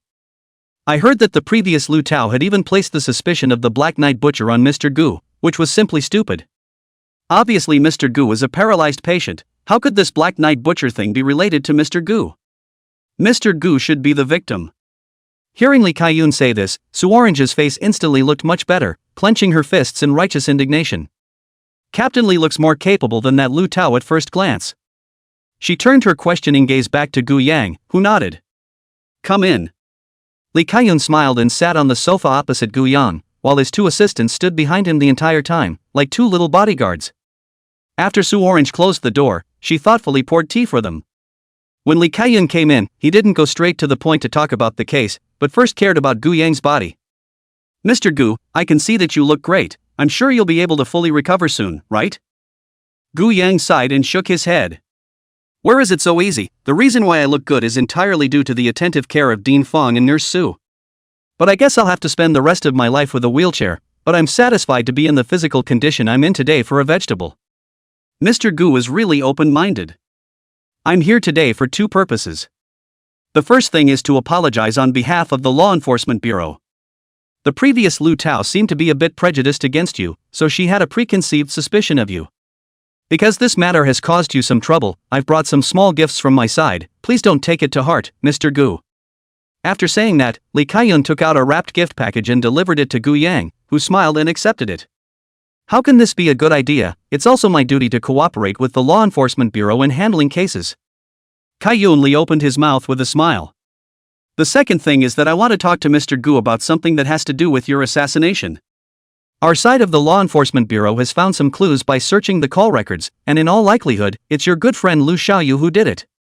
However, there are still some details in this case which have not been investigated clearly, and at the same time, we want to investigate Xiong Chuan's other violations with the help of this clue, so for the time being, we have not made an arrest for Lu Xiaoyu. Please be at ease, Mr. Gu." Gu Yang was a little surprised after hearing this. I did not expect this new Lee Kai-yun to be so efficient in handling the case, and all of a sudden, he investigated Lu Xiaoyu's body. Pretending to make a somewhat pained and angry face, he opened his mouth. "This Lu Xiaoyu, I used to treat him as my best friend. It's not even a problem that he caused me to have a car accident, but he actually doesn't intend to let me go. It's too much." Kai-yun Lee nodded heavily. Indeed, such scum should spend the rest of their lives in prison. "Your side to rest assured, there is about him intentionally killing this matter. our hands also have new evidence. Currently is only in the long line to catch the big fish, the longest time is not more than a month's time, to ensure that we'll give Mr. Guyu a solid answer. Gu Yang nodded in satisfaction. This matter you law enforcement bureau hard on the line, I'm not in a hurry, I always believe that justice is never absent even if it is late. Li Kaiyun always had that gentlemanly, gentle smile on his face, and suddenly he spoke. Mr. Gu, is it convenient to give me your cell phone? I'll record my communication number for you, this way in the future you can contact me first if anything happens. Gu Yang nodded in agreement and casually handed over his cell phone. Li Kaiyun returned it to Gu Yang after a few operations, and his contact information had been added to it. After saying these words, Li Kaiyun stood up from the sofa and opened his mouth smilingly. I've already met Dean Fong when I came here just now, and Dean Fong talked to me, Mr. Gu, you're going to be discharged now. But Lu Xiaoyu hasn't been arrested yet, do you need to apply for protection? I can arrange for someone to keep an eye on the neighborhood for you. After Gu Yang heard this, a look of gratitude appeared in his eyes. That's a big thank you. To be honest, when I heard the news I was really a little apprehensive inside, that Xiong Chuan and the Triad, he died a little brother, surely will not rest. And with my good brother thinking of putting me to death, I can say that I am much more at ease now that I have your protection. Shoulda, law enforcement officers are supposed to serve the people themselves. Then my side will leave first, and when you arrive at your new home tomorrow, my side will immediately arrange for someone to guard your safety in the neighborhood. The two smiled and nodded goodbye. After Li Kaiyun left, Su Orange praised as she cleaned up those teacups left on the table. At a glance, this Captain Li knows better manners than the previous Lu Tao and handles cases logically. Mr. Gu's case was handed over to him, so there's always a turnaround. Gu Yang nodded slightly, yet in his heart, he raised his guard. It's not right. This Li Kaiyun is definitely not right. He's definitely not as simple as he looks on the surface. Chapter 52, Big Data Doesn't Lie. Anything is too much. Gu Yang squinted his eyes, recalling every word of Li Kaiyun's and how the first impression of him as a person gave him a sense of incongruity. Judging from the guy's clothes and attire, he was either an elite who had returned from overseas studies or a rich second generation from a privileged family. When such a person becomes the chief of criminal investigation, he should be at least a little bit superior, not to say high and mighty. But this guy gave himself a feeling of too easygoing, and gifts and apologies, how can it be? In his place, I'm afraid he wouldn't even bother with a paralyzed man. And there's something about the last case of buying a murderer, according to Li Kaiyun, they're planning to put in a long-term effort to catch a big fish. But if you're going to take the long way around, why would you leak this information to yourself? Aren't you afraid you'll leak it? Something's wrong. There's definitely something wrong with this guy. But what is he going to do this for? After Su Orange helped Gu Yang clean up the house, she was busy going back to her duty. Gu Yang was left alone to ponder carefully, when suddenly a light came to his mind. This guy is scamming me. He's betting that I'll kill Lu Xiaoyu? Knock, knock, knock. There was a knock on the door of the room. Ling Ling, are you asleep? There was no response from the house, so Li Kaiyun gently twisted the door handle and walked in. At this moment, Chu Lingling was lying on the bed, huffing and puffing. And next to her, the game voice was still ringing. Teammate, where's your teammate? Save me, TMD, how to match a teammate hanging on. Lick the bag you run first, and when you fight you pretend to hang on, right? Teammates, your whole family is gone in this one. Kaiyun Li frowned and walked over, gently turning off the game voice. And the moment the phone was turned off, Chu Lingling rolled over and sat up. Why did you turn off my cell phone? Li Kaiyun was a bit speechless. I just don't see what's so fun about this game, enjoying listening to those teammates of yours curse? Chu Lingling said as she rubbed her sleepy eyes. Let them curse, the more they curse, the more excited I am, which means they broke the defense, they broke the defense does not mean I won. Li Kaiyun was also too lazy to say more. He naturally knew clearly that Chu Lingling's favorite thing to do besides enjoying solving crimes was to play against those internet-addicted teenagers in the game. Though he didn't understand the fun of it, he was supportive after all. You have to love someone for all that they are, don't you? He very thoughtfully poured a cup of hot water for Chu Lingling after covering her with the quilt. Take a sip of water, look at how your skin has gotten worse again lately, you need to drink more water to rehydrate yourself. Chu Lingling rubbed her somewhat disheveled hair. Hey, don't keep doing that, I'll suspect you're craving my body if you do. If I had craved your body, the kid would be hitting the sauce by now. Well, the fact that you actually said that means you must have had the idea, come on, When did you start having such nasty thoughts? From the day I first met you, okay. Sure enough, I knew you didn't have good intentions. My mom once told me that all men are big piggies, and you sure as hell are. Lee Kai-yoon didn't bother to nag her and said as he sat himself down on the sofa next to her. I've done everything you've ordered me to do. Did even you suspect that the paralyzed man would be the night butcher? That's a bit too much. The game had already been shut down. Xu Lingling couldn't enter even if she wanted to, so she can only throw her phone aside and reply. Generally speaking, the first case a criminal commits is of great significance in his life. After the appearance of the Black Knight Butcher, the first person he killed was Smokey Pinky, and who in this world wants to kill Yin Pinky the most? So Gu Yang is bound to have the greatest suspicion. Even if he's not the Black Butcher, then the Black Butcher is somehow connected to him. Kai-yoon Lee nodded. So it seems that Lu Tao is not stupid. This Gu Yang has a high possibility of buying a murderer. I hear he's got a little money. But according to his resume, he was an average guy for the first half of his life. And this Black Knight Butcher, both his killing methods and his counter-surveillance skills are top-notch. How could an ordinary person make a connection with such an executioner? Xu Lingling shook her head. I don't know, and I don't care to know. An unsolved case is called an unsolved case because it contains information that common sense cannot fathom. If there was a connection between this Gu Yang and the Black Knight Butcher, then he must be a vindictive and ruthless character. After learning the fact that Lu Xiaoyu would buy a murderer to kill him, it was impossible for him not to fight back. We just need to keep watch. By the way, did you implant the little virus I asked you to plant inside his cell phone? Kai-yoon Lee nodded.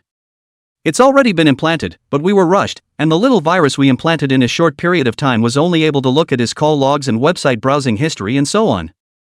This is enough. Big data and online information doesn't lie. Xu Lingling immediately rolled up from the bed, picking up the computer next to her for some operation, and soon hastily pulled out Gu Yang's call records as well as browsing records during this period of time, carefully sifting through them one by one. Lee Kai-yoon also moved a bench and sat next to him to help watch. After roughly an hour or so of consulting, Xu Lingling rubbed her somewhat sore eyes. There doesn't seem to be anything wrong with this guy. Kai-yoon Lee nodded back. Indeed, since he woke up, his call records only belong to 3 people, that nurse Su Orange, the Dean Fang Yenji, and one of his friends, Mu Rong.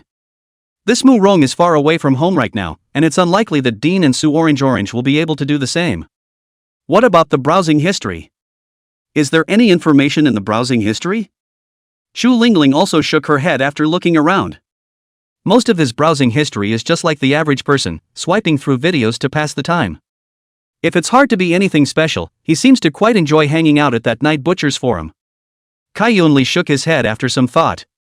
That doesn't mean anything. Black Knight Slaughter has now created a huge public opinion storm online. There aren't many people who make this forum. I usually browse it myself. Just when Lee Kai-yoon thought there was no gain, Xu Lingling suddenly clapped her hands. I found out, this guy has secrets.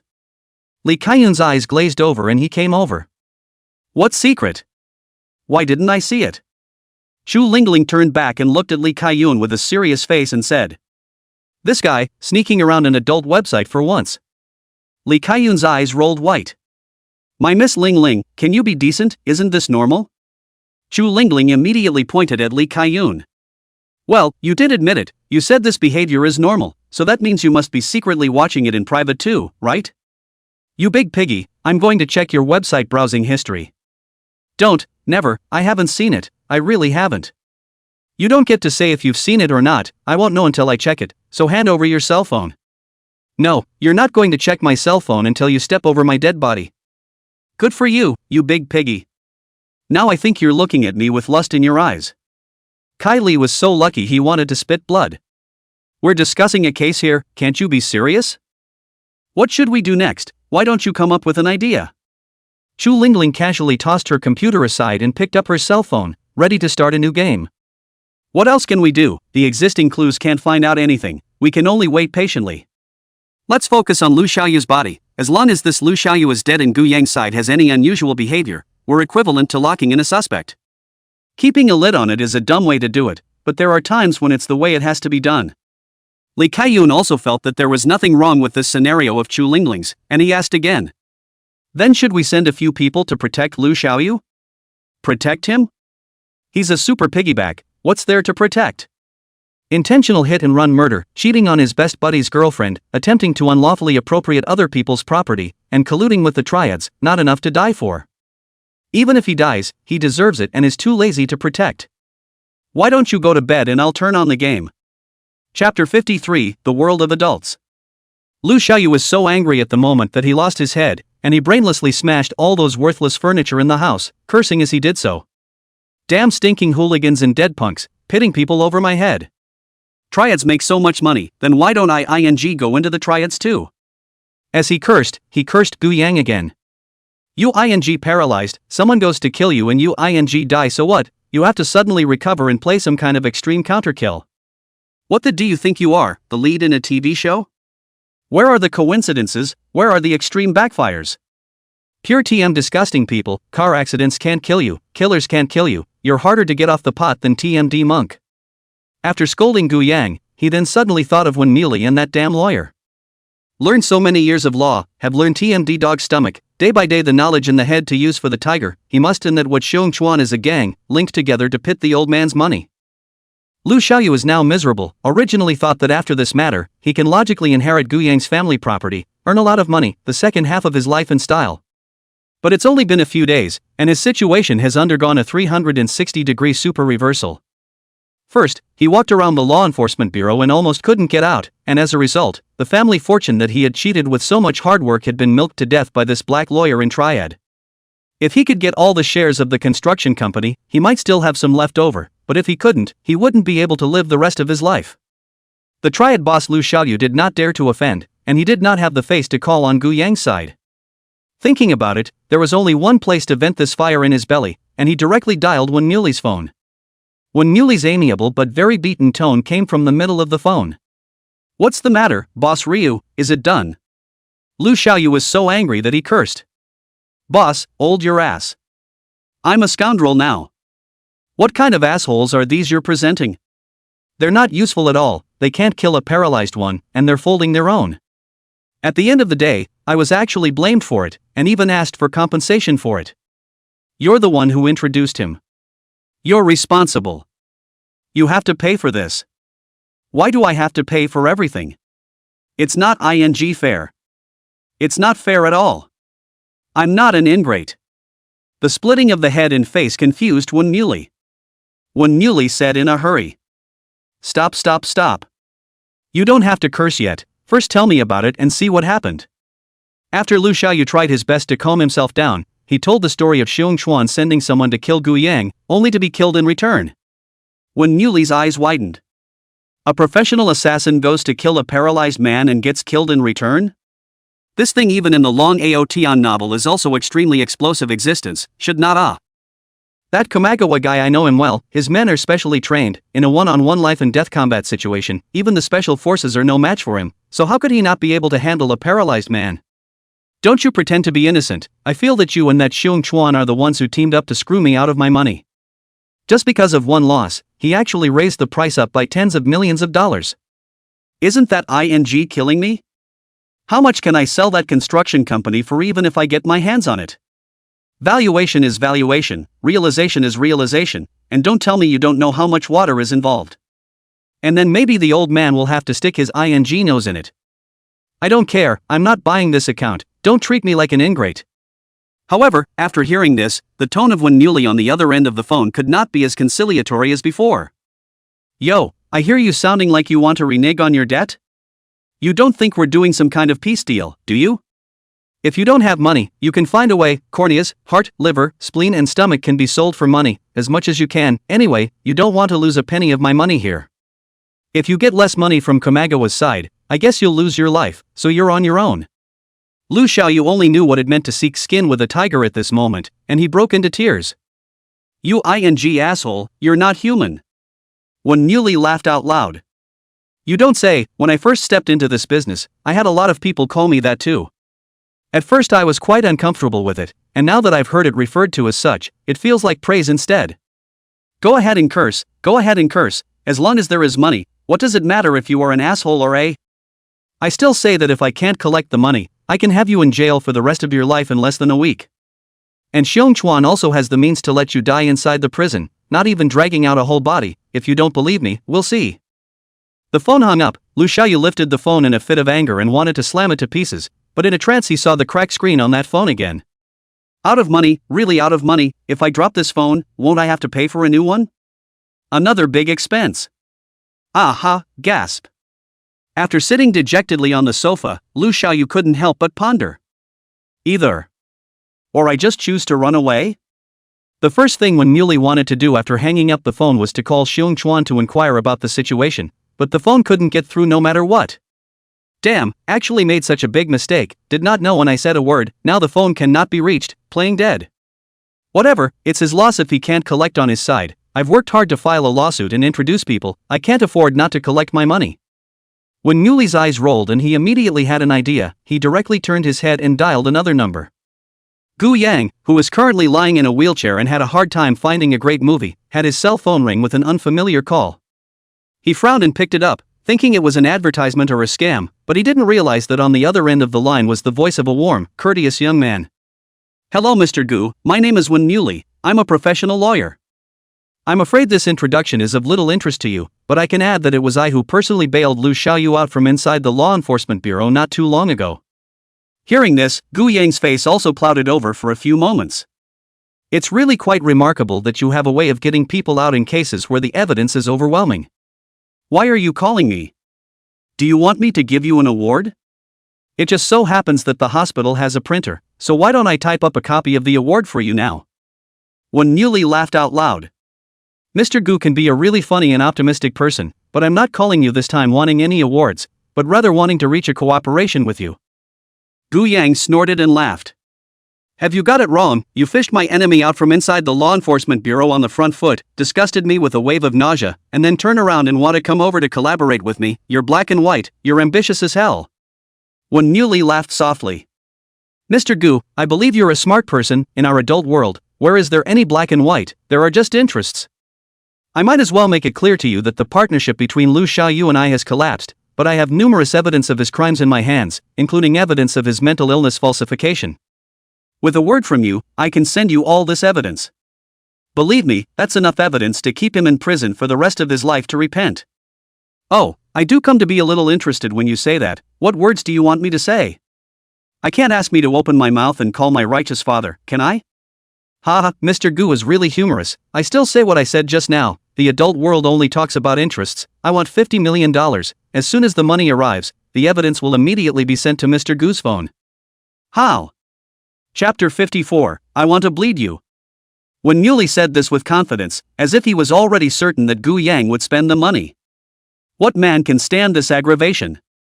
But who knows, Gu Yang on the other end of the phone just laughed softly, and then, there was mockery in his words.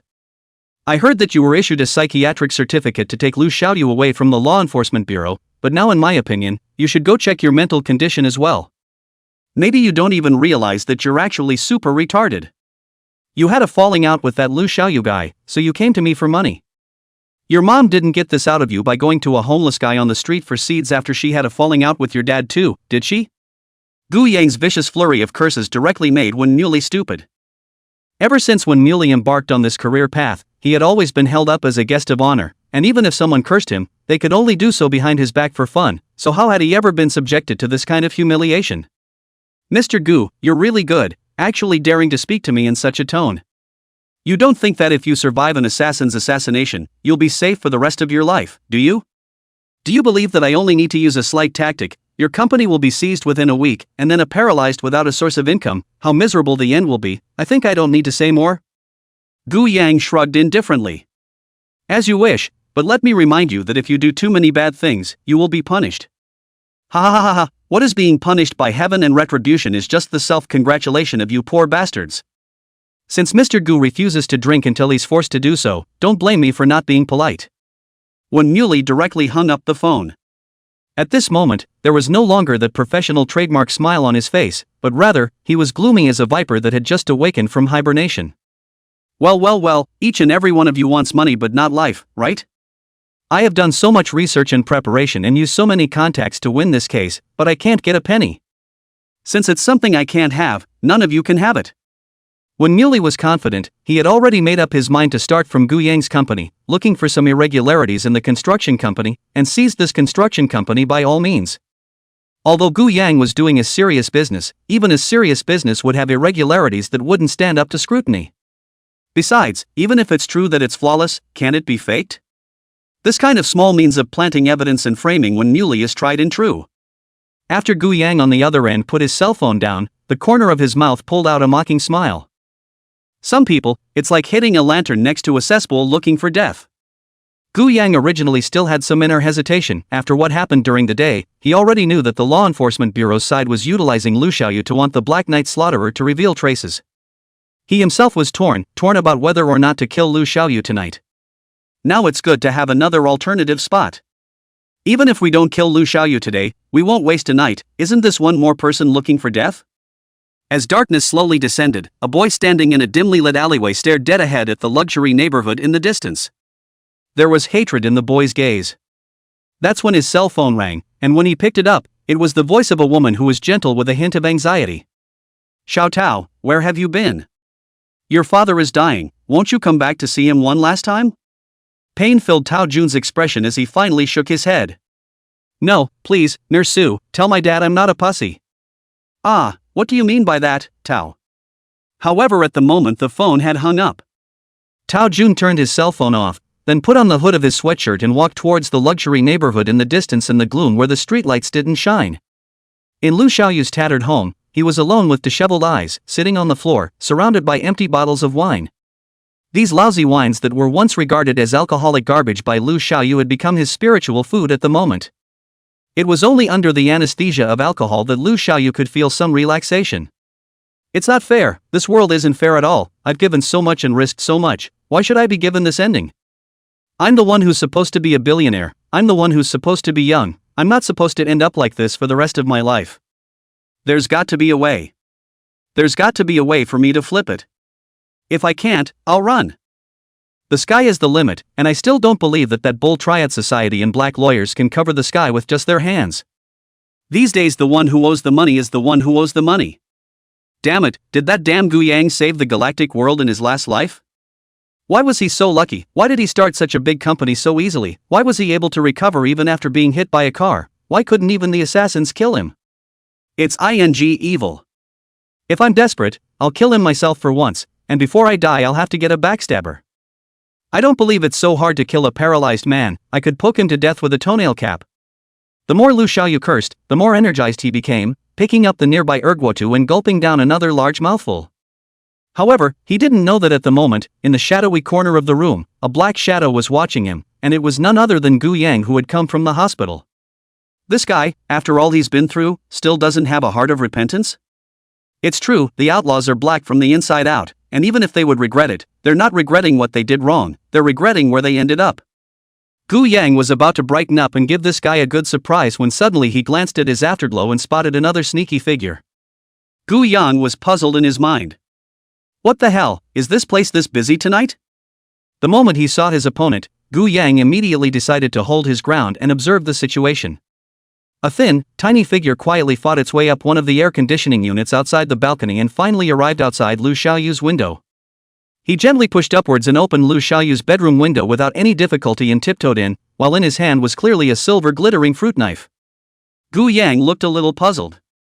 Is this a thief or a robber? Funny, do all the youngsters nowadays play so big? It should be said that this youngster looked like a novice, and although he had tried his best not to make any noise, he still inevitably made some noise. The drunken Lu Xiaoyu frowned when he heard the commotion coming from the bedroom. What the hell is haunting the inside of my bedroom? What the? Is it haunted? If there are ghosts come out and talk to me, I'll ask for experience and find out how to become a severe ghost. Damn, if I become a severe ghost, I have to kill all these people. By the way, if you're a female ghost, hurry up and come out and have a drink with me. At this moment, Lu Xiaoyu, just like already drunk, even if the bedroom's some movement, he did not have any vigilance, still drinking in his own hands two pothead. And in the intervening time when he was pouring the wine with his head down, the bedroom door was gently unscrewed, and a dark, thin figure appeared behind him without realizing it. Just as Lu Xiaoyu was about to pick up his wine glass and take another sip, suddenly, the cold dagger was directly above his throat, while a gnashing voice came in his ears. Boss Lu, the Black Knight Butcher is here to pay your debt. Gu Yang was confused when he heard this. You're the Butcher of the Night. Who am I? The coldness of the dagger pulled Lu Xiaoyu back to reality in an instant, and most of his drunkenness dissipated in a moment. The Black Butcher. Brother, don't joke, there is something to say, let's talk. There is no need to use knives and guns, this is against the law, you are still young, don't ruin your future. However, as soon as those words came out of his mouth, the boy behind him let out an angry growl directly. How dare you talk to me about my future? My future, my father's whole life has been ruined by you, my family is gone, what more do I need for my future? I want to bleed you today. Chapter 55 Lu Xiaoyu's Death. Lu Xiaoyu could completely hear that this person behind himself was definitely not very old, and there was even a possibility that he was a young boy who was studying. But it's this kind of youngsters who are the most horrible, they don't have too many scruples, they fight for their lives at the drop of a hat, who the hell dares to play with you? Little brother, tell me first, what kind of difficulty have you encountered, and why did you specifically come to trouble me? As long as big brother I can help, everything is fine, I'm a person who loves nothing more than to help my friends.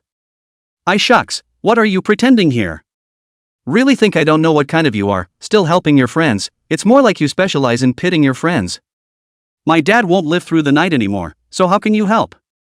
As he spoke, this little boy stabbed the dagger in his hand a little bit more forcefully into it, and the tip of the dagger had already poked through Lu Xiaoyu's skin.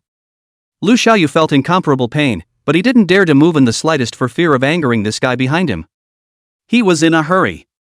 Little brother, you rather say exactly how I offended you? You just need to say it, I will definitely give you away, what you can't do doesn't mean I can't do it. What the hell is going on with your dad? Let me tell you, I know a lot of people at the hospital who can cure all sorts of difficult cases, so if you just ask, I'll make sure that any trouble is solved for you. Tao Jun opened his mouth without panicking. Well, since you want to hear it, I'll make it crystal clear. Since you've been in charge of the company, have you laid off a large number of your old employees by illegal means? Lu Xiaoyu, after listening to the heart thump, because this is indeed he did but at the moment he cannot admit. You don't know, little brother, but I have a hard time with this. First, the company is not well run, too much money have been invested in the company's founder Gu Yang in the hospital to see a doctor, simply cannot make ends meet, without layoffs can only be closed down, so that everyone is finished together. Secondly, this decision was not made by me alone either, but was unanimously decided by all the top management under the leadership of Smoky Pinky, the wife of the company's owner Gu Yang. It's really not right for you to find my head when you've wronged me. I'll be damned, you're not pretending, I know you're the one who's spearheading all this, my dad told me all about it. And my dad took those old employees who were laid off to the company to ask for money, and instead of giving it to them, you humiliated them and privately got a bunch of punks to beat them up and break their arms and legs. Do you dare to deny this? Now Lu Xiaoyu was finally sure who this person behind him was. You're old Tao's kid, aren't you? Don't be a old Tao, who's getting close to you? And you deserve to call my dad that? Du Jun continued. It's because of these despicable acts of yours that my dad is directly unemployed at home and is having a heart attack in a hurry after having both his legs broken. Now that the hospital side has issued a critical condition notice, you said you could fix it, come on, you tell me how now? Lu Xiaoyu immediately blurted out. I'll lose money, I can lose lots and lots of money. I'll be damned, I told you I don't even need money right now, what I need is your life. Tao Jun vented his inner rage and ruthlessly smashed two fists on the back of Lu Xiaoyu's head, which hurt him so much that Lu Xiaoyu bared his teeth, but the dagger on his throat made him not dare to move. You don't understand, little brother, you're too young to know the importance of money. With my money and my connections, I can call out the best doctors in the country to see your dad. You have no idea how advanced technology is nowadays, even if your dad's heart stops beating, there is a chance to revive your dad within a day. You believe me, I really want to redeem myself. I was wrong about the past, but who hasn't done a few stupid things in their life? Even if you want to kill me, if you want to punish me, you have to wait until I've revived your father. After hearing those words, Tao Jun's heart was shaken for a moment. Are you telling the truth? The doctors all said my dad was hopeless, you were really able to save him? Harm, I've told you that money is more useful than you can imagine, the hospital is a hell of a place to earn money, the doctors there are not even living goddesses who save suffering, they are all a bunch of vampires. They are seeing that you have no money to give any kind of medical notice, they just don't want to waste their time with you to continue to fold. But if you have the money, do you believe they'll call the best doctors over to see your dad in no time, and it won't matter if he's alive or dead? Tao Jun's heart had already believed a few points, and the dagger in his hand moved away from Lu Xiaoyu's throat little by little. Lu Xiaoyu's eyes rolled, and he backhanded directly and ruthlessly smashed Tao Jun's face. Tao Jun had no defense at all and was knocked to the ground on the spot, dizzy. Immediately after that, Lu Xiaoyu rolled up from the ground in a flip, rode on Tao Jun's body, and as soon as he pulled off the hat on Tao Jun's head, it turned out to be a teenage boy. You've watched too many TV shows, and you're learning about other people's home invasions and killings. You can't kill anyone with your little arms and legs. Killing a chicken would probably peck a hole in your dick. I told you not to learn, I told you to scare me with a small knife. Lu Xiaoyu cursed while pressing Tao Jun on the ground and slapped him madly, left slap right slap. Tao Jun's small face was slapped like a pig's head in a split second. Lu Xiaoyu was still cursing as he fought. Either truth to tell you, your old man has been hopeless for a long time. Even if he has money, what can he do? Look at all those rich celebrities and tycoons on TV, don't they have to die in the end? You were born to be a ing orphan. Ha ha ha. When Tao Jun heard this humiliating sentence, his heart exploded with rage and directly exploded with 200% of his fighting strength. Grabbing the dagger in his hand, he ruthlessly stabbed towards Lu Xiaoyu's chest. However, the tip of this dagger had only just touched the clothes on Lu Xiaoyu's chest when the other party grabbed his wrist. He was just a child who was still in school, how could his strength be as strong as Lu Xiaoyu's? After being grabbed by the wrist, Tao Jun held his face red, but he was also unable to make the dagger in his hand stab forward even a centimeter at all. Lu Xiaoyu's face was incomparably mocking. That's it? All I can tell you, young man, is that if you dish, you practice more. With this tactic of yours you still want to kill me, even if I give you a chance you won't be able to use it. Lu Xiaoyu was also not in a hurry to completely subdue Tao Jun, he very much enjoyed this feeling of teasing his prey. There had been so much suppression during this time, and at this moment he only felt soothed. However, Lu Xiaoyu did not notice that a strand of hair composed of shadows slowly appeared in the shadows behind him. This single strand of hair continued to spread upward along his back, coming to the back of his head and jabbing forward. This shadow hair strand pierced directly through his brain, and the intense pain caused the movements in Lu Xiaoyu's hands to lurch. And it was this split second of effort that the dagger plunged directly into the inside of Lu Xiaoyu's chest. Lu Xiaoyu came back to his senses, the sharp dagger had completely missed his chest, blood dripped out along the end of the dagger, some of it dripped on the ground, and some of it just happened to drip on Tao Jun's face. Tao Jun trembled and climbed up from the ground, looking at Lu Xiaoyu, who had fallen in a pool of blood, and after a short period of being stunned, he actually directly hugged his head and cried. Dad, I avenged you. When you went to collect the debt that day, I had wanted to go with you, but I was so scared at that time that I didn't go. And this time I wasn't afraid, I did it, I wasn't a wimp at all. Dad, when we get underground, you've got to catch this scumbag and kick his ass again. Gu Yang in the middle of the corner silently collected his shadowy hair and sighed and shook his head as he looked at Tao Jun, who was hugging and crying in the room. Another poor boy, that's as far as I can help you. Sure enough, the appearance of a single evil person leads countless good people to destruction, get rid of the evil. Gu Yang absorbed a large mass of mysterious energy from Lu Xiaoyu's body, and this time, he didn't resist at all, and his ghostly shadow body was instantly recalled into his main body. On Tao Jun's side, after his emotions calmed down, he hurriedly cleaned up the traces left by himself at the scene and quietly left the scene by following the way he came. By the time Lu Xiaoyu's body was found, it was already noon the next day. Meanwhile, there's another piece of good news, the Black Butcher has been found. Chapter 56. There's something fishy about this case. Chu Lingling brought Li Kaiyun to the scene of the murder, looking at the body of Lu Xiaoyu, who had fallen in a pool of blood. Both of them had some doubts in their eyes. After glancing at the scene, Chu Lingling lowered her head and played with her cell phone. No way, this guy, really dead? Li Kaiyun looked back at Chu Lingling and inquired. Did Gu Yang's phone have any unusual behavior? Like making any strange calls or signaling online or anything like that? Chu Lingling shook her head. Not at all, his operating record is normal. Also, he would have been asleep at the time of the murder, and his cell phone was not operating at all. I've noticed that the guy's a pretty good sleeper, and since he's awakened, he's been going to bed on time at 12 every day, which is better than an alarm clock. Li Kaiyun nodded slightly. Then it seems that this matter has nothing to do with him, and the murderer who committed this murder has been found. The killer had some sense of counter-surveillance and not only processed the scene for fingerprints and took the murder weapon, but he didn't leave via the elevator, he climbed out through the window. But even so, he was caught on camera by the surveillance inside the neighborhood. According to the investigation, it's a high school student who was 2 months shy of turning 16, his name is Du Jun, and he's attending his father's funeral right now. Li Kaiyun introduced the current progress of the case while handing the information in his hand to Chu Lingling's hands. It seems that the case of the Black Knight Butcher has finally come to an end. Chu Lingling was a bit puzzled and raised her head. How are you sure that Du Jun is the Night Butcher? Li Kaiyun opened his mouth thoughtfully. Then there's still a lie. Our law enforcement bureau staff has already arrested him, waiting for us to go back to take a statement. By his own admission on the road, he said he was the butcher of the night. And isn't the Black Knight Butcher the only one who's been committing murders at night these days? Chu Lingling shook her head. It's not that simple. What if this Du Jun is lying? Li Kaiyun's brow furrowed. No way, who with nothing better to do would take several lives all on themselves? Chu Lingling pointed at Lu Xiaoyu lying on the ground and spoke.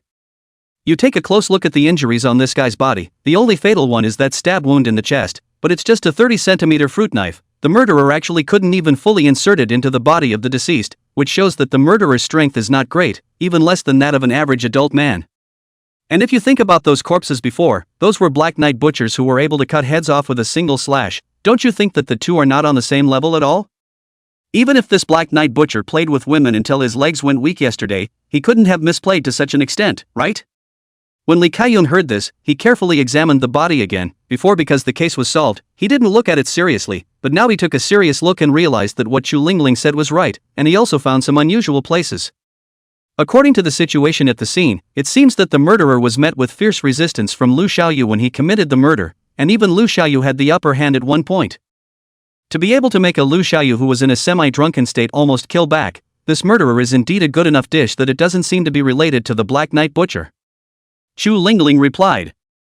You're right, let's send this body to the inspection department for a closer look first. Li Kaiyun was a bit puzzled. Is there any need to examine this body? The fatal wound is so obvious, it's a stab in the chest. Chu Lingling said with a smile. Remember what I told you before? The reason why an unsolved case is an unsolved case is because it contains something that cannot be explained by common sense.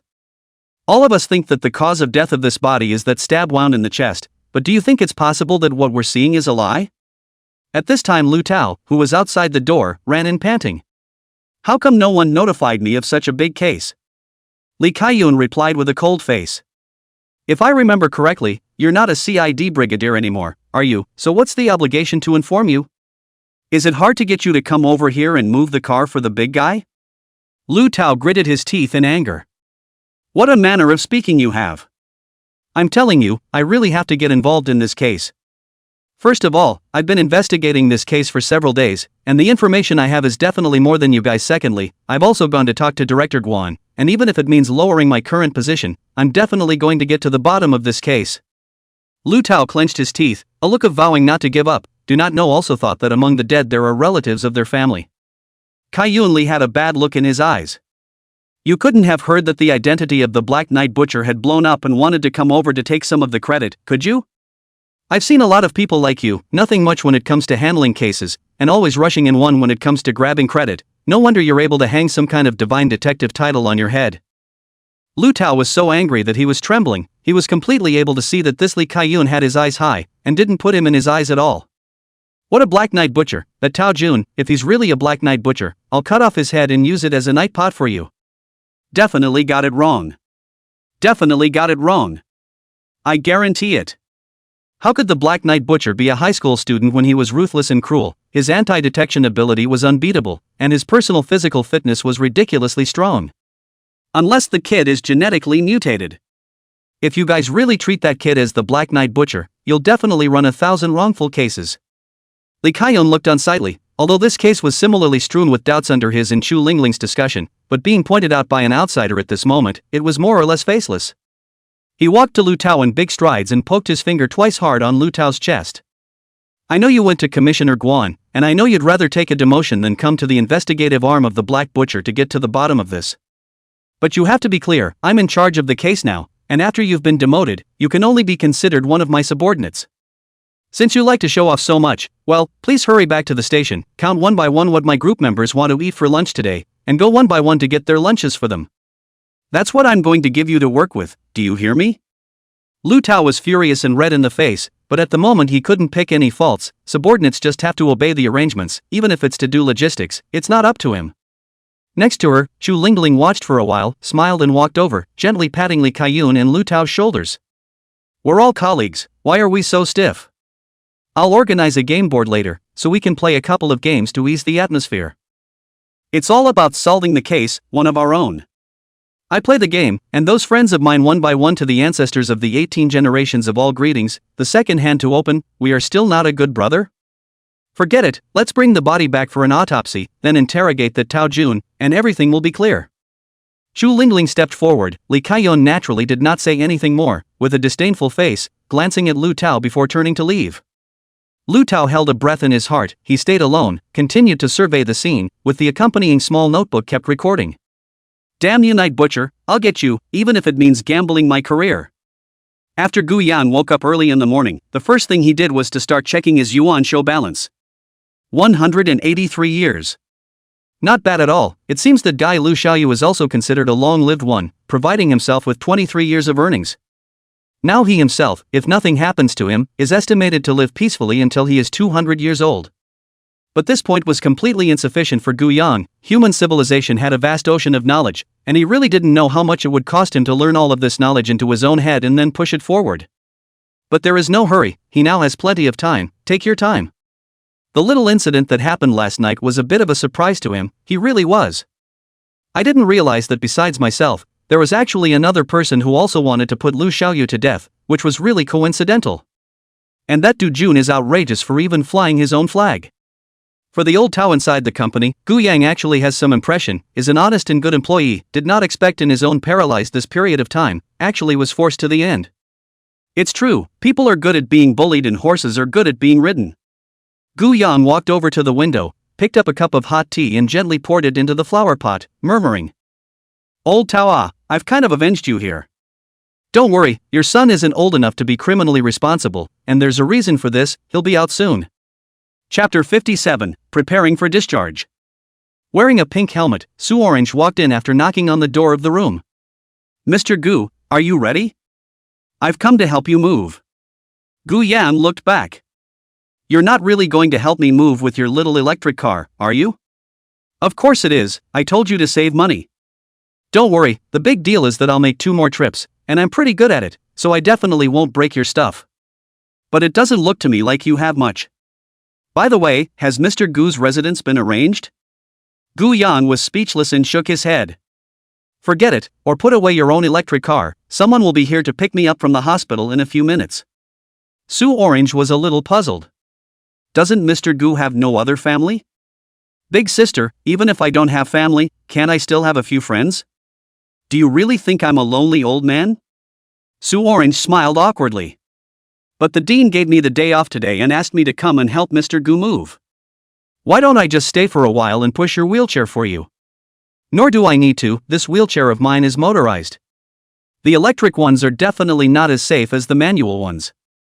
Come on, if you don't have anything better to do, go get some books back for me.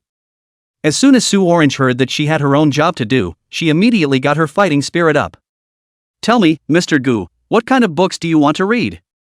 I've read all the novels that have been on fire on the Tomato website recently, do you want me to recommend a few for you? I'm telling you, there's a novel that's super interesting about the human world that's full of those monsters disguised as humans. The book also says that the world is false and love is real. I feel like it could be fun, why don't I buy it back for you to look at later? Gu Yang waved his hand impatiently. What I want to read is not fiction, but study books on medicine, preferably something like a textbook or classic kind. You buy me back a few of the most classic works in all fields of medicine, you're the one who studied it, you should know more than me, right? Su Orange's eyes went wide for a split second. Mr. Gu, you don't want to teach yourself medicine and then take an interprofessional postgraduate exam in medicine, do you? I'm telling you it's hard. Besides, you can't be a doctor in your current condition. If you ask me, you might as well go into computer science, programmers work from a chair anyway. The lower half of the body is the same with and without. As soon as he heard this, Gu Yang also became interested. Learning computers is not bad. The kind of hacking that can be applied in every aspect of life. I don't know if it's true or not, but anyway, online legend has it that there are some top-notch hacker bigwigs who can rattle the world's wind and clouds by hiding behind a computer screen.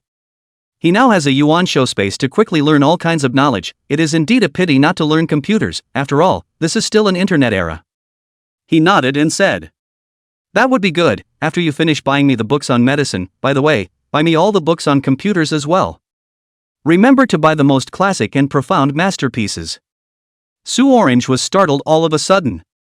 "Mr. Gu, don't mess with it. Do you still want to get a double degree, studying medicine and computers at the same time? I'll dock your pay next month if you keep nagging." Sue Orange closed her mouth at once, and without saying a word, she ran away with her helmet on. Good lord, the best way to deal with this silly girl is still to start with her paycheck, and taking control of her financial lifeblood is the same as taking control of her life. At this time Gu Yang's cell phone rang. It was Mu Rong calling.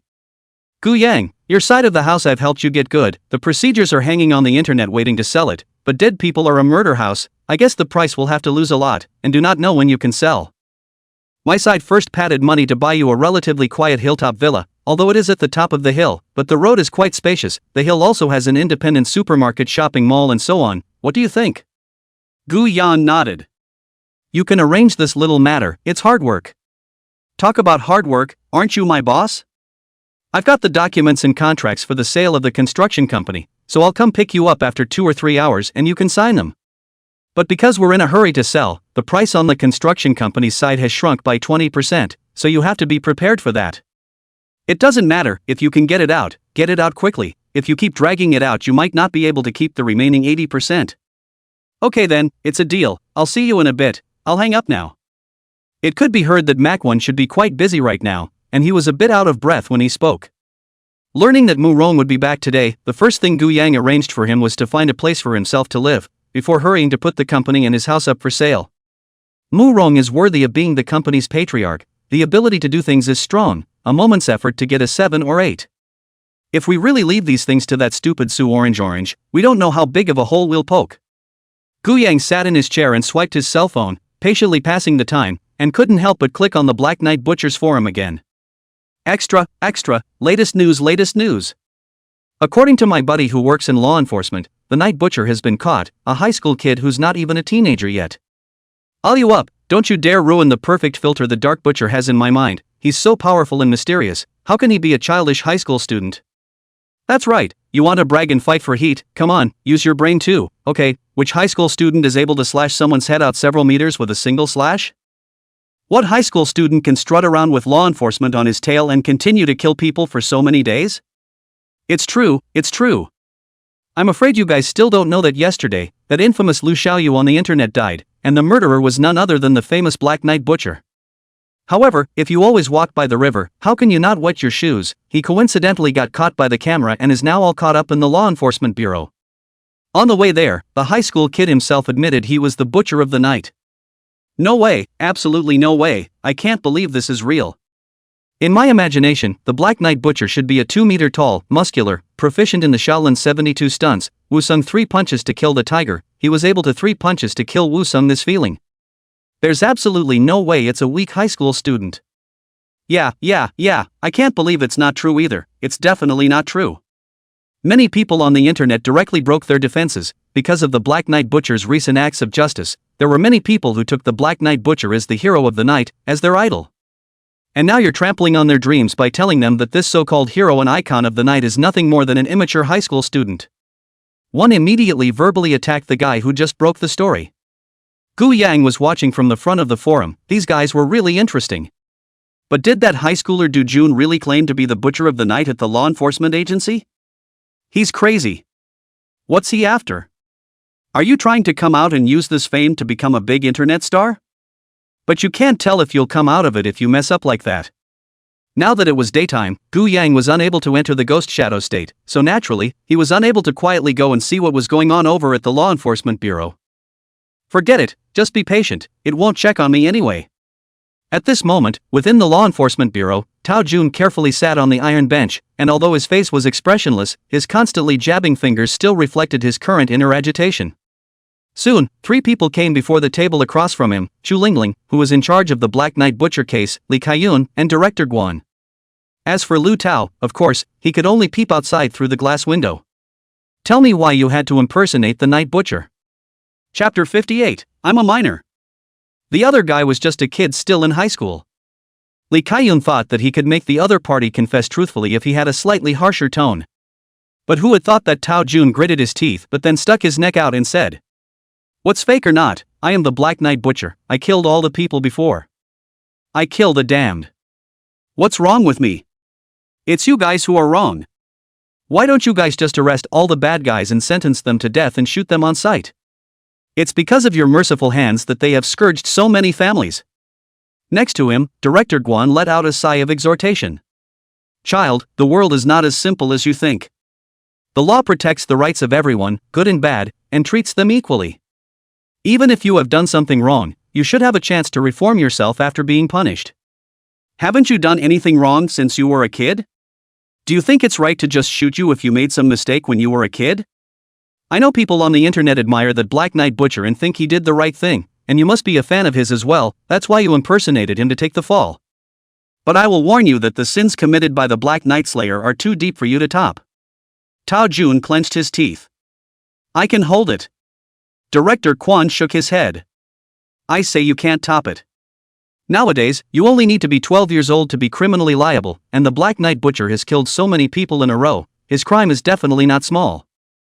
You're basically in prison for the rest of your life even if you're spared the death penalty.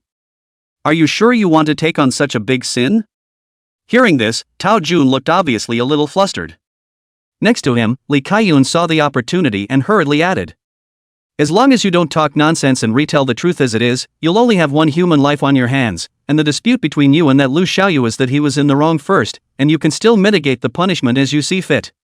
Think about it." Director Guan and the others looked at each other with confidence, and they all waited patiently for Tao Jun to tell the truth about what happened. However, after a short silence, Tao Jun raised his head with determination in his eyes. "I'm the Black Butcher, as in fake." Li Kaiyun in front of them almost spat out a mouthful of old blood. Why is this child so stubborn? Why is he so oily? Next to her, Zhu Lingling stood up with a yawn and glared at Director Guan and Li Kaiyun next to her, who immediately understood and left the interrogation room. At this time, Zhu Lingling walked to Tao Jun's front, unlocked the handcuffs on his hands, and by the way, he also divided half of the milk tea and poured it in front of him, and immediately after that, he took out a spare machine and handed it to him. "Can you play games? Play a couple games together." Tao Jun was a bit confused for a moment. Are criminals treated this well now? You can play games and drink milk tea. There were almost no children of this age who weren't addicted to games, and after a short period of tangled hesitation, he finally drank 2 mouthfuls of milk tea and held his gaming phone to form a team with Zhu Lingling. From the very beginning, when he was formal and reticent, he finally, slowly opened up. "I grew up without a mom, my dad dragged me up. That damn Lu Xiaoyu is an asshole, he owed money and didn't pay, and he had punks break my dad's legs, causing him to die of an acute heart attack. He just deserved to die, and I was right to kill him for the sake of God. Sister understands this matter, but sister doesn't understand why you must say you are the butcher of the night. Because the Dark Butcher is a big hero, he kills a lot of damn people, and I want to be a big hero too. And with my dad dead, I don't see the point in living, so I might as well die. Wouldn't it be better if I could do something for the great hero before I die?" Tao Jun was ultimately a high school student with little social experience, and under Zhu Lingling's sugar-coated bombs, he quickly loosened his mouth and slowly told the original story of what happened that night. Zhu Lingling frowned tightly after she walked out, and her behavioral actions were seen clearly by Director Guan, Li Kaiyun, and Gu Yang in the monitor. They had to admit that although this Zhu Lingling loved to play games on weekdays and looked a little less in tune, but in the interrogation to solve the case as well as hacking technology, these two aspects are absolutely expert, worthy of the reputation of the gold medal detective. Director Guan asked after gently sipping a mouthful of tea. "How is it, the details of what happened that night, Tao Jun has finished explaining, any discoveries?" Next to him, Kaiyun Li shook his head. "It doesn't seem to be anything special, it's just killing someone while Lu Xiaoyu is drunk." Lu Tao then replied, "At least it proves that this guy isn't the Black Knight Butcher, and the Black Knight Butcher case is still open." Li Kaiyun looked back at him. "You don't think you're still suspecting that paralyzed Gu Yang, do you? It's simply impossible when people are lying in hospital beds and can't even get out of bed. And yesterday, I deliberately and he leaked a little Lu Xiaoyu by murderer news, and then implanted Lingling's professional virus software in his cell phone, monitoring and access to all his cell phone browsing records and communication records, and there is no any abnormality. I can tell you responsibly that Gu Yang is not under any suspicion." Hearing this, Lu Tao's eyes widened again. You mean to say that you told Gu Yang about Lu Xiaoyu buying a murderer to kill him yesterday, and then Lu Xiaoyu died last night, and he's still not under any suspicion? I know that you're investigating from the perspective of criminal motives, and Gu Yang is indeed suspicious, but from the perspective of factual evidence, he is by no means likely. In hard condition, he was a paralyzed man who could not get out of bed, and could never have accomplished the murderous act, and in substantial evidence he was not unusual in any way. Lu Tao also had to admit after listening that Li Kaiyun's analysis was equally valid. But is there really such a coincidence in heaven? After the two of them discussed it, Chu Lingling, however, kept standing in place and frowning. So they looked back in confusion and asked, "Anything else you can't figure out?" Chu Lingling nodded. "There's one place I find strange." According to what Tao Jun said just now, he took the sharp dagger and tried to stab through Lu Xiaoyu's heart, but Lu Xiaoyu grabbed his wrist. The opponent's strength was so great that he couldn't bring his dagger half a step closer to the opponent with all his strength. But somehow, that Lu Xiaoyu's strength seemed to disappear in an instant, so his dagger plunged into that guy's heart without any obstruction. Did you find anything out from this process? Everyone who heard it had immediate inspiration in their minds. No, according to him, that Lu Xiaoyu has been in the upper hand. It can be said that he has been beating Tao Jun on the ground the entire time, so how could he lose all his strength in an instant? Is it the booze? Chu Lingling keenly perceived that behind this detail, there was a high probability that the key secret to solving the case was hidden. Where's the autopsy report? I want to see the autopsy report. Lu Tao hurriedly handed over a document. Here it is, just finished half an hour ago. According to the report investigation, Lu Xiaoyu at the time of the murder has indeed been in a state of intoxication, however, not really drunk, but just a little stronger than slightly drunk. Other than that, he didn't have any abnormal state like poisoning, and the only injury on his body seemed to be the knife wound on his chest. This autopsy report doesn't look wrong by any stretch of the imagination. After Chu Lingling patiently read it over and over again, she shook her head. Something's not right, I always feel something's wrong, I need to see the body for myself. Anyway, everyone didn't have any other direction for the case right now, and after receiving consent, they all followed behind Chu Lingling. Chapter 59. There was a third person at the scene. The coroner wore heavy rimless glasses as he took a big bite of his spicy hot pepper while he set his cell phone right in front of him to watch the game live. Seeing all the sparse maneuvering, Joy smiled. This is just so downright delicious. If I had known that the operation of you professional players was so delicious, then why would I order spicy hot pada? I would have ordered a bowl of rice, and also be able to save some money. Can you even miss a QW combo from a bullhead? I could have done it with my feet. The coroner looked amused and angry. Suddenly, there was a slight cough from behind. The coroner, however, did not look up. Captain Liu, I can warn you, don't impersonate Director Guan coughing again, this time I will never fall for it. There was another cough in the background. The coroner was getting a little impatient. Don't you cough, old man Iron Rice Bowl, what am I afraid of? Even if Director Guan really appears behind me, I'm not vain. At that moment, some disgruntled voices came from behind them. Yeah? Are you really not afraid? To be unafraid is to be unafraid, Lu Tao, you kids have really improved this time, even the voice of Director Guan is imitated. You can go on that show, the parody. Haha, I'll vote for you then. The coroner was still watching the live feed in front of him with great interest, but as he watched, he suddenly felt a keen murderous aura. It seemed as if there were several flooded beasts behind him, and he cautiously turned his head back, only to realize that there was actually a group of people standing behind him without realizing it. It was true that Lu Tao was also in the group, but besides Lu Tao, Chu Lingling, Li Kaiyun and even Director Guan were also here. The coroner was momentarily a little embarrassed. Director Guan stared at him with interest. Keep watching, the game is so nice to watch live, it's much more fun than going to work. Anyway, you have an iron rice bowl, there's not much I can do with you. Sit down, sit down. Why are you standing up? We'll just wait here until you've eaten, drank, and watched live before we talk about work. The coroner, at the moment, had a look on his face that was practically crying out. He turned off his cell phone in aggravation and tossed the uneaten spicy hot pepper fondly into the trash. I'm sorry, Director Guan, I didn't mean it. Blame it on that damn Lu Tao, he keeps pretending to be you to bully me. Lu Tao's eyes widened. Brother, you cannot say so, I am not also in order to supervise your hard work, you make my hard work completely in vain. After the situation had been serious for a few minutes, Director Guan gently tapped the coroner on the shoulder. Well, it's not a big deal, so don't be too scared. Did you get all your work done? The coroner immediately looked up. It's absolutely done. Everything I needed to check I checked meticulously and finished the report. What are you guys doing down here this time? Chu Lingling walked out from the side. Here's the situation. I think there's something strange about Lu Xiaoyu's death and want to take another look at his body. The coroner nodded and immediately led the way, pulling back a white sheet. This is Lu Xiaoyu's body, and since I just pulled it back this morning, I just finished checking it out, so I haven't had a chance to clean it up yet. My side of the inspection has been written up and handed in as a debriefing manual, which I'm sure you've seen. Just tell me where you want to check next, and I'll be around to assist you. Chu Lingling nodded. She then led Kaiyun Li around the body, scrutinizing every aspect. The results came to pretty much the same conclusion as the coroner. There were no marks on the surface of the body other than the very obvious stab wound in the chest. The coroner added from the sidelines. The circumstances of this body are simple at first glance, the murder weapon being a sharp fruit knife commonly found on the market. The fruit knife stabbing through the heart is also what now appears to be a very obvious factor in the death.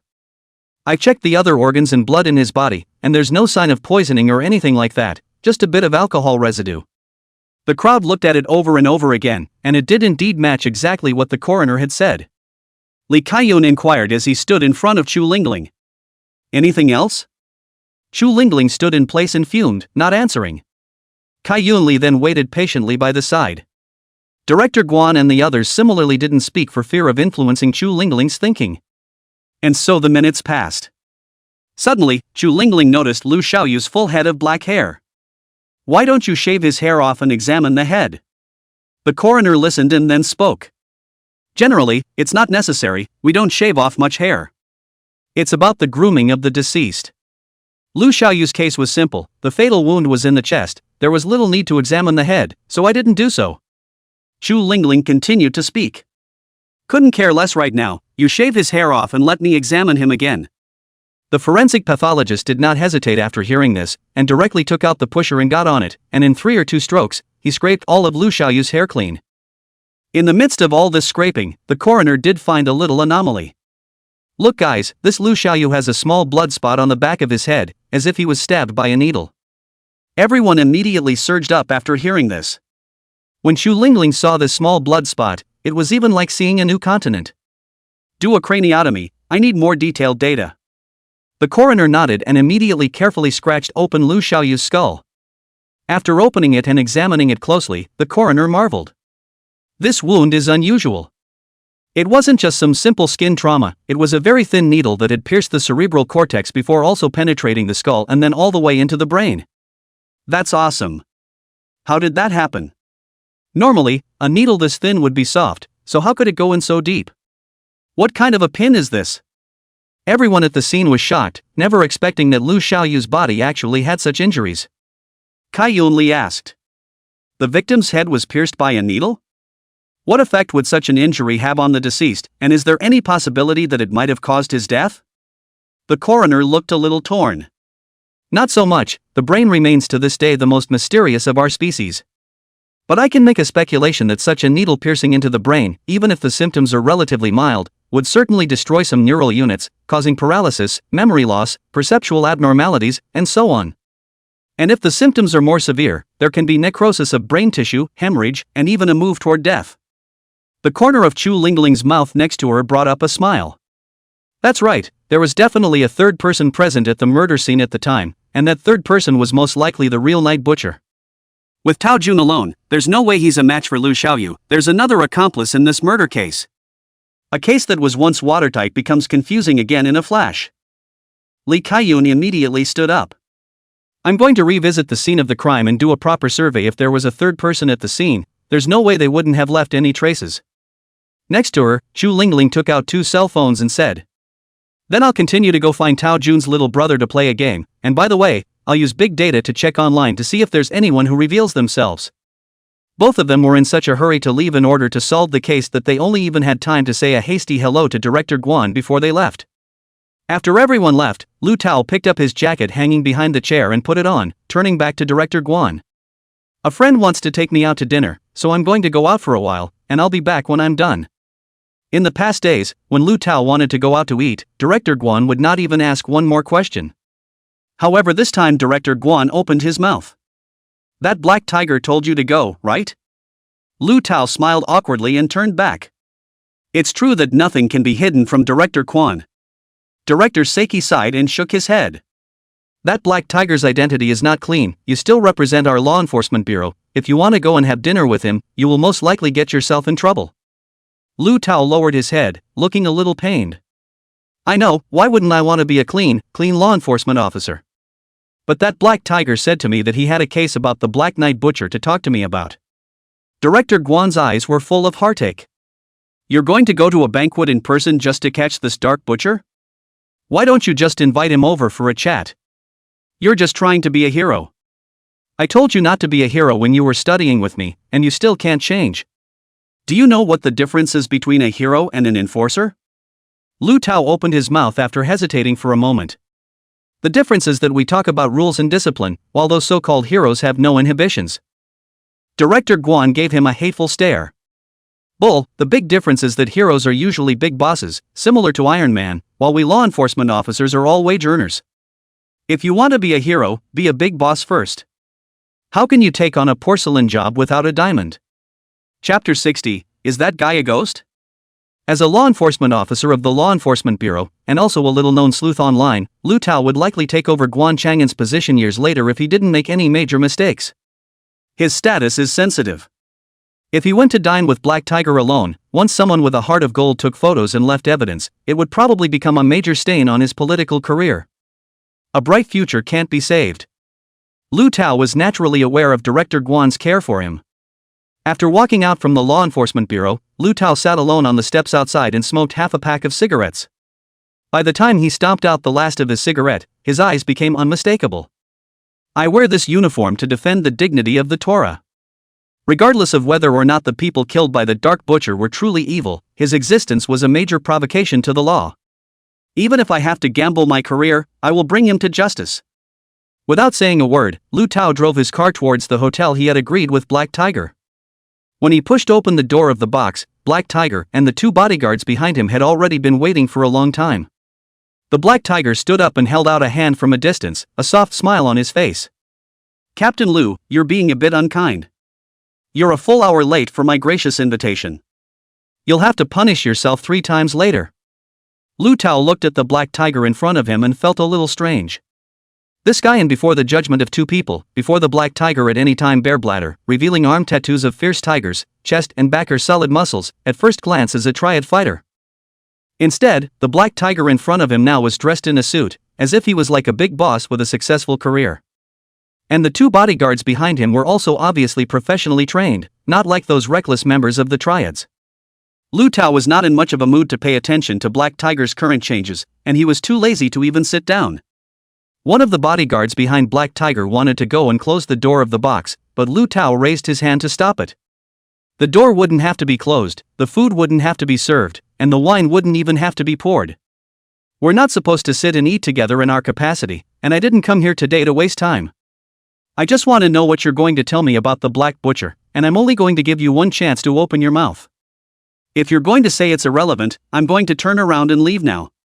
The smile on Black Tiger's face stiffened, but quickly reacted, still pouring the wine, holding 2 cups of wine, smilingly walked to Lu Tao's front and said, "Captain Lu is trying to avoid suspicion, but you can rest assured that I'm not the same as before. The underground boxing side of the gym I've passed on to someone else, and it's half my business. The industries I have in my hands now are all serious business. I don't even rub it in. In other words, I'm as clean as a whistle today." When Lu Tao heard this, although he was a little surprised in his heart, his face remained unconvinced. "If a piece of bread you took and wiped your ass with, would you still be willing to stuff that piece of bread, even if it was cleaned of the surface layer?" After Lu Tao threw down these words, he turned around and prepared to leave. "I see that you don't have any useful information on hand, and this time you came over is a complete waste of my time. Drink and eat your own food. I'll leave you to it. Just a reminder, tell your master to hurry up and turn himself in to the law enforcement agency. Don't think you'll be okay if you hide." The Law Enforcement Bureau's side couldn't find anyone and has issued a wanted notice. It's impossible for Xiong Chuan to hide for the rest of his life.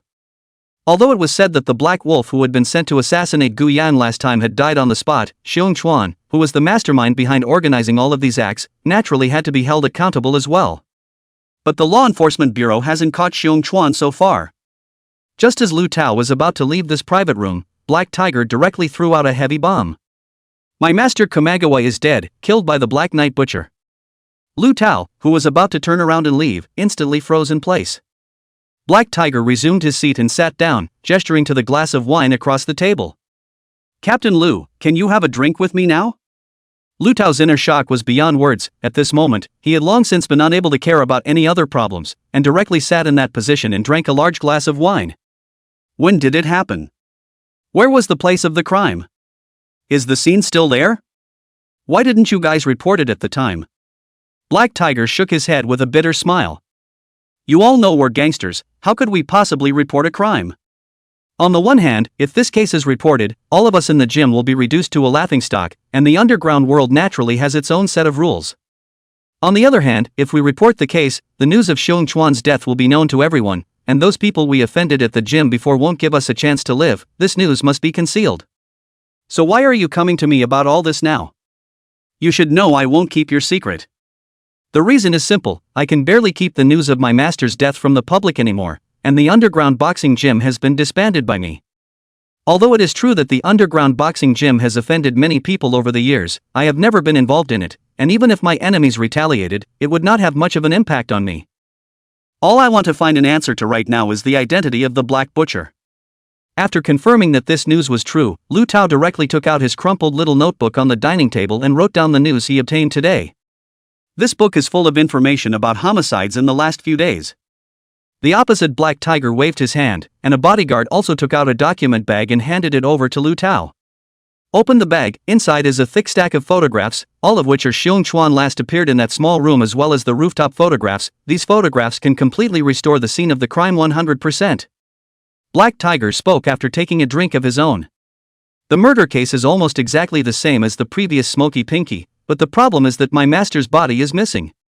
The Black Knight Butcher's methods were really powerful. Not only could he escape by himself in the middle of the secret room, but he could also remove the corpse in the middle of the secret room as well. To this day, I can't figure out how he did it even if I meditate on it day and night. While Black Tiger was talking, Lu Tao was making notes on his book. At the same time, he also checked all the photos on the rooftop and in that small room, his brows tightly wrinkled. Even with his many years of experience in handling cases, he couldn't find a single crack in them. Did you find any other traces at the scene? Like fingerprints left behind, hair, etc. Black Tiger shook his head. I would have taken it out a long time ago if I had it, but this guy is just so weird. According to the scene, my master should have met with the Black Knight Butcher on the rooftop, and there was a fight between the two of them, but my master was defeated, so he utilized a little trick to escape from the rooftop, and escaped all the way to the middle of the small room, and made a call to me to go to the rescue. In no more than 20 minutes before and after, I arrived at the scene. But when I found the room my master said he was in, the man was gone, and there were only traces in these pictures. To be honest, I'm still in a bit of a trance, it's all as bizarre as a dream. Lu Tao's brows were tightly furrowed. He was very clear that Xiong Chuan had made a heck of a name for himself in the underground world by relying on a pair of fists, and was ridiculously strong. Even if some special forces came out, they wouldn't necessarily be his match. But this guy actually turned around and fled after only exchanging a single move with the Black Knight Butcher. Could it be that the strength gap between the two was so great? It seems that this Black Knight Butcher is far more dangerous than imagined. And in just 20 minutes, how did this guy kill Kamagawa in the middle of a building full of surveillance and carry the body away? It's so weird. Is this guy a ghost? If not from a young age to accept the education of believing in science, Lu Tao at the moment would like to go to the mountain to ask two old Taoist priests to take a look to see if this guy is actually some kind of ghost or god. Chapter 61: The Inextricable Dead End. Wait, what about last night? Lu Tao suddenly remembered something. When the law enforcement agency examined the body, a small pinhole was found from the back of Ryu Xiaoyu's head, thus concluding that a third person should have been present at the scene. If this third person was the Black Knight Butcher, then Lu Xiaoyu should also be counted as dead at the hands of the Black Knight Butcher. So far, this guy has made it a regular routine to kill one person every night. The first night was Smoky Pinky. The next night was the Robber of the Night. The third night was Punk Yellow Chicken. The fourth night was Kamagawa. The fifth night was Ryu Xiaoyu. That means that if we don't find this guy, one person will die every day. Who will die tonight? Lu Tao suddenly felt a strong sense of urgency. For every day he delayed finding the Black Knight Butcher, one person would die. Damn, where the hell are the clues? Lu Tao felt like his head was getting big. He didn't care about the food in front of him and silently lit a cigarette. Because of a long time without a good rest, all rely on cigarettes to refresh. At this moment Lu Tao's state has been poor to the extreme, pudgy, full of vicissitudes, topped with 2 large dark circles under the eyes. If it wasn't for the fact that the clothes on his body were still clean, I'm afraid it would be similar to the homeless people on the street. With the tar of a cigarette being inhaled into his lungs, Lu Tao's mood finally eased a bit. He carefully flipped up the dead man's information and suddenly realized something very bizarre. Except for the punk, Yellow Chicken, who died on the 3rd day, all of them were more or less related to Gu Yang. This is just too much of a coincidence. Especially the 3 people, Smoke Ping Ping, Xiong Chuan, and Lu Xiaoyu, who had almost irreconcilable conflicts with Gu Yang.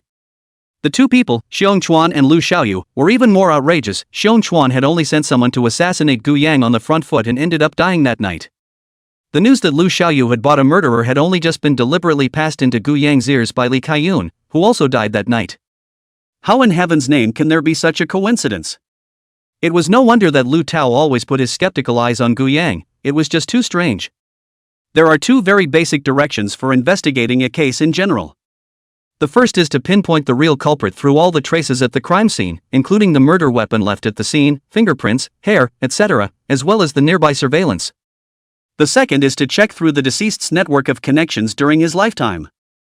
And now these guys who died under the hands of the Black Knight Butcher, once they were checked through the network of connections, how could they not get around Gu Yang's hurdle? All questions seem to have hit a dead end here, because Gu Yang had the same impeccable evidence of innocence on his body. He was a paralyzed patient and was not capable of killing with his hands at all. Moreover, even if he wasn't paralyzed, after Chu Lingli and Li Kaiyun's arrival, they did a series of investigations and precautions against Gu Yang in the first place. However, when Lu Xiaoyu's accident happened, Gu Yang clearly didn't have any abnormalities, which once again ruled out his suspicion, and even the possibility of this guy buying a murderer was very low.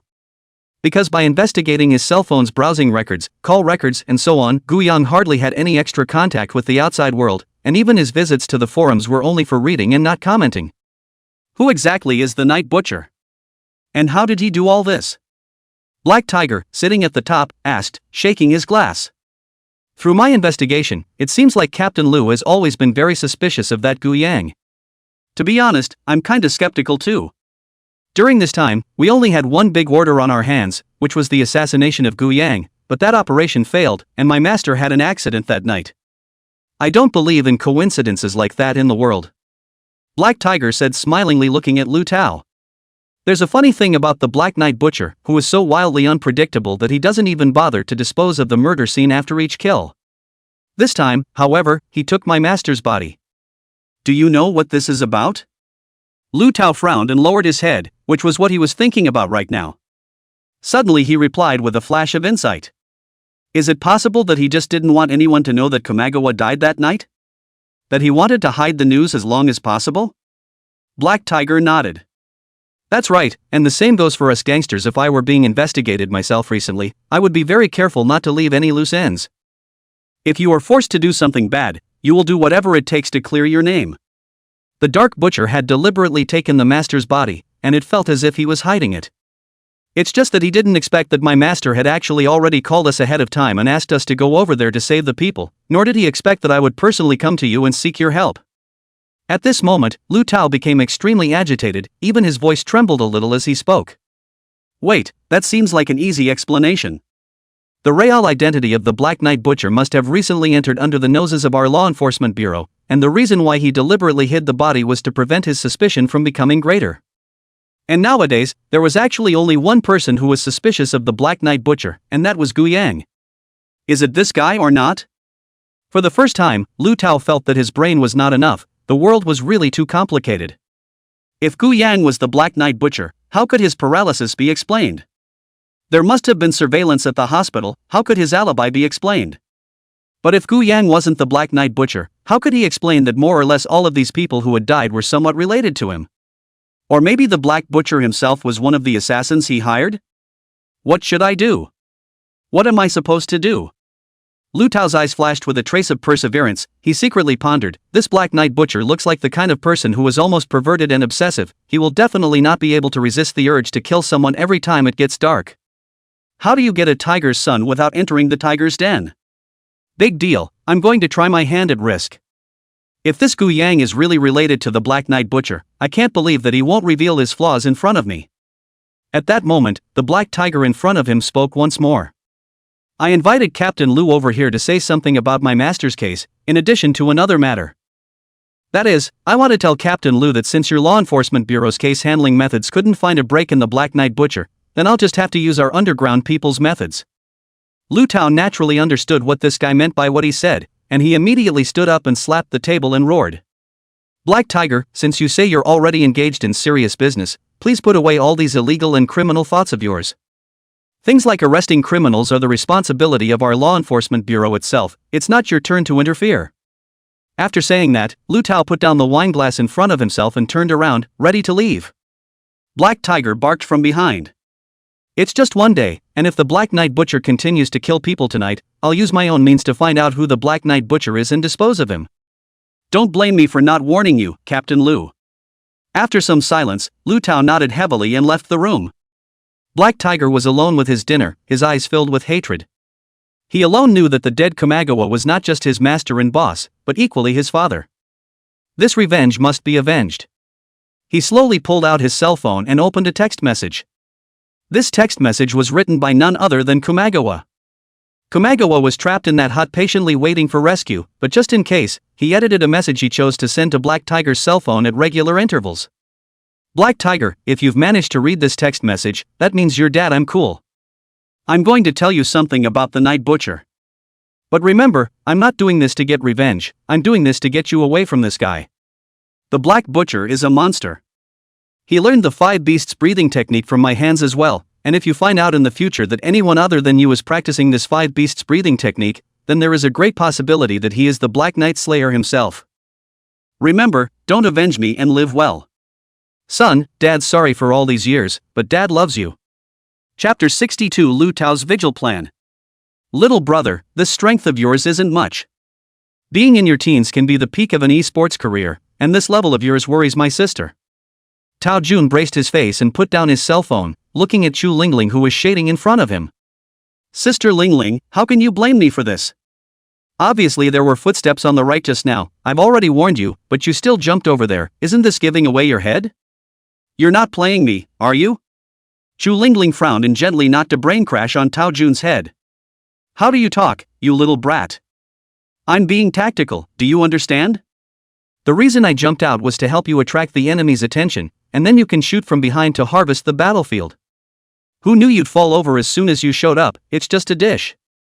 Tao Jun's face was full of aggression. Then, Lingling sister, you should at least put 2 skills or fire 2 shots. You don't understand again, I'm saving the bullets for you to use in a while, I'm giving you a chance to perform, you're a kid who doesn't know any better. After Lu Tao came back, he saw Chu Lingling who was busy playing games with Tao Jun at a glance. Is this the slightest bit of interrogation of a prisoner? It looks like it's clearly an opportunity to play the game, which is too much to ask for. Li Kaiyun was on the other side of the room, frantically tapping on the keyboard, accessing all sorts of information and recording documents. This guy rather looks like a serious worker. Lu Tao came in with a very serious tone. I have the latest intel in hand that I need to discuss with you. Hearing this, Chu Lingling casually turned off the game interface that was being matched. Next to him, Li Kaiyun didn't even bother to raise his head. Why don't you just say what information you have, what else is there to explore? Lu Tao said. This is a serious matter, and I'm not kidding. Although there was something wrong between Li Kaiyun and Lu Tao, but hearing that Lu Tao was actually so serious, Li Kaiyun also put down his hands. Let's go to the conference room then. After the 3 of them arrived at the conference room, Lu Tao immediately handed over the information that he had recorded earlier, along with some of the photo files that he had gotten from Black Tiger. Chu Lingling and Li Kaiyun took turns taking a look at it, and both of their expressions became somewhat ugly. I didn't realize that this guy actually secretly committed another murder. I told you how this Kamagawa disappeared for no reason. Li Kaiyun had anger in his expression. Damn it, I've never seen such an arrogant criminal in my life, killing people over and over again, not even knowing to avoid the wind. He's completely ignoring our law enforcement bureau. Chu Lingling narrowed her eyes and thought for a moment and replied. I've accessed a lot of information about people on the internet, and based on what I've seen so far, this Black Knight Butcher possesses the following characteristics. Extremely capable of physical combat and very likely to have been professionally trained, perfect counter-surveillance skills, leaving virtually no traces at the scene and possessing a strong sense of heroism, believing he is doing justice. Combining these traits, I've developed a list of about a dozen people who are targets of our suspicions. It contains the gang's best saffron fighters, elite warriors retired from foreign mercenary battlefields, and more. I've used the internet to plant a virus on their cell phones that will monitor everything they do in real time. Chu Lingling said as she put down the papers in her hands. According to the patterns summarized by Lu Tao, this guy kills one person every night, so he definitely won't let go of the opportunity tonight. All members of our law enforcement bureau are working overnight tonight, spreading their officers all over the streets and alleys of the city. Where you really can't take care of it, put up surveillance. I just can't believe that this guy doesn't leave anything to chance. Li Kaiyun immediately nodded his head. No problem, I'll set it up. However, at this time, Lu Tao opened his mouth as if he wanted to say something. Chu Lingling asked back. Just say what you have to say. The information intelligence of Kumagawa's death is also thanks to you. Lu Tao replied with a nod. Although I know that my speculations are a bit ridiculous, like a mental illness, I always have the feeling that there is some sort of connection between this Black Knight Butcher and Gu Yang, and it's even highly likely that Gu Yang himself is the Black Knight Butcher. Li Kaiyun scoffed a bit after hearing that. I think you are indeed mentally ill. People are obviously paralyzed and have been diagnosed on the hospital side. How can they have such strong killing skills like the Black Knight Butcher? You might as well say he bought the murderer to be more reliable. Lu Tao, however, sighed and shook his head. I know it's a little unrealistic, but that's the way it goes in casework sometimes. What's the saying, when you've eliminated all the possibilities, the one left that's least likely is definitely the truth. Kaiyun Li shook his head. That's unfortunate, Gu Yang's suspicion was ruled out in the first place with me. Lu Tao continued. The reason I think he's the Dark Butcher himself is entirely because of what happened to Smoky Pinky. The first step of anything from 0 to 1 was the toughest, and the matter of killing Smoky Pinky Pie was definitely very important to the Black Knight Butcher, so there was bound to be an indelible deep hatred between the Black Knight Butcher and Smoky Pinky Pie. And by the way the Black Knight Butcher killed Yin Pingping, it was obvious that the Black Knight Butcher was venting his anger. I have thoroughly investigated Smoke Pingping's network of relationships, although she has a lot of girlfriends or classmates have conflicts with her, but it is impossible for the conflict to escalate to such a point, not only to kill her, but also to make her suffer a lot of torture before she dies. Only Gu Yang has this motive. Li Kaiyun shook his head and impatiently slapped the paper in his hand on the table. Even if you analyze this motive to death, you can't get around the fact that Gu Yang himself is paralyzed. There's no way he wouldn't leave any trace clues online if he was going to buy a murderer. Candidates that have already been ruled out, please Captain Lu, just don't waste too much energy on it. Lu Tao's eyes were full of unwillingness. Li Kaiyun, however, sneered. Don't forget, you're just an enforcer under my hand now, and you'll do whatever I tell you to do. The street you'll be responsible for guarding tonight is this one in front of our law enforcement office, so you won't have to commute to and from work. Lu Tao heart suffocated. This sum, even if it is again unscrupulous, cannot be in the law enforcement bureau entranced to the street to kill, right, to arrange themselves here is clearly isolated. At this time, the Chu Lingling next to her sighed and spoke. Geez, you're just so obnoxious, you seem to mess up your relationships with everyone. He has his own idea of how to handle the case, Captain Lu, let him go by his own idea. One more person on duty to watch the street is not too much, one less is not too little, isn't it? Li Kaiyun lowered his head and didn't say anything more after hearing Chu Lingling's criticism. Only then did Chu Lingling inquire to Lu Tao. Captain Lu, what did you have in mind just now, tell us. Lu Tao cast a grateful gaze at Chu Lingling. It's like this, I feel that I need to pay another visit to this Gu Yang, and this time I'm planning to stay over at his house as a friend. The Dark Butcher is all about going out at night and killing people. I can just about supervise him at night. If he didn't act any differently during the night and the murder took place, he would be able to rule him out perfectly. Chu Lingling nodded after hearing this. The solution is a good one, but have you ever thought that you're in danger if Gu Yang himself is really the Black Knight Butcher? In Lu Tao's eyes was the determination to look at death as if it were a home. If something happens to me, or even if I die in Gu Yang's house, my sacrifice is definitely worth it, and it's even more of a sign that there's something wrong with Gu Yang himself. Chu Lingling smiled and nodded. Well then, I'll leave that side to you. But you have to remember, even if you really can't try anything, you mustn't scare the snakes. Don't worry, I'm a professional in this area. Li Kaiyun was a little disgruntled next to him. Let me say hello to you first, this is your last chance to go free. If this operation doesn't prove that Gu Yang has any problems, you'll honestly listen to my command and do odd jobs on my hand in the future, got it? Lu Tao clenched his teeth and nodded. Chapter 63 Mu Rong's Gift. Surprise, my brother. Accompanied by a sentence of somewhat broken English, Mu Rong smilingly pushed open Gu Yang's hospital room. At the moment, he looked a little funny in a straight suit, with a big shiny back haircut, and actually holding a bouquet of flowers in his hands.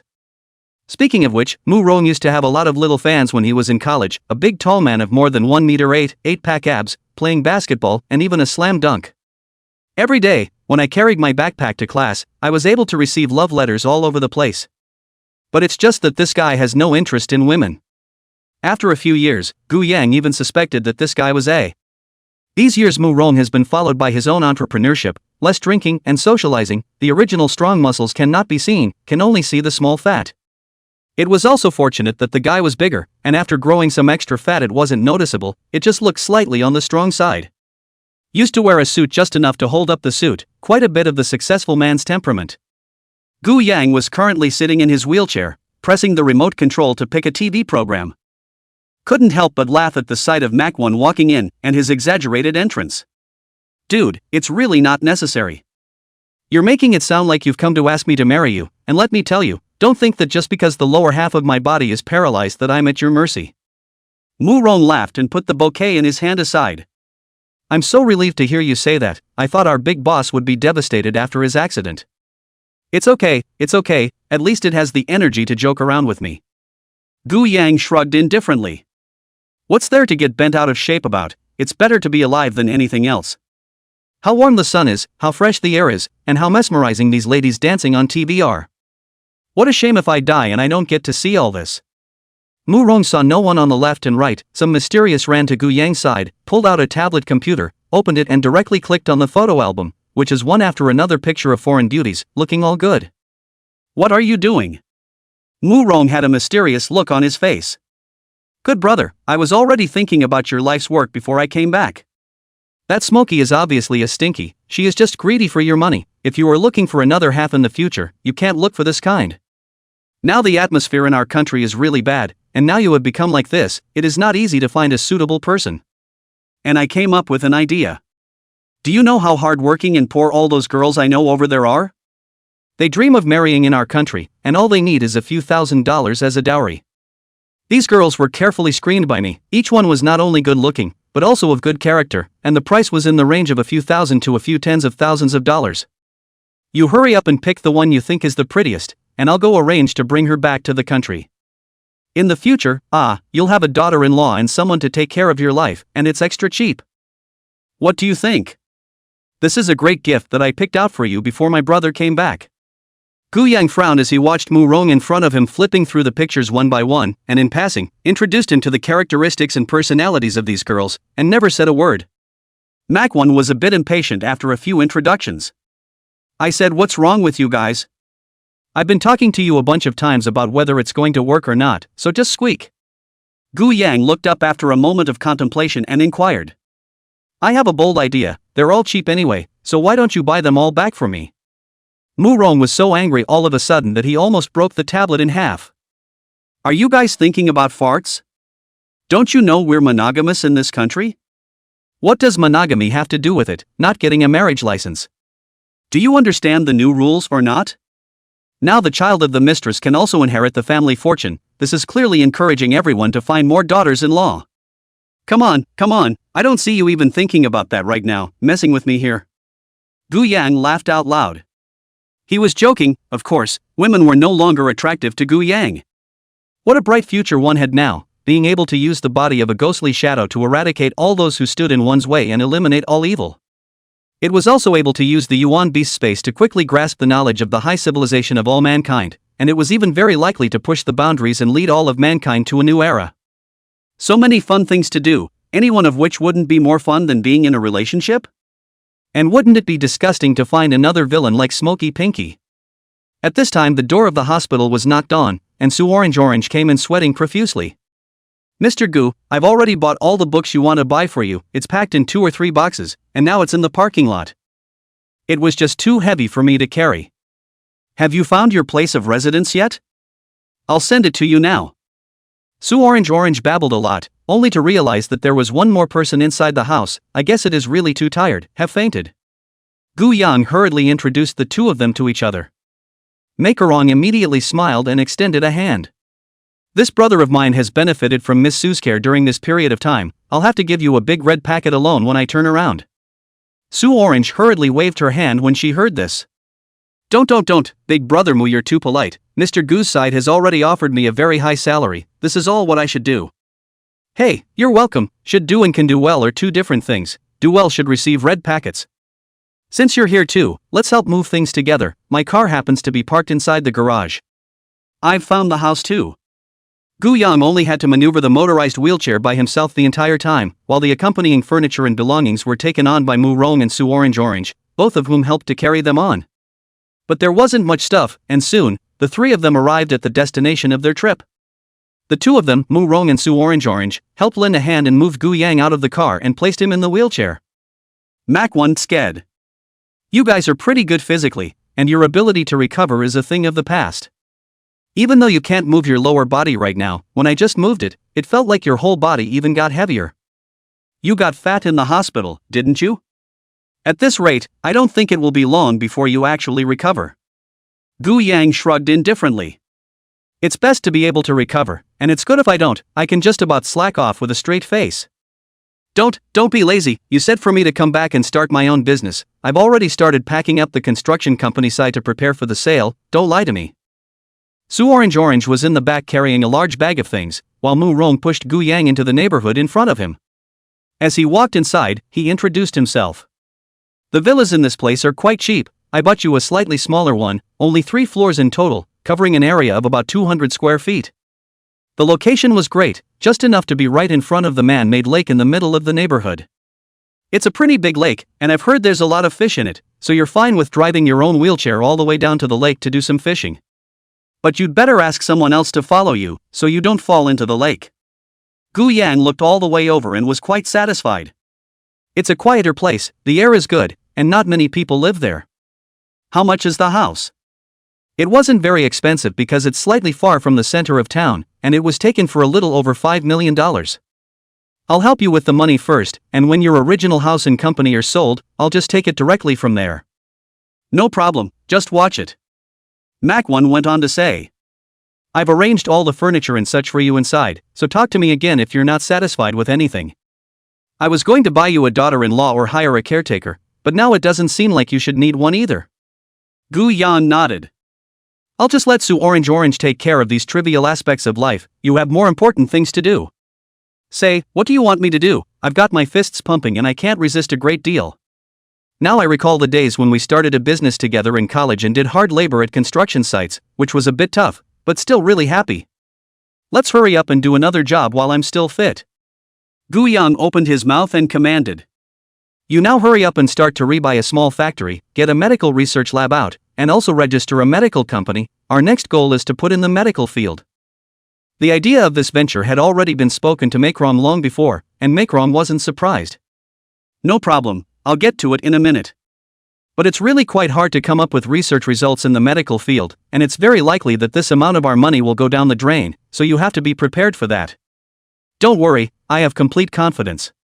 Gu Yang has seen a bright future beckoning to him, and his foray into medical biology is aspirational.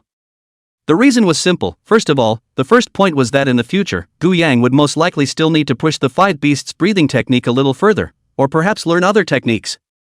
Since the ancient times of medicine and martial arts, it is necessary to learn this for yourself. On the other hand, Yuan longevity represents merely the maximum number of years one can theoretically live, but in practice it is simply not possible. Because people get sick, they get hurt, they have accidents. Any of these occurrences will result in a drastic reduction in meta life.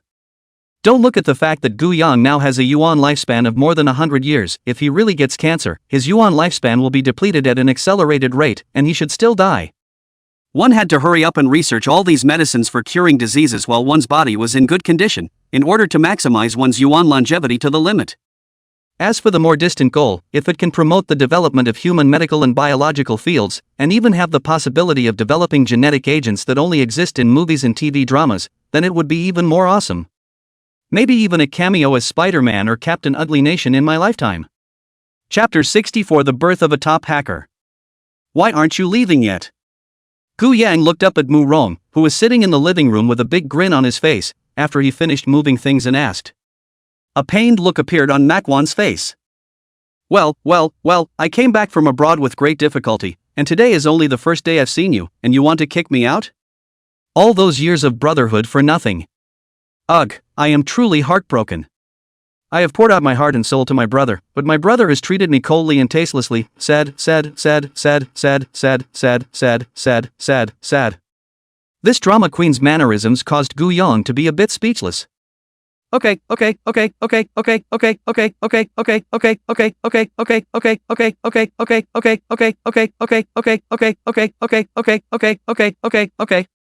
What else can I do, brother? Long time no see, of course, is to have a drink. I'm going to go buy some food. We two brothers will not get drunk tonight. Sue Orange, who was busy tidying up the house next to him, looked up at once when she heard him say that.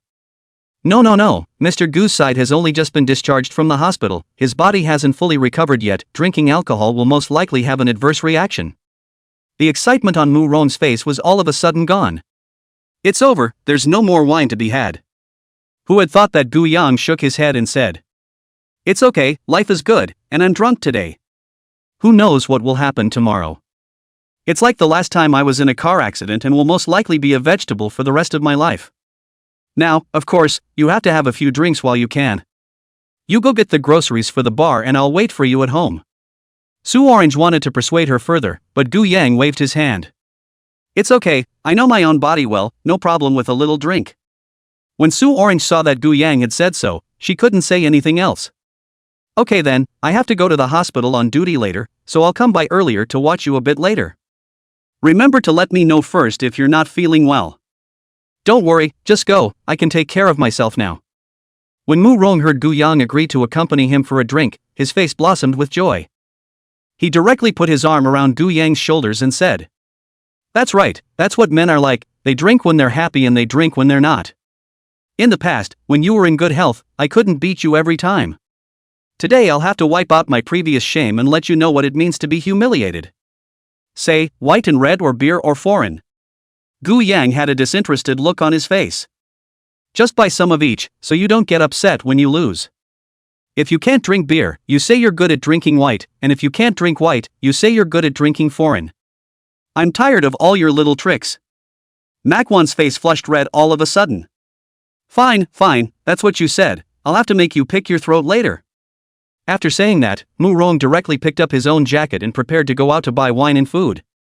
On the other hand, Sue Orange also said goodbye to Gu Yang after she probably cleaned up the house. After all, she was a part-time job, and she still needed to be on duty at the hospital. It's just as well, as it's really quite a hassle to have a full-time caregiver by your side, keeping an eye on you every day. Now that I'm home by myself most of the time, I don't have to disguise myself as much. After confirming that no one was there, Gu Yang directly stood up from his wheelchair in a big way and checked the house. It was very nice that this one cottage was in a slightly out-of-the-way location, and the windows of the house were made of pea-proof glass, so that one didn't have to worry about being seen by someone who was interested in walking around the house in a big way. It's perfect. After Gu Yang moved his muscles and bones and skillfully practiced the 5 beasts breathing technique, he sat on the soft sofa with a cozy face and crossed his legs. It's still comfortable to sit on the couch, the wheelchair is hard and not at all pleasant. On the left and right side of the table lay a large stack of books. These were all the various textbooks as well as classics that Sue Orange had specially bought back at Gu Yang's command. The one on the left is from the medical side and the one on the right is from the computer internet side. Gu Yang reached out and was going to reach for the medical books on his left, but suddenly his hand stopped. Medical research was a long way off, and even if one wanted to develop all sorts of cross-generational potions, it would take a lot of time before and afterward. Even if the research is done, the approval of the various experiments and documents is a hassle. Now even with more medical knowledge, it doesn't seem like it's going to help you too much, so why not learn about computers first? Using hacking techniques, one should be able to do a lot of things even if one is hiding at home. And most crucially, it might be possible to understand the movements on the side of the law enforcement agency through hacking and prevent them in advance. After thinking of this, Gu Yang immediately moved his hand to the right and picked up a book on computers and the internet, flipping through it carefully. Like a gulp, the book was finished in 3 or 2 sittings. As expected, a new moon appeared in the middle of the meta life space, and what this moon represented was the knowledge of computers and the internet. Gu Yang flipped through the books, imprinting the relevant knowledge of a classic book in his mind, while trying to invest his extra yuan show into this moon. After spending roughly 2 to 3 hours, a total of 24 books on computers were completely flipped through by Gu Yang. At the same time, Gu Yang had also invested a full 30 years of his yuan lifespan on top of this moon that represented computers and the internet, and had already reached the upper limit. But Gu Yang realized this time that even if the investment had reached the upper limit, it didn't mean that he couldn't continue to invest. Only very little can be achieved by continuing to invest, as these growths and gains are out of the upper limits of human civilization at this stage. It's the equivalent of stepping out on your own. Gu Yang didn't rush into it at the moment, but roughly estimated that if he invested another 50 years or so of his yuan life, he would probably be able to make extremely remarkable breakthroughs in computers and the internet, and could completely set off a new round of global revolution. Similar to the advent of the steam engine, the advent of electricity, and the advent of the internet. What a marvelous tactic! Gu Yang suddenly thought of a classic character that appeared among the movies and TV dramas Iron Man. This same guy is a great inventor and rich man in the real world, and he used the knowledge in his head to build himself a suit of steel armor. Then won't I be able to do this to this extent in the future? At night I'm the butcher of the night, and by day I'm Iron Man, and that's pretty high, isn't it? At the moment his meta-life balance was 153 years. Although there was still more than enough left in the account, Gu Yang did not take that crucial step at the moment. On the one hand, he's only just out of the hospital now, and it would be outrageous to come up with some kind of cross-generational research right away. The other side of the coin was that he didn't want his yuan show balance to be too low, because he had felt the pain of lying in bed like a vegetable with too low a yuan show. The more yuan show remaining, the better one's physical condition will be. If you do consume too much, don't really become paralyzed in a wheelchair again.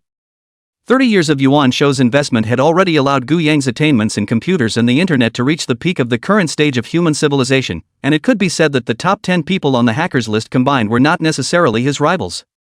He casually opened the laptop next to him. Originally, he was just a white boy for computers. At most, he could only download a little bit of small games or deal with some office documents, but now, this computer was as simple as a paper airplane for elementary school students in front of him. Gu Yang couldn't wait to experiment with his current mastery of computers and the internet. The first step to take was naturally to find a way to leave an eye of his own on the side of the law enforcement bureau, especially on Lu Tao's cell phone. Gu Yang took out his own cell phone and connected it to his computer. He was going to make a small virus and transmit it to Lu Tao's cell phone in the law enforcement bureau through the public network so that he could peek at Lu Tao's browsing records as well as chatting records throughout the whole process, and even use the recording function to listen in on what he was saying at any given time.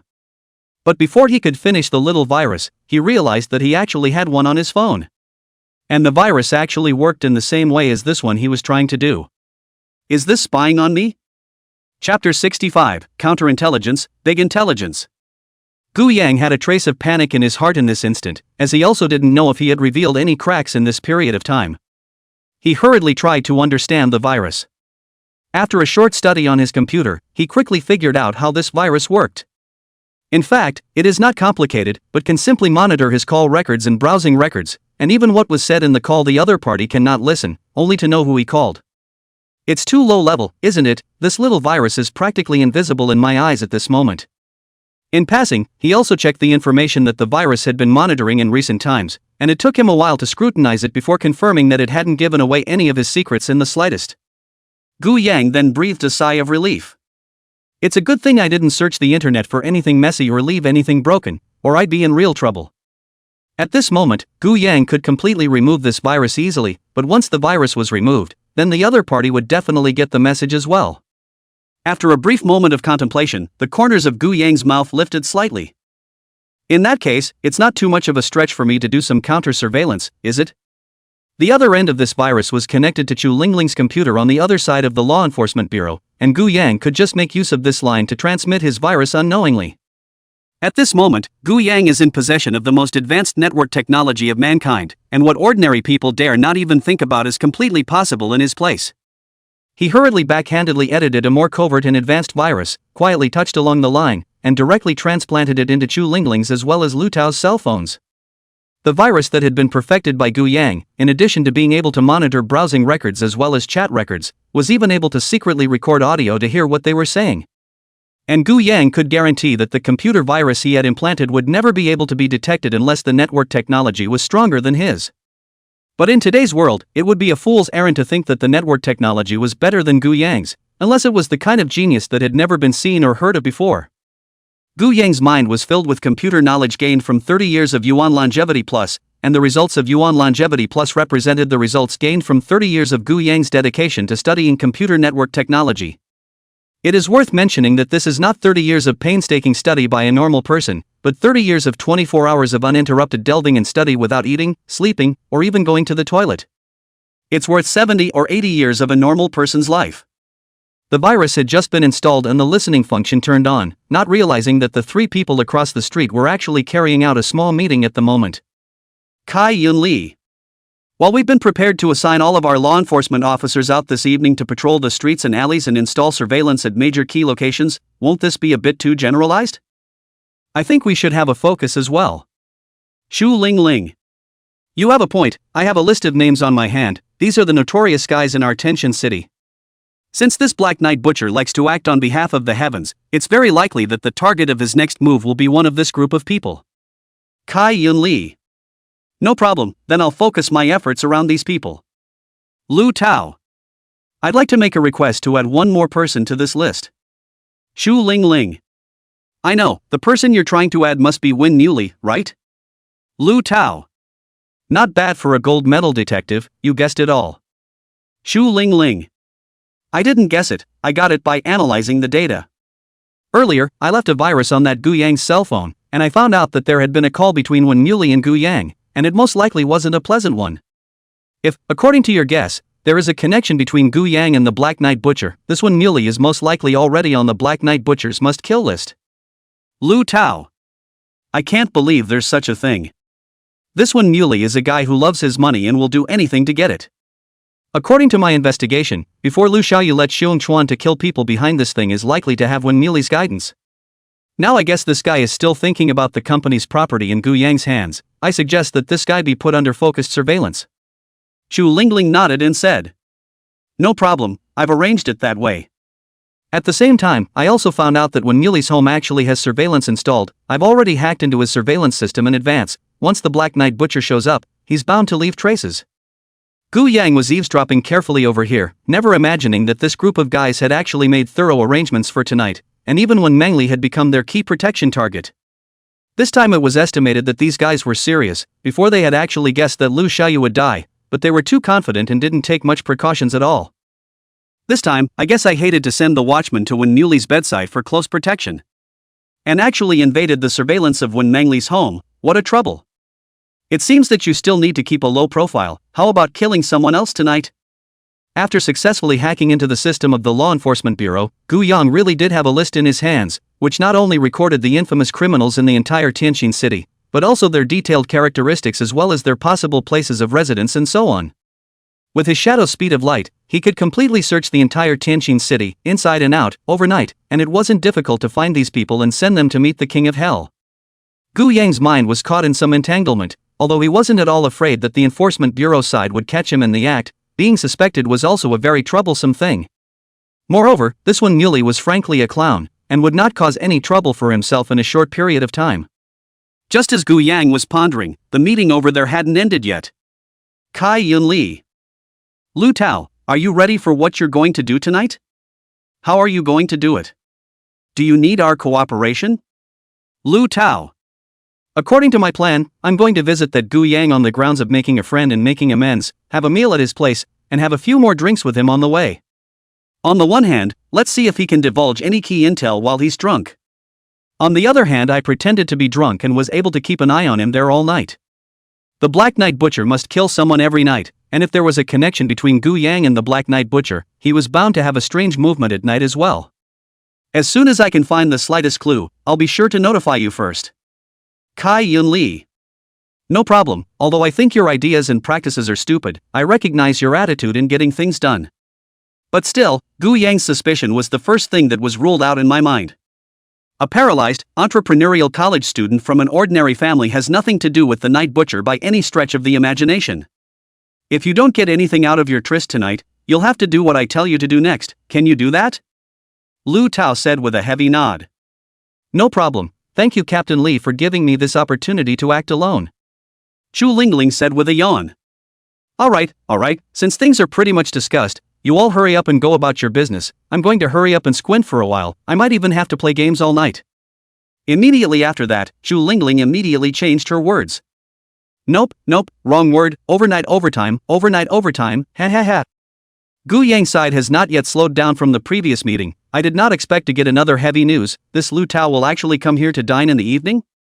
It's not even enough to rub it in, but they actually want to take the opportunity to get him drunk to see if they can ask for any clues, and they want to stay here for the night. You've got a big face.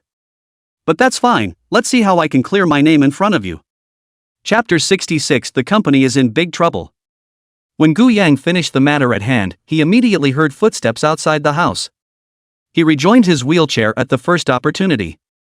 Before the people even entered, they heard Manhwa's cursing voice. What the hell, can I not know my own company? Where is the corruption in Jerry-built projects? Tax evasion is even more of a fiction. Our company has never abided by the law. We are an outstanding company that has been recognized by the city. Where did you get this report? It's a complete smear. What? A cease and desist investigation? I'm in the middle of a ING sale of my company and you pull this on me. When will it be investigated? Half a year or 3 to 5 years? In such a long time, Neza was born. Simply. Let me tell you, our company also has a legal department. I have to sue this person who complains so indiscriminately and make him take the legal responsibility. Manhwa cursed and opened the door to his room, carrying good wine in his left hand and good food in his right, while his cell phone was clipped to his shoulder. After exasperatedly putting down what he was holding, he simply hung up the phone. Gu Yang inquired. What happened to throw such a tantrum? Manhwa's anger had not subsided. I don't know which idiot actually ran to complain that our company has been guilty of jerry building, corruption, tax evasion, and many other charges. The point is that this asshole still has a little bit of evidence in his hands, which has led to our construction company having to shut down and rectify the situation. If you want to sell now, you simply can't. No one will take over a mess unless it's a super low-cost loss sale. And the duration of the suspension and rectification is actually not clear, saying that it will take 3 to 5 years if it is long. If we keep dragging this out, the company will be ruined. Gu Yang's brows furrowed after hearing this.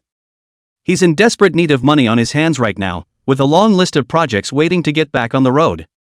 It's a waste of time if it doesn't sell on the company's side. Manhwa huffed and sat down. To be able to do this, the other party is definitely not a small player, and has had ample investigation into our company. When did we offend such a character? Gu Yang already had a rough guess in his heart at the moment. At this time his cell phone rang, looked down and saw that it was a text message, and the person who sent this text message was none other than Wen Muley, who had previously spoken to him on the phone. Mr. Gu, you should know by now that what I'm saying is not true. The opportunity to cooperate, I once gave it to you, but you actually dared to speak out against me. This is a small warning. If you're willing to enter into a partnership with me now, I can sign a new commissioning contract with you tomorrow, but the price will go up by 50%. Think about it. If you say yes now, according to the market price, you should still have $30 to $50 million left after selling the company. If you don't say yes, you won't get a penny. A paralyzed with no money, I don't even know what to do with the rest of my life. Ha ha ha ha ha. Even though it's not in front of you, I can already imagine you being furious right now.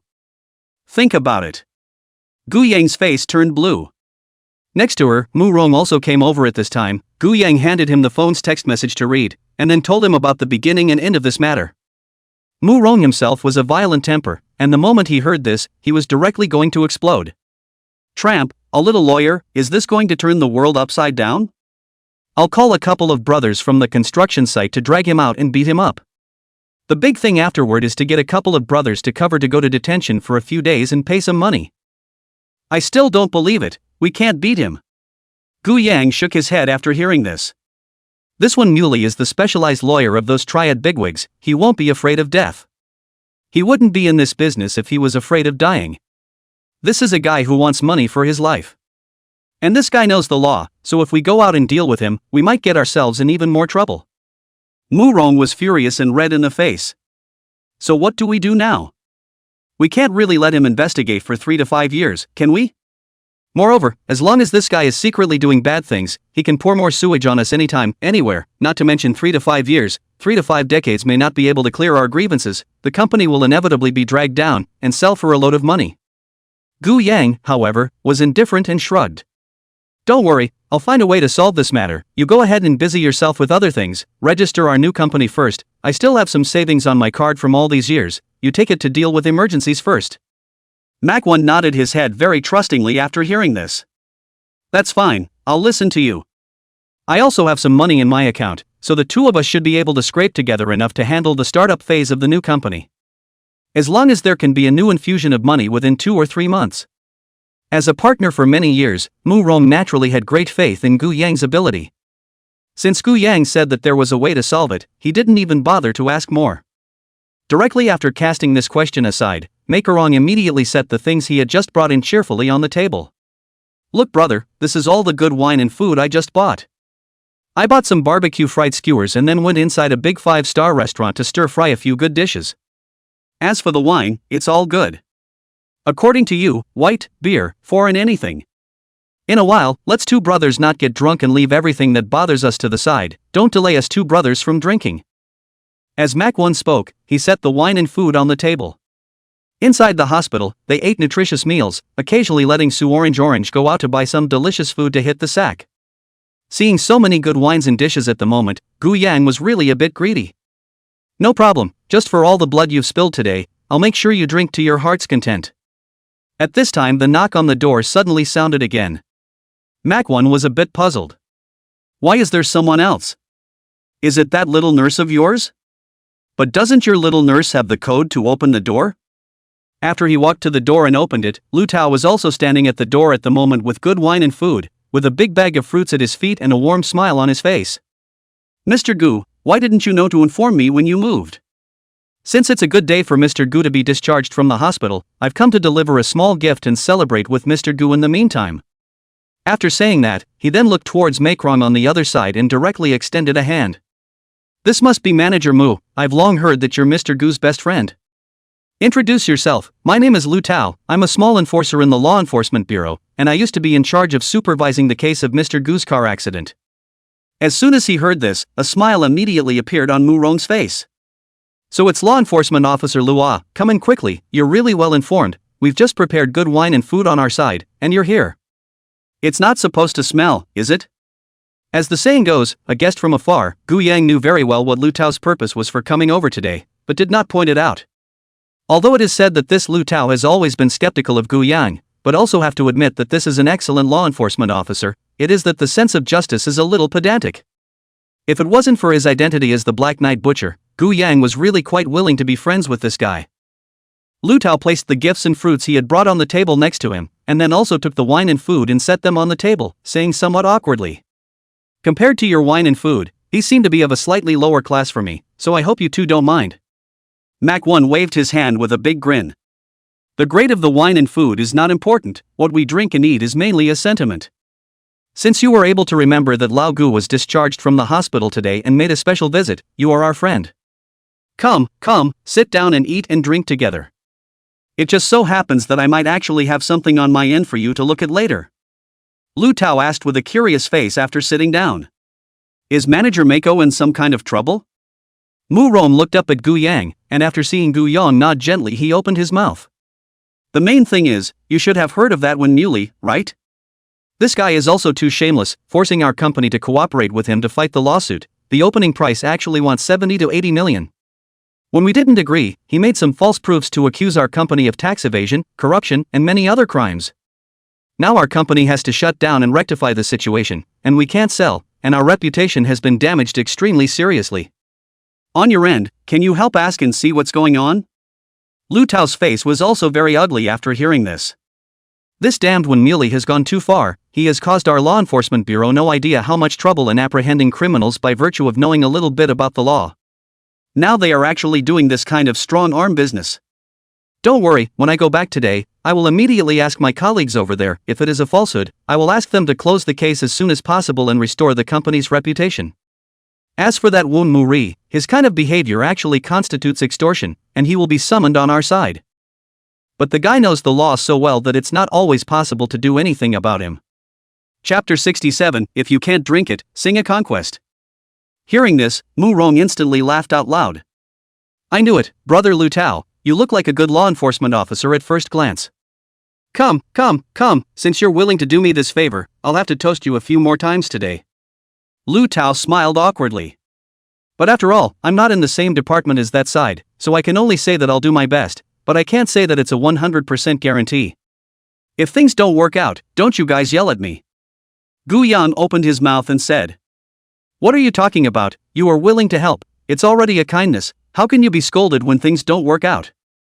Whether it works out or not, thanks from my end. Besides, where under the sun is there 100% of anything? Maybe that Wimmerly will be dead tomorrow? I've heard that the Black Knight Butcher is very arrogant these days. He likes to kill those evil people who are doing wrong. I think this one Neely should be on top of the list as well. Lu Tao's heart thumped after hearing this. Next to him, Mu Rong raised his eyebrows.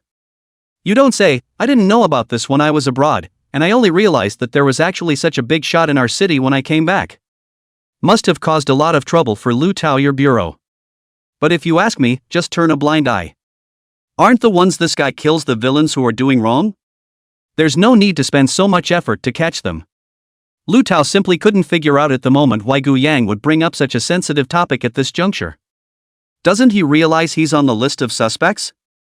Or maybe he's 100 times more taboo because he doesn't have a ghost in his heart? Or are they too confident and deliberately provoking themselves? Now that the conversation had gotten to this point, he spoke slowly after taking a large drink. To be honest, from my personal point of view, I actually support what the Black Butcher is doing. After all, the ones he had killed did qualify as the scum of society. But from my professional point of view, I can't let him go on like this. He possesses such strong means, who can guarantee that he won't do bad things all the time? What if he kills innocent people one day? Moreover, even if those social scum have broken the law, they should be referred to the Law Enforcement Bureau for trial, and not everyone will be sentenced to death. If I didn't have a uniform on me, I'd be browsing the forums of the Black Butcher and clapping like you guys. But I can't do it in my current capacity. Mac 1 raised his glass and clinked it with him after hearing that. Understood, in its place and in its power. The three of them ate the food and drank the wine, one glass for you and one for me. Lu Tao was also gradually getting into the atmosphere at the moment. He suddenly really didn't want there to be any interactions between the Black Knight Butcher and Gu Yang. He was able to sense that Gu Yang was a young man with great ambitions and ideals, and that the other party was ready to sell the construction company, with the aim of actually wanting to engage in the pharmaceutical industry and develop a cure for those incurable diseases. It was a bit of a pipe dream, and even that money was likely to go down the drain when it was invested, but it was an ideal and a drive that he admired. The opposite side of the Mu Rong is also a simple and straightforward nature of the northern man, completely the kind of person who can stick his knife in both sides for the sake of his brother. It seems like it wouldn't be so bad if we could become real friends with them. But it's just too good to be true that these two guys can't hold their liquor. A case of beer was soon finished by the three men in turn, followed by one man opening 2 bottles of white wine, and in a short while they were finished again. Lu Tao has been busy on weekdays to handle the case, rarely participate in the drinking game to socialize, the amount of alcohol is not at all, has run to the toilet inside to secretly pick the throat, vomited 2 or 3 times. But even so, at the moment, he was dizzy, and he could only tell himself that with the last of his willpower. No drunkenness. Absolutely no drunkenness. I have an important mission. However, Mac 1 wouldn't spoil him, and turned right around and poured him another large glass of foreign wine, while drunkenly grinning at him. Old Lu you don't just eat vegetables these are heavy dishes, just eat like this is not good for the stomach. You've got to have some wine. Try this. It's the very famous Remy Martin Louis XIII. It costs tens of thousands of dollars a bottle. I usually can't even afford to drink it. Just one glass of yours costs at least $3,000. Come on, let's all three clink another glass. After saying that, Mu Rong drunkenly raised his wine glass, next to Gu Yang, at this moment, actually did not have much drunkenness, and I do not know whether it was because his physical quality had improved too much, the amount of alcohol actually also followed a lot of improvement. But in order not to arouse suspicion, he also pretended to look like he had drunk too much, staggeringly raised his cup, and without saying a word, he drank it all in one go after clinking it with Mu Rong. Lu Tao on the opposite side looked directly dumbfounded. No. Can you drink so much even if you're paralyzed these days?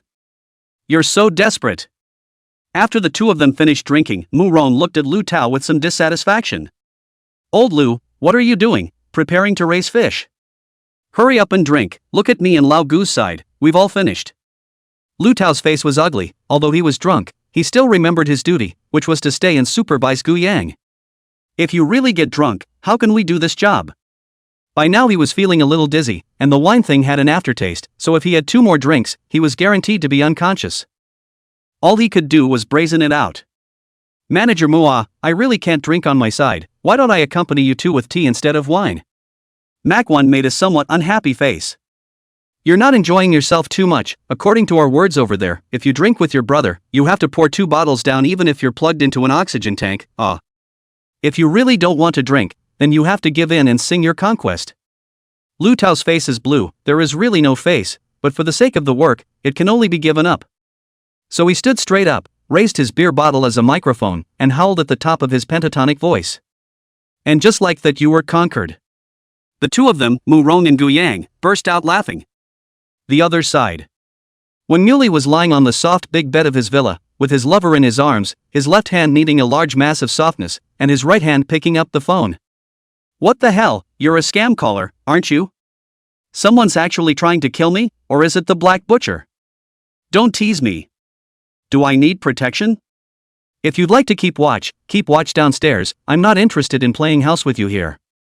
After saying that, he simply turned his cell phone off and tossed it aside. In her arms, Win Murray's wife looked up with tender eyes. Honey, who just called, and why did I hear you say that the Black Knight Butcher was coming to kill you? When Muley snorted in disdain. It's a new detective chief from the law enforcement side, named Kai Yun Lee. That guy called me to tell me that I would most likely be the target of the Night Butcher's hunt tonight, saying that he would come inside my villa and plant 2 people to protect me. It's just bull. In my opinion, this is their way of trying to sneak into my house to find evidence of my crimes. How can such childish tricks fool me? There was some concern in his wife's brow. But hubby, I've recently seen a lot of news about the Black Knight Butcher in the online forums. That guy seems to be really quite powerful, killing people for a few nights in a row. Why don't we just take precautions? When Muley directly pressed his wife's head down. The idiots in the law enforcement agency couldn't even catch a serial killer and made up the title of the Butcher of the Night, which is just plain stupid. I don't believe it. Besides, I'm just a lawyer who fights lawsuits, not a murderer. Even if the Butcher of the Night wants to judge, he can't judge my head. There are many people who are more guilty than me. And your husband, I'm not a vegetarian, I also practiced combat in college and won an award. If that piece of Black Knight Butcher really shows up in front of me, I'll just give him a big swing and knock his teeth out. His wife had something in her mouth and raised a pair of winks. Hubby is awesome. Wimmerly rubbed her head. I've got a big order in hand lately, and if it comes through I can make $70 or $80 million. When the time comes, you'll be rewarded. Do you want a big villa or a new sports car? His wife soldiered on even more, muttering and opening her mouth. I want to open a beauty parlor. What's the point of having a beauty parlor? It's not like I can't make money. Because the beauty salon to earn money is simply as simple as robbing a bank. Those hit on the face of the beauty needle, directly with saline can be replaced, the cost of a few cents, turn around to sell $3,000. They also have to line up to fight. Old moneymaker. And after giving those people cosmetic treatments, they still have a lot of after effects that they have to spend money on fixing inside the hospital as well. It's like a bottomless pit. If I can make this business work, it won't be any less than you make as a lawyer. Ha, my wife is so capable, so I'll pitch you one after I take this deal. Chapter 68 Chopped off the wrong head? After 3 rounds of wine, by the end of the table there was still a large portion of food left and not a drop of wine left. With the last glass of wine down, Mu Rong struggled to open his eyes and looked at Gu Yang in front of him, who was still as steady as a mountain, and instantly his mind collapsed.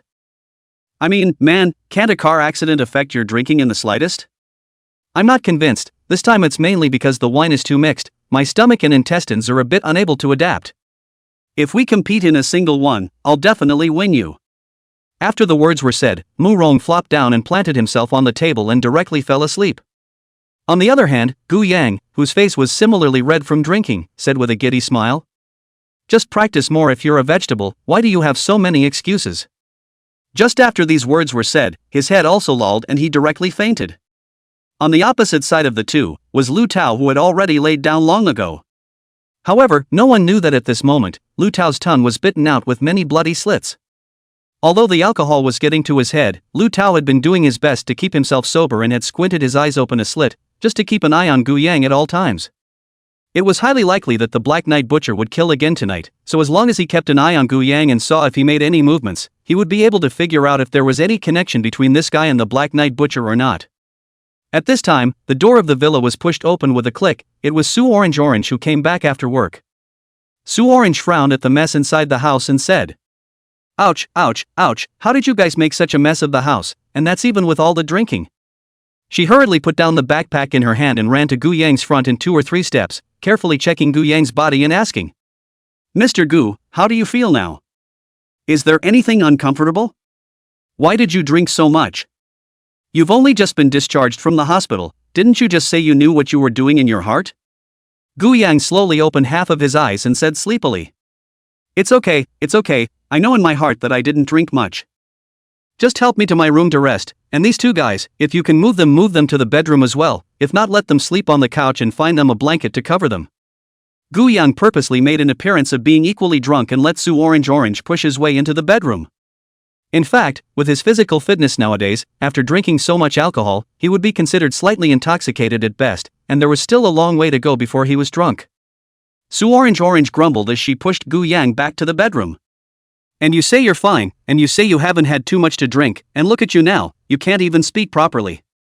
You hurry to rest, any discomfort first notify me, tomorrow I will arrange for you to go to the hospital for a review, this kind of thing cannot be careless. I'm going to make you a bowl of sobering soup, heat it up and bring it over to you later, you should feel much better after drinking it."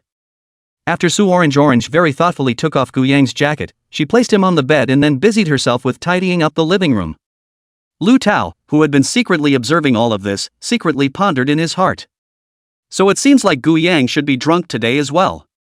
His cell phone was still on the table, and as long as the guy didn't come out tonight to get it or go out, and if the night butcher was equally guilty, it would more than likely eliminate most of his suspicions.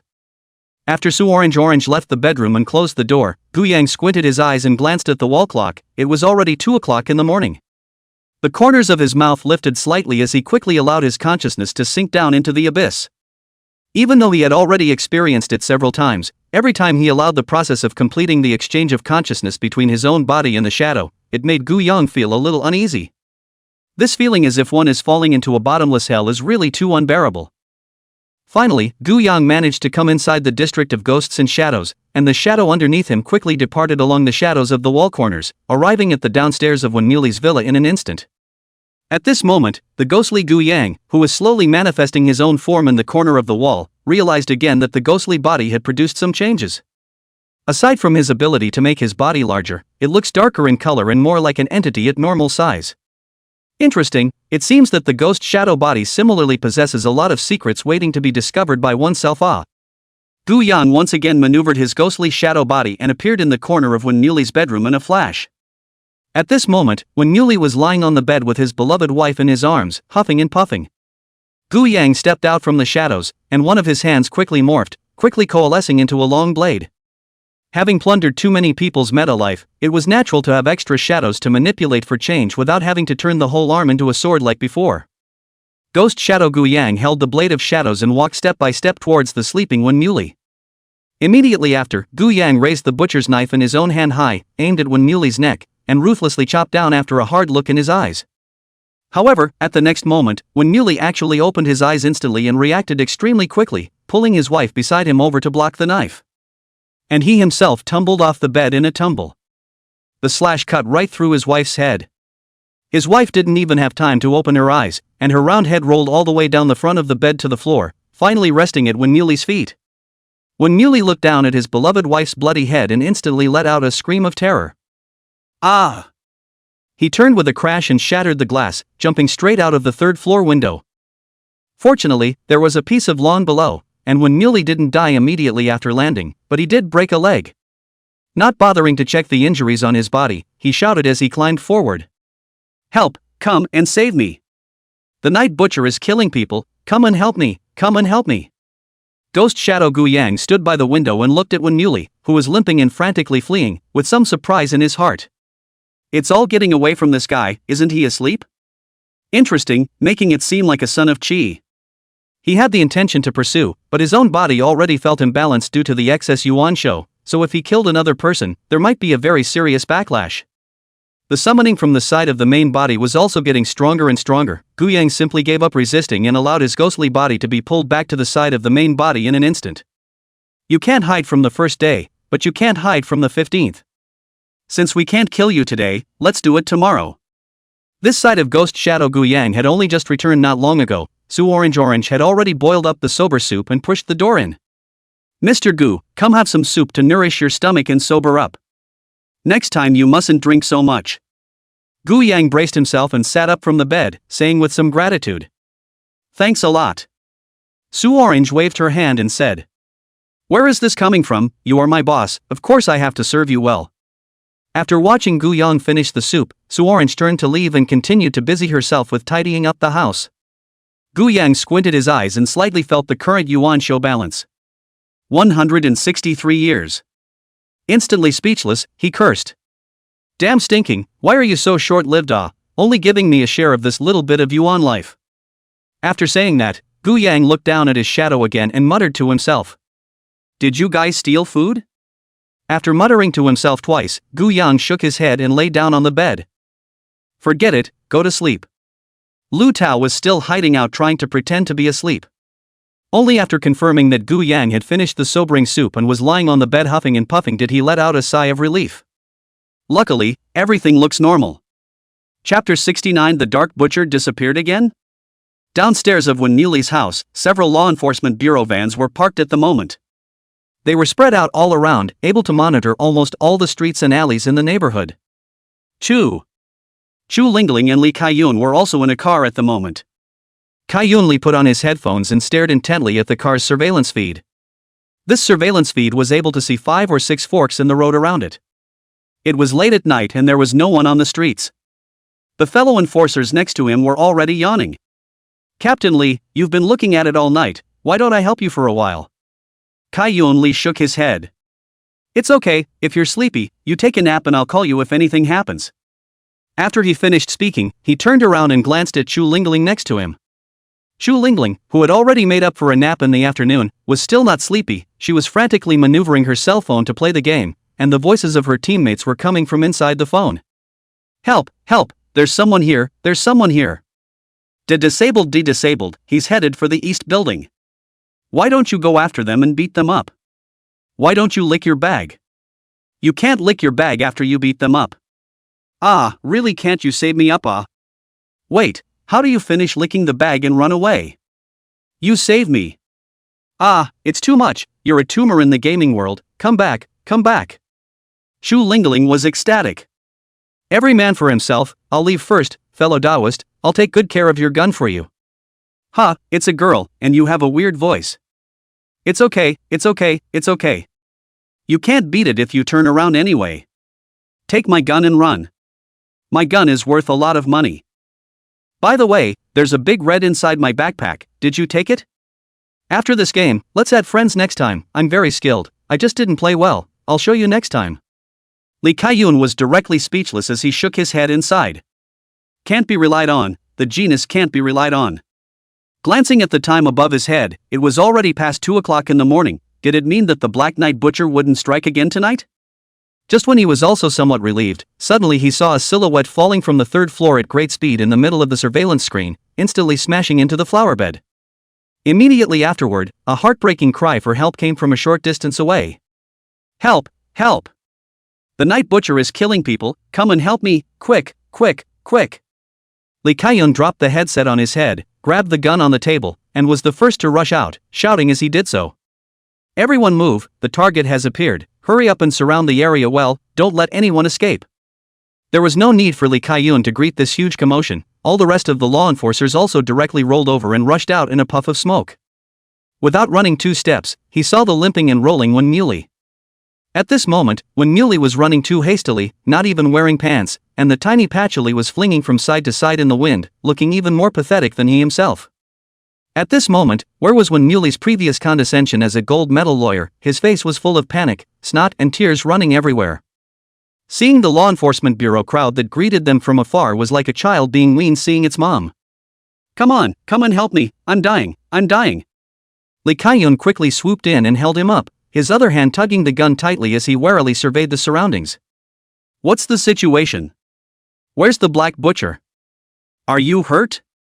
Wen Muley was stunned at the moment, repeating one thing under his breath.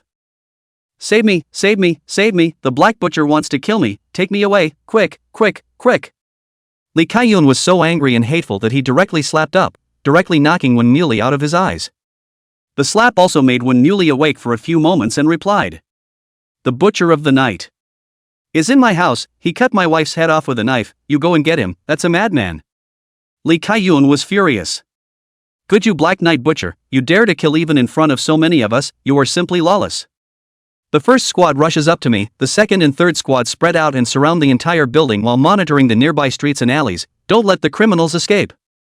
After saying that, Lee Kai-yun trained and led the 20 or so members of the first squad directly into Wen Muley's villa. After coming to Wen Muley's bedroom on the 3rd floor, he was instantly startled by the bloody scene in front of him. Wen Muley's wife's body was still lying on the bed, but the head had rolled down to the window, and her eyes were not open. The blood flowing from the broken neck had stained the sheets and carpets of the entire house red, and the scene seemed like an inferno.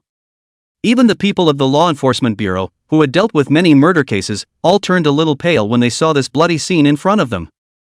Wen Muley yelled. "The murderer is most likely still hiding in this house, everyone spread out, search for me, dig 3 feet into the ground and search out the murderer for me, I want to see what kind of demon this famous Black Knight Butcher is." After saying that, all the law enforcement officers immediately spread out and started rummaging through the entire villa. Under the bed, inside the closet, at the bottom of the couch, any place where someone might be hiding, they went through it again and again. Yet no matter how much they searched, they couldn't find any clues. At this time, Chu Lingling, who had already put her cell phone down, walked into the villa and slowly came to Lee Kai-yun's side, glancing at the tragic scene in the middle of the bedroom. Her face was unchanged as she inquired. "Any clues?" Lee Kai-yun's face was so gloomy that it seemed like water could drip out of it. "It's just weird to find nothing. How on earth did this guy show up in the middle of this bedroom and how did he kill someone and then flee the scene in such a short period of time? From the time when Muley jumped downstairs and called for help to the time our law enforcement officers rushed up, it was definitely no more than 3 minutes before and after, and in 3 minutes he ran out of sight, and there were our people monitoring the streets and alleys outside. It doesn't make any sense at all, and I can't think of any escape route for the other guy, unless he grew wings and flew right out the window." After saying that, Lee Kai-yun turned back and inquired as well. "Didn't you hack into the surveillance of Wen Muley's house? Did you see any suspicious traces?" Chu Lingling also shook her head. "Just now I've already gone through the surveillance of Wen Muley's house for the first time this evening. There are only 2 surveillance of his house, which are the hall on the 1st floor as well as the stairs on the 2nd floor.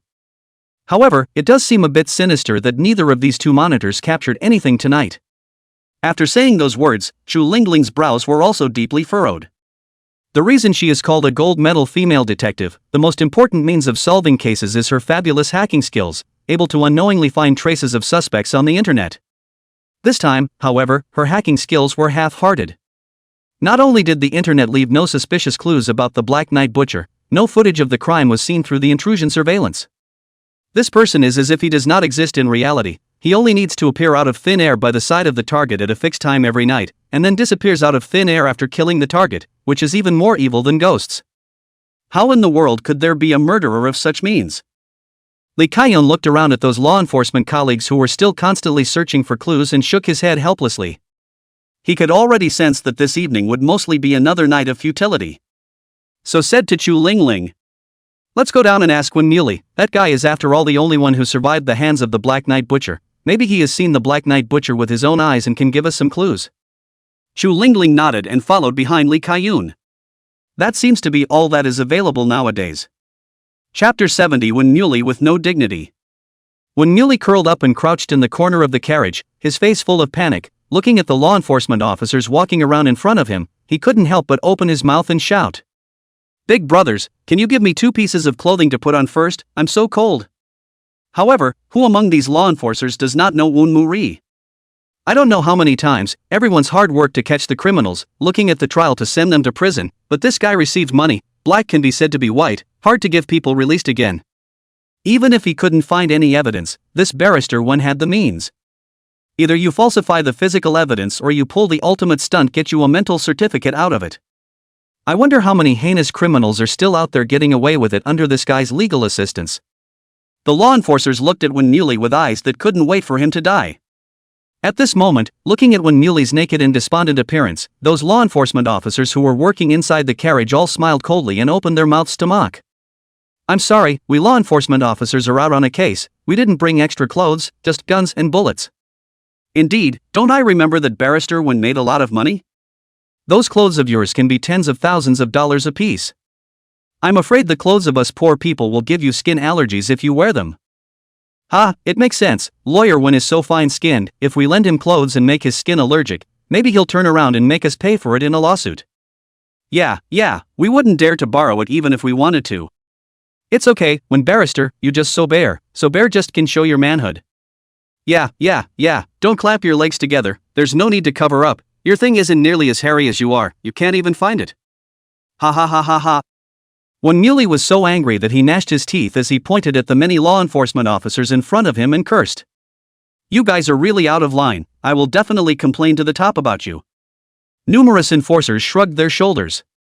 Go ahead and file a complaint, and if you can make us all lose our jobs.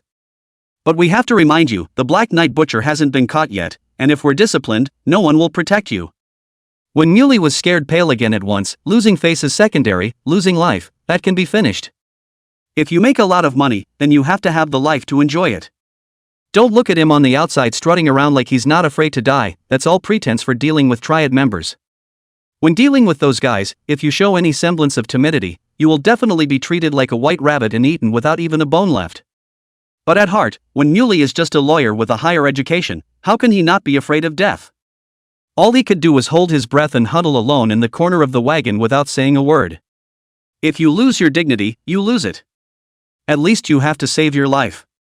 Wait and see how I complain about you people when the Black Knight Butcher is caught. He secretly used his afterglow to memorize the names and numbers on the chests of these law enforcement officers in front of him, already calculating how to retaliate. At that moment, the sound of clattering footsteps came from outside the carriage. Wimmerly perked up. It's back, the Black Butcher must have been caught. Ha, that guy is a madman, I have to personally serve as his attorney, he has to be sent to death, an immediate execution kind of thing. The door of the carriage was slowly pulled open, but the only ones standing outside were Chu Lingling and Li Kaiyun.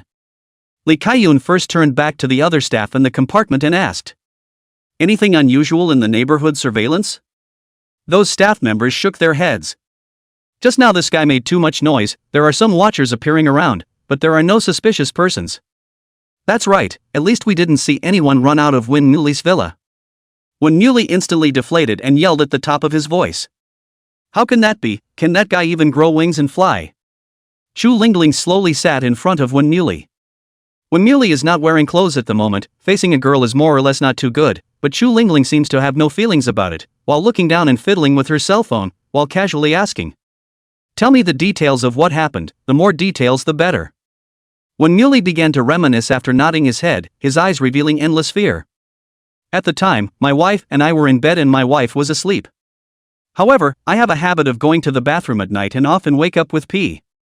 It just so happened that at that time I woke up in a daze and wanted to go to the bathroom, and as a result, when my eyes squinted a slit, I saw a dark shadow standing beside my bed, a long knife raised in its hand. I freaked out and reflexively ducked out of the bed with a roll. Unfortunately, my wife was still asleep and didn't react at all, and her head was directly cut off by that knife. My wife's head just rolled down the side of the bed to me. That's my favorite person. I can even now recall the bloody head of my wife, who seemed to be still awake from her sleep. It's horrible. It's just horrible. That guy is a demon. I was so terrified that I jumped right out of the window to escape, and then later I met you guys. When Muley became more and more scared as he spoke, directly holding his head and curling his body into a ball, shivering. Chu Lingling frowned and continued to ask. And did you get a good look at the dark butcher at the time, or perhaps his physical features? Wen Muley closed his eyes and thought carefully, then shook his head again. I didn't see it, it was too dark to see anything at all, I was only able to see a dark silhouette. By the way, that black shadow seems to be very tall, I feel like it has to be close to 2 meters. After hearing this news, the two of them, Chu Lingling and Li Kaiyun, had their eyes light up, and Li Kaiyun directly took out his notebook and recorded this information. There were definitely not many people who were close to 2 meters tall, and after finding these people and carefully checking them out, it was highly likely that the real culprit behind the scenes would be found, and it seemed as if the veil of the butcher of the night would be lifted soon. Li Kaiyun said after nodding to Wen Muley. This clue you provided is very important. With this clue, our side of the Law Enforcement Bureau immediately began a citywide investigation, and we will soon have news. By the way, your villa can't let you go back at the moment because the Black Butcher hasn't been found and the possibility that he continues to hide somewhere in your house can't be ruled out. And our law enforcement officers are going to look a little harder in your home to see if they can find any traces of the Black Knight Butcher. So commiserate and stay somewhere else for a while. Wen Muley was startled. You mean there's still a chance that guy is hiding out in my house? Then why are you still standing here? Hurry up and search for me, all of you, 3 layers inside and 3 layers outside. Do you want me to live in constant fear? I'm a taxpayer, and technically you all get my share of the paycheck, so if you don't handle the case well, I'll be sure to file a serious complaint against you to the top. Li Kaiyun was also too lazy to bother with him at the moment. Whatever, now please cooperate with our staff to take a simple statement, you can leave after this is done. Wen Muley said sharply. Where do I go? How can I go? At least you have to give me address. Li Kaiyun naturally knew what this guy Wen Muley did and shrugged his shoulders and said. Sorry, that's not in our job description, you can go out and buy your own clothes if you want them. Wen Muley angrily continued. Then you can give me a phone number to call, can't you? Kaiyun Li shook his head again.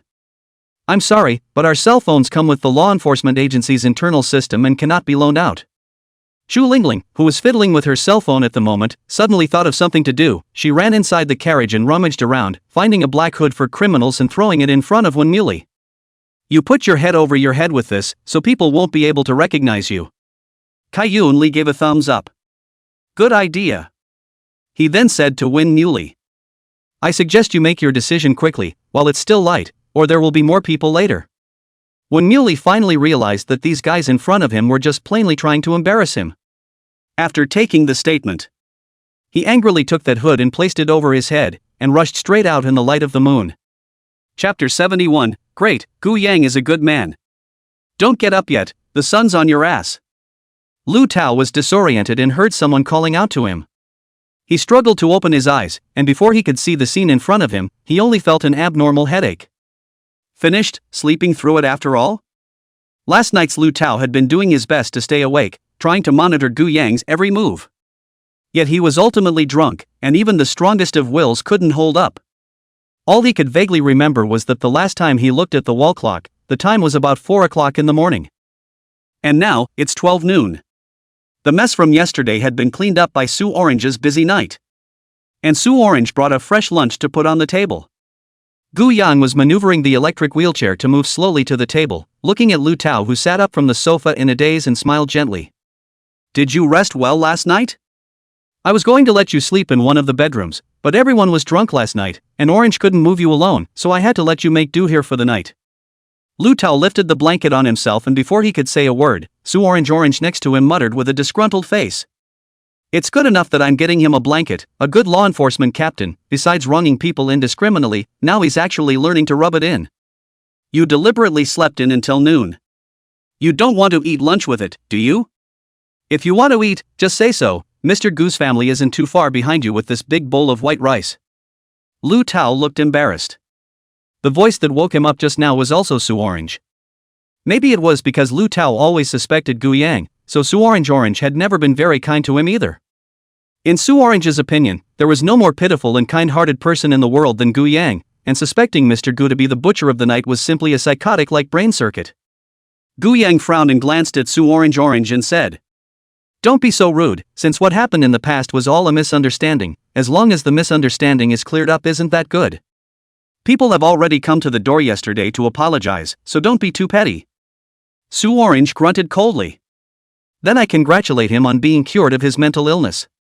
Hurry up and eat, I guess you guys just drank last night and didn't fill your stomachs up.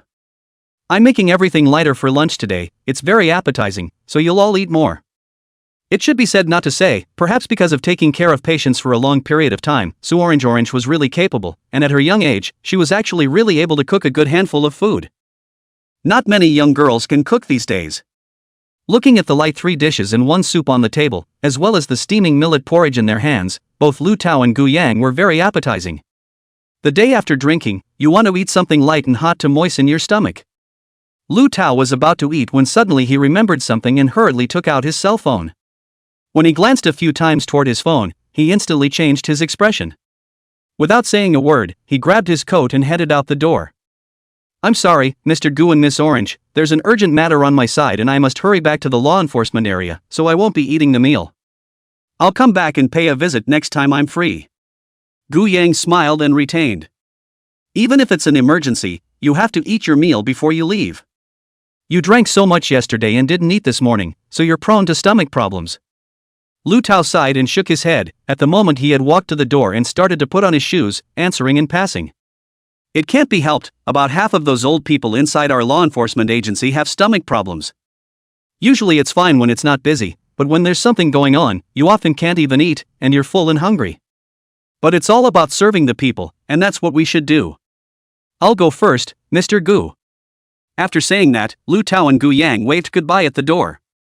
After waiting for the door to the room to close again, Sue Orange brought over the bowl of hot porridge that Lu Tao had not touched in front of him and placed it in front of Gu Yang. It's still just right that he's gone, so Mr. Gu can have an extra bowl. After eating in a while you must go to the hospital with me, you drank so much wine yesterday, I don't know if you have hurt your body, you can be fully checked over. Gu Yang shook his head repeatedly when he heard this. Forget it, I don't feel like there's anything wrong with my body. If we go to the hospital, we'll be delayed all day again. I have some work to take care of today. Mu Rong went off to work early in the morning, I can't afford to not help at all, well at least I'm the real boss. Sue Orange slammed her face. That's not good, although earning money is important, your body should be more important. Okay, let's each take a step back, okay? You're half a doctor anyway, so come in later and probably check it all over, and I'll cooperate fully. Seeing that she couldn't sway Gu Yang, Sue Orange could only nod her head. Okay, there's really nothing I can do about you. I'll say this up front, next time you can't trash your body like that, so save me the trouble. Lu Tao rushed into the law enforcement bureau in a panic. At the moment the staff inside the law enforcement bureau, everyone was wearing a big dark circle under their eyes, as if everyone was busy, but they didn't know what they were busy with. There were quite a few people who greeted Lu Tao, and Lu Tao only had time for a hurried nod. After he walked into the conference room, Director Guan, Chu Lingling, and Li Kaiyun were already here waiting for him. Director Guan patted the empty seat to his right and said to Lu Tao, "Come and sit here, you were away last night, listen to understand the situation first." Lu Tao nodded his head and sat aside, unable to wait to open his mouth to ask. "I heard that the Dark Butcher struck again last night, who was the target and what's the situation now?" Director Seiki sighed and shook his head. The target was originally that scumbag Wen Muley, but when Muley moved quickly and actually escaped, and his wife became the scapegoat and died at the hands of the Black Knight Butcher. The situation was somewhat similar to the previous one in that it was a straight-up slash to the head with no delay, and then there was no trace of a clue by the time law enforcement rushed up there. Li Kaiyun was also filled with sadness. What I can't figure out the most is that we had obviously anticipated that Wen Muley would most likely be the target last night, so we deployed a very large number of forces around Wen Muley's house, as well as monitoring the surrounding streets and alleys. But it's just that so many people, so much surveillance, have not seen the Night Butcher at all, it's like this guy is a ghost that doesn't exist in this world. Chu Lingling inquired to Lu Tao while fiddling with the tablet in her hand. You had to investigate Gu Yang yesterday, did you find out any clues? Lu Tao inquired. What was the approximate time of the crime?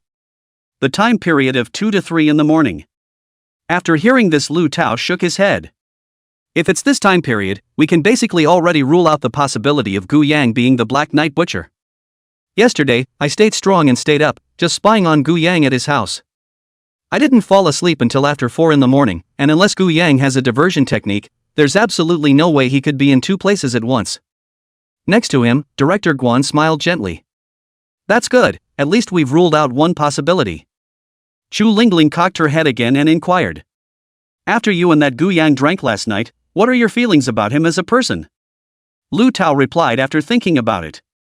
Although I always suspected that there was a connection between him and the Black Knight Butcher before, through last night's in-depth understanding, I feel that Gu Yang is actually a person with great ambitions and is very talented. And his good friend, Macaron, who was by his side, was also a good man. Chu Lingling nodded after listening. Although I also recognize your previous analysis that from the motive, there really seems to be some connection between this Gu Yang and the Black Knight Butcher, but let's not always go by our feelings when handling cases.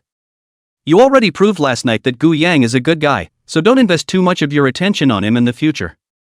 It just so happens that we obtained another clue last night, according to the oral statement of the only survivor of the scene, when Muley, the Black Knight Butcher should be a super big man with a height close to 2 meters. I've already filtered and arranged the list of those who are taller than 1 meter 9 in the entire city. Let's check them out one by one, and it's highly likely that we'll find the real Black Knight Butcher. Li Kaiyun also stared at Lu Tao and said, "Since Gu Yang is a good person, that means your previous judgment was wrong. As agreed, you'll have to listen to me on this case from now on, so don't ever do what I do again." Lu Tao was upset, but he also had to start trusting Gu Yang, so he nodded his head and promised to Li Kaiyun. "Don't worry, from now on you're in charge of anything regarding this case and I'll be your assistant." Pull back you, whose assistant is not a handsome man and beautiful girl, just your color. I guess even the C election is bad enough. You just take care of ordering takeout. Chapter 72, It's no use making a fuss. The meeting was always centered around the non-stop discussion of how to identify the butcher of the night. At that moment, there was a sharp yelling noise from outside. "What about that Captain Lee? What's the point of hiding? Is this how you take responsibility for the people? What am I going to do tonight? What about my personal safety? For a serial murder case of that magnitude, don't you have any clues at all?" As soon as this voice came in, the faces of Li Kaiyun and the others inside instantly became less than favorable. It was none other than Win Muley, who had been here last night. They opened the door to the conference room and walked out. At this moment, Win Muley finally changed into a proper suit and stood in the doorway cursing. As soon as he saw them come out, he immediately pounced on them and asked, "Aren't you guys known as great detectives? Did you find out anything at all? This Black Knight Butcher kills criminals. It can't be that you've trained them within the law enforcement bureau itself, can it? Playing thief to thief here now, are we?" With such a big piece of directly on the head of the Law Enforcement Bureau, the faces of all the people in the Law Enforcement Bureau became even more unsightly. Li Kaiyun forced his anger to curse. "Barrister Wen, you have to be responsible for your words. You're also someone who understands the law. You should know that slander carries serious legal liability."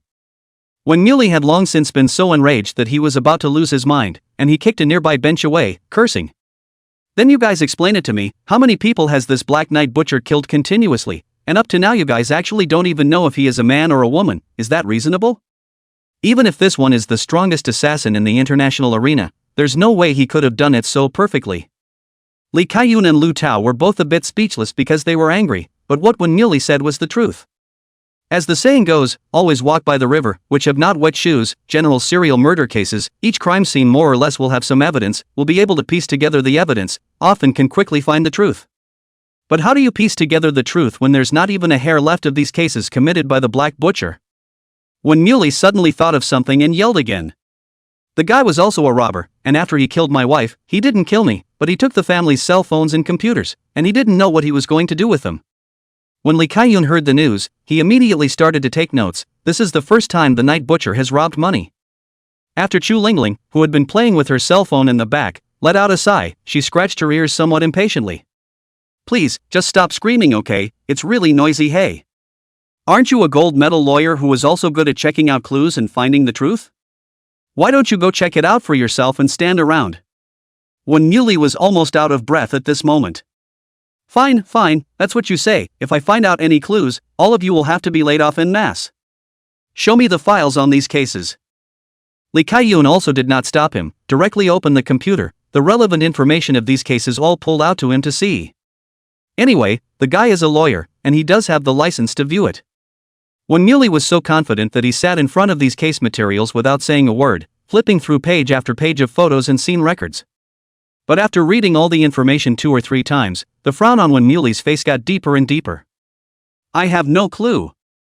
Previously, in order to search for clues about the Black Knight Butcher throughout the city, the side of the Law Enforcement Bureau had also publicized part of the dossier, so that the residents could understand how ferocious this Black Knight Butcher's tactics were, but that was only some general information.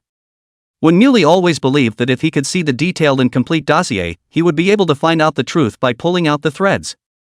However, he had been looking at it for hours, his eyes were bleary, and he still couldn't find a single clue. Next to him, Lee Kai-yoon took the opportunity to taunt. "Why, weren't the words pretty full just now? Now it looks as if you're a bit bitter." At this moment, when Muley was indeed distressed, and he considered himself to be a smart man. But he was equally speechless when he went through all the detailed records of the cases. Because the clues are so few and far between, almost zero. The only other useful piece of clues was still provided by himself. The Dark Butcher's height was estimated to be close to 2 meters. Seeing him look lost in thought, Chu Lingling smoothly handed over the tablet next to him, which already had a complete set of information organized on it, while playing with his cell phone. "This is a selection of people close to 2 meters tall, based on what you saw yesterday, from among the city's information base. See if any of them are known to you and are feuding." After when Muley heard this, he was like a treasure and hurriedly took that piece of personnel investigation information. But after looking at it for a while, he frowned. "It's not right, although I recognize some of the people up here, most of them I haven't even seen before. And the guys I know who have come to me as a lawyer and work well together, there's no way in hell they'd kill me." After receiving his judgment, the brows of the two people on the scene, Lu Tao and Lee Kai-yoon, frowned again. Originally thought that with this clue, coupled with Wen Muley's identification, he would be able to more or less find out the problem, but now, this clue didn't seem to serve any proper purpose. Chu Lingling asked again next. "And have you made a grudge against anyone recently, even if this grudge is so great that it has become immortal?" Winmarie began to think again. After a brief moment of thought, his eyes suddenly widened. "There's really one, Gu Yang, the paralyzed patient who came out from inside the hospital. I called him yesterday and tried to get him to hire me as a lawyer to take Lu Xiaoyu to court, but he rejected my offer and it got quite unpleasant at the time." As soon as the name Gu Yang appeared, the atmosphere of the scene froze a bit. Chu Lingling narrowed her eyes. Gu Yang again, what a coincidence. Now even Lu Tao and Lee Kai-yoon felt that something was not quite right. If it wasn't for Lu Tao's all-night surveillance of Gu Yang last night, at this moment they were even ready to pay a visit. Chu Lingling sighed and shook her head. "I know you're in a hurry, but hold your horses and tell us more useful clues. Don't even think about Gu Yang's side, we've already conducted a preliminary investigation on him, and there's no connection between him and the Black Knight Butcher. That guy was still drinking with Captain Lu last night when you had your accident." Lu Tao nodded beside him. "I can testify to that myself. When Muley was simply going crazy. Are you guys stupid? I took a look at the file just now, more than half of the dead are related to Gu Yang. You guys said he is not the Black Knight Butcher. Who exactly is the Black Knight Butcher? Find out instead. Your surveillance can only say that it eliminates Gu Yang being the Black Knight Butcher himself, but I reckon that the Black Knight Butcher is most likely his good friend or a professional assassin that he hired over." The Chu Lingling in front of her, however, shook her head again. "Something's not right. I've checked his home cell phone and computer, he has very little contact with the outside world, the chances of him being a friend of the Night Butcher are extremely slim." When Muley was so angry that he slapped the table. "It's neither here nor there, what on earth is going to happen? Should we just let that Night Butcher get away with murder out there?" Amidst all the chatter, Director Guan walked in with a dark face. "From now on, let's all put aside the cases we have on the Dark Butcher, and let's do something more important." Chapter 73 Publicity, Public Opinion. Go back in time a few hours. When Su Orange went back to work, Gu Yang opened a laptop as well as a cell phone alone at home. These two items were exactly what Gu Yang had quickly taken from Wen Muley's house after killing his wife. Of course, by the way, he also took away a dozen gold bars that Guy Wen Muley had put inside the safe, each of which was a kilogram. What a rich man. It's also fortunate that the ghostly Shadow's body has an internal storage space and it's quite large now, otherwise it wouldn't really be enough to hold it. Gu Yang had prepared himself the first time he took out these two items, using his computer technology to block the signals of this computer as well as his cell phone, making it impossible for them to be tracked. After doing this, Gu Yang manipulated his computer and began to invade this laptop and cell phone. Cell phones and computers can often find out all of a person's secrets. In a short while, Gu Yang found a very deeply hidden folder from among Wen Muley's cell phone. After clicking on it, there are all sorts of chats, videos, pictures and so on, and they are also categorized and well organized. There are some backbone members of the triads, some powerful rich kids, and some hefty big stars among them. But without exception, these chat records and pictures and videos are all evidence that Wen Yuli helped these villains escape legal punishment. Also, the evidence to slander your own construction company is in here. Gu Yang instantly understood. This is the back way that guy Wen Yuli left for himself. The other side is smart and very aware of the possibility of backlash when dealing with these underworld bigwigs together. If you're not careful, you won't even be able to save your own life. And with this evidence in his possession, he is the equivalent of having a myriad of umbrellas. No matter how vicious the opponent may be, in order to be able to continue to get away with it, he is bound to be taken care of in some way on all sides. Making money and connections again. What a tactic! Wen Moli's earnings in a year are much higher than any of those business owners' earnings. But your good days are over. There are a lot of passwords on this computer and cell phone, so if another person had picked them up, they probably wouldn't have been able to do anything about it. The only place where it could be maximized was with Gu Yang. Once again, he used his hacking skills to make a disguise. Subsequently, using this disguised identity, Gu Yang posted all the evidence of the crime on the internet under the title of Challenging the Blackest Lawyer on the Internet. At the same time, in order to thank the Law Enforcement Bureau for taking care of him, Gu Yang also sent a copy of this content inside the Law Enforcement Bureau by the way.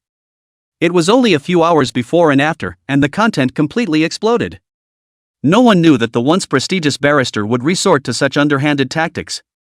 People have been busting their chops underneath these videos. It's a clothesline. Ha, brothers, I have inside information here again. Originally this one Muley should have hiccuped yesterday. The key is that he has frequent urination in the middle of the night, so he just woke up. The moment he regained consciousness, he saw that the Black Knight Butcher was coming to cut him, and in order to survive, he directly pushed his wife out to block the knife, and his wife's head was directly cut out several meters high. And he himself succeeded in escaping by jumping straight down the stairs. Holy, so thrilling and exciting? This dude was able to survive this crisis, he's simply the chosen one. In that case, this would be the only one who escaped from the hands of the Night Butcher, right? Yes, it's really quite outrageous. The Night Butcher is a real slugger, killing a bad guy every night for the past few days and not leaving any clues. What fierce man or not, I would call a god forever. Brothers, don't just chat inside the forums, hurry up and go to the Law Enforcement Bureau and tell them to arrest that Wen Muley. This guy is simply even more detestable than those who were mixed up in the triads. That's right. Aren't you guys pretty good at arresting people every day? In order to capture the Black Knight Butcher, I heard that all the law enforcement officers were mobilized last night. If we had been this aggressive, we wouldn't have any criminals in our city at all, and naturally, we wouldn't need the Black Butcher to do anything. Quickly, the people from the Law Enforcement Bureau hurry out, we demand that Wen Muley must be imprisoned immediately and immediately. At this moment in the Law Enforcement Bureau, the crowd had just heard Guan Chanan's words and froze at once. The first one to jump up and break into tears was Wen Muley. This guy went through a life and death crisis yesterday, his lover's head rolled to his feet, as if he was greatly stimulated. The civilization that has been deliberately disguised all these years is gone. Pointing at Guan Chanan's nose, he cursed. What do, you old thing? Sitting in such a high position day after day, all you think about is retirement, don't you? If the Black Knight Butcher can't catch you, I'll go to the petition and absolutely pull the wool over your eyes. Guan Chanan's face remained unchanged as he waved his hand to the two law enforcers beside him and said, "Cuff this guy." Wen Muley was confused for a moment. Wait, what are you talking about? Cuff me? What the? I'm the ING victim. What are you doing to me? Is it hard to believe that I killed my wife by pretending to be the Night Butcher? At this moment, Lu Tao and the others were all a bit confused, not knowing what had happened. Seiki Chanan said to everyone on the scene. Still in the dark, right? Take out your phone and swipe the video to see for yourself. We're already number 1 on the hot search list again now. The shame is simply lost. After the crowd heard the order, they immediately pulled out their cell phones to check, and all of a sudden, they swiped those criminal certificates of Wen Muley. At the moment, the evidence of these crimes is being hotly debated, and has become almost universal. Chu Lingling reacted at once. Remarkable, this Black Knight Butcher is not only a martial arts scholar, but also a literary scholar? He was able to crack the password of Wen Murray's cell phone and computer in such a short time. And the account that posted the video of the article was obviously specially handled, and I was unable to hack my way to any information about the owner behind this account. I've never met anyone so much better than me at hacking. Kai Yun Lee also lamented. No wonder that guy secretly took Wen Muley's computer and cell phone when he left, so it was to do something like this. Two people, Kai Yun Lee and Lingling Chu, were sent from above, while it was Tao Lu who was the local law enforcement officer who had been deep in the field for many years. In order to catch the criminals, his body has long been a dense wound. It can be said that the scene who hates Wen Muley the most, Nan Lu Tao. He was furious and pointed at Wen Muley. So you made up all this evidence and mental proof. Wen Muley also sought his own proof of those crimes from the middle of someone else's cell phone screen at this moment, and he instantly softened his legs and sat down on the ground. It's over, it's all over, I'm dead. Guan Chanan turned back to the crowd at the scene. Your new job task now is to take all the cases that had Wen Muley's involvement over the years and retry them all, making sure that there can't be any wrongful convictions. Shu Lingling looked up and asked. What about the night butcher? Seiki Chang'an said with a sigh. That guy is just too cunning to catch. Otherwise, I wouldn't be willing to go out on a limb. Since the Black Knight Butcher can't be caught for a while, why don't we first bring back all the prisoners that Wen Muley has let go through illegal means over the years and retry them all? If the higher-ups send someone to ask, I can at least have something in my hand to show for it, and with luck I can even get credit for it.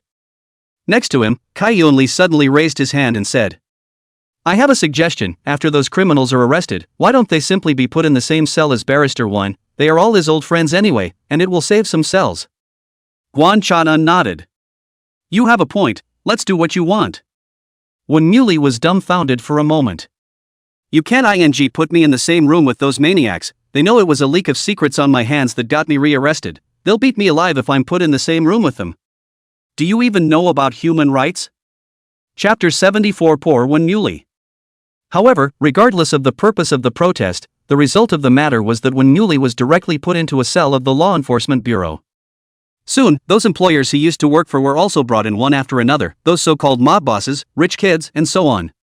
Because the evidence was overwhelming, the Law Enforcement Bureau was ridiculously efficient, and it took almost only one day to arrest all these people. The originally empty cell area had become extremely crowded at the moment. Lu Tao and Director Guan stood in the cell area, looking at these once high and mighty criminals now hanging their heads in shame. Although the Black Butcher had killed many people, the vast majority of those people deserved to die. There were times when, in the dead of night, the two of them, Lu Tao and Director Guan, would actually clap their hands. And these guys in front of me, each and every one of them can be sinful and cunning villains. I don't know how many times the law enforcement agency has brought them in by hand and then had to let them out by hand, with immense frustration. In terms of danger to society, these guys in front of us are far more exaggerated than even the Black Knight Butcher. They have quite a few more lives on their hands than the Black Butcher, and persecute innocent, ordinary people. And mastering an unknown number of criminal businesses. Capturing this group seemed to be more of a relief to them than capturing the Black Knight Butcher. At the moment, both wanted to hum a little song. It's been a long time waiting for today. Director Seiki said with a smile. Lu Tao, how long has it been since our law enforcement bureau has been so lively? Lu Tao nodded. It's been a long time indeed. In the past, when these old friends of ours entered the enforcement bureau, which one of them didn't talk and laugh, swearing that it wouldn't take 3 days to get out? I wonder why each of these old friends is silent today. Are they naturally non-verbal? The two men laughed after looking at each other. And those criminals are in prison at the moment, either angry or disheveled. Because they knew very well that they were completely finished. Wen Muley, in order to firmly grasp their handle, in the computer and cell phone inside the storage can be their real evidence of crime, the King of Heaven and the old man came also cannot be overturned. After Lu Tao and Director Guan scoffed a few times, they happily turned around and prepared to leave. At this time, Wen Muley, who was the first to be imprisoned in, grabbed the bars of the cell and shouted. No, you can't keep me here like this, I want a lawyer. Even if you don't let me out, you'll have to change my cell. Big deal, I'll raise the money, I've got plenty of it. However, Lu Tao and Director Guan just turned back and gave him a mocking look before turning to leave. In the moment of going out, Lu Tao also said something meaningful. One and all, be honest and don't make too much noise. The implication is full of meaning. Once the two men had left completely, the cell area was left to these criminals. The other cells were not so bad, but this cell of Wen Muley's was miserable. The cells were constructed with bunk beds, and there were 8 beds inside each one, and when Muley's cell was fully occupied. In addition to him, the remaining 7 are strong men with big waists, all of them are middle and high level inside the Triad Society, and one by one, after taking off their clothes, the left blue dragon and the right white tiger, and the bull's head is on their chests. When Muley was so scared that he was about to cry out on the spot and begged bitterly. "Brother one, you can't be ungrateful, when you had 3 lives in your hands, it was all because I helped you out, you said we'd be good brothers for life. And Tiger, I helped you out with your kids' schooling a few days ago, and you said you were going to treat me to dinner at the time." When Muley was doing his best at the moment to try to awaken the tenderness within these mobsters. However, a huge fist smashed directly onto the bridge of his nose, shattering it on the spot, and his nosebleed flowed out as if it didn't cost anything. "You helped me to fight the lawsuit, then you honestly fight the lawsuit is not on the line, play so many moths to do what? And keeping evidence of our crimes on our computers and cell phones, you don't want us to die fast enough, do you? You Yakuza, you have the nerve to start this. Told me at that time that case itself is not enough evidence, even if you do not help, my side is at most 3 to 5 years. Now you actually put the old man tangible evidence of murder on the internet, ing 30 to 50 years are not necessarily out, I cannot wait to get you a. Stop ing nagging, get together and beat the out of him." One by one, the other criminals outside the cell also hated when Muley with a passion, and were yelling outside. "Beat him to death, eh? Dogs, a small lawyer actually kept evidence of our crimes, with evil intentions, what do you want to do, do you want to be our big brother? If you can walk out of this prison standing, I'll be a ing grandson from now on." Casserole-sized fists began to smash into when Muley's body one after another. "Don't fight, please don't fight, I really can't carry it, ouch ouch ouch." When Muley was blocked in the corner area of the cell with a punch and kick. These villains have human lives on their hands, and many of them are engaged in the black business of gambling and selling powder. The complete evidence of the crime was posted online and either the death penalty or life imprisonment awaited them. They couldn't care less, the fists that greeted when Muley's body almost didn't have any room for maneuver, which directly beat when Muley to the point of broken bones, lying in the corner and couldn't even stand up. Just as one of the black bosses had a vicious heart and was ready to directly kill when Muley alive, the door outside suddenly opened. Lu Tao stood in the doorway and pretended to roar in anger. "What are you all doing, each and every one of you, you don't want to hang around anymore, do you? Who gave you permission to continue bullying people here?" It was as if when Muley had seen hope, immediately lying on the door and shouting. "Big brother Lu, Captain Lu, I'm wrong, I really know I'm wrong this time. Save me, please, save me, I'll work for you as a cow for the rest of my life." Lu Tao pretended to be angry and after glaring at everyone, he directly opened the cell where when Muley was. "You come out and I'll get you another room to stay in." When Muley instantly breathed a sigh of relief when he heard this, and not caring about the pain on his body, he rolled and crawled over. "Captain Lu, I knew you were a good person, you would never see death and save a life." However, Lu Tao dragged when Muley with one hand and flung the key with the other, directly bringing when Muley to the door of another cell. It was also inhabited by 7 people with only one empty bed, and these 7 looked no different from the 7 just now, and were obviously violent as well. When Muley was completely dumbfounded. "Captain Lu, you can't play me like this, I can't even add money? Let's get me upgraded, I'd like a single room for one person." Lu Tao frowned after hearing this. "What are you talking about? You think this is a train and airplane ride, paying money and getting an upgrade? Why don't you pay a little more and I'll let you be my law enforcement captain too?" When Muley begged frantically, but his entire body had already been casually thrown into this prison cell. "Have fun." After saying that, Lu Tao was gone once more. In less than 2 minutes, heart-rending screams resounded from the prison cell again. Lu Tao had already made up his mind to make him live in every cell tonight. This is exactly what is called a rainy day. Gu Yang was at home at the moment, reading a book while basking in the sun. Makwan's cheerful laughter came through the door. It's done, Lao Gu, hurry up and prepare the pen and paper to sign the contract." Gu Yang turned around just in time to see Morong push open the door to his room and come in, holding a thick stack of papers in his hands. "Old Gu, guess what? That when Muley suddenly had a seizure and directly exploded all the evidence he knew about the crimes of high-ranking officials as well as mobsters, but it made me laugh. But thanks to him, our construction company's misunderstanding has been cleared up, and because of the heat from this incident, we might even be able to sell at a high price." Chapter 75 Black Tiger's patience runs out. Gu Yang took those documents handed over by Mu Rong, didn't really look at them, and directly signed his name. They were both old buddies for many years, and he still trusted each other with this little matter. How much can it be sold for?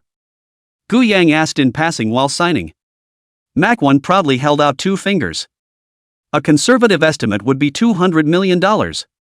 Visibility is just as important to a company's ability to make money. After when Muley made such a fuss, almost everyone on the internet knew that we were wrongly accused. At the same time, they naturally know that our company is an extremely healthy and regular company. There are no corners cut in any of the businesses we have on our hands.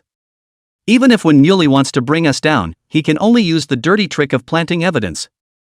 With this popularity here, our company's cooperation can be said to be absolutely endless. To be honest, I kind of don't even want to sell it right now. If we hold this construction company in our hands, with the popularity of this incident, we can at least double our income next year. As he said this, Mu Rong was also surreptitiously sizing up Gu Yang with his afterglow. However, from beginning to end, the look on Gu Yang's face did not change much, just signing these documents one after another before pushing them back in front of Mu Rong. Public opinion on the internet is all one wind after another. It won't be long before everyone forgets about it. Haven't you heard the saying? The internet has no memory. Next year we cannot double the income is not sure. Now the construction industry itself is not too prosperous. Even if the real income rise, how much can rise? Sell it, don't think too much about it. We can definitely make this money back in the future. After hearing these words, Makerong nodded his head. Well, I was just talking off the top of my head, and since you insist, Lao Gu, I'm going to negotiate. By the way, I've already registered the new company, and the name is called Sunrise Biotechnology Joint Stock Company as you said. 90% of the shares are on your side and 10% on mine. Gu Yang smiled gently. You don't feel bad that I'm taking so much? manhwa waved his hand. You can't say that, we are all brothers, what's yours is not mine. Not to mention that I have a basic base salary, so really, if you lose money with this company, I'll still be able to make a couple months of base salary. manhwa doesn't have much of a taste for money. If he was a money-hungry man, he wouldn't have endured a suffocating demotion to a foreign country for the sake of the company's future in the first place. Mu Rong is not stupid, he naturally knows clearly, at that time he left, the company's inheritance cannot fall on his head. Yet he remains righteous. If Makerong was a money-hungry person, he wouldn't have taken out his deposit savings to re-bet on this venture. Mu Rong opened his mouth curiously at this time. What's the first project our company will develop? Let me hear it first. We can't just sell cold and fever medicines, right? Gu Yang answered directly without thinking. Let's research cancer first, set a small goal, 100% cure for cancer special medicine, what do you think? manhwa was dumbfounded for a moment. Cancer has been used as an almost unbeatable malignant disease for human beings for so many years, and in Gu Yang's mouth, he actually downplayed it and tried to break it down, and to achieve a 100% cure rate, isn't that outrageous? Mu Rong swallowed a mouthful of saliva and hurriedly drank 2 mouthfuls of tea to suppress his shock. Dude, you can't be kidding. You're making such a big move, the $200 million we're selling the company for might not even be enough. Gu Yang, however, looked indifferent. If it's not enough, then it's not enough, don't worry, I still have a lot of money on hand, I can solve the problem of funding. Well then, just have it in your mind. If we really developed a special medicine for cancer, it would be a great success, and I would be able to leave a name in the medical history books. Come on brother, I'm counting on you to make a name for myself. After saying that, Mu Rong also took a meaningful glance at the thick stack of medical self-study books that Gu Yang had placed by his hand and couldn't help but give Gu Yang a thumbs up. Bull, you belong to the bull. I don't think it was even necessary for you to go to college in the first place, as long as you can come up with a special drug to cure cancer, even Beijing University would probably have to ask you to go over and become a professor. After saying that, Mu Rong laughed loudly and turned around to leave. Returning to the car and stepping on the gas, Mu Rong pondered all the way over the words Gu Yang uttered, as if they were a joke and as if they were serious. Is this kid really sure that he can work out a cure for cancer? Off the big spectrum, I think he was just getting high off the mouth. manhwa laughed dumbly. At this moment, Gu Yang slowly put down the book in his hand. After a day of rummaging around today, he had reshaped a moon in the middle of the Yuan show space, a moon that represented the science of medicine. Simply by investing a constant stream of Yuan show into it, one would be able to acquire a wide variety of medical knowledge, guaranteed to be enough to make one a top research professor with the highest medical standards in the world in just one day's time. But Gu Yang didn't do so for the time being. Because the amount of Yuan show in his body was really too small, he had to find a way to get some more before he could do so. Gu Yang's mind suddenly remembered Wen Yuli's face. It seems that we still have to find a way to get him killed tonight. For the sake of the happy future of all mankind, Barrister Wen will have to sacrifice you this time. However, this guy should be inside the Law Enforcement Bureau's prison right now, so if he wanted to solve him without a sound, he would have to think carefully. Inside the Law Enforcement Bureau, Lu Tao and Xu Lingling, all of them were busy. These old cases are really too much, but fortunately, the thoughtful Wen Yuli has long been to each of them have been divided into categories to do a good job of summarizing the evidence, otherwise we really have no clue. Lu Tao's heart was a little excited, he was even a little thankful to the Black Knight Butcher. As long as all the evidence of those bastards' crimes were compiled today and sent inside the prison, the entire Tianjin city's law and order would definitely rise by more than one level. At this moment, Lu Tao even kind of didn't want to catch the Black Knight Butcher. On the one hand, this guy has really done a lot for the whole city of Tianjin. On the other hand, the genius is also a little bit unable to catch so that the self-confidence is almost gone. At this time, Lu Tao's cell phone rang. He hurriedly put down the work in his hand and came to the corner to pick up the phone. A familiar voice came. "Captain Lu, is there any result on the matter of the Black Knight Butcher?" Hearing this, Lu Tao's expression flinched. "Black Tiger, right, we've made a breakthrough at the bureau in the matter of the Black Knight Butcher, and we currently have an important clue being lined up. But for the sake of confidentiality, I can't tell you now." Black Tiger snorted. "Captain Lu, you guys are really moving too slowly. And if I'm not mistaken, the clues you're holding aren't important clues at all, right? At the time, we both agreed that if you couldn't catch the Night Butcher before my patience ran out, I'd have to do it my own way." Lu Tao was instantly a bit anxious. "What do you want to do? Didn't you say you were a serious businessman yourself? It's hard to get back on track, you don't want to go back to your old ways." Black Tiger sneered. "It's true that I'm a serious businessman, but my friends around me aren't. I remember you used to suspect that Gu Yang, right? If I say that your law enforcement bureau to handle the case is really too abrasive, have to look for evidence, is not he directly arrested and tortured to force confessions to interrogate some not just? Since it's inconvenient for you guys to step in, let me do it." Lu Tao directly cursed. "Can you stupid bastard have some thinking of your own? You don't touch anything on Gu Yang's side, his suspicion has already been personally confirmed on my side, he's innocent, don't wrong a good person." Black Tiger, however, was not impressed. "You guys confirmed that's your business, I had to confirm it myself on my end. Unless your law enforcement bureau immediately makes the identity of the Black Knight Butcher public now, otherwise, you won't be able to stop me." After saying that, Black Tiger directly hung up the phone. Lu Tao was so angry that he cursed. "Damn, this is absolutely nuts. It's my fault too. I'm the one who brought Gu Yang into trouble. No, I'll have to find a way to let him know in a hurry." Chapter 76, Killing a Paralyzed Man. Friendships between men come in such strange ways. Lu Tao had merely had a drink with Gu Yang and already considered him his friend. Not to mention that after the suspicion that Gu Yan was associated with the Black Knight Butcher was ruled out, Lu Tao still felt guilty in his heart for doubting him. Now that he had learned that the Black Tiger would be unfavorable to Gu Yan, how could he sit back and do nothing? A phone call was made. "Old Lu, why are you calling? You don't want to dine with me again tonight, do you?" Lu Tao's tone was serious. "Brother Gu Yang, I'm going to talk to you about a very important matter now. You mustn't go out when you're not doing anything these days, and keep your doors and windows locked as much as you can at home. It's likely that someone will come after you." Hearing this, Gu Yang also lost his joking mind. "Who's trying to get to me? For what reason?" Lu Tao sighed. "Alas, there is actually something in it for me. It's all because I had my doubts about you before, and that's what made that maniac set his sights on you. That so-called underground boxing emperor Xiong Chuan was killed by the Black Knight Butcher, and his underground boxing gym was disbanded. But I don't know why, but there's a man named Black Tiger who has been holding a grudge against Xiong Chuan, and has approached me privately I don't know how many times.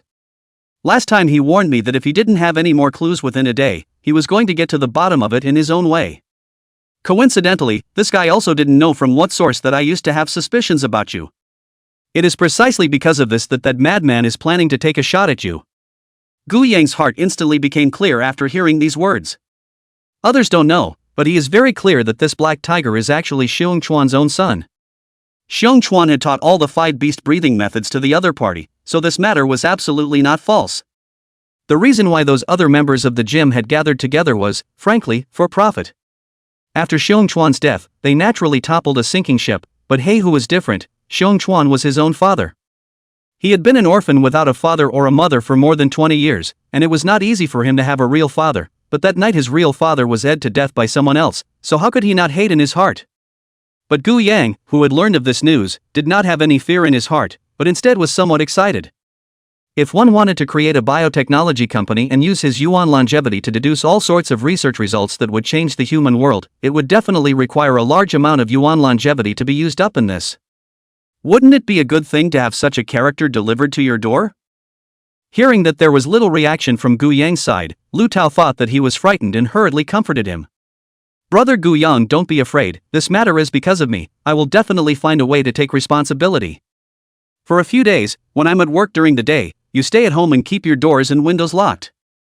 I'll come to your house all night long to stand guard during the night, and I'll never let anything happen to you. If that damn wants trouble, then step over my dead body. Lu Tao was still an excellent law enforcement officer and was very dedicated to Gu Yang's well-being after ruling out any suspicion against him. But Gu Yang was not happy about it. Who wants to have an informer following him around every day? It wasn't enough to come once last night? He hurriedly smiled and refused. Forget it, you're busy with work over there too, there's no need to hold up time for me. Don't forget I'm still quite rich, I can hire a few more bodyguards to keep watch around my house and make sure nothing happens. Hearing these words, Lu Tao breathed a sigh of relief. Well then, you must be careful and call me as soon as you can if anything happens. After a few more words of advice, the two hung up. At this moment, Gu Yang was the only one at home. He slowly stood up from his wheelchair, learning the 5 beasts breathing method exercise, and punched a set of fists in the middle of the spacious living room, his body's muscles and bones crackling. For the cultivation of the 5 beasts breathing method, Gu Yang had directly utilized the Yuan Shou Plus to raise it. In terms of its profundity, even when Xiong Chuan was in front of him, he could only call it a disciple. Feeling the vigorous power within his body, the corners of Gu Yang's mouth lifted slightly. Want to come after me, then try it. Gu Yang wasn't sure what level his current fighting strength was, but Xiong Chuan at that time had already gained the name of king of fighters in the underground black boxing market, and he was now stronger than Xiong Chuan, so he wasn't a good character to deal with anymore, was he? I guess it shouldn't be a problem to deal with 20 or so gangbangers with your bare hands. Still have to be careful if the other side has thermal weapons, after all. It's still a bit of a fool's errand to defend yourself against thermal weapons when you're made of flesh and blood. In the corner of the dimly lit bar, Black Tiger sat alone on the edge of the booth at the card table, sipping a mulled wine. 2 girls who wanted to hug their thighs came over with smiles in their brows, shaking the wine glasses in their hands. Brother Black Tiger, why are you drinking alone here? Would you like the 2 sisters to keep you company? Yeah, it looks like Big Brother Black Tiger isn't in a very good mood. Why don't we let our sisters bring you some happiness, how about it? While saying that, the girl on the left got on top of him and gently teased Black Tiger's earlobe with the tip of her tongue, while the other girl slowly got on the side of his legs and used her delicate hands to unbuckle the belt around his waist. However, Black Tiger just grabbed the 2 women's necks with his left and right hands and threw them to the side with force, and the 2 women were directly thrown out 2 to 3 meters away, falling to the ground and wailing. This huge commotion instantly attracted the attention of many people, but when they saw Black Tiger's face, each of them pretended not to see it and continued to dance and drink. Those 2 girls saw that they didn't succeed in hugging their thighs, and could only endure the pain in their bodies and slink away. After about 3 minutes had passed, a young man of 18 or 19 with dyed yellow hair and a spider tattooed on his neck ran over with a nod. There was also a small, brightly colored dagger hanging at his waist. Brother Black Tiger, I heard that you need someone to work on your side. I was introduced here by Old Meng. My name is Spider Ghost. Brother Black Tiger can call me Kid. Black Tiger glanced at the young man in front of him, although green, but with a hint of ruthlessness in his eyebrows. It seems to be a very suitable for social mixing. Black Tiger nodded slightly. Very good, you're on then, take a seat on the side. Spider Ghost happily sat down next to him. To be able to drink with Black Tiger in a bar, even if he did not do anything, after going back to have bragging capital in front of the brothers. He Hu personally poured a glass of wine for him, which was even more flattering. Kid, how many people are in your family now? Spider Ghost responded. And 3 more, my parents and my sister. What I'm asking you to do isn't complicated, and it's not dangerous, but it's very important, and it must be kept secret, and no one, no matter who they are, can say anything about it, do you understand? Spider Ghost nodded heavily. Don't worry, Brother Black Tiger, I won't tell whoever it is. That's good. What I'm asking you to do is simple. Help me kill a paralyzed guy. I've heard that he can't move the lower half of his body and has to rely on a wheelchair to get around. As soon as Spider Ghost heard this, he immediately patted his chest. Piece of cake, brother Black Tiger, just a paralyzed one. I could have crashed him out with a fart. Black Tiger nodded slightly. Things are not complicated, but your hands must be clean. You leave your cell phone with me and cut off all communication from now on until you're done. After this is accomplished, if you can escape, I will send you to another city for development, and I will give a large sum of money to your family's side to ensure that they are well fed and clothed. If things fail and you are taken or subdued, you eat this. With that said, Black Tiger handed over a small pill to Spider Ghost. Spider Ghost was a little puzzled. What is this? Black Tiger explained. A special pill that you hold under your tongue, and if subdued or arrested, you swallow this pill, and then you spend the next few days intermittently foaming at the mouth, convulsing, and so on. I'll try to buy some more doctors. In that case, when the time comes, I'll run the operation to be able to slap a psychotic label on you and get you out. Spider Ghost was touched for a moment after hearing this, not realizing that Black Tiger's consideration was so thoughtful that he had even thought of a way back. Without saying a word, he slapped his own cell phone on the table while picking up the pill and holding it in his mouth. Don't worry, brother Black Tiger, I'll take care of this matter tonight, and I definitely won't let you down. Chapter 77, Poisoning and Death? When the Spider Ghost left, Black Tiger sat alone in the corner, drinking the rest of the red wine.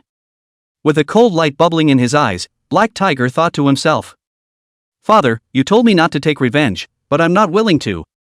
I'm not sure if Gu Yang is the Black Knight Butcher or not, but I think he must be related to the Black Knight Butcher even if he isn't. For so many years, you've offended so many people, and they're all fine with each other. Favorably, after failing to assassinate Gu Yang, he was retaliated by the Black Knight Butcher. Is this a coincidence? I don't believe it.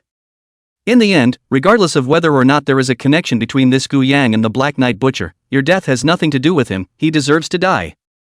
Black Tiger leaned back against the couch with narrowed eyes. He's not some righteous law enforcement officer who doesn't like to talk about evidence. If Gu Yang died in the hands of the people he sent out, it was because he deserved to bury his father with him. If Gu Yang was able to survive, it was even more indicative that there was a ghost in this guy. A paralyzed man, able to survive 2 assassinations in a row, is never likely. The night was getting late and the people on the streets were decreasing one after another. Spider Ghost stood under the dim streetlight, pulled a $15 bottle of white wine out of his pocket, and drank it all down in a single gulp. This was followed by the drawing of a meter-long machete from his belt and polishing the blade with clothes made from recycled end-of-life bottles. After making all these preparations, Spider Ghost looked at a small cottage in the far corner and muttered. Today is the first day that I, Spider Ghost, make my mark. You should be honored to die by my blade, you paralytic. Spider Ghost hid the machete behind himself and carefully walked along the corner towards the cottage. Alertness was at an all-time high along the way, and he managed to avoid almost all the surveillance, as well as the patrolling security guards. This sort of thing was simply a breeze for him. Came to an inconspicuous place in the corner of the villa, the Spider Ghost directly climbed upwards with his bare hands along the water pipes outside, and was actually hardened by him to climb to the second floor. Pushing a window open, he stepped inside. The house was dark and it was obvious that people were asleep. He tiptoed step by step to Gu Yang's bedroom, and through the hazy moonlight, he was able to see the bulging outline of the bed. It was obvious that Gu Yang was sleeping at the moment. A paralyzed, or a sleeping paralyzed, with literally 0 threat level. A few moments of smugness rose in Spider Ghost's heart as well. He drew the machete behind his back, took a step over to the bed, aimed at it where the head was, and slashed down hard. Worried that this knife cannot be killed, Spider Ghost after cutting is crazy waving the knife in hand, one after another at least a dozen cuts. Panting after the cut, he looked back and suddenly frowned. Something's not right, how come this guy didn't even scream from start to finish, and just now his hand felt so hard, as if it was chopping on top of something hard. He carefully pulled back the quilt, only to realize that underneath it wasn't Gu Yang at all, but a large mannequin for a clothing store. The mannequin's body had long since been tattered and torn, almost hacked to pieces by him. While seeing this scene, the Spider Ghost instantly got a chill down his back. Exposed. He turned around and was ready to go when, out of the darkness, an iron fist lashed out. The punch ruthlessly smashed into the Spider Ghost's chest, ka-ching ka-ching ka-ching. The sound of bones breaking was unusually crisp in the darkness. The Spider Ghost opened its mouth and reflexively tried to scream out, however Gu Yang's movements were faster. The moment Spider Ghost flew out, he used his other hand to forcefully cover his mouth and pin him against the wall, which prevented Spider Ghost from saying a word. In the darkness of the night, Gu Yang's eyes were like a hungry wolf. Spider Ghost was scared to the point that his legs were weak in an instant. This kind of eyes, even among the societies, those murderous big brothers, were completely incomparable. This guy doesn't have a lot of lives on his hands, does he? Spider Ghost glanced down with his afterimage, and Gu Yang was clearly standing firmly on the ground with his own 2 feet. What bull paralysis, the news is false. There was only one thought in Spider Ghost's mind. Brother Black Tiger is harming people. Gu Yang's cold voice reached his ears. That Black Tiger called you, right? Spider Ghost's pupils shrank, instantly thinking of what Black Tiger had said. Don't worry, I have a way back. But right now, he must keep the secret. Gu Yang gently loosened his hand so that the Spider Ghost could speak. However, after the Spider Ghost saw Gu Yang in the darkness of the night, he forced a smile. You think I'm gonna tell you? Bull, I won't tell you anything. Report it if you can, it won't take long anyway, I'm sure I can get out. After saying that, Spider Ghost swallowed the pill pressed under his tongue directly into his stomach, already ready to put on a good psychotic show in front of everyone in the law enforcement bureau. At this moment, the Spider Ghost was not scared at all, because he knew very well that it was absolutely impossible for Gu Yang in front of him to kill him. Why do they, the triads, dare to bully ordinary people with impunity? It's not because ordinary people simply don't dare to resist. Not only did they not dare to make a move to kill, they didn't even dare to make a move to hit, for fear of breaking the law. The triads, on the other hand, have absolutely no worries in this regard. They should fight, kill, and get locked up, but it's as easy as going home. A little bit of work up and down the line, figure out how to run it, and it won't be long before it's out again. It was true that Gu Yang hadn't planned to kill him yet, as he was preparing to wait until after 12 o'clock and use his ghostly shadow to come out and kill someone. This also reaps a wave of genjutsu. At the same time, by virtue of the ghostly shadow body, light general speed can quickly destroy the corpse without leaving any trace. But just as Gu Yang was about to patiently wait for the 12 o'clock to arrive, suddenly the Spider Ghost in front of him appeared to have a drastic change in his face, reddening as if he was about to explode. He fell to the ground with a thud, convulsing and foaming at the mouth, one hand over his chest. The intense pain was almost beyond the limits of what he could bear, and in an instant, Spider Ghost understood what was happening. So, Black Tiger never wanted me to leave alive from the beginning. What's the best way to keep a secret? That would be to keep me from ever opening my mouth. What a hard heart. Gu Yang hadn't had time to distinguish whether the guy was really sick or not. Such symptoms only lasted for half a minute, and the Spider Ghost died completely with his head tilted. Gu Yang hurriedly examined the body and made a quick judgment. Death by poisoning. When did this guy get poisoned? Not dying sooner or later, but at this time, isn't this a waste? Gu Yang felt around the other party's body some more, and there was nothing. The only thing this guy had on him besides the requisite clothing was the machete. It looks like the opponent is well prepared, and won't leave anything to chance. But it didn't matter. Gu Yang already knew who the real culprit behind the scene was anyway, and he wasn't going to go through the law enforcement bureau's process of reporting a crime, so there was no point in needing evidence.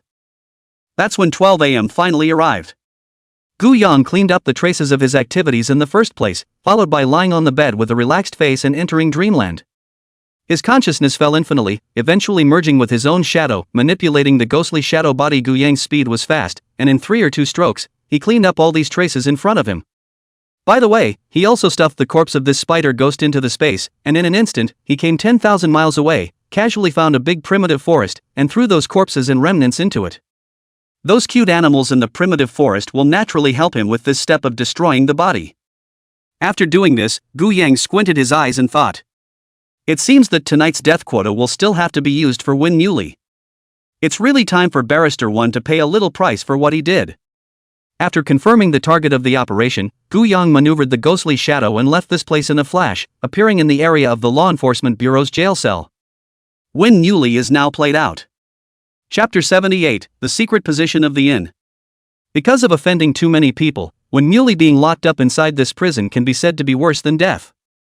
The law enforcement officer in charge of guarding this place will also change his cell every once in a while. The devious villains in each cell had different means of dealing with him.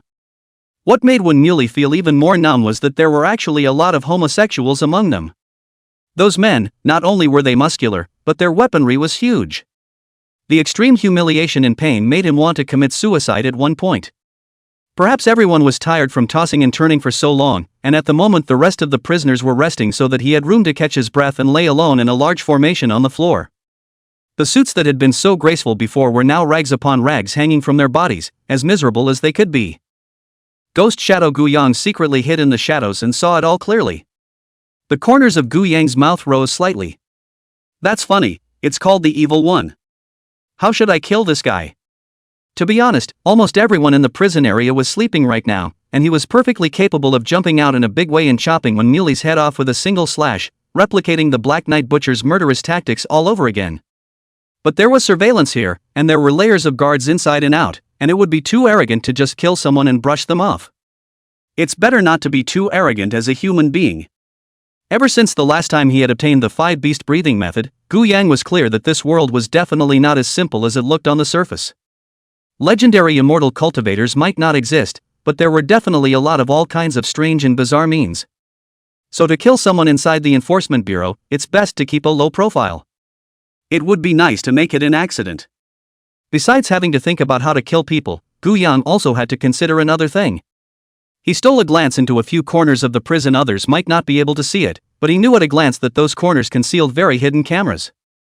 If he were to ask how he knew about it, then of course, it was still thanks to full-grade hacking skills and the eavesdropping on Chu Lingling and Li Kaiyun. At this moment, the Law Enforcement Bureau is brightly lit. Even if it is late at night, the vast majority of law enforcement officers are still working overtime. There are just too many cases. All of the wrongful convictions that Wen Muley had been involved in over the years had to be overturned in their entirety, and the cunning villains that had been captured inside the Law Enforcement Bureau had to be retried as well. All of these tasks had to be completed as soon as possible, and it was simply impossible without working overtime, and even the investigation of the Black Knight Butcher could only be put aside by everyone for the time being. However, even they themselves didn't know that what Chu Lingling and Li Kaiyun were busy with while hiding inside the office wasn't about this matter at all, but rather there was an investigation about the Black Knight Butcher. It's called the Open Road, the Dark Road. In front of Chu Lingling and Li Kaiyun, there was a computer, and on top of the computer there were a total of 9 grids of images, all of which were cell areas, and all of which were aimed at one person, Wen Muley. Chu Lingling, who had always liked playing games, was not in the mood to play games at the moment, and stared at the surveillance screen without looking away. Her cell phone was tossed aside and her teammates were still screaming inside. Don't hang up, man, fight, hurry up. This damn matchmaking mechanism, as soon as you play well, you're immediately matched with these swinging teammates. It's so annoying. I curse you 100 straight knees, alright. This kind of person who doesn't take playing games seriously is mostly a loser in the real world too. Li Kaiyun had a bit of a headache. You're not playing, can't you just quit the game? What's the point of hanging up? And get yelled at? Chu Lingling shook her head. I can't lift a finger without them scolding me. Good lord, this is making teammate abuse like coffee. Kaiyun Li asked again. Do you think the Black Butcher will still come to kill Wen Mullet? Chu Lingling nodded. This guy is very good at what he does, and the fact that he kills one person every night shows that he's confident. The favorite thing for someone as capable and confident as this to do is to challenge the impossible. How challenging it is to waltz inside the Enforcement Bureau and kill a man. I don't believe this Dark Butcher will be able to withstand the temptation. Kaiyun Li also recognized it after hearing it. It makes sense, and since the one that the Black Knight Butcher tried to kill yesterday was himself, Wen Muley, and it was his wife who blocked the knife, I don't think this guy will stop. Chu Lingling gave a thumbs up. Heroes see the same thing. Watch well. Based on the experience of several previous cases, the Black Knight Butcher kills after midnight. Counting the hours, there's a good chance he's already popped up in the neighborhood. Both Li Kaiyun and Chu Lingling stared wide-eyed, gazing at the surveillance screen at times. At the very beginning, when the two of them came here, they thought that this was just an ordinary serial murder case, and with their experience in solving cases and their skillful use of internet technology, it would take less than 2 days to solve the case. But it's been several deaths in a row, and they're still clueless. The only clue was still from when Muley the Black Knight Butcher was close to 2 meters tall. However, Chu Lingling and Li Kaiyun similarly followed this clue to sift through today, almost passing through the information of people close to 2 meters tall in the city, and similarly did not find any abnormality. This guy is hiding too much. They looked at the surveillance screen and couldn't take their eyes off it, but they didn't know that in the shadows of the corner, there was the same pair of eyes staring at them and couldn't take their eyes off it. Naturally, it was the ghost Shadow Gu Yang. They thought that their means were seamless and they would definitely be able to capture the image of the Black Knight Butcher killing one Muley. I have to say, there's a bit of an idea. If Gu Yang hadn't installed a listening virus inside both of their cell phones ahead of time by means of top-notch hacking, there was a real possibility that they might have seen a little something they shouldn't have. However, the Tao is 1 foot tall and the devil is 10 feet tall. I won in the end. Gu Yang in the shadows smiled gently and quickly thought of a way out. He sneaked outside, using the shadows for cover, and gently pushed the 2 water glasses sitting on the table over, spilling their contents directly onto the insert. Bang, a loud bang, the circuit short circuits, the fuse directly burned out, the entire law enforcement bureau instantly into a dark. Those staff members who were working overnight overtime instantly blew up. OMG, why is the power out? I haven't saved my document yet. I literally threw up. I've been working hard for hours and this isn't for nothing. Technicians hurry to repair this black light, how to work. In the darkness of the night, many staff members took out their cell phones and turned on their flashes lighting. Under the illumination of this light, the group also quickly found the cause of the short circuit. The owners of those 2 water glasses were even more puzzled. Something's not right, I clearly didn't touch my cup just now, why did my cup fall over? I didn't touch it either. The co-worker next to them gave them a blank look. Big brother, there's no need to shirk your responsibility at this juncture, it's not just a water cup that you've knocked over, just apologize to everyone and be done with it. Yeah, do any of the water glasses on your own table touch anyone but you? The 2 enforcers were literally on the verge of tears with aggravation. Inside the office, Xu Lingling and Li Kaiyun both watched as the computer screen instantly blacked out, and the outside was in chaos and noise. Li Kaiyun directly frowned and cursed. What the hell, the power went out at a critical time, I'm calling a technician to rush over and make repairs. A law enforcement agency of this size can make such a low-level mistake. Xu Lingling, on the other hand, suddenly felt hair on her back, as if something very scary was about to happen. She stood up with a slap on the table. Something's not right, something's definitely not right, it's too much of a coincidence that the power went out at exactly this time of day. Quick, you go to the switch room and activate the backup circuits and generators, and I'll take a look at the cell area immediately. Li Kaiyun also had a flash of light in his mind at this time, instantly understanding Xu Lingling's thoughts. This blackout is most likely man-made, and it is highly likely that it is none other than the Black Knight Butcher, and the other party wants to take advantage of the blackout to kill one Muley. Xu Lingling was about to run out, but Li Kaiyun pulled her back. You go restore the power system and I'll guard the prison area. The Dark Butcher is dangerous and I can't let you get hurt. After saying that, Li Kaiyun didn't give Xu Lingling time to retort and directly ran towards the cell area. Xu Lingling exasperatedly swung her fist behind her back. Good for you, you big piggy, and you dare say you have no interest in me, liar. Remember to protect yourself. Don't worry, I'm strong. After saying that, Xu Lingling also quickly ran towards the power distribution room. Chapter 79, Is this suicide? The prison area was in chaos at the moment. The area itself was rather dim, so I'm sure no cell would come with a large bright floor-to-ceiling window. After the power collapsed, it was plunged even further into reaching darkness. Quite a few people were yelling in the dark. Hey, Charter, why is the power out? Is there no money to pay the electricity bill? Why don't you let us out and we'll raise money for the law enforcement agency? Ha, everyone stop laughing, it's not rich up there these days, more understanding, more tolerance. It's true that it's pretty tight up there, but the people up there aren't strapped for cash at all, they're rich as hell. Huh, we can't say that. Get us some electricity. I'm afraid of the dark, don't you know? I'm going to go, you kid have no idea how much blood is on these hands, and now you're actually saying you're afraid of the dark? Damn, I was not afraid of the dark, recently the road is not out of what a bull Black Knight Butcher, the most skilled in the darkness of the night to kill. Wasn't that fist Emperor Xiong Chuan ed to death before? I can't even beat Xiong Chuan, can I not be afraid of the Black Knight Butcher? Please, can we not talk about such horrible things in such a dark environment? Each and every one of you is really too timid, where are we? This is the Law Enforcement Bureau, that Black Knight Butcher, even if his killing methods are superior, it's impossible for him to rush inside us and kill people, isn't it? That's it, be afraid. Listening to the conversations of the criminals around him, when Muley huddled in the corner, his ass on fire behind his back. He didn't dare to take a breath now, he had already suffered enough, now he couldn't reach out, maybe, some people in the darkness were playing even more perverted. It's best to keep a low profile and never attract the attention of these maniacs. At the moment, he was oblivious to the fact that a pair of hands had reached out to him in the darkness of the night. Although Wan Muley couldn't see it, his keen sixth sense had already made him feel a strong uneasiness, as if a butcher's knife was approaching him in the middle of the dark night. Under this horrible oppression, he finally couldn't hold back and was about to stand up and cry out for help. However, just at that moment, a large black hand directly covered his mouth and strangled him to death.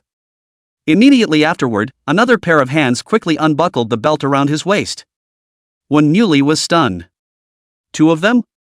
Still unbuckling my belt? Damn, it can't be true that some pervert is trying to screw me again while the power is out. If he was able to see at this moment, he would be able to notice a 2-meter-tall black giant behind his body. What was even more outrageous was that this black giant actually had 4 arms. This was none other than Ghost Shadow Guyang. After killing so many people, the shadow body that Ghost Hidden Guyang could manipulate was even larger, so naturally, he could manifest a variety of different forms, and growing 2 more hands was simply a piece of cake. I might even be able to get a couple of doppelgangers in the future. With 4 hands operating in unison, the belt around Wan Muley's waist was quickly undone, his hands were strangled and his mouth was covered, so he couldn't even struggle. After the belt was removed, Ghost Shadow Guyang quickly put a knot around his neck, and the other end directly lifted him and chained him to the overhead fan. Wan Muley instantly felt a strong suffocation. He wanted to call for help, wanted to struggle, but the person behind that back locked him in a death grip, making him unable to move. Death is approaching, accompanied by extreme pain. His vision was blurring before him, and under the instinct of this intense agony he frantically used his own fingers to claw at the man who had locked him behind him. But what made him feel incredibly strange was that he could clearly feel the arm that was locking him in place, and yet his fingers grasped it as if they were grasping onto a cloud of gas. Wan Muley's eyes widened to the extreme, a pair of eyeballs seeming to burst out from their sockets. The veins on his neck were rippling, and the power in his body was rapidly draining away. A raspy voice that only he could hear came to his ears. "Barrister 1, don't you want to sign a contract with me? Relax, I'll be sure to sign with you when you wake up from your nap." Intense fear instantly wrapped Wan Muley's entire body. He finally knew who the person behind him was, finally knew the true identity of the Black Knight Butcher. But the secret, never to be told. In the end, he died. At this point, the ghostly Guyang, who was controlling everything, hadn't let go, and continued for a few more minutes, making sure that the guy was already dead through and through, before nodding his head in satisfaction. And just at that moment, Lee Kaiyun hurriedly ran in, with 2 heavily armed enforcers behind him. The first thing he yelled when he came in. "Everyone keep their mouths shut and be quiet, anyone who gets on my nerves, don't blame me when the electricity comes later." After hearing these words, all those villains in the prison shut their mouths. Although they were fearless, there was no need for them to make things unpleasant for themselves. Lee Kaiyun quickly ran to the cell where Wan Muley was and shouted inside. "Wan Muley, are you guys still alive? Squeak out if you're alive." However, there was no voice of Wan Muley coming from inside. The other prisoners inside the cell were also a bit confused. This guy can't be mentally ill from us playing with him, now he can't even speak. This is too much of a mess, and you say you're a man, but it turns out you're not even a pussy. That's right, since ancient times there are only exhausted oxen, where there is plowed out land. Lee Kaiyun was furious and was about to pull out his cell phone and use his flashlight to shine a light on the inside. At that moment, there was a snap, the lights all came on, and the electricity came on. A scene that gave everyone the creeps appeared before their eyes. Only Wan Muley was now suspended from the fan above his head, his long tongue sticking out and wagging in the air. The pair of eyes, moreover, seemed as if they were about to fall to the ground, and the white parts of the eyes were completely covered with blood. At this moment, the fan had just been energized, and also gradually began to rotate, directly driving Wan Muley's body, similarly rotating in the air. The other prisoners in the cell, seeing this scene from close range, were instantly startled. How did this happen? Before the blackout obviously he was fine. It's not necessary, is it? It's just a little humiliation. Is it necessary to hang yourself? It's true that 100 useless is a bookworm. What can this mental capacity do? I'm going to request a cell change. There's a chance this hellhole might be haunted at night if someone dies. It's not safe. That's right, I'm switching too. Lee Kaiyun lazily ignored the prisoners and shouted to his colleagues behind him. Quickly turn off the fan switch, and everyone stay back, don't destroy the crime scene. The inexplicable death of a person inside the cell of the Law Enforcement Bureau was a big deal. Those law enforcers behind him immediately got busy, and when the power to the fan was turned off, the corpse in midair was still shaking, looking incredibly bizarre. Even those villains whose hands were stained with blood were oozing with panic in their hearts at the moment. The door of the cell was opened, and Lee Kai-yun was the first to walk in, carefully starting to look at Wen Muli's body. At this time, Chu Lingling also panted and ran over, and the moment she saw Wen Muli's corpse, she was similarly dumbfounded. Dead? Just like that? Chu Lingling stood beside Lee Kai-yun and inquired. Is there any doubt? Lee Kai-yun, however, said with a tight frown. It's very wrong, all the signs on this guy suggest he's a bit of a suicide instead. Chu Lingling shook her head. That's impossible, this guy won't be spared jail time, but the vast majority of his charges are nothing more than corruption and falsification of evidence. It's not like he's going to be sentenced to death and life in prison. He's out there saving all that money, hanging on for a few years, coming out and being able to enjoy life all over again. How could you possibly choose to kill yourself? If he wasn't afraid to die, he wouldn't have pushed his wife out to block the knife last night and run away alone. Lee Kai-yun also felt reasonable when he heard this. No matter what, Wen Muli definitely didn't seem like a person who would commit suicide. Chu Lingling turned back to the other prisoners beside her and began to interrogate them. What Wen Muli was doing before the blackout, and some of what happened inside this cell after the blackout. Now you tell me all of it, and remember, don't leave out any detail. The remaining 7 criminals did not dare to slack off and immediately expressed their great cooperation and complimented each other, telling the original story of what happened inside this prison. Even from the time when Muli entered this cell to the time he experienced all the indescribable things now, they all told it properly. A few prisoners inside the cell muttered. Aren't the 2 captains being a bit too petty? I think this guy might just not be able to carry it off and commit suicide. After all, our few brothers' treasure is a bit too big. Yeah, what's there to find out about a suicide? No one has moved the lock on this cell, we can't be wrongly accused of killing him. I'll be damned, you really don't say, maybe the killer is hiding between us. Chapter 80. There's something fishy about this case. A person had inexplicably died inside the law enforcement bureau, and such a big matter had naturally alarmed Guan Chang'an. Director Guan couldn't even get dressed in the middle of the night and hurried to the prison area. At this moment, the body has also been taken down, and the coroner is directly on the spot to check it out. Lee Kai-yun was still searching for clues over and over again around the area of the crime, while Chu Lingling was sitting on the bench next to her, her right hand propped up on her head, as if she was thinking about something. Guan Chang'an said angrily. What's wrong with you guys? How can you let such a big man just die when he's locked up inside a prison? If people die here, our law enforcement bureau is also responsible. Lu Tao was also called back at this moment, and he bowed his head somewhat apologetically and said, I'm sorry, Director Seiki. This person brought too much trouble to our work before, so his co-workers were more or less resentful of him and deliberately gave him some trouble, not realizing that he couldn't bear it and committed suicide.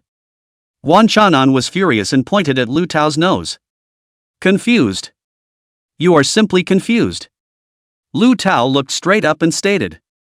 Director Guan, since I'm responsible for this matter, I'm willing to stand up and take that responsibility. Guan Chang'an blanked him and said. And you're standing up and taking responsibility, I'm removing the captain's position from your shoulders, what are you going to take responsibility for next? Just take off this uniform and go back to selling barbecue? Lu Tao's face instantly became ugly. Becoming a good law enforcement officer was pretty much his biggest dream in life, and he's always worked hard to solve crimes. If I really took off this uniform, I would probably regret it for the rest of my life. Guan Chang'an shook his head breathlessly and said. Let me just ask you one question, is it legal and compliant with all the treatment this Wimmerly is receiving in the prison area? Lu Tao patted his chest in assurance. Guaranteed to be legal and compliant, we just made a little bit of trouble for him within the confines of the rules. Even if there is irrationality, it's caused by other criminals and has little to do with us.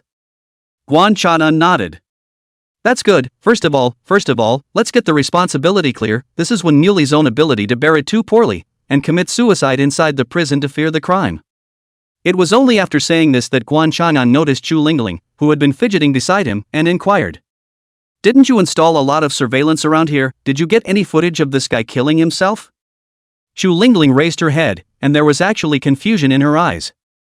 Not at all, at the time of the crime it just so happened that 2 co-workers' mugs knocked over triggered a short circuit, and the surveillance captured nothing. Guan Chang'an suddenly frowned. He came in a hurry and only heard that Wen Muli committed suicide inside the prison, not knowing the actual situation. What's with the coincidence? Hearing Chu Lingling say this, both Guan Chang'an and Lu Tao next to him felt something fishy. Chu Lingling propped her head up, as if she was talking to herself and asking them. Do you guys think this Win mullet really committed suicide? As soon as these words were said, Lu Tao immediately opened his mouth. Are you suspecting that Wen Yuli was murdered by someone else? Chu Lingling nodded and spat out 4 words. The Butcher of the Night. The moment these 4 words appeared, not only Guan Shanan, but also all the law enforcers around Lu Tao had their scalps tingling. Tonight, all the law enforcement officers are on duty in the office, and there are dozens of vicious criminals being held in this prison. Just how godlike should the Black Butcher be if he can accomplish a murderous crime under the watchful eyes of so many people? Guan Shanan spoke after observing the corpse. I don't think it's quite like the handiwork of the Black Knight Butcher, who likes to kill people directly with a knife. Cutting off arms and legs or chopping off heads is his usual method. Whereas the death of Wen Moli was disguised as a suicide, not a genre at all. Chu Lingling then spoke. Although the killing methods are different, the person the Black Knight Butcher tried to kill yesterday was Wen Muli, and today Wen Muli is dead. Where does this guy have so many enemies? Moreover, he's already been taken into the Enforcement Bureau, and I can't think of anyone other than the Black Knight Butcher who can kill him on such an occasion. Guan Shanan frowned and lit a cigarette, saying, These are your theoretical guesses, any proof? Yesterday, when the big guys were busy with the old case from before, you and Li Kaiyun proposed to secretly investigate the Black Knight Butcher, and I approved it. But you don't even have a little bit of surveillance footage or other clues and evidence, so you can't rely on your speculation, can you? Besides, even if according to you the one who killed today was the Black Knight Butcher, Wen Muli didn't die of suicide. But, again, you have no clues to confirm the identity of the Night Butcher. Li Kaiyun at this time Guan Muli death of that cell inside and outside the check again and again, and even the ground fell hair strands as well as dirt and dust are all picked up, ready to take to the laboratory. He wiped the sweat from his head as he approached. Guan Chang'an inquired. Anything? Li Kaiyun shook his head and said. These hair and dirt footprints need to be examined a bit more before we know the results. But from what I've seen so far, it really only proves that Wen Muli committed suicide. He didn't even show any signs of resistance from start to finish, and inside such a small room, there were a total of 8 people living there, so even if he made even the slightest movement, it should have attracted the attention of the others. However, the remaining 7 people inside the same cell did not notice his abnormality, and it felt as if he had deliberately concealed his movements and was bent on seeking death. Through forensic tests, there were also no wounds on his body other than the strangulation marks on his neck. Li Kaiyun was very disappointed to state the conclusion of his examination. Guan Shanan nodded slightly after hearing this and said, In that case, after the results of the examination of these hairs and footprints come out, it will basically be possible to draw a conclusion on Wen Muli's death. Suicide is suicide, there is no need to engage in so many conspiracy theories speculation, we handle the case evidence is very important, but the main thing must also rely on evidence. Guan Chang'an was about to draw a conclusion on the murder case when Chu Lingling, who had been frowning in thought, suddenly raised her head. Something's not right, something's wrong. As soon as that was said, all the eyes of the law enforcement officers focused on her. Chu Lingling spoke. The height of the fan to the ground is at about 2.5 meters. Wen Muli spelt, one end of which hangs from the ceiling fan and the other from his own neck. Firstly, how did he hang the belt on top of the ceiling fan? There were benches and tables inside the cell but they were not directly underneath the fan and there was no sign of them being moved. Secondly, even if he managed to hang the belt on top of the ceiling fan, Wen Muli was only about 5'7", so how was he going to fit his head into the loop of the belt? It's hard to do without a stepping point. Is it hard to believe that he did a straight-up pull-up and lassoed his neck? Thirdly, the other criminals in the cell did not hear any movement at that time, which in itself is the greatest suspicion. Before a person dies, there is a great possibility that he will regret it, which means that Wen Muli will definitely make some noise. How can there be no movement at all? Unless he's bent on death. But in my opinion, his personal experience is far from a single-minded death wish. Fourth, people who hang themselves struggle frantically in the lead up to death, and this can cause abrasions near the strangulation marks on the neck. And Wen Muli didn't even show the slightest sign of struggle. Fifth, Wen Muli is not a big fat man, on the contrary his body is on the thin side. 10 minutes before and after, don't you guys think that the strangulation marks on his neck are a little too heavy? After Chu Lingling stated these few doubts of hers, the crowd at the scene only felt their scalps tingle. The case of Wimmerly's suicide is itself accompanied by coincidences. Just at this point in time the power went out, just at this point in time the surveillance wasn't working, and it was only 10 minutes before and after that the person died. In such a short period of time, even if when Muley's hands and feet were a little slower or produced a little more hesitation, he couldn't die. Combined with these suspicions analyzed by Chu Lingling, when Muley's death was even more confusing. Was it a suicide or a homicide? Did the night butcher do it? By what means did the other party enter the cell silently to kill Wen Muley, and then leave silently? And how did he manage to paralyze the law enforcement agency's power at just the right time? All the people in the law enforcement bureau frowned, their brains were completely inadequate. Chapter 81 Born to Learn Medicine Holy Body. While the law enforcement bureau's side was in an uproar, Gu Yang's side was in a breeze.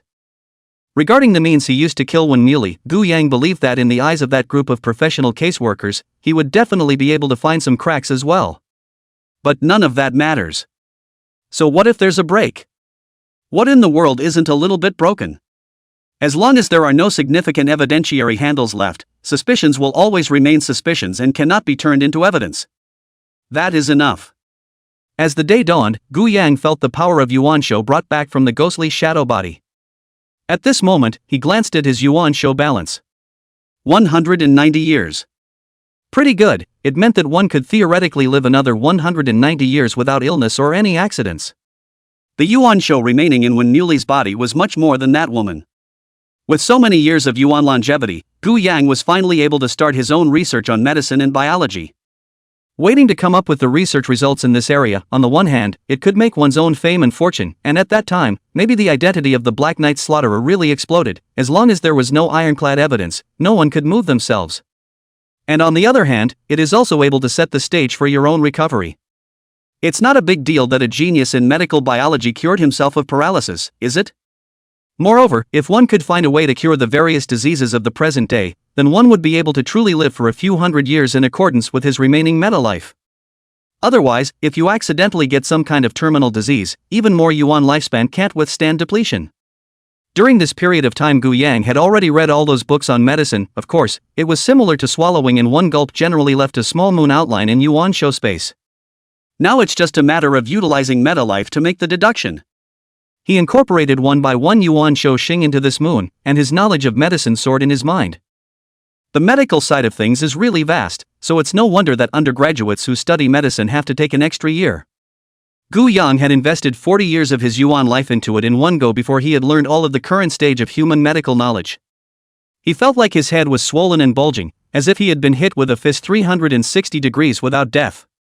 Damn, so reading stupidly isn't really a joke. It's a risky event that's very likely to happen. He cocked his head and leaned back in his wheelchair, rubbing his hands over his temples to try and ease the relief. At this time, Su Orange, who was just simmering soup in the kitchen, came out and saw that Gu Yang's face looked a bit ugly, and hurriedly ran all the way over to check his body. "Mr. Gu, are you alright? Why does your face look a bit off? Let me go get you a glass of water." Su Orange carefully carried the hot water and handed it to Gu Yang. Gu Yang took a sip and replied, "It's nothing major, just a bit of a brain fart from reading too many books. Next time you come, you bring me some walnuts for my brain." Su Orange heard this and flirted. "I told you, you can't chew too much greed." It's great that Mr. Gu is already learning about computers, but he's actually thinking about finishing the medical side of things. "I can't even read all these books. Are you planning to get a doctorate or a professor?" Gu Yang waved his hand. "The books can already be put away, they're not much use for now." Su Orange nodded. "That's right, know what you're doing." Gu Yang, however, said, "I've merely finished learning it already, it's all in my head, I don't need a book." Su Orange's hand that was cleaning up the desk instantly froze, slowly turning her head like a robot. "Mr. Gu, are you kidding? You've read them all?" Gu Yan nodded. "Yeah, it doesn't seem that hard." Su Orange almost screamed out all of a sudden. "Nothing difficult? Mr. Gu, are you kidding? When I was in college I almost didn't graduate with my head buried in hard studies every day. Mr. Gu, I can tell you, these books are not all read means you already know everything, you have to read in depth repeatedly to understand the principles. If you don't believe me, I'll come up with a few questions to test you and make sure you can't answer them." Saying that, Su Orange picked up a copy of Principles of Molecular Biology in front of her, which was notoriously obscure in the field. How is the proofreading function of DNA polymerase realized during DNA replication? Gu Yang yawned while rubbing his temples and replied carelessly. DNA polymerase has a 3 feet 5 inches nucleic acid exonuclease activity, which is the key to its proofreading function. During DNA replication, if the added nucleotide is not complementary to the template strand, the 3 feet 5 inches nucleic acid exonuclease activity of DNA polymerase will be activated, and it will excise the incorrectly admixed nucleotide, and then DNA polymerase will continue to add the correct nucleotide to ensure the accuracy of the replication, and the rate of base mismatches can be as low as the 10th to the 9th power to the 10th power. Personally, I believe that the current research on the proofreading function of DNA polymerase can also be deepened from the perspective of the kinetics of enzyme DNA binding, and may reveal new regulatory mechanisms to improve replication fidelity. This has significant implications for both gene therapy and precision medicine. Sue Orange directly opened her mouth wide. No way, dude, you really know how to do that? Tell us, then, about the mechanism of action of RNA interference, as well as the current status and potential problems of its application in tumor therapy. Gu Yang opened his mouth without even thinking. RNA interference is mediated by double-stranded RNA dsRNA, which degrades homologous mRNAs, resulting in gene silencing. In tumor therapy, it can target and inhibit genes associated with tumorigenesis and development, such as proto-oncogenes. However, there are some problems with the current application, like how to efficiently deliver dsRNA to tumor cells while avoiding off-target effects, and the immune response that may be triggered by long-term use. I feel that novel nanocarriers can be designed to take advantage of tumor cell-specific receptors for precise delivery of dsRNAs, while optimizing the sequence design of dsRNAs to improve targeting and reduce the risk of off-targeting. The book in Sue Orange's hand fell to the ground with a pop, and the whole person was confused.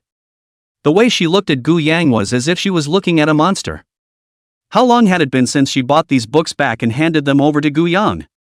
The other person not only had all the knowledge backwards, but was also able to offer some unique insights. Oh my god, is this the legendary medical wizard, the holy body of medicine? She no longer dared to continue to ask questions. If she continued to ask questions, I'm afraid that she would have to collapse her own Taoist heart. What have I learned in my 4 years of college? What did I learn in my 2 years of internship? My mom didn't give me a pig brain, did she? Seeing that she couldn't come back to her senses for a long time, Gu Yang gently coughed to remind her. Don't gawk, the soup is running dry in the kitchen. It was then that Sue Orange returned to her senses. Yeah, there's still soup in the pot. After that she flew back to the kitchen. Only at this moment, Sue Orange's hands were still busy with the work of the caregiver, but her head was still in the shock of just now and hadn't come back to her senses. Mouths were still reciting biology points even as the soup was simmering. If anyone got close enough, they could hear her mumbling. Ammonia. Amino acid codon concatenation. August is the start codon and corresponds to methionine, but serine has several codons to come? Damn pig brain, what the hell did you learn? No, I'll get some walnuts for my brain, too. Although Gu Yang was now at the pinnacle of the current human civilization in terms of medical knowledge, it would take a long time before he would be able to pioneeringly research a 100% cure for cancer with special effects. It also seems to utilize the meta-life space. During this period of time, Gu Yang had been researching at home every day, and had long since discovered another use for Yuan show space. In addition to learning, it can be extrapolated.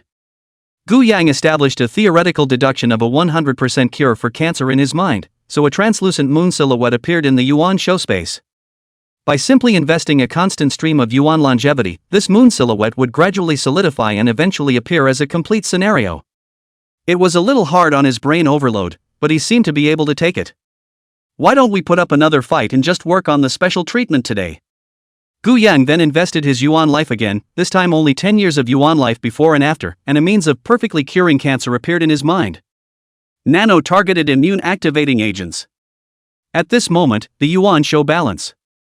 140 years. Chapter 82 Captain Liu, I want to report a crime. Gu Yang could almost already imagine how much of a storm the emergence of this research could bring to the present-day medical world. And you, yourself, will not only make a fortune in wealth, but also have an untouchable social status. However, along with the knowledge in the brain increasing once more, the already drowsy head was even more vaguely painful at this moment. It's over, I'm really going to turn into a cutie if I keep learning. It's over. Must have a day off. Just then, the cell phone rang, and it was Mac Wing calling. Old Gu, do you want to hear good news? If you want to hear it, I'll tell you too right now. Say it, where's the good news delivered to your door? Ha, I've pretty much done all the work you've explained to me. We've already sold the construction company, thanks to a little bit of recent popularity, for 1.9 billion. At the same time, I also happened to find a small pharmaceutical company that was about to go out of business, which also had a modest manufacturing plant as well as research labs, and I bought them all for only $120 million. Now we still have $70 million on hand that can be used as startup capital. I'm going to take this money and go hire some researchers at high salaries, and then you boys can run your pharmaceutical company. How about that? I'm quick enough to do the job, right? You'll have to give me a raise. Gu Yang was also a little excited to hear this, which meant that his own conception could finally start to get off on the right track. Very well, but next you don't spend your mind on hiring those highly paid researchers, just hire some random college students to come over and help. Then I'll send you a list later, and you go buy the corresponding materials and instruments, and the mice and such that you need for the in vivo experiments. Tomorrow, I'm going to make a personal trip to the lab for the first research production. Makerong at the other end visibly froze. Come on, Hinman, what kind of work can we do with just a few college students? Even though we have to save money, it's not like we can't even afford a researcher's salary, right? If we don't come up with a little bit of a core product, we're definitely not going to be able to keep our company open. Don't worry, I'm prepared on my end. Okay then, I'll do as you say and I'll pick you up tomorrow. The phone hung up, and Sue Orange also made the meal and brought it to the table. It was a 2-day weekend and she had just enough time to stay in. After hearing the conversation between Gu Yang and Mu Rong, Sue Orange immediately furtively introduced herself. Mr. Gu, how much does the pharmaceutical company you founded pay? Gu Yang answered while eating. Feel free to offer 7 or 8,000, they are a bunch of interns who just graduated from college, how much do you expect to get? Wait until the company is profitable. Sue Orange said with narrowed eyes. So can I join too? I can work part-time for half the money. Gu Yang was speechless and gave her a look. Why do you have to come along wherever there's a job? You're on duty as a nurse at the hospital, you're taking time out to come over and work for me as a caregiver, and now you're trying to squeeze in to help out in my lab. Big sister, do you have 48 hours in a day? You don't eat or sleep anymore? Sue Orange lowered her head in some embarrassment. I could have slept less, but I had to make more money. At this moment, Gu Yang, too, probably guessed what this girl was thinking. Although both she and her mother appear to be very open-minded, and terminal cancer is not a concern in reality, Sue Orange is a kind-hearted and filial girl, and in her heart, she naturally hopes to cure her mother's illness. She works her ass off for no other reason than to save money. Gu Yang wanted to refuse, a person working 3 jobs and not even sleeping, in case of sudden death, wouldn't he still have to lose money? But suddenly, Gu Yang thought of something. Even if he himself had come up with an agent that cured cancer by 100%, in order to be successfully marketed, there would be no shortage of clinical trials among them. To get a patent, you have to have relevant data and experiments as well. Mice and other animals is simple, but to carry out human experiments will be troublesome. I guess no one will be willing to trust their own small company that has not yet had any fame. If Sue Orange was allowed to join in and witness what a miraculous effect the nano-targeted immune-activating potion he had produced had, wouldn't this experimentalist have come to the rescue? So he coughed softly and said, "It's not impossible, think of it as me running a charity. You don't need to work many hours a day, just be my assistant on the side while I go do my research. Are you free tomorrow?" Sue Orange was moved to tears and yelled directly. Mr. Gu is simply a living Buddha who saves suffering. I'll go back tonight and smash the goddess of mercy that my mother worships, and put up a sign for Mr. Gu. I happen to be on vacation tomorrow, and I'll be sure to start on time. Gu Yang nodded slightly, he actually had all the information about this potion as well as the production method in his mind. Going over there tomorrow to look into it, just going through the process and getting right down to business. But it's probably not realistic to produce a finished product directly in one day tomorrow. Various devices need to be commissioned, and it takes time to determine the exact formulation of the agent, the type of nanocarrier, the targeting molecule, and so on. The first time you come up with a finished product, it's estimated to take about 3 days. Relevant in vivo experiments as well as human trials are then conducted before the patent application is reviewed. It takes too much time before and after. It's still a bit too slow. Looks like we need to think of other ways to speed up the progress. Gu Yang planned to conduct production research while learning more about mechanics. When the time comes, combine it with your own computer technology to create an almost fully automated production plant, and then, you can mass produce. Didn't Iron Man produce that complex battle armor pretty much all by himself?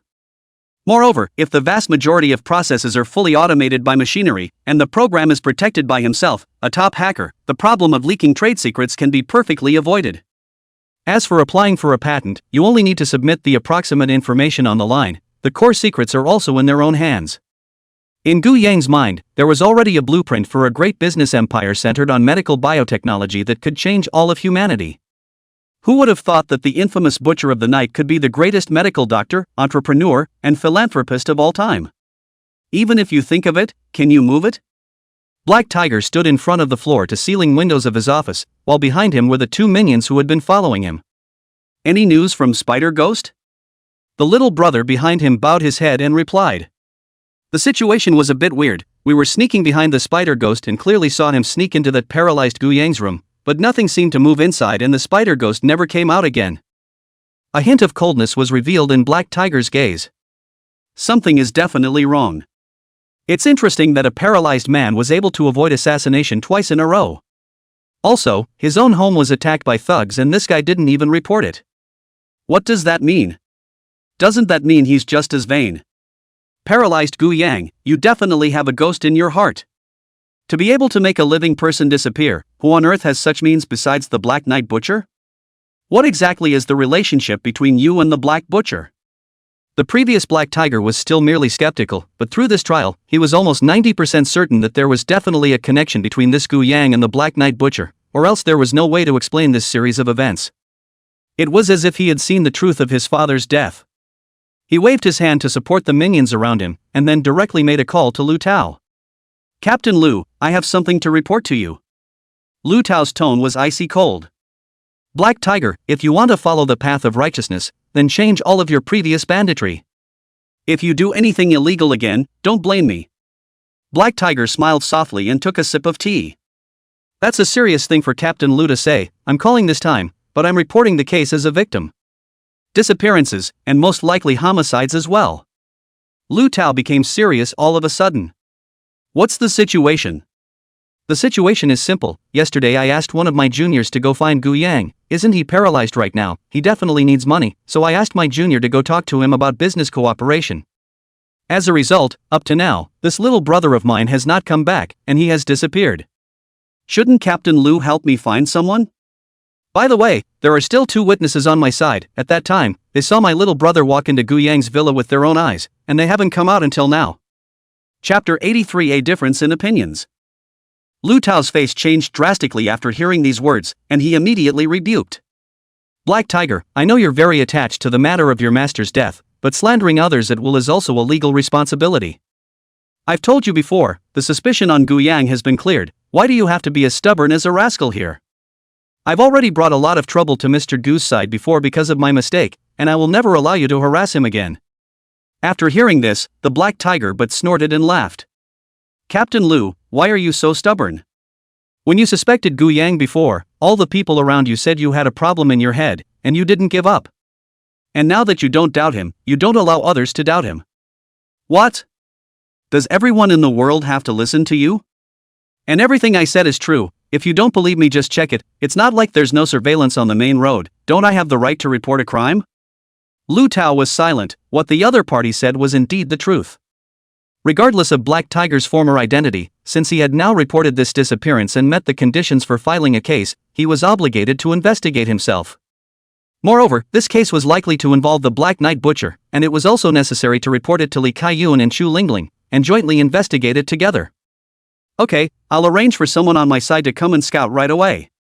If it turns out afterward that you were the one who filed the false report, you're done for, and I won't take it easy on you. No problem, then I'll wait for you in front of Gu Yang's house.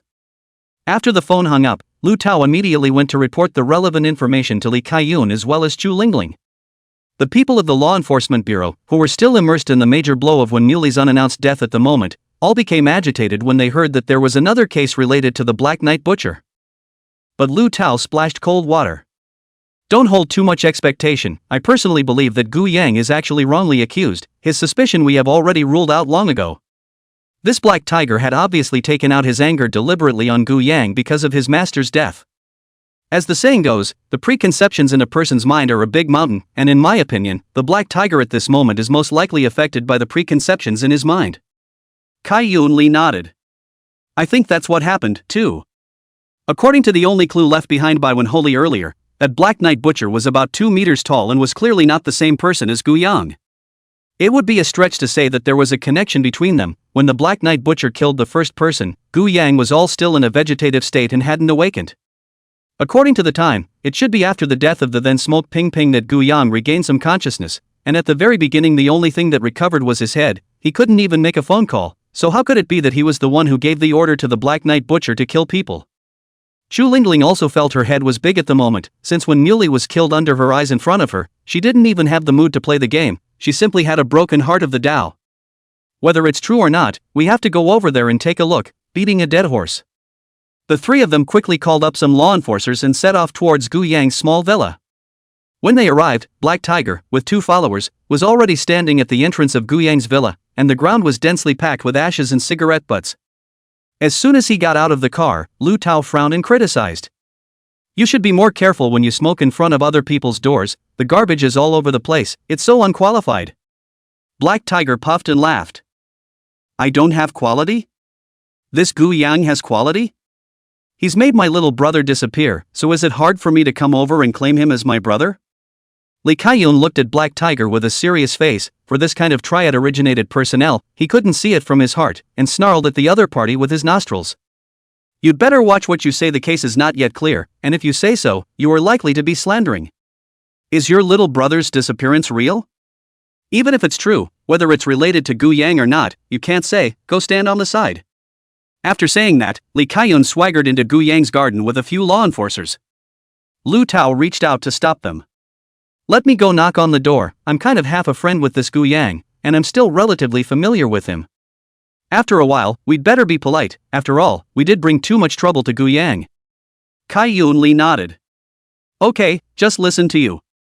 At this moment, Gu Yang had long seen Black Tiger standing at his door through the surveillance system, and he did not expect that even the crowd from the Law Enforcement Bureau had come at this moment. What's going on? So many people are here. Is it possible that their identities have been exposed?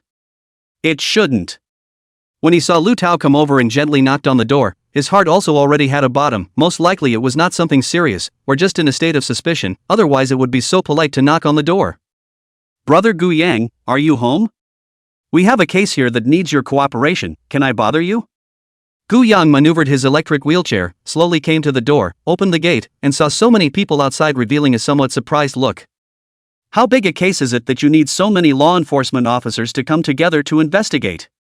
Come on in, all of you, have a cup of tea first and talk slowly. Gu Yang maneuvered the wheelchair and slowly entered the living room, and behind him, Lee Kai-yoon, Chu Lingling, and the others said with a slight bend. Excuse me then. Then followed Gu Yang in. After scanning the layout of the house, Lee Kai-yoon asked tentatively. How is Mr. Gu's health recovering now? Gu Yang had wanted to personally make tea for everyone himself, but Lu Tao hurriedly snatched the job out of his hands. It's all right, let me do it, I'm still more familiar with the stuff in this living room, and you're not physically fit, so don't get scalded by the hot water later. Gu Yang said with some gratitude. Thanks then. He then went to the sofa area and sat down, smilingly answering Kai-yoon Lee's questions. It's okay, it feels like every day is a little bit better than yesterday. And I've been working on my medical studies quite a bit lately, so maybe I'll be able to fix myself up. Lee Kai-yoon raised an eyebrow. Oh, I can't see that Mr. Gu is so upwardly mobile, he really is young and promising. Without further ado, we came here this time because Mr. Black Tiger reported that he had sent a junior over to talk business with you, and as a result, his junior disappeared inside your villa and hasn't come out so far, so he wanted to come and ask about the situation. May I ask if Mr. Gu has seen that little brother of Black Tiger? Gu Yang instantly reacted when he heard this, so it was because of the disappearance of that spider ghost. It would be too false to say he hadn't seen it before, and after a brief hesitation, he quickly got an idea. Looking up at the Black Tiger with fear filling his eyes, he stammered. I did see the man, who said his name was Ghost Spider, and that he got into my room in the middle of the night by going through the window. I was asleep at the time, but he dragged me right out of bed and beat me severely. He was very experienced in his technique, and was beating me with a quilt over my head, which didn't leave any skin wounds, but at the time I felt like I was going to be killed. After he beat me severely, he left a message saying that he would not let me call the police or else someone would come to beat me every day in the future, and he also said something about how I had offended someone I shouldn't have offended. After beating me up, he also snatched some valuable belongings from my house and fled again down the window. I am but a half-body, cannot move the paralyzed, simply do not dare to offend these triad people, only to be able to eat a dumb loss at that time, did not choose to report the case. As for you guys saying the guy disappeared back there, I don't know where he went. While saying this, Gu Yan also secretly glanced at Black Tiger with his afterglow while showing some awe.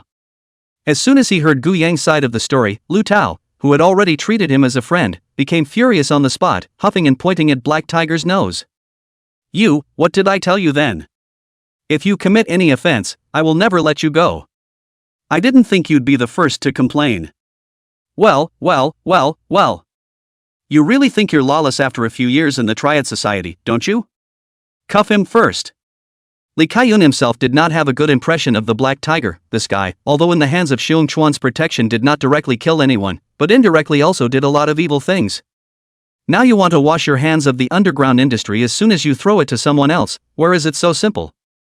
Straight away, he took matters into his own hands, pinning Black Tiger to the table in one fell swoop, pulling out his handcuffs and preparing to hang them on him. Chapter 84: Stereotypes in the Minds of Men. The crowd of the Law Enforcement Bureau didn't really believe Black Tiger's statement itself at the time. You're a triad to go to someone to talk business. What business? It's nothing more than that which is illegal and criminal. Two very different sayings emerged from the scene. A Black Tiger from a triad background with his hands full of dirty deeds.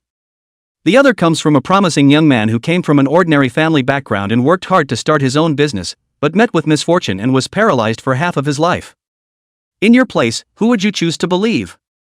Black Tiger was now experiencing firsthand what it meant to say that the preconceptions in a person's mind were a huge mountain.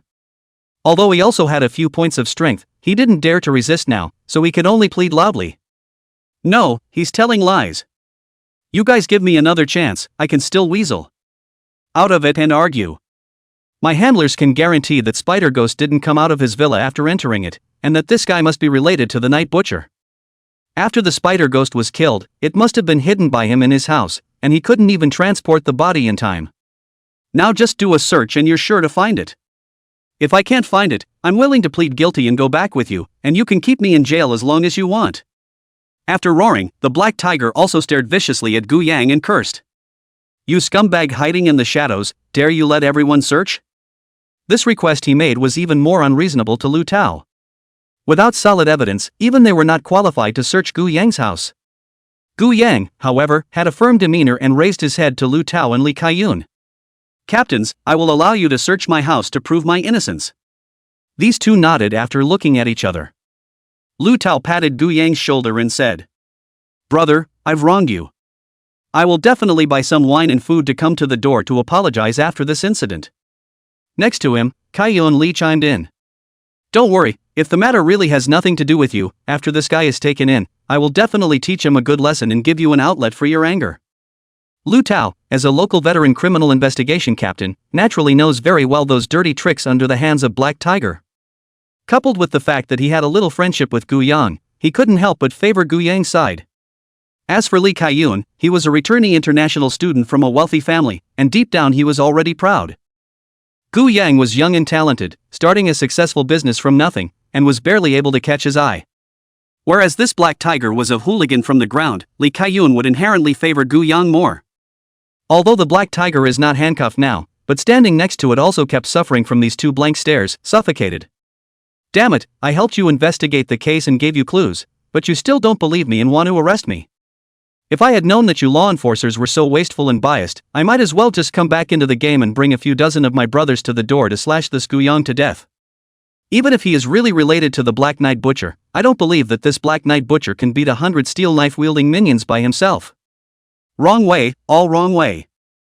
I should never have thought about clearing my name and working with this damn law enforcement agency. All the law enforcers began to get busy, and started searching inside and out in the middle of Gu Yang's little villa. Gu Yang wasn't in a hurry and waited patiently for their results.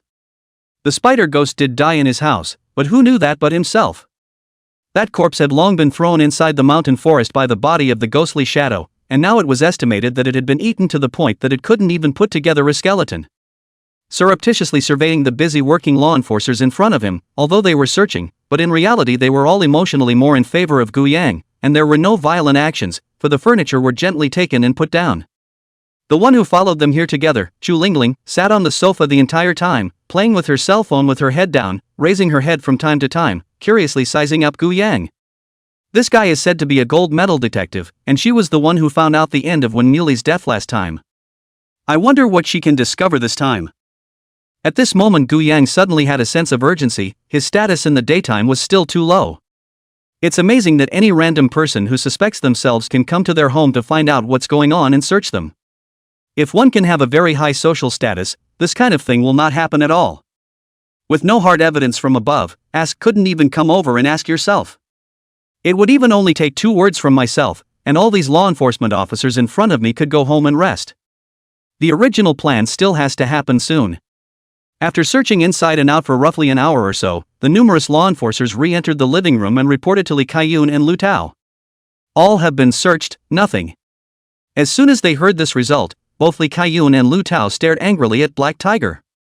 Now what else do you have to say? Black Tiger only felt as if his head was as heavy as if a stone had been shoved into it. How is this possible? Can a person that big disappear for no reason? You guys must be friends with this damn Gu Yang, deliberately hiding it for him. I don't believe it, I'm going to search for myself. However, when he took 2 steps to pass by Gu Yang, he turned around violently and pounced towards Gu Yang like a fierce tiger, swinging out a vicious fist. Damn, I told you to fake it for me. According to take care of Yang's physical quality and strength nowadays, he was actually able to react completely. However, with so many people staring at the scene, he couldn't expose his strength. One could only pretend to be alarmed and dodge slightly to the side to avoid the vitals. The punch slammed solidly into Gu Yang's chest, sending him flying out a dozen meters away on the spot, hitting the wall hard. Of course, with Gu Yang's physical qualities, even if he took the punch hard in place, he wouldn't be in any serious trouble. The reason for flying so far was that it wasn't necessary to act like it. After rolling around twice, he also deliberately stimulated the qi and blood in his body and spat out a mouthful of blood, looking miserable. Unbridled. Who gave you permission to strike and hurt someone? Li Kaiyun roared and directly pounced on him. Lu Tao, who was next to him, also rushed up to help, and the 2 of them instantly pinned Black Tiger to the ground.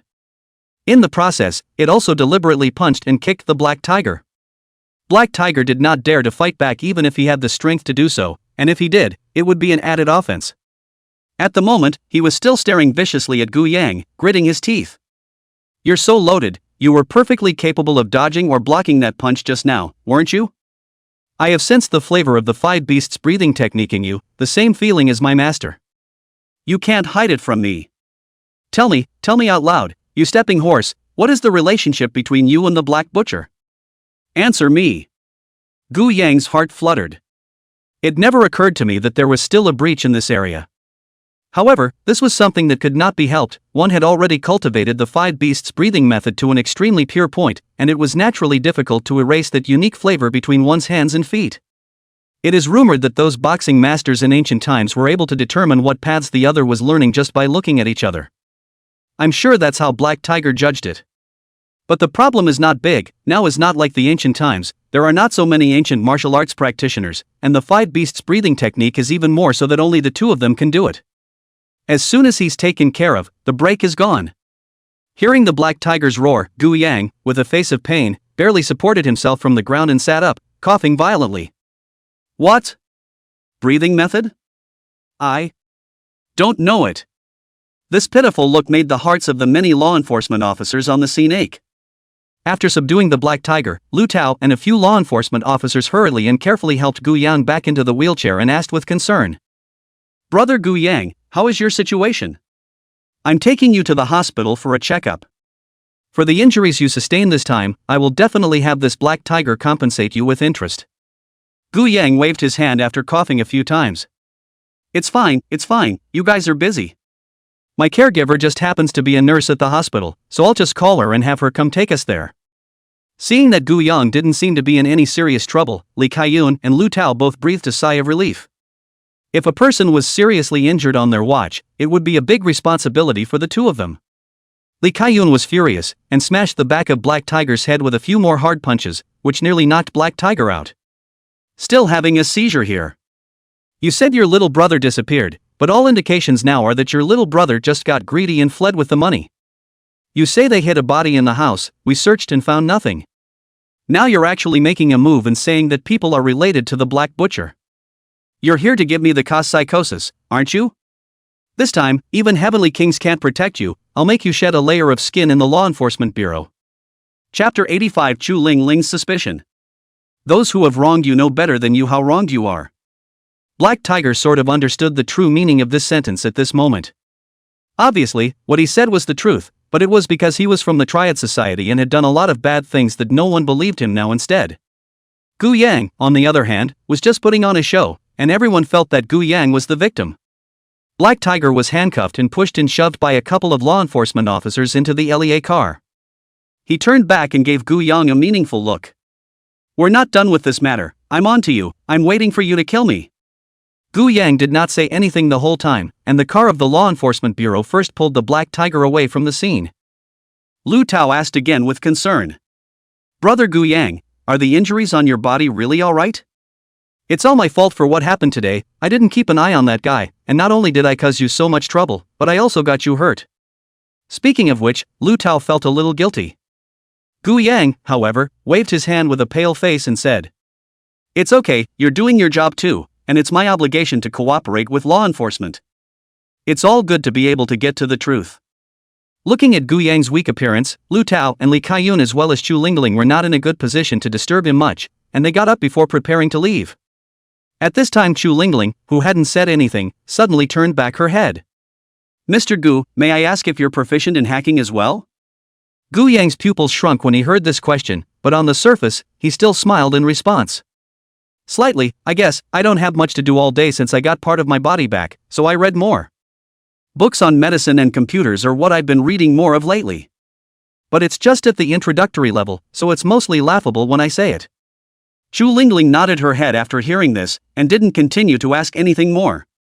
After everyone left, Gu Yang took a deep breath and utilized the breathing method to regulate his physical condition, and his originally pale face gradually became rosy. His fists grew clenched. Trouble, it seems that this Chu Lingling has some doubts about her identity as well. Even without any conclusive evidence, a woman's sixth sense was the most arcane, and the question she had just asked as she was leaving was definitely not off the cuff.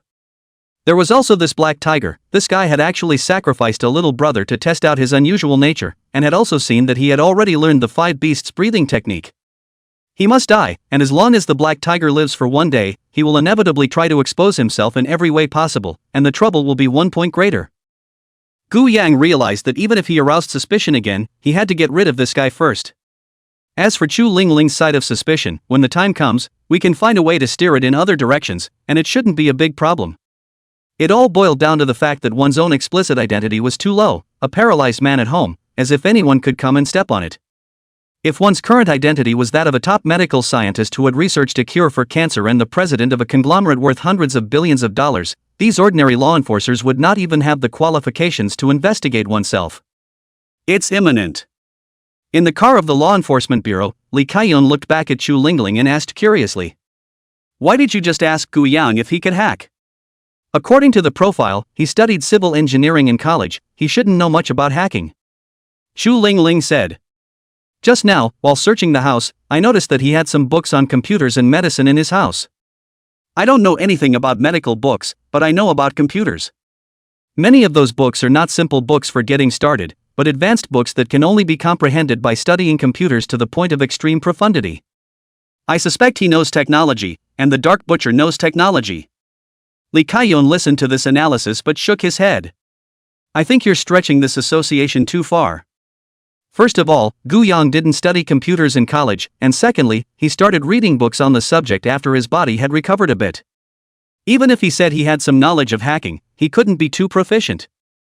According to our previous analysis of the Black Knight Butcher, the hacking skills mastered by the other party are even above yours.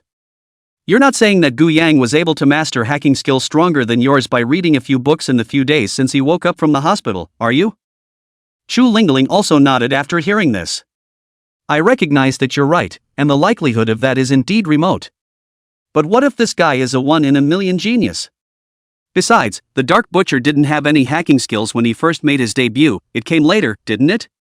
Lu Tao had been listening from the side and was a little less comfortable at the moment. Although you are a gold medal detective, I don't recognize your inference, Gu Yang's side of the suspicion. At that time, I personally went to rule out the suspicion. I have been here to monitor him for a whole day and night, and the Black Night Butcher still appeared and killed someone. It's illogical that you're now tying him to the Night Butcher again based solely on information about a hacking technique. What's more, Gu Yang also said that he merely knows just a little bit of skin. Chu Lingling didn't retort. You're alright, but how do you explain what happened to the Black Tiger? You guys don't think Black Tiger is really a psychopath, do you? He was able to become Kamagawa's most trusted subordinate, and there was absolutely no problem in terms of intelligence, but today he had committed such foolish acts one after another. What if he's telling the truth? At the mention of the Black Tiger, next to him, Li Kaiyun scoffed a little. A scoundrel from a street gang, who can know what his real thoughts are, maybe he's just irritated and is here biting like a mad dog. Next to him, Lu Tao lowered his head. As a local law enforcement officer, they naturally had a complete understanding of Black Tiger and Xiong Chuan. This Black Tiger he had dealt with a few times, handling things cautiously and with brains, and today's performance was a different person. Did he really go crazy because of Kamagawa's death? That's unlikely, too. After a moment's thought he could only sigh. Then go back and interrogate Black Tiger again. Chu Lingling raised the small computer in her hand at that moment. I found out the last place where Spider Ghost's cell phone sent out a signal. Go get his phone back, there might be a new clue. Black Tiger sat inside the enforcement bureau making a scene. You fools, Lousy helped you find the clues, you actually don't cherish it, and you even locked Lousy up here, it's just foolishness. Isn't it said that justice will be late but never absent? It's just stupid. If I had known that you guys were so useless, I shouldn't have cooperated with you back then, I would have just asked someone to chop Guyang up. Black Tiger was perhaps mad with anger, and at this moment, he didn't even pretend anymore, directly cursing inside the law enforcement bureau. In the interrogation room, Chu Lingling sat in front of him with Li Kaiyun and Lu Tao. Lu Tao was the first to ask a question. Don't go crazy, let me ask you a few questions first. According to the clues now indicate that little brother of yours is most likely fleeing with the money, what do you think? Black Tiger spat on the ground with a mouthful of spit. Bull, I have all of his family, where can he go alone? Besides, how much money does that paralyzed man have? How many valuable things can he store in his house, and for this amount of money to abscond, is my little brother sick in the head? What's more, unless he leaves the country, where can't I find him if he escapes? Doesn't he know my methods well? Lu Tao went on to ask. But you said that he ended up entering Gu Yang's house and didn't come out again, and we did find nothing when we went searching, so how can we explain that? The Black Tiger was even more furious, his forehead veins rippling. I'll explain my ass. After that Black Night Butcher killed Xiong Chuan's body was also gone. Did your law enforcement bureau find out? In my opinion, the fact that the body disappeared into thin air rather indicates that there is something wrong with Gu Yang. There's definitely some kind of connection between him and the Black Butcher. And, I can tell you one more secret. That Gu Yang had practiced the ancient martial breathing method. This was passed on to me by my master Xiong Chuan. My master left me last words before he died, and the Black Night Butcher forcibly took away the breathing method's cultivation method. That Gu Yang he will too. There's definitely a connection between him and the Black Night Butcher. Now, in order to be able to arrest Gu Yang, who had even lost sight of keeping his secret and had revealed the ancient martial arts breathing method. At this time Chu Lingling, who had been keeping her head down and tapping on the keyboard, raised her head. I fixed Spider Ghost's cell phone with the corresponding chat logs, come take a look. Chapter 86 Waiting for the Rabbit in the Steak version 2. The first thing you see is the chat log of Spider Ghost bragging with his sidekick. Brother, let me tell you, Brother Black Tiger asked me by name to do something. As long as this thing is done, brother will be rich. Gosh, brother still has this way of getting rich? Can you bring a brother? That won't do, Brother Black Tiger's side said it had to be kept secret, and it only takes one person too. I got this opportunity all the hard way by being active in the organization. That would be a shame. If you get rich, Brother Ghost, don't forget the brothers. Don't worry, as the saying goes, one man wins, brother won't forget everyone. There are many more such similar chats. It could be seen that Spider Ghost was very excited after hearing that he was going to get a summons from the Black Tiger, and kept bragging with the brethren around him. After reading a bunch of chats, Chu Lingling opened her mouth. From what I've seen, it's unlikely that this spider ghost will abscond with the money. After reaching this conclusion, Black Tiger immediately laughed out loud. I told you, Gu Yang, that definitely has a ghost. It's not clear where he's got the spider ghost, but it's definitely in his house. Maybe he's got a really hidden darkroom or something. Next to him, Lu Tao, however, still shook his head and said, I think that's highly unlikely. This set of villas didn't belong to Gu Yang before, and it had only been a few days since he moved here. How is it possible to fix just enough time in the last few days to create a secret room to hide a body? Black Tiger yelled at the top of his lungs.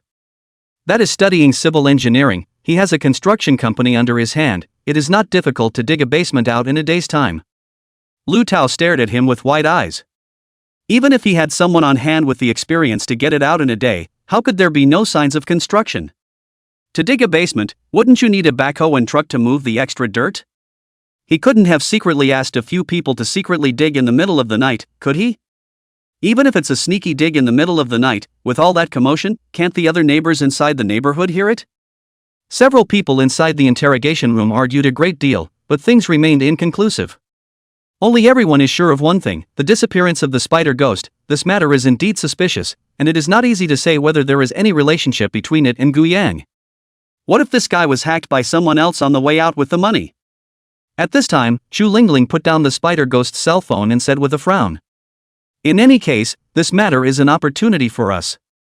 Now there is too little information about the Black Knight Butcher, even the slightest hint, the slightest possibility we have to hold on to, otherwise there is really no way to find out. So I suggest that we refine our last plan and implement it again. Li Kaiyun looked back at her. You mean keep a lookout? Chu Lingling nodded heavily. That's right, it's a keeper. The last operation went wrong, let's improve on it this time. I don't believe it can't be done. Immediately after that, Chu Lingling turned back to Lu Tao. Tonight, you'll take a squad of law enforcement officers to stake out the vicinity of Gu Yang's villa, and I'll give you another set of listening devices, so you have to pay full attention and can't miss any clues. If there's a connection between Gu Yang and the Black Knight Butcher, it will definitely reveal an abnormality. Lu Tao was a little less than satisfied. He had done this kind of thing last time. If he went back to it this time, wouldn't he be explicitly telling Gu Yang that he was still under suspicion? How can we be friends in the future? Seeing the doubts in his mind, Li Kaiyun patted his shoulder and said, turn your head faster. If Gu Yang finds out, just tell him that this is the Law Enforcement Bureau's fear of retaliation from the Triads, and that's why they secretly sent you to protect them. Lu Tao gave a direct thumbs up after hearing this. Makes sense, or you're just a quick thinker. Immediately after that, Chu Lingling continued the arrangement. Prepare a separate cell for this Black Tiger. Li Kaiyun, you take the other 6 most elite law enforcers to put on makeup and disguise themselves to pretend to be prisoners and live with Black Tiger. I'll rearrange the surveillance equipment. If the Black Knight Butcher continues to strike at Black Tiger, we'll definitely be able to arrest him at the first opportunity. Black Tiger clapped his hands directly after hearing these arrangements from the side. That's right, believe me earlier and you'll be fine. If you ask me, you guys are still too pedantic. Just arrest that Gu Yang and force him to confess harshly, wouldn't you have everything? Lu Tao gave him a blank look. This is the Law Enforcement Bureau, not your triad. Can what you get by flexing your muscles be called evidence? Black Tiger muttered with a disgruntled look on his face. So abrasive. The crowd from the Law Enforcement Bureau quickly began to arrange for action. Lu Tao took a small team of law enforcement officers and drove back to the entrance of Gu Yang's villa. And all of this, Gu Yang, who had long ago managed to hack into Li Kaiyun's and their cell phones, naturally heard everything. Interesting, trying to use the same plan twice? A sense of crisis also appeared in Gu Yang's heart. Even if he would not leave any evidence by utilizing the Black Knight Butcher, he could not avoid being suspected. There was no impermeable wall under this sky. I remember an anime called Death Note, a manga where the main character could kill criminals by writing their names in a journal. People's means of killing can be even more impressive than their own ghostly body, but the result is still found? Along with the passage of time, Chu Lingling and Li Kaiyun, they were bound to get closer and closer to the truth. No, these 2 guys can't be allowed to continue to exist in the enforcement agency. They need to be let go. Although it was said that Chu Lingling and Li Kaiyun had both suspected themselves, Gu Yang had no intention of killing them, but instead began to think of other ways. Soon, it really made Gu Yang think of an idea. Night had gradually descended. Lu Tao with a group of members of the law enforcement team crowded in the van's compartment, his stomach rumbling with hunger. So we all made an instant noodle each and ate it with the cold wind blowing, somewhat pathetically. An enforcer grumbled in a small voice. Captain Lu, I think we're really making a big deal out of this right now. What a nice guy this Mr. Gu is, obviously started from nothing with his own hands, already had a successful career, turned around and got screwed over by his girlfriend, and now he's still semi-paralyzed. He's poor enough as it is, why do we keep casting suspicion on him? The rest of the enforcers nodded. Yeah, no matter what, people are paralyzed, and they're also serious businessmen, so how could they be related to the Black Knight Butcher? Anyway, I see Mr. Gu's face as a good person. If you ask me, let's just do it for the sake of it. The Night Butcher kills criminals anyway, having him around might even lower the crime rate in our city. That's right, the people online are also very supportive of the Black Knight Butcher, it's simply the people's will, so why should we go against everyone? Although it was said that after Chu Lingling and Li Kaiyun discussed it with them, they felt that there were still some points that could be suspected on Gu Yang's side, but when they thought about it carefully, it was far-fetched. Being assigned over to stay up all night monitoring, there was some grumbling in the hearts of the crowd. Lu Tao said in a stern tone after gently coughing. We're all just ordinary little law enforcement officers, just obey the orders from above and cut the small talk. Gu Yang, through the surveillance, had already noticed many more unfamiliar faces in the neighborhood. Needless to say, these are bound to be people from the law enforcement agency. The corners of his mouth turned up slightly. Since you want a truth, and you want to spy on me, I'll let you see it all. Gu Yang directly dialed Lu Tao's phone and after connecting, he immediately opened his mouth. Brother Lu, are you busy tonight? Lu Tao hesitated for a moment but then replied. It's not busy, I've been demoted now and my job is rather easier. What's the matter with calling me? Only then did Gu Yang say. It's like this, didn't I offend that black tiger today? After being beaten up last time, I'm still a little bit psychologically shadowed, and I'm very afraid that those triad people will come to retaliate. How about Captain Lu, you bring a few people to me for a little protection, and I can give you an extra allowance. As soon as they heard this, the many law enforcement officers on the bus perked up. We're all crammed together in this car, and the air is not circulating, and we're hungry, so wouldn't it be easier if we could go inside? Moreover, everyone's mission was to monitor Gu Yang, so if they were able to enter the house, wouldn't they be able to monitor it in greater detail? Lu Tao heart are a little guilty, look at people, what is called atmosphere. How could he have voluntarily allowed law enforcement into his home if there really was a place in his house to hide a body, or if there really was a connection between him and the Black Butcher? It's clearly innocent, right? Chapter 87. Gu Yang's such candid behavior immediately gained the goodwill of all the law enforcement officers, and almost none of them treated him as a suspect. At Gu Yang's invitation, these law enforcers who were originally prepared to wind up outside finally entered the house. The house was warm and the table was set with a hearty dinner. Gu Yang pushed his wheelchair and sat at the dining table to greet Lu Tao. Come on in and get something to eat, everyone is expected to work hard to stay up a bit tonight, and it's not a good idea to be hungry. It's a real pain in the ass because of what happened to me. Lu Tao was instantly embarrassed. On the surface he was here to protect Gu Yang's safety, but in reality he was clearly here to spy on Gu Yang. It felt as if a lurking undercover agent and the top boss had become real brothers. Lu Tao and the squad members behind him sat at the table, savoring the sumptuous dinner and constantly expressing their gratitude to Gu Yang. Gu Yang said smilingly, with everyone watching over my house, I can finally sleep soundly tonight. I'll leave the bedroom door open when I go to bed later, so please keep an extra eye on me. The last time that little thief just sneaked right into my bedroom, causing me to sleep uneasily for the past few days. An enforcer immediately stood up and patted himself on the back. Don't worry Mr. Gu, I'll move a chair to sit at your door later, and I'll make sure no one can disturb you tonight. Gu Yang said in a hurry. That's a big thank you to everyone. After eating, Gu Yang also very thoughtfully turned on the living room's heater for them, took a few bottles of drinks for each of them, and ruthlessly brushed a wave of goodwill before going into the house and going to bed. Looking at Gu Yang sitting on top of his wheelchair and working hard for everyone, many law enforcement officers had some bad feelings in their hearts. After waiting for Gu Yang to enter the house, a law enforcement officer stood by Lu Tao's side and said, Captain Lu, in my opinion, you and Captain Li and the others are wrong. This Gu Yang is obviously a good guy, and he invited us in with a big swing, clearly being upfront and honest. How could he possibly be suspicious? Even if we say that Black Tiger's little brother didn't abscond with the money, it's likely that he disappeared because of some other accident, and has no connection to Mr. Gu. Originally, Lu Tao had a few more doubts about Gu Yang and his discussion with Li Kaiyun and Chu Lingling, but tonight's time together made him feel that he had made an error in judgment. This Gu Yang is a good guy card any way you look at it, he sighed and waved his hand. This case boils down to the two of them as the main people in charge, so let's just be honest and listen to the command. I thought they wanted us to spy on them. Now that we're all living in someone else's house, this stakeout is just the right opportunity to help clear Mr. Gu's name, so let's all buck up.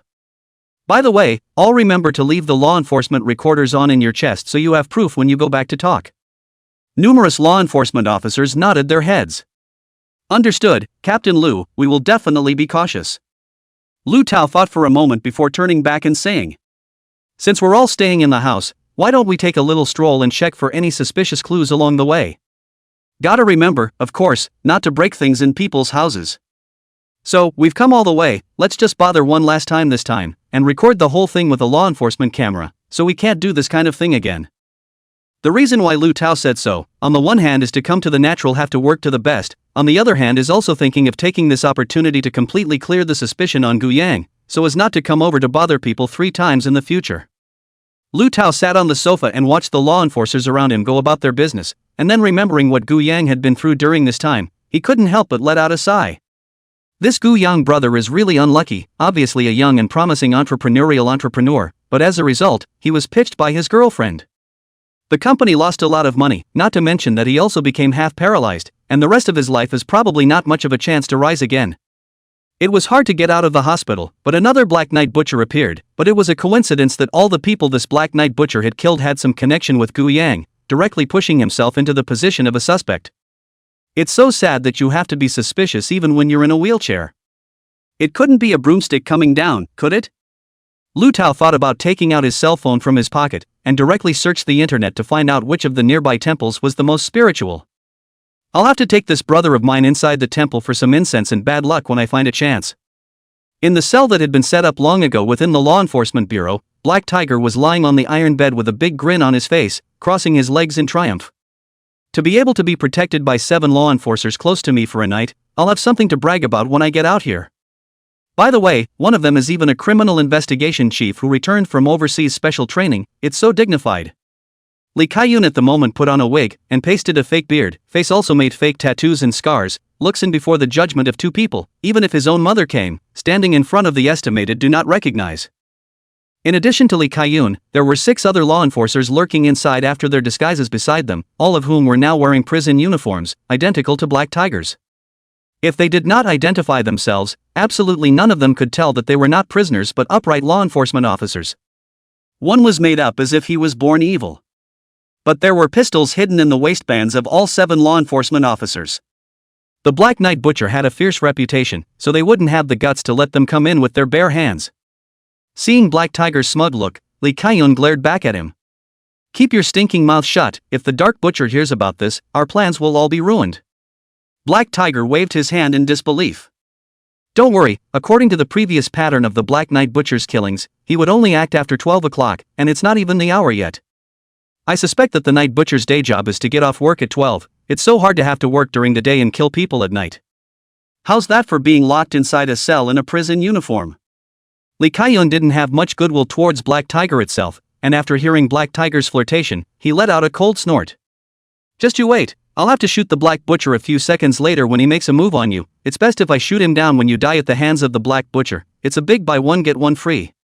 I've heard that the Black Knight Butcher's knife is so fast that he can cut off a person's head with a single slash, and it's an unmissable experience to be able to enjoy this wonderful image up close. Black Tiger's smug smile instantly froze on his face as he glanced at Li Kaiyun, who at the moment looked serious, not like he was joking at all. He coughed softly twice. That? I said, Captain Li, you couldn't have been serious just now, could you? Kaiyun Li shrugged. What do you think? Black Tiger no longer dared to have the arrogant demeanor of just now, carefully sat up from the bed and said with a smile. Captain Li, I was only joking just now, livening up the atmosphere, don't be angry. I'm a serious businessman now, and I promise that after this hurdle, I'll go out and do more charity to give back to the community, and be a cleaned up good guy. Li Kaiyun laughed coldly and pressed on, not believing any of the bull that Black Tiger said. Shut thee up, from now on if you say one more thing that upsets me, I can't guarantee exactly what will happen tonight. The Black Tiger nodded and immediately kept his mouth shut and curled up on the bed. Only then did Lee Kai-yun turn around and said to the rest of those law enforcement officers, "Everyone pretend to be decent, to look as much like a prisoner as possible, sleep when you need to sleep, play cards when you need to play cards, and never show the slightest hint of a break." The other 6 enforcers immediately nodded their heads and each began their own performance. Within Lee Kai-yun's earphone, Chu Lingling's voice came again at this time. "Last time I suspected that I had installed too much surveillance equipment, but instead I had attracted the attention of the Black Knight Butcher, and the other party has mastered extremely advanced hacking techniques, so it's hard to hide the installation of surveillance from the other party. So this time I snuck a miniature VCR in one corner, even if the power went out. The Black Knight Butcher is extremely dangerous. When you find the other party appearing, it's best to shoot at the first opportunity, nullify the other party's ability to move, and protect yourself, understand?" Lee Kai-yun's heart was also a bit tense. The more he went through the Black Knight Butcher's experience of killing people, the more fear he would have for this guy. Now it was impossible to deal with this murderous demon head-on without stress. "Don't worry, I'll take care of it." Chapter 88, Manslaughter? Dismissed and investigated. However, today's night seemed to be extraordinarily long, and everyone managed to stay up until 12 o'clock, but there was still nothing out of the ordinary. After all, it was a vicious criminal like the Black Knight Butcher that they had to face, and even with guns on them, the many law enforcement officers felt the pressure. Under this tremendous pressure, they soon felt exhausted. An enforcer quietly inquired in Kai-yun Lee's ear, "Captain, after all this time with no movement, is there any chance that the Black Butcher won't make a move tonight?" Lee Kai-yun glared at him viciously. "Keep your mouth shut and play your part honestly. If you're really tired, it's fine to go to bed, and you should never make any move that reveals your identity anyway. If you keep talking out of turn, watch out, I'll give you disciplinary action when you get out." The team member from earlier instantly kept his mouth shut. To be more realistic, it's not like people are going to be out there all the time for an all-night event. So everyone in the cell, including Black Tiger, lay down on the bed one after another. They had wanted to pretend to sleep and slowly lure the Black Knight Butcher out, but they were just too tired.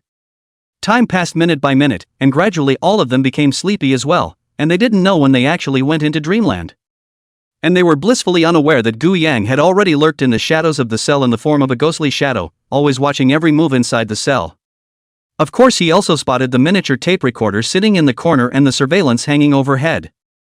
Gu Yang carefully measured the situation and soon realized that there were 2 other dead spots for surveillance in the middle of this cell. They were blocked by the walls and the iron bed, and the surveillance couldn't see them at all. The opportunity is here. Gu Yang's action this time could not only want to kill the Black Tiger, but also to find a way to remove Lee Kai-yun and Chu Lingling from the team of the case, which was a plan to kill 2 birds with 1 stone. Looking at the time, it was now a little after 4 in the morning.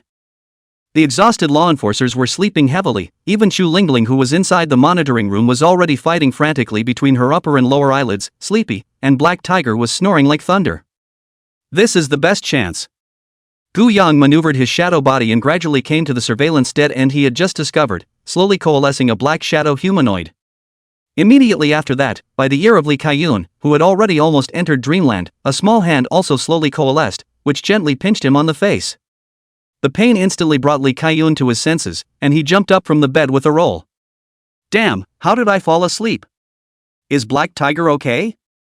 The first thought he had when he woke up, Lee Kai-yun was ready to check if the Black Tiger was still alive. If he was killed under the eyes again like the last time on Neely, it would be a real shame.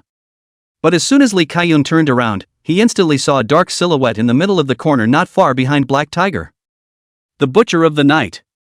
Lee Kai-yun was instantly startled, the cold hairs on his back inverted and his scalp numb. He reflexively drew the gun at his waist and yelled, "Freeze!" Yet he saw the Black Shadow's right hand raised high in the air. In a critical situation, Lee Kai-yun directly pulled the trigger, wanting to restrain the Black Knight Butcher first. However, Lee Kai-yun did not realize that the moment he pulled out his gun, a silk thread made of black and silver had already wrapped around his muzzle. The moment he pulled the trigger, the thread gently tugged his muzzle to the left. Just at this time, hearing his shout, Black Tiger also rolled up from the bed with a carp. The bullet that burst out steadily struck the Black Tiger's forehead, opening a heavenly eye to the Black Tiger on the spot. Black Tiger did not say a word, flopped directly planted on the ground, blood instantly stained the floor. This gunshot, naturally, also alerted the other law enforcement officers in the middle of the cell. Everyone jumped out of bed, pulled out their waist guns, and watched carefully, but found nothing. "Captain Lee, did you just see the Black Knight poisonous woman? How come there's no one?" Lee Kai-yoon also completely did not expect his shot to actually hit Black Tiger's head. He looked back around the corner again. The black figure he had just seen was long gone, nothing existed, as if everything was an illusion. The only thing that stayed true was the body of the Black Tiger on the ground. All the law enforcement officers were numb at the moment, and there was only one thought in everyone's mind. Big trouble. The law enforcement officer next to him immediately shouted anxiously. Captain Lee, how did you kill Black Tiger? What did you just see? Was it the sight of the Black Butcher? Lee Kai-yoon sat down on the bed with a thud, and the gun in his hand fell to the floor with a snap. How did that happen? I clearly saw it. I clearly wasn't aiming in that direction. At this moment, Lee Kai-yoon seemed to have been dealt a major blow as well. Even though this Black Tiger was a crusty gangster by birth, he himself had not committed any particularly big crimes. This time, with the false accusations and injuries, the most he could do was to stay inside the law enforcement bureau for a couple of days and then go out. And now, he had actually killed an innocent man with his own hands. That's pretty much the end of the career. Such a big commotion quickly attracted Chu Lingling and Guan Chang'an as well. Chu Lingling first went to pick up the video recorder in the corner, exporting the surveillance video inside and scrutinizing it. Guan Chang'an, on the other hand, walked into the cell with a serious demeanor, and could see the truth of the matter at a glance almost without the need for forensic identification, but he still asked. What happened? Tell us. Lee Kai-yoon was at a loss. To be honest, he didn't know what was going on until now, but he could only be honest. I was already asleep when I suddenly felt someone pinching my face, then I was shocked, and when I woke up, the first thing I wanted to do was to check on Black Tiger. As a result, he turned his head and saw a figure in the corner. That would be the legendary Black Knight Butcher. I saw that he was about to take a shot at Black Tiger, and in the urgency of the situation, I just pulled out my gun and pulled the trigger. As a result, just at this time, the Black Tiger sat up from the bed as well, and my hand shook somehow, just as that bullet directly hit the Black Tiger's head. The situation became what it is now.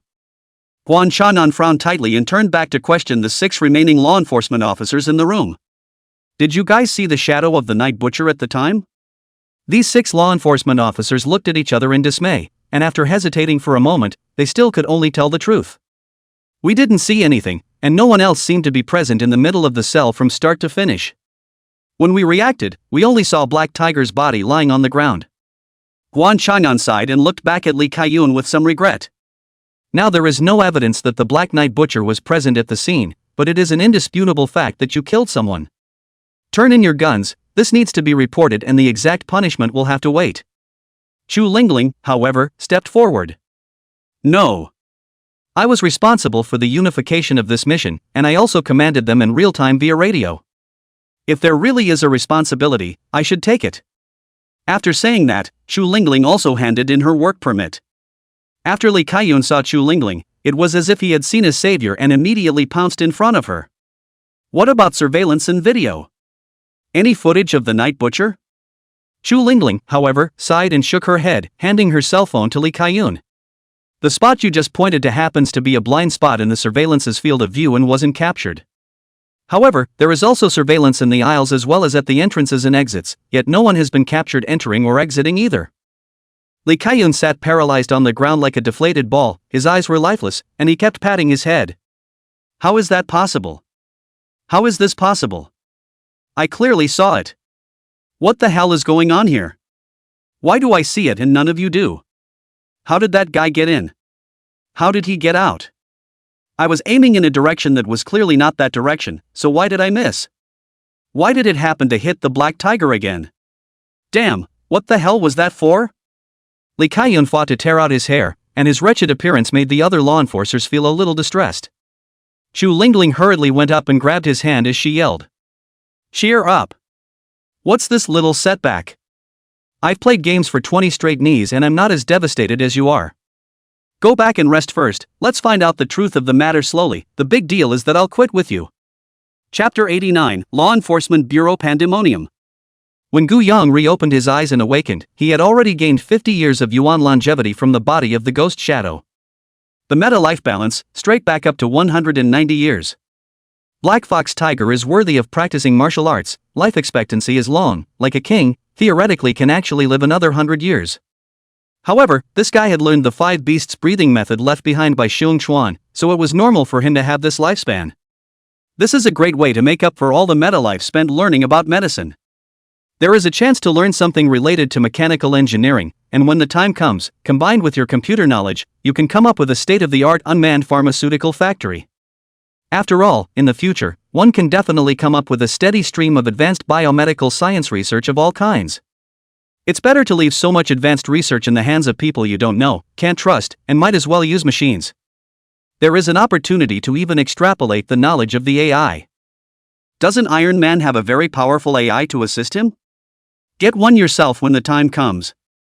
Gu Yang sat up from the bed and glanced at the open bedroom door, suddenly thinking that last night he had fallen asleep under Lu Tao's and their surveillance. Now, there's no one to suspect, is there?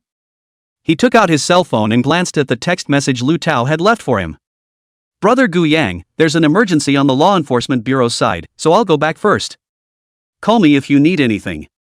The corner of Gu Yang's mouth slightly raised. What urgent matter he naturally knows best. It's not just that the black tiger inside the prison died, and still died under the gun of his own people. How interesting. Gu Yang suddenly remembered that it seemed like a long time since he had killed someone in the enforcement bureau. He hadn't chopped someone's head off. I miss that feeling. It couldn't be helped. Killing someone inside the law enforcement bureau always had to be a bit more low-key. A murderer strutting around inside the law enforcement bureau and chopping off his target's head and then leaving, wasn't that a provocation? It's possible that there could be some serious consequences.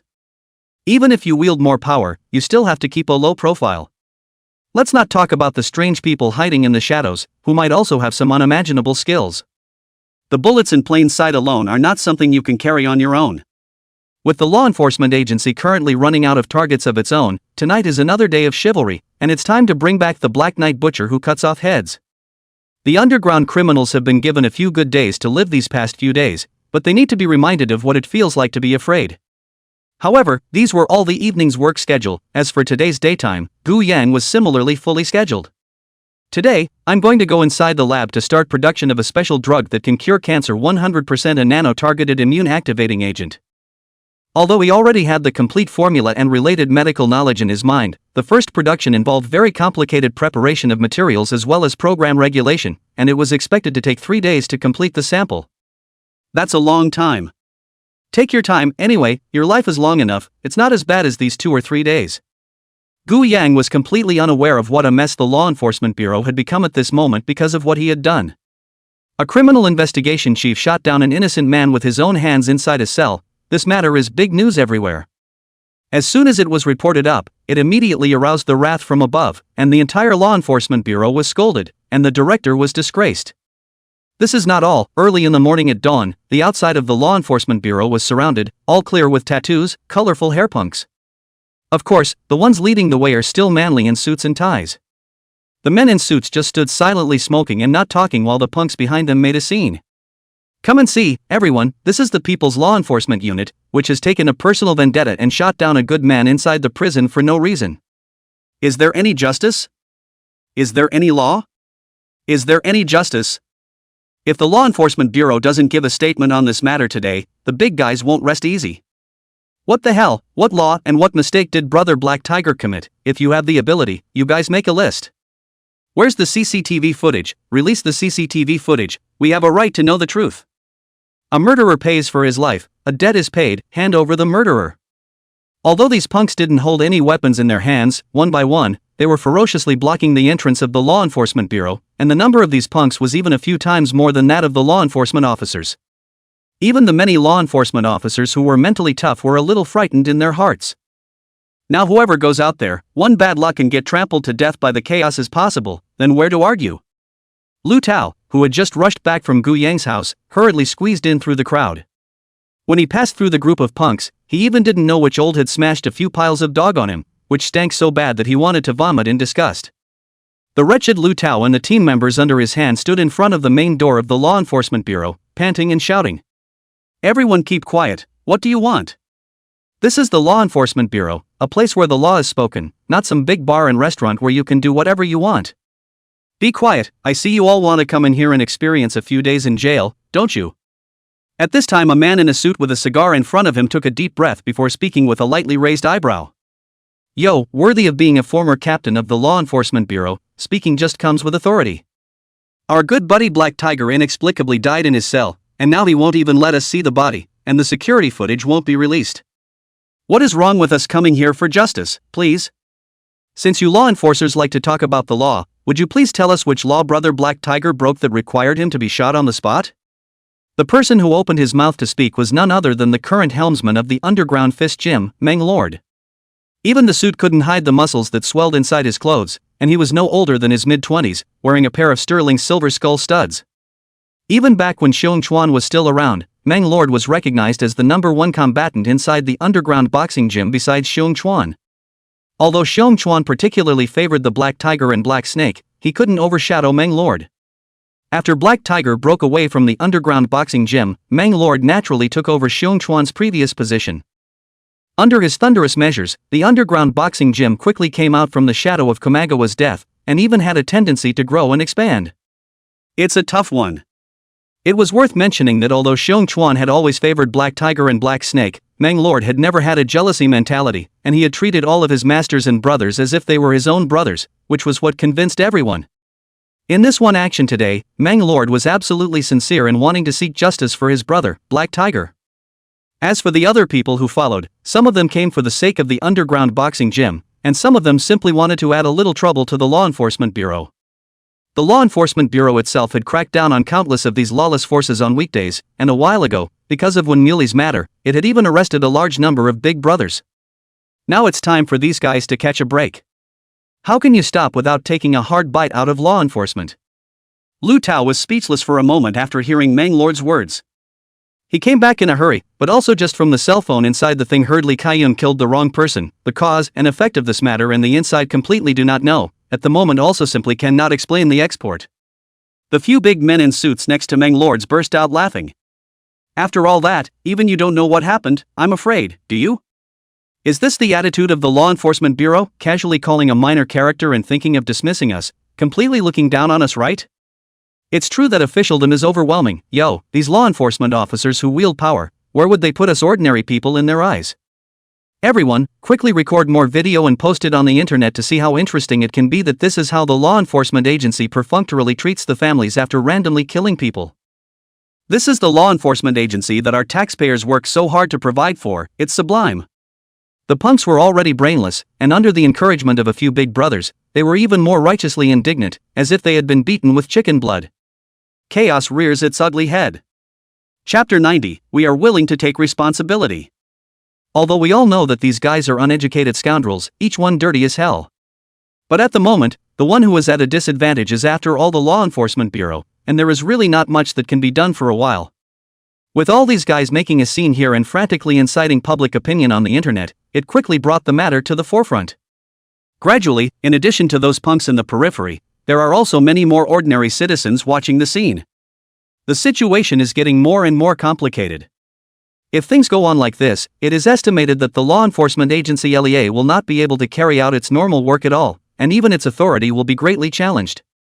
Seeing that the situation was about to get out of control, a voice rang out from behind Lu Tao. He can't talk, so how about I come and talk to you in person? That's a sincere enough attitude. Lu Tao and the others dispersed, and Guan Chanan walked out in his uniform, full of majesty. This kind of might made the punks in front of him shut their mouths almost instantly. After taking a drag on his cigarette, Manhwa casually flicked it to Guan Chanan's feet, his face full of provocation. Of course Grand Director Guan has a point, but what point do you want to make? Anyway, there are so many people here, I'd like to see if you can say anything sensible. This time, Manhwa and the others were sort of emboldened because they knew very well that they were the ones who had the upper hand. Guan Chanan spoke after glancing at the crowd. The video and the body involve internal secrets that cannot be made public. But I can explain the death of the Black Tiger to you. The reason why Black Tiger was arrested and jailed was that he did so completely voluntarily, wanting to use himself as bait to assist the law enforcement agency in capturing the Black Knight Butcher. The Black Butcher did show up last night and was planning to make a move on the Black Tiger. In the heat of the moment, our CID chief Li Kaiyun had to shoot, accidentally killing Black Tiger by mistake in the process. We in the Law Enforcement Bureau do have a responsibility in this matter. However, Black Tiger was sacrificed to assist in the case, and we will give him a banner and commendation afterwards. This is an accident that no one wants to see. We will take the responsibility and pay the compensation. You're all making a mess here now, and it's not going to do any good except cause a huge problem for the law enforcement agency to follow up. If you really want to take a breath of fresh air for your good brother Black Tiger, you should more than likely help our law enforcement bureau to apprehend the Black Knight Butcher, and I think that's what Black Tiger would prefer to see. After hearing this, Mang Lord did snort a laugh. Cowardly, my Black Tiger brother probably never dreamed that he could still get a banner and commendation from the law enforcement bureau after his death. But you've just said a whole lot of bureaucratic stuff with no real substance at all.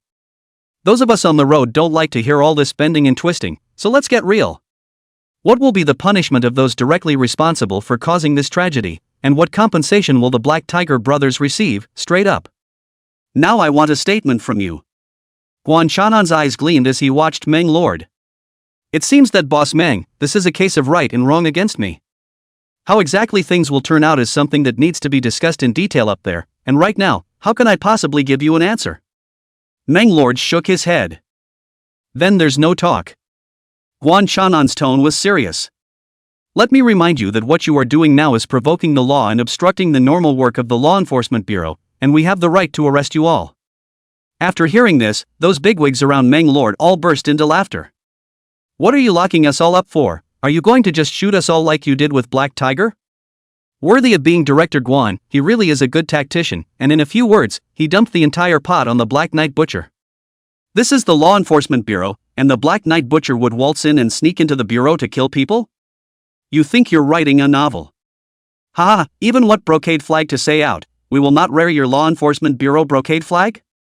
Hang it at home to honor our ancestors, right? Really can't live without a laugh. Family members want to arrest us all, just don't know if your Law Enforcement Bureau's cell room is enough. Oh. Guan Shanan's appearance had undoubtedly caused these outlaws to tighten up, but it wasn't that simple to get them to honestly disperse. Not afraid of the bad guys are ruthless, but afraid of the bad guys occupy the reason and know the law. Even at this moment Guan Shannan can't do much with them. Guan Shannan knew exactly what these guys were thinking. Mang Lord is more or less sincere, want to take a bite out of the bad anger for the Black Tiger, the other punks, all in order to come to put the Law Enforcement Bureau to step on a foot. This is to demonstrate. If they don't let the Law Enforcement Bureau suffer a little bit today, they definitely won't rest. Guan Shanan's heart was suffocating beyond measure, having been ragged on by his top boss for an hour or two early in the morning. Before it was not easy to catch a large number of outlaws, the old cases are turned over, but also considered to have made some achievements. The above commendation has not yet come down it, all of a sudden all swept away. Only to put that side of the piece, and then encountered these small punks below the trouble, but this matter is also really the Law Enforcement Bureau is not justified, so they do not know how to deal with their own. If you really take a tough approach, you will certainly set off a storm of public opinion on the internet, and you may not be able to sit in your own position. Just as Guan Shannan was fretting, the two of them, Chu Lingling and Li Kaiyun, finally appeared. Kaiyun Li stepped forward loudly and said, I'm the one who killed, so if anything comes at me, I'm willing to take the blame. Chu Lingling also stood beside Li Kaiyun. I'm the one who developed and implemented this program together, and I can be responsible for it as well. The gazes of everyone on the scene moved to Chu Lingling and Li Kaiyun. In front of everyone, Chu Lingling and Li Kaiyun directly took out their resignation letters and handed them to Guan Shannan. Director Guan, I've been ineffective and have caused trouble for everyone, now I'm voluntarily resigning from the ranks of the Law Enforcement Bureau as of today. Any subsequent compensation and penalties, I am solely responsible for. Li Kaiyun's tone was firm. Guan Shannan sighed in his heart after hearing these words. Although Li Kaiyun was not the same as Lu Tao and was not the disciple that he had brought up, but he could also see after this period of time that this was a good seedling. If you develop well, you will be able to make a great contribution to society in the future. Now, however, it was going to be forced to leave the team, and it would be mostly impossible to come back in the future. It's a pity that all those years of learning have gone to waste. It was even more unfortunate that Chu Lingling was the gold medal detective of the Law Enforcement Bureau. Li Kaiyun turned back to the Mang Lords in front of him and opened his mouth. Now that I've come forward and have voluntarily put down my status as a law enforcement officer, any retaliation comes directly at me. I will also bear the compensation on the Black Tiger's side, whether it's the responsibility on the legal side or the anger on your side, I will take it all. With a hint of appreciation, Mang Lord looked at Li Kaiyun. Good boy, you're a man for not hiding behind Guan Shanan's ass. I admire you. This matter is closed for today. We'll talk more slowly afterward. After saying that, Mang Lord directly turned back to the many brothers around him. Go home, drink, and eat meat. The crowd then gradually dispersed. To be able to make a criminal investigation chief as well as a gold medal detective directly resign in one day is also considered to have grown a large wave of face. So many punks are nose to the sky, complacent, looking at the law enforcement bureau of the crowd of teeth itchy. Guan Chanan was quite sorry and looked at Li Kaiyun and Chu Lingling. He knew very well that even if Li Kaiyun and Chu Lingling didn't voluntarily resign today, the follow-up would either be to retain an idle position or they would also end up being fired. It's a human life, after all, and it's not that easy to set things right.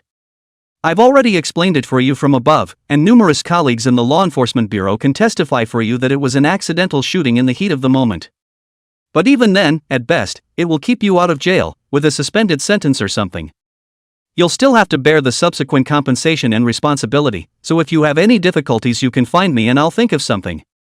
Li Kaiyun's face was pale and haggard. These few hours could be said to be the hardest in his life. It's all right, Commissioner Quan, it's my fault, I can carry it off. Chu Lingling pounded his chest with a small fist next to him. What are you afraid of, brother? I'll help you carry it with me. Cannot do the official, let's change our profession as private detectives. I heard that more money than the official, later big sister to support you. Chapter 91, I'm not happy. Li Kaiyun looked at Chu Lingling next to him and was moved for a moment in his heart. As the saying goes, in times of trouble, Chu Lingling could actually completely put all the blame for this on herself without any repercussions, but she was willing to take the initiative to share the burden. The gratitude in Li Kaiyun's heart was beyond words. This heart of his own was not given to the wrong person after all. After hearing Chu Lingling's comforting words, his mood was also much better. Lu Tao, who was next to him, however, frowned and said, on the surface, the responsibilities we should bear are minor, nothing more than some administrative penalties or financial compensation. But there's a lot of trouble in private.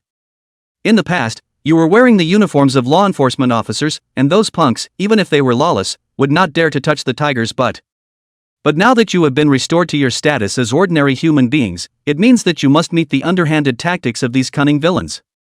They won't stop at anything, so you must take care to protect yourselves. Li Kaiyun nodded slightly. Don't worry, I haven't practiced this skill for nothing. Ordinary punks can't get close to me in 3 or 5. If they want to retaliate, then let them have it. Guan Chanan patted Li Kaiyun's shoulder and said in a serious tone.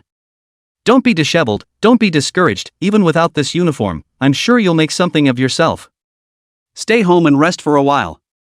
In the end, the two of them, Li Kaiyun and Chu Lingling, who had already lost their status as law enforcement officers, left the Law Enforcement Bureau.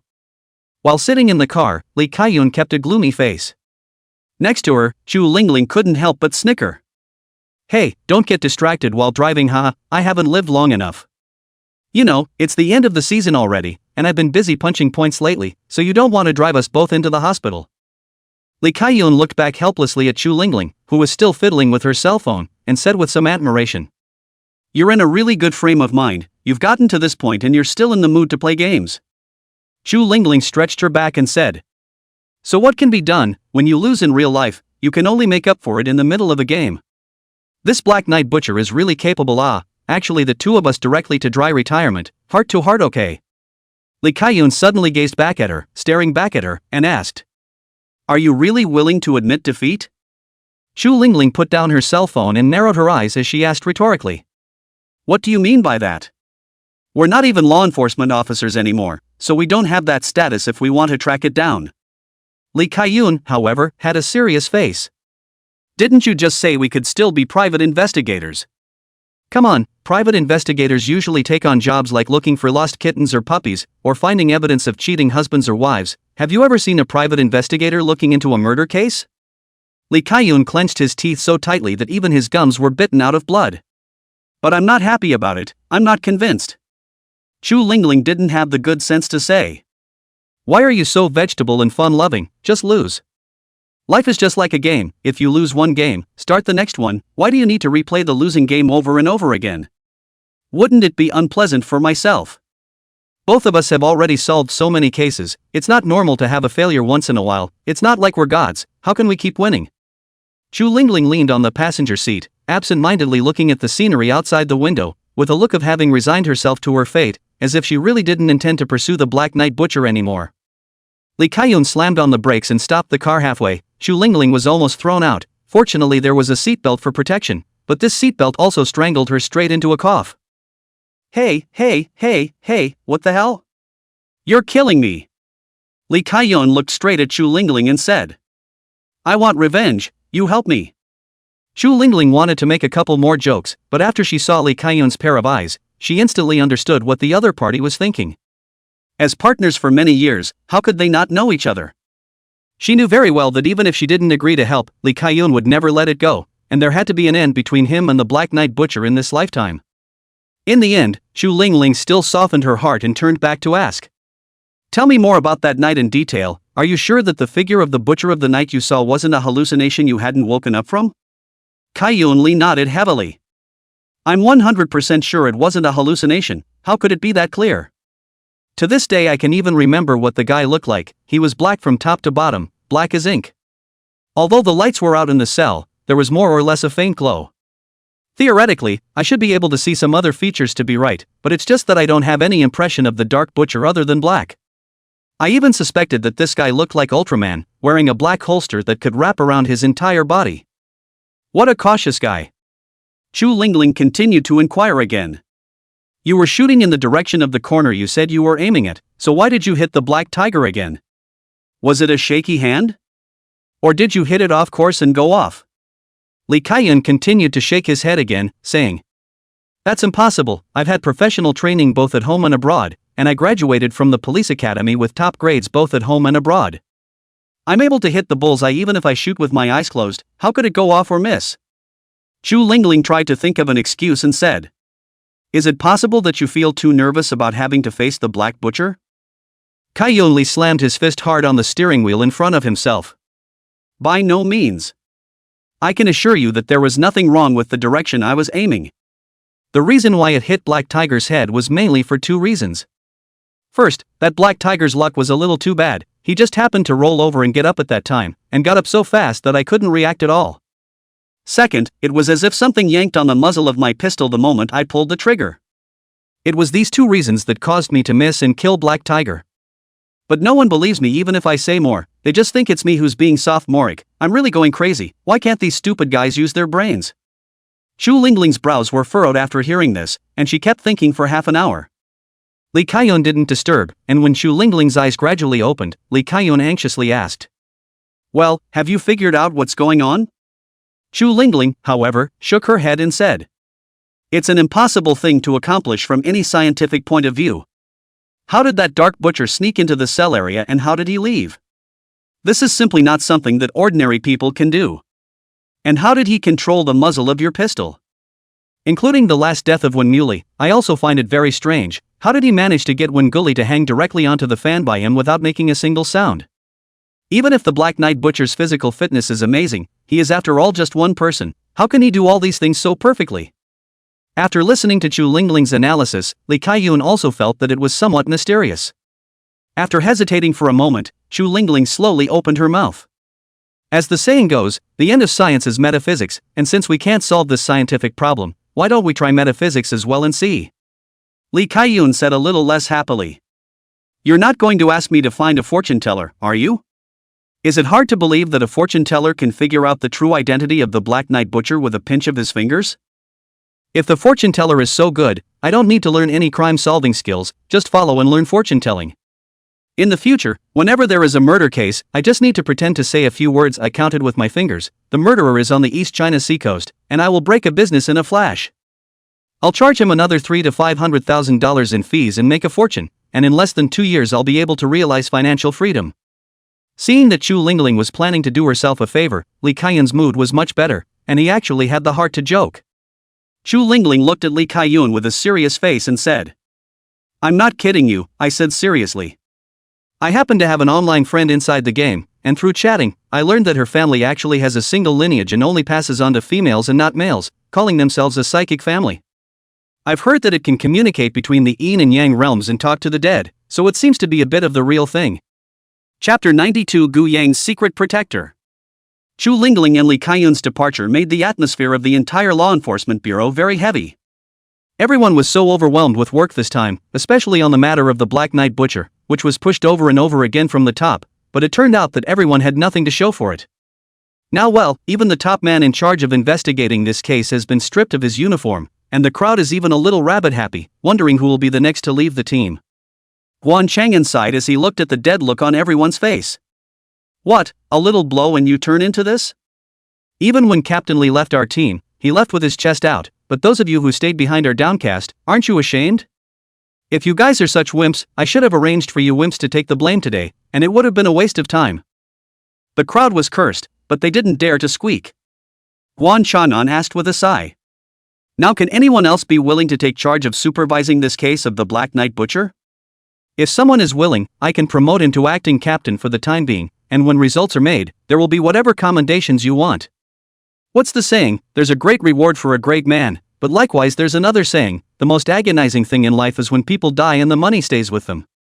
Although everyone is very greedy for promotion and salary increase, but they are afraid of the tactics of the Black Knight Butcher.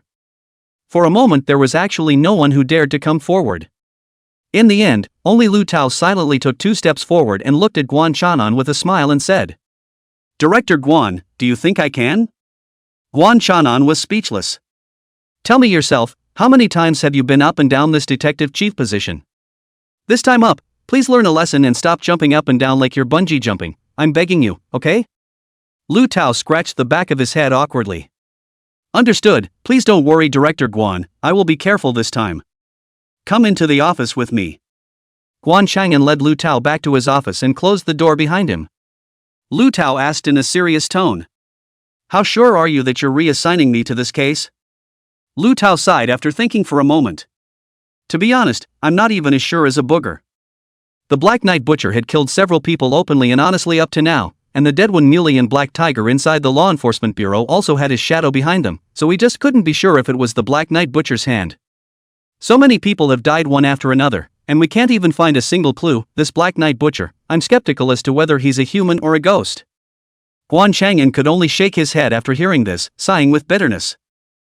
It's also fortunate, that the guy kills guys who are so evil that the public doesn't resent him. Otherwise, if we let such a serial killer go free, the public's mouth will drown us. Now those citizens down there are dying for us not to catch them. Lu Tao pulled out a chair in front of the desk and sat down, very familiarly pouring himself a cup of tea as well, moistening his throat as he did so. To be honest, there were times when I wanted to give up. You said that our Law Enforcement Bureau people are catching bad guys, and he, the Black Knight Butcher, is also catching bad guys, so we are peers. Guan Chang'an was very surprised and stared at Lu Tao. How can you say such a thing? Didn't you used to talk about upholding the dignity of the law and cracking down on criminals every day, like an old codger, but now you can actually say such things. Not bad, not bad, I see you've made a lot of progress here, you know how to adapt. Lu Tao gulped a large mouthful of tea and said, Isn't this learning from one's mistakes? Master, didn't you tell me to learn and grow more, and I've grown here, aren't you happy? Guan Chang'an nodded. Indeed, it's good news that you've grown, and I should be happy. The Black Knight Butcher's side should still be investigated, but don't put up a fight like Li Kaiyun and Chu Lingling, take it a little easy and protect yourself first, I don't want my only disciple to have to take off his uniform and go back to selling barbecue when the time comes. Lu Tao winked and said to Guan Chang'an with a mysterious face. Commissioner Quan, I'm going to tell you a secret. Seiki Chang'an poked his head over curiously. What secret? There just happens to be a barbecue chef selling barbecue downstairs in my house, I've secretly inquired about it, and his monthly income is more than double even your salary. Guan Chang'an slammed the table in anger. Damn, you kid is deliberately trying to piss me off, right? If I want to make money, I can make more in a year than in a lifetime. Lu Tao laughed out loud. Just kidding, just kidding. He is naturally clear that Guan Chang'an already cannot be 2 years will be retired, all these years have been sitting in the position of the director of the Law Enforcement Bureau, has never been corrupt and perverted the law, has always stood firm in the heart of justice, is the person he most respected. Seiki Chang'an resumed his chair.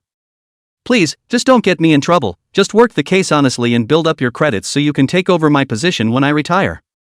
In my life, I've only accepted a disciple like you, the interests involved in this Law Enforcement Bureau chief are significant, if the ill-intentioned people sit in this position, the people of the city will suffer.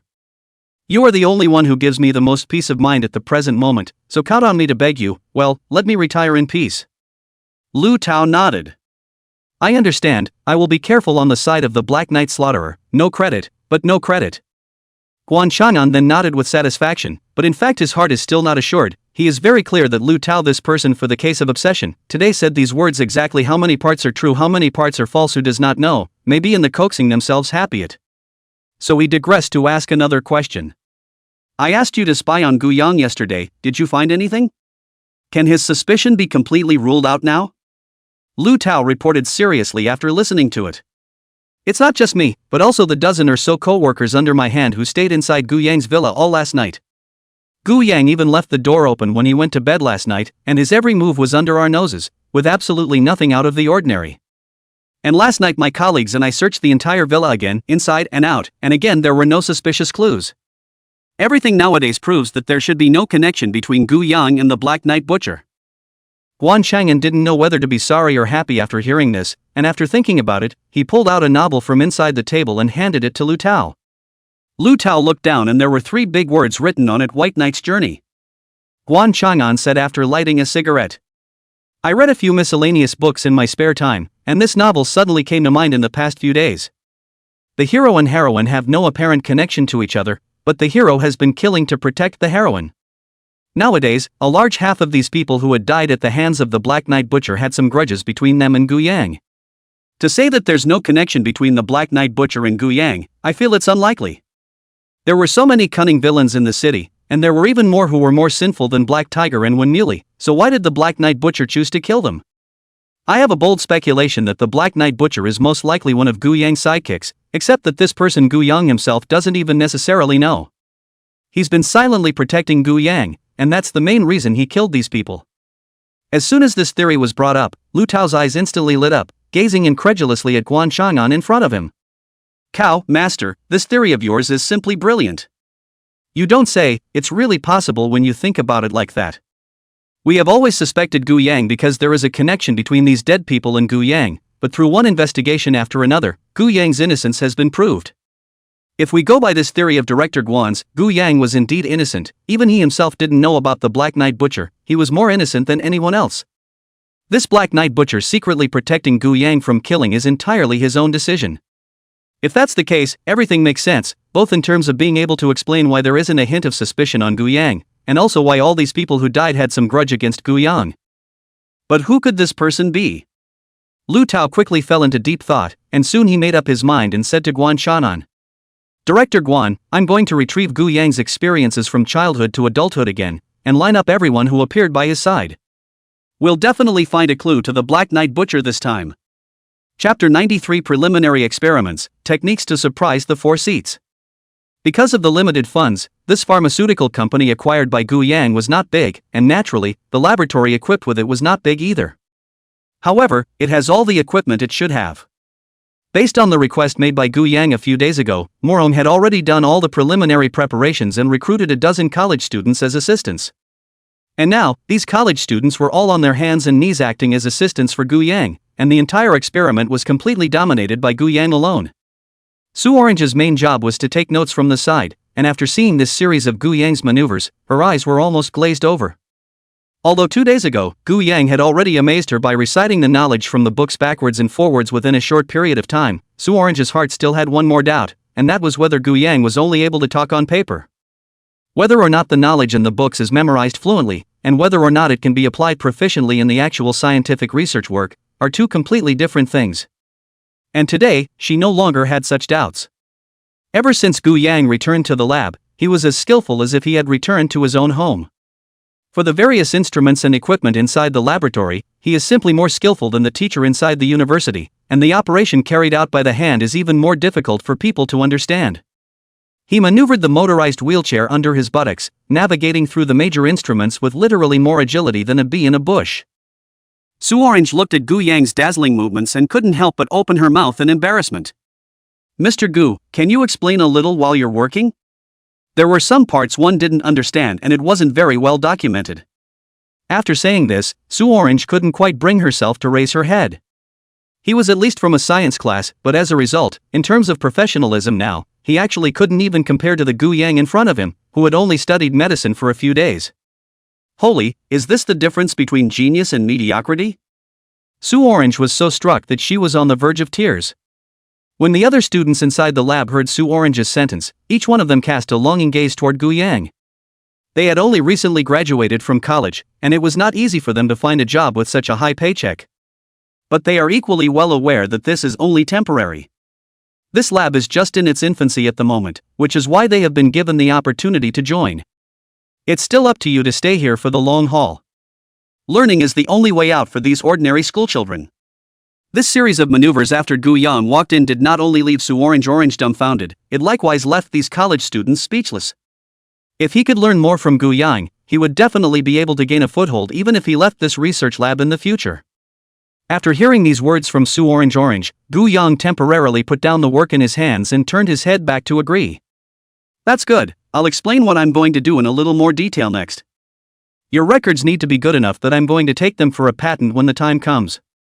Su Orange nodded heavily, a little worried that she wouldn't be able to remember, and in the meantime, she also turned on her cell phone's recording device. Gu Yang is also indifferent to this small action of hers, the most central secret. He naturally remembered in his own head, these people cannot steal it. Besides, even if he stole it, it didn't matter. With his elemental space, he could obtain countless advanced research results in minutes, and this little bit didn't even look good. What I'm working on now is the key synthesis step of the nano-targeted immune activating agent, and all the work I've just done is prep. You will have to watch what happens next and work independently along with my research ideas even when I'm not around. The main research I'm doing now is to make it possible for humans to beat cancer 100%. There are 4 to 5 million people in the country who will suffer from cancer every year, and everyone is horrified at the mention of this disease. If we can research this agent successfully, it will mean that we can save 4 to 5 million lives every year. If it is implemented all over the world, more people will be saved. So everyone must follow my experimental requirements 100% of the time to complete the work, and not be able to have a hint of negligence and slackness. The slightest negligence on your hands will not only result in a huge time and financial loss for the company, but likewise may delay the treatment of millions of cancer patients. Everyone's breathing became extremely heavy when they heard this. They had been doing Gu Yang's bidding ever since they joined the lab, and they didn't even know the significance of the work they were doing in their hands. Originally, I thought that the research was nothing more than some small projects or contraptions used to cheat people, but I didn't realize that it was actually of such great significance. This could literally change the world if it works. Once it succeeded, with just this one piece of research, the small, unassuming biotech company in front of him would be able to rise to the top tier of scientific research groups. At this moment, they suddenly remembered the name of this company, Sunrise Biotechnology. What does sunrise mean? Isn't it hope? Freshly graduated college students are most easily motivated, and in an instant these young people are all boiling with enthusiasm, eager to roll up their sleeves and work hard. Gu Yan walked to the experimental bench, picked up a micropipette that had undergone strict sterilization treatment, and skillfully sucked up a precise volume of nanomaterial suspension from a special reagent bottle, explaining as he operated it. Watch it all, the surface modification of this nanomaterial is extremely critical, it determines whether the agent can precisely target the cancer cells. While saying this, he slowly dripped the suspension into the reaction vessel, while keeping his eyes on the changes inside the vessel and fine-tuning the drip rate in his hands to ensure that each drop was added evenly and steadily. Li, take out the cancer cell samples in the cell incubator that are in the logarithmic growth phase, and be careful not to compromise the cell state. Gu Yang ordered without looking back. In turn Xiao Li hurriedly operated and carefully handed the sample to Gu Yang. Gu Yang took the sample, plugged it into the experimental setup, and started explaining again. Cancer cells are cultured under extremely harsh conditions, and we chose cells at this stage because they are metabolically active and more responsive to the agents, allowing us to better observe the effects of the agents. He then initiated a complex microfluidic chip system to allow the solution containing the nanomaterials to fully react with the cancer cell samples in the microchannels of the chip. Xiao Shang, pay close attention to the data from the fluorescence detector and record it as soon as there is a change in the fluorescence signal. Gu Yang turned his head to the other intern again. He himself kept a close eye on the reaction unit, judging the course of the reaction from his vast experience. As time passed, the detector beeped slightly, and Chang exclaimed excitedly. Mr. Gu, the fluorescent intensity is starting to rise. Gu Yang nodded slightly, his expression still focused. This indicates that the nanomaterials have been successfully adsorbed onto the surface of the cancer cells, and the next critical step is to activate the immune response. He quickly adjusted the parameters of the instrument and added several carefully formulated immune activating factors, each of which was explained in detail in terms of its mechanism of action. This factor activates specific receptors on the surface of immune cells, allowing them to recognize and attack cancer cells, and the nanomaterial acts as a carrier to deliver the activating factor with precision, greatly improving the effectiveness of the treatment. Under Gu Yang's command, the experiment proceeded in an organized manner. Not only was he able to perform all the major operations himself, but he was also able to coordinate and direct the assistance of the entire lab staff without a single error. These students in front of them couldn't help but compare Gu Yang with those professors they had seen in college, and as a result of this comparison, they realized that Gu Yang's professional level was far above those professors. Xiao Zhang, who had just helped with the work, quietly tilted his head and inquired to Su Orange. "Sister Su, which university did Mr. Gu graduate from? So powerful, he must have come out of the top medical school abroad." Su Orange had a headache and could only sigh and say, "I'm a little less inclined to tell you the truth. Are you sure you can carry it off?" Those students around them sneaked over, very curious as to which school was able to produce such an outstanding medical personnel as Gu Yang. "What's so hard about that? It's just recognizing that other people are good, we can handle it." Su Orange nodded. "Well then, I'll tell you that Mr. Gu graduated from a second-tier school with a degree in architecture. Today may very well even be the first time he's ever set foot in a biotech research lab." As soon as these words came out, the smiles on the faces of those students around them instantly froze, and even their facial muscles began to twitch slightly. "Sister Su, you're not kidding, are you? What's there to joke about? Nowadays information is all public. Mr. Gu used to start a pretty big construction company. His information is pretty easy to find on the internet, check it yourselves." These students did not believe in evil, and hurriedly took out their cell phones to conduct a search, and as a result of this search, all of them were directly dumbfounded on the spot. Chapter 94, Two Conditions. With Su Orange introducing the occasional sentence on the side, these college students in front of them looked at Gu Yang's back as if they were looking at an idol. This man's experience is really legendary too. When the university, no background, no foundation, pull a few good brothers to go out to start a business, actually hard to get a market value of hundreds of millions of construction companies, but also once on the newspaper. Just when things were going well, he was betrayed by his girlfriend and outright paralyzed. As a result, people in wheelchairs do not stop, through self-study to read a pile of medical books, and memorized, and now into the laboratory as if back to their own home. The research undertaken today was a nano-targeted immune-activating agent that could cure cancer 100%, and although it was Gu Yang's first time researching it, the entire process from the preparatory stage of the experiment to the present hadn't even had a single accident. As the crowd watched Gu Yang's steady operation, they seemed to have vaguely seen the perfect present of this potion. It was outrageous, this man couldn't have some kind of system where he could do anything. It's not fair. It's not fair. Jesus Christ, how can there be such a perfect person in this world? When they suddenly noticed the wheelchair underneath Gu Yang's body, they were instantly psychologically balanced. Luckily, Gu Yang's body still had a little bit of a flaw right now, otherwise, it would really make people crazy with jealousy. After the lab work was basically completed, Su Orange drove her car to take Gu Yang back. On the way, Su Orange asked with some curiosity, "Why didn't Big Brother Macron come over today?" After working all day, Gu Yang was now exhausted. It was also fortunate that he had already recovered his body a long time ago, and after practicing countless breathing techniques, his physical fitness was quite a bit stronger than that of an ordinary person. If they were really paralyzed, they would probably have passed out from exhaustion by now. He replied casually, leaning back in his chair and squinting. The establishment of a company is extremely complicated. It's not just as simple as making an experimental product. Macarong is busy with other things, his workload is no less than mine. Su Orange suddenly realized, like nodding, so everyone is very busy.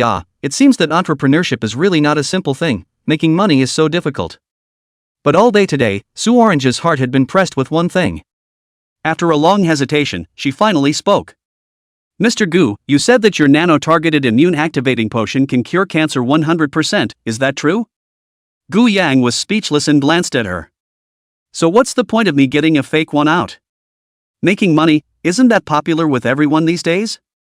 As long as there is a 1% chance of success, it is said to be 50%. As long as a little bit of the real thing is added, it is said to be 100% real. Then promote a wave of it online and make a fortune. This kind of IQ tax is the most lucrative." Su Orange chatted about this and all of a sudden became a bit righteously indignant. Gu Yang gave her another breathless blank look. "Is that the kind of person you think I am?" After hearing this, Su Orange smiled awkwardly. "No, I think Mr. Gu must be a good person, so I want to ask Mr. Gu for something. Gu Yan nodded slightly. You name it, anything else is negotiable as long as it's not a wage increase. Hey, people are talking to you about business, I'm so serious, how can it be about mentioning a raise, am I that kind of person? I think you're rather like that. Su Orange's cheeks flushed red with anger. Seeing her like this, Gu Yang didn't tease her anymore. Okay, go ahead, what's on your mind? Only then did Su Orange speak. My mother's time is running out, Mr. Gu, after the experiment is successful, can you save her? How much are the potions you produce? I can buy them, and if the money isn't enough, it can be deducted from my paycheck. Su Orange has been working hard to earn money to try to save her mom. But in reality there are times when she has inwardly resigned herself to the fact that even if she has the money to treat it, the cure rate for cancer is very low and most often the person is left with no money. And she knew her mom's character well enough to know that she most likely wouldn't even agree to treatment in order not to drag her daughter down. But now Gu Yang's experiment gave her hope again. Hope is a funny thing, when it exists, it gives a person endless motivation, but when it collapses, it is often capable of destroying any person. What's the saying, I could have endured the darkness if I had never seen the light. At the moment, the nano-targeted immune activating agent that Gu Yang led the production of was the ray of light in the dark night of Su Orange. The corners of Gu Yang's mouth lifted slightly, in fact, he had been bringing Su Orange with him for this very purpose. He held out 2 fingers slowly. I have 2 requests, as long as you agree, I guarantee that I will be able to keep your mother safe and sound, and I will also waive all of your mother's treatment costs and even subsidize the subsequent nutritional costs. Su Orange's eyes lit up when she heard this.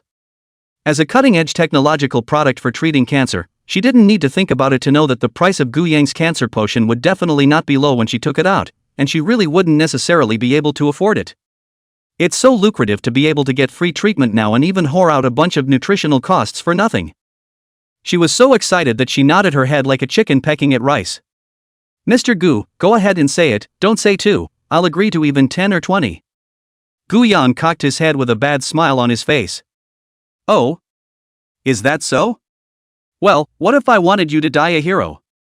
Su Orange's face turned red all of a sudden, but she still stubbornly tilted her neck and glanced at Gu Yang's lower body with a contemptuous gaze.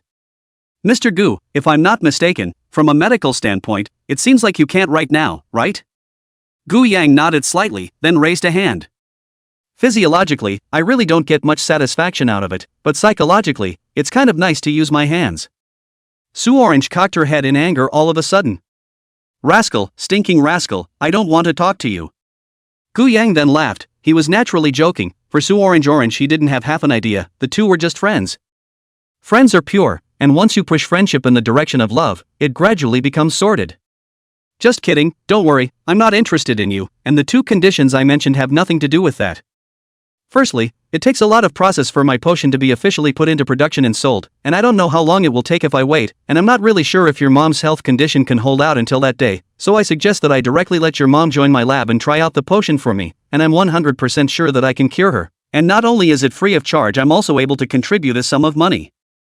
Secondly, as I said just now, whether it is patent production or approval for listing, it is extremely complicated, and if it is done normally, it will take too long. I'm going to have to make connections.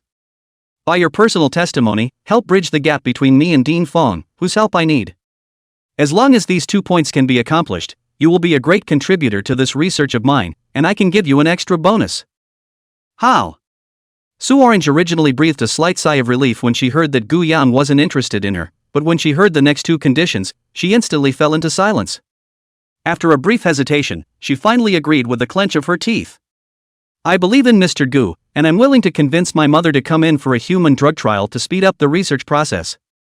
But I can't guarantee the second condition, I can only tell Dean Fong everything in the lab as it is, and I can't say whether or not Dean Fong is willing to do this favor, after all, I'm just an ordinary nurse. Gu Yan nodded slightly. Just do your best to get it done, and the bonus you were promised won't be less. He looked out the window, the corners of his mouth slightly upturned in a better mood. In fact, as long as Su Orange helped to say a few words and let Dean Fong personally come over to take a look, Gu Yang was 100% sure that he would definitely be able to convince this Dean to do himself a big favor. Dean Fong was a character of high medical ethics, he must be very eager for the agent that could cure cancer 100% to be on the market, and his own grand blueprint would be advanced by another point. As a celebration, let's randomly pick a buddy to chop off his head tonight. I wonder which unlucky one it will be. Chapter 95 The Powerfulness of the Ghost Shadow. Gu Yang, after a tiring day, went back and fell asleep, and set an alarm clock before going to bed, the very same alarm clock of 12 o'clock in the morning. When it was 12 in the morning, the alarm clock woke Gu Yang up. He sat up from the bed and stretched. Comfy, get your strength up for a good kill. What are we playing tonight? Every night was a time of great anticipation for Gu Yang. The omnipotence of his ghostly body mesmerized him, and there were times when he couldn't wait to be able to survive in his ghostly body 24 hours a day. However, on second thought, using the body of a ghostly shadow for a long time is not a good thing. Perhaps one would really forget his identity as a human, and then wouldn't he sink to become a complete demon? Looking around, Su Orange had already gone back. Today's dinner was already prepared inside the thermos on the table with a note on it. Mr. Gu, I'll go back first. My mom is still waiting for me to go back and bring her dinner. After I go back and do some thinking for my mom, I'll bring her to the lab as soon as I can to assist you in your research. From the time I met you until now, I feel as if all the misfortunes of the past 20 years have left me all at once. Thank you for your help. Make sure you eat while it's hot when you wake up, huh? See you tomorrow. Su Orange is a person who knows how to be grateful. If it wasn't for Gu Yang, she might still be in the hospital at the moment with a meager salary of $3,000 to $5,000, and she would have to do all sorts of hard part-time jobs to make ends meet when she was off work.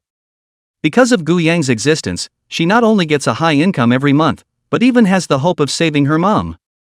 This girl is working even harder now. If the law could recognize a contract of sale now, she might not even frown and just sign it. Gu Yang put this note aside and smiled slightly. Silly girl, it's just a matter of getting what you want. What's the point of saying thank you?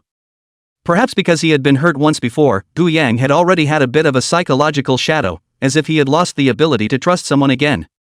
The price of being betrayed was too great. If it wasn't for the ghostly body, he would still be a vegetable inside the hospital, right? Nope, not even qualified to be a vegetable. After all, at that time, those two were planning to let themselves ascend directly to heaven after 3 days.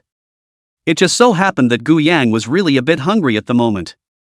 After he opened the thermos, there were 2 dishes and 1 soup inside, 1 cola chicken wing, 1 white bird bok choy, and 1 was a pork rib and corn soup. It's not quite a full course meal, but it's a very hearty and delicious home-cooked meal. Su Orange's handiwork was indeed very good, and Gu Yang was very appetizing just by smelling it.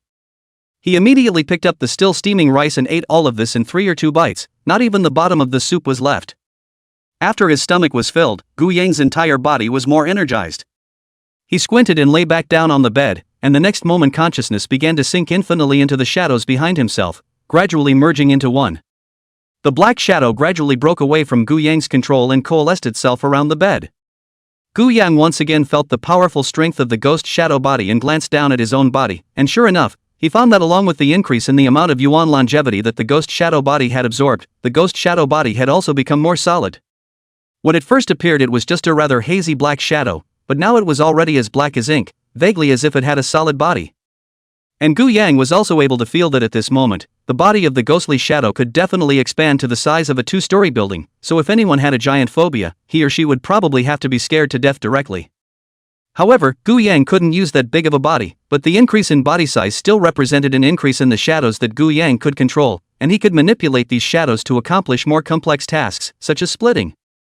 In the next moment, ghost shadow Gu Yang was immediately surrounded by 2 more black bodies that looked exactly like him.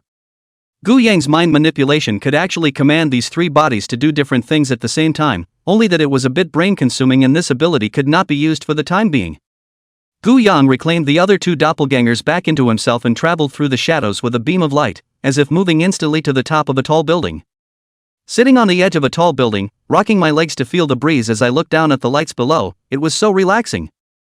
Gu Yang suddenly remembered that he liked to watch superhero movies before, and Spider-Man also especially liked to sit on the roof of the building and look at the scenery, so it was this kind of feeling. I don't have much of a goal for tonight for now, so I'll just wander around for a while. The speed of light was truly extraordinary, and he could reach any corner of the world in the blink of an eye.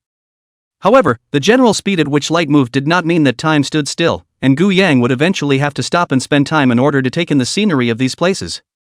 He didn't intend to go around the globe doing good deeds like Superman himself, that would be too tiring, one still had to enjoy life. He just utilized such movement speed to wander around the streets and alleys of Tenshin City. In the course of shopping, Gu Yang also realized that his ghostly shadow body had quite a few other uses besides killing people. Like sneaking into anyone's house, eavesdropping on people's secrets, watching them wash. Cough cough.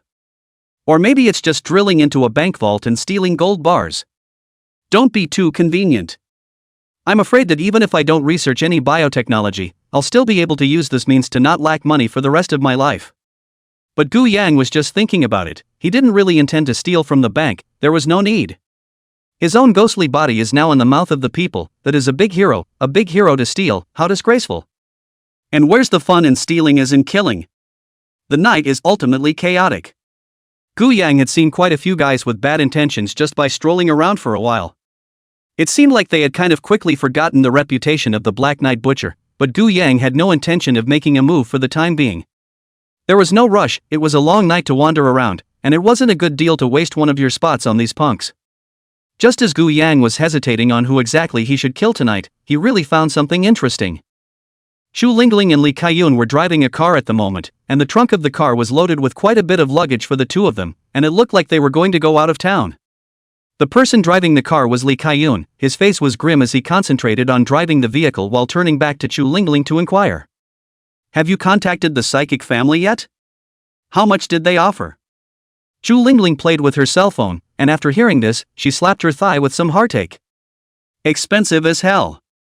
My online friend is in a single lineage, but there are 3 other people in the family who could take on this business right now: her grandmother, her mom, and herself. The one with the highest level of skill, according to her, is her grandmother, who I heard can even make the dead attach themselves to their bodies to talk to the living. Her mom's Tao is weaker and only able to make the dead answer yes or no after they come back to life. As for herself, she was the most vegetable, merely only able to see the images that the dead had seen in life. If we want to get to the bottom of the case, we must hire the deepest Taoist, and she quoted me a price of $30 million for a visit from her grandmother. All the savings we've both made over the years are going to go down the drain. I've already given a deposit of $10 million, now I just need to pick up her grandmother in person. It's not too far to live, and we're estimating 3 days for a round trip. Li Kaiyun is also a bit painful after hearing this price, although his family is not short of money, but he himself does not want to use any help from his family, only want to rely on their own to break through a world. This is great. All the money is gone. But when he thought of the wrongful condemnation he had suffered, he clenched his teeth. As long as I can get to the bottom of what happened, this is money I'll be happy to spend. Chu Lingling also nodded after hearing this. That's what I thought. But there are just too many online scams these days, and while I've determined through internet technology that my friend is not a scammer, there's no guarantee that they're not exaggerating. If we don't have this effect as described, we'll have lost our money. Hearing this, Li Kaiyun instantly became even more heartbroken, but in the end, he still sighed after tightly gripping the steering wheel. There's no way, who made us unable to find any direction to solve the case from a scientific point of view, we can only resort to metaphysics. I now kind of understand why so many people like to burn incense and worship the Buddha, because there doesn't seem to be much else to do besides burning incense and worshipping the Buddha. Chapter 96, Crisis, Mob Revenge. Suddenly, Li Kaiyun slammed on the brakes, Chu Lingling's hand slipped, and the game interface in her hand immediately turned gray. What are you doing? Can you drive a little more steadily? If I die again, my teammates will scold me. Li Kaiyun gave her a breathless blank look. Don't you kind of enjoy getting yelled at by your teammates? Chu Lingling huffed. That's true, but I don't want to be yelled at 24 hours a day, and once in a while I do want to hear a compliment, alright. How can you be praised for this operation? How bad must your teammates be? Chu Lingling huffed and raised her fists. Good for you, how dare you taunt me like this, I think you don't want to be in the business anymore. Li Kaiyun didn't bother with her either. Directly in front of him, a smiling staff member in an order maintenance vest came over and pointed to a sign on the side of the road. Excuse me, sir, the sewer pipe in front of us, I don't know which naughty kid threw a firecracker into it and it exploded, it's being repaired right now. Sir, if you want to get through, you can take this path on the left to get around first.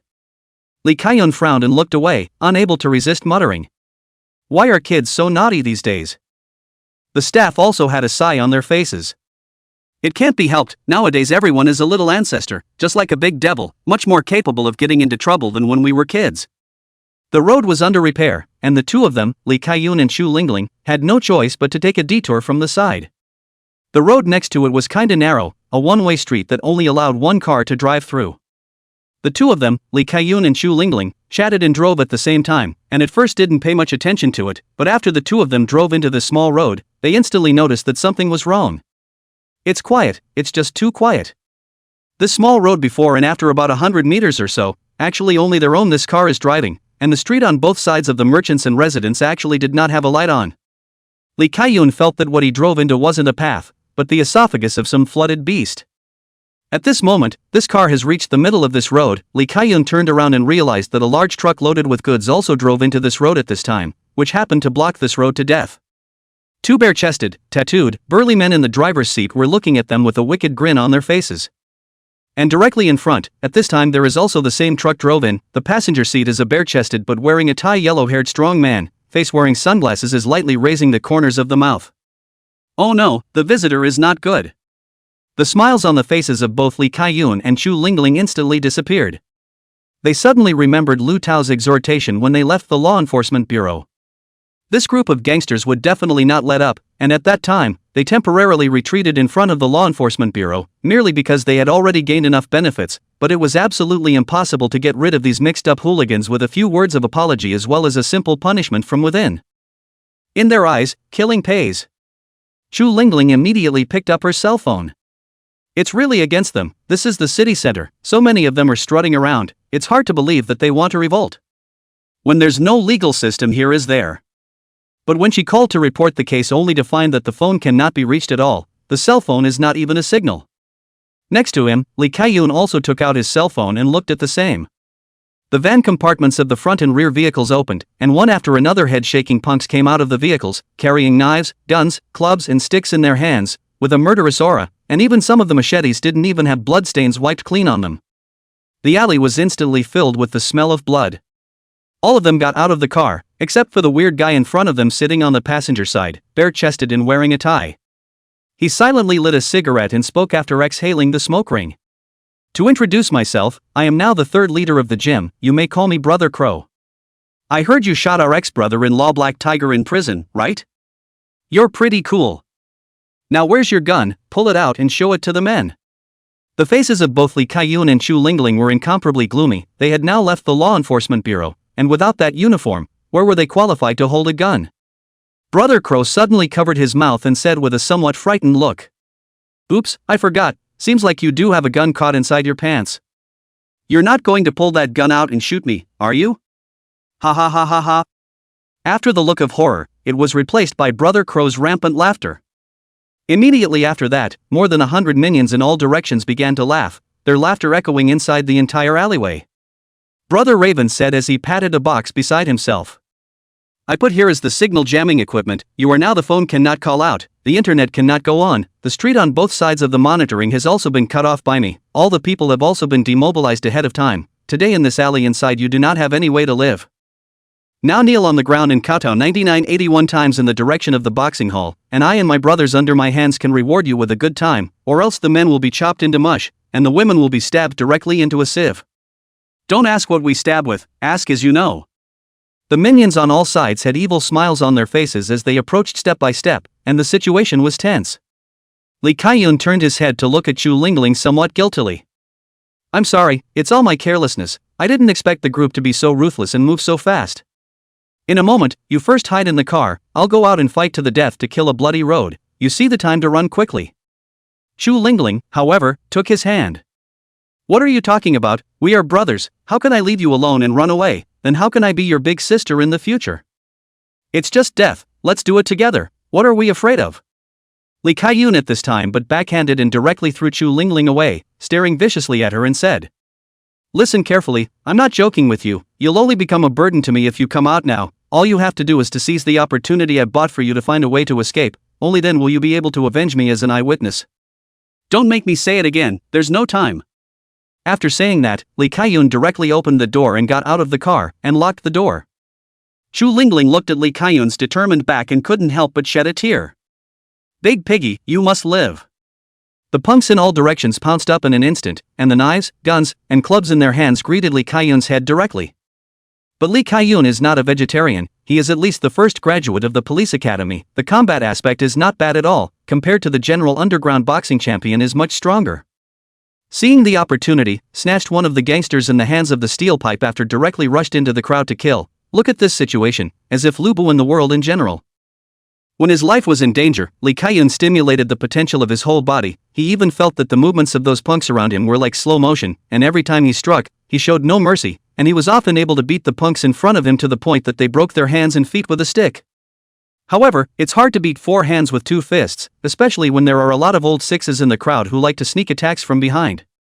The moment Lee Kai-yoon smashed all the several punks in front of him with a steel pipe, there would likewise be several punks behind him who would pounce on him, wielding machetes and leaving several cuts on him.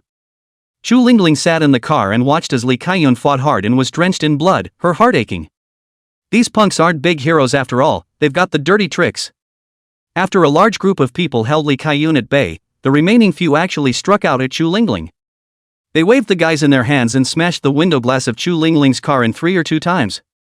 Chu Lingling sat inside the car and fought back, using all the tools in the car to try and repel these assholes, but how much damage could she do as a woman? He was soon grabbed by the hair by a couple of punks and dragged out of the car stiffly.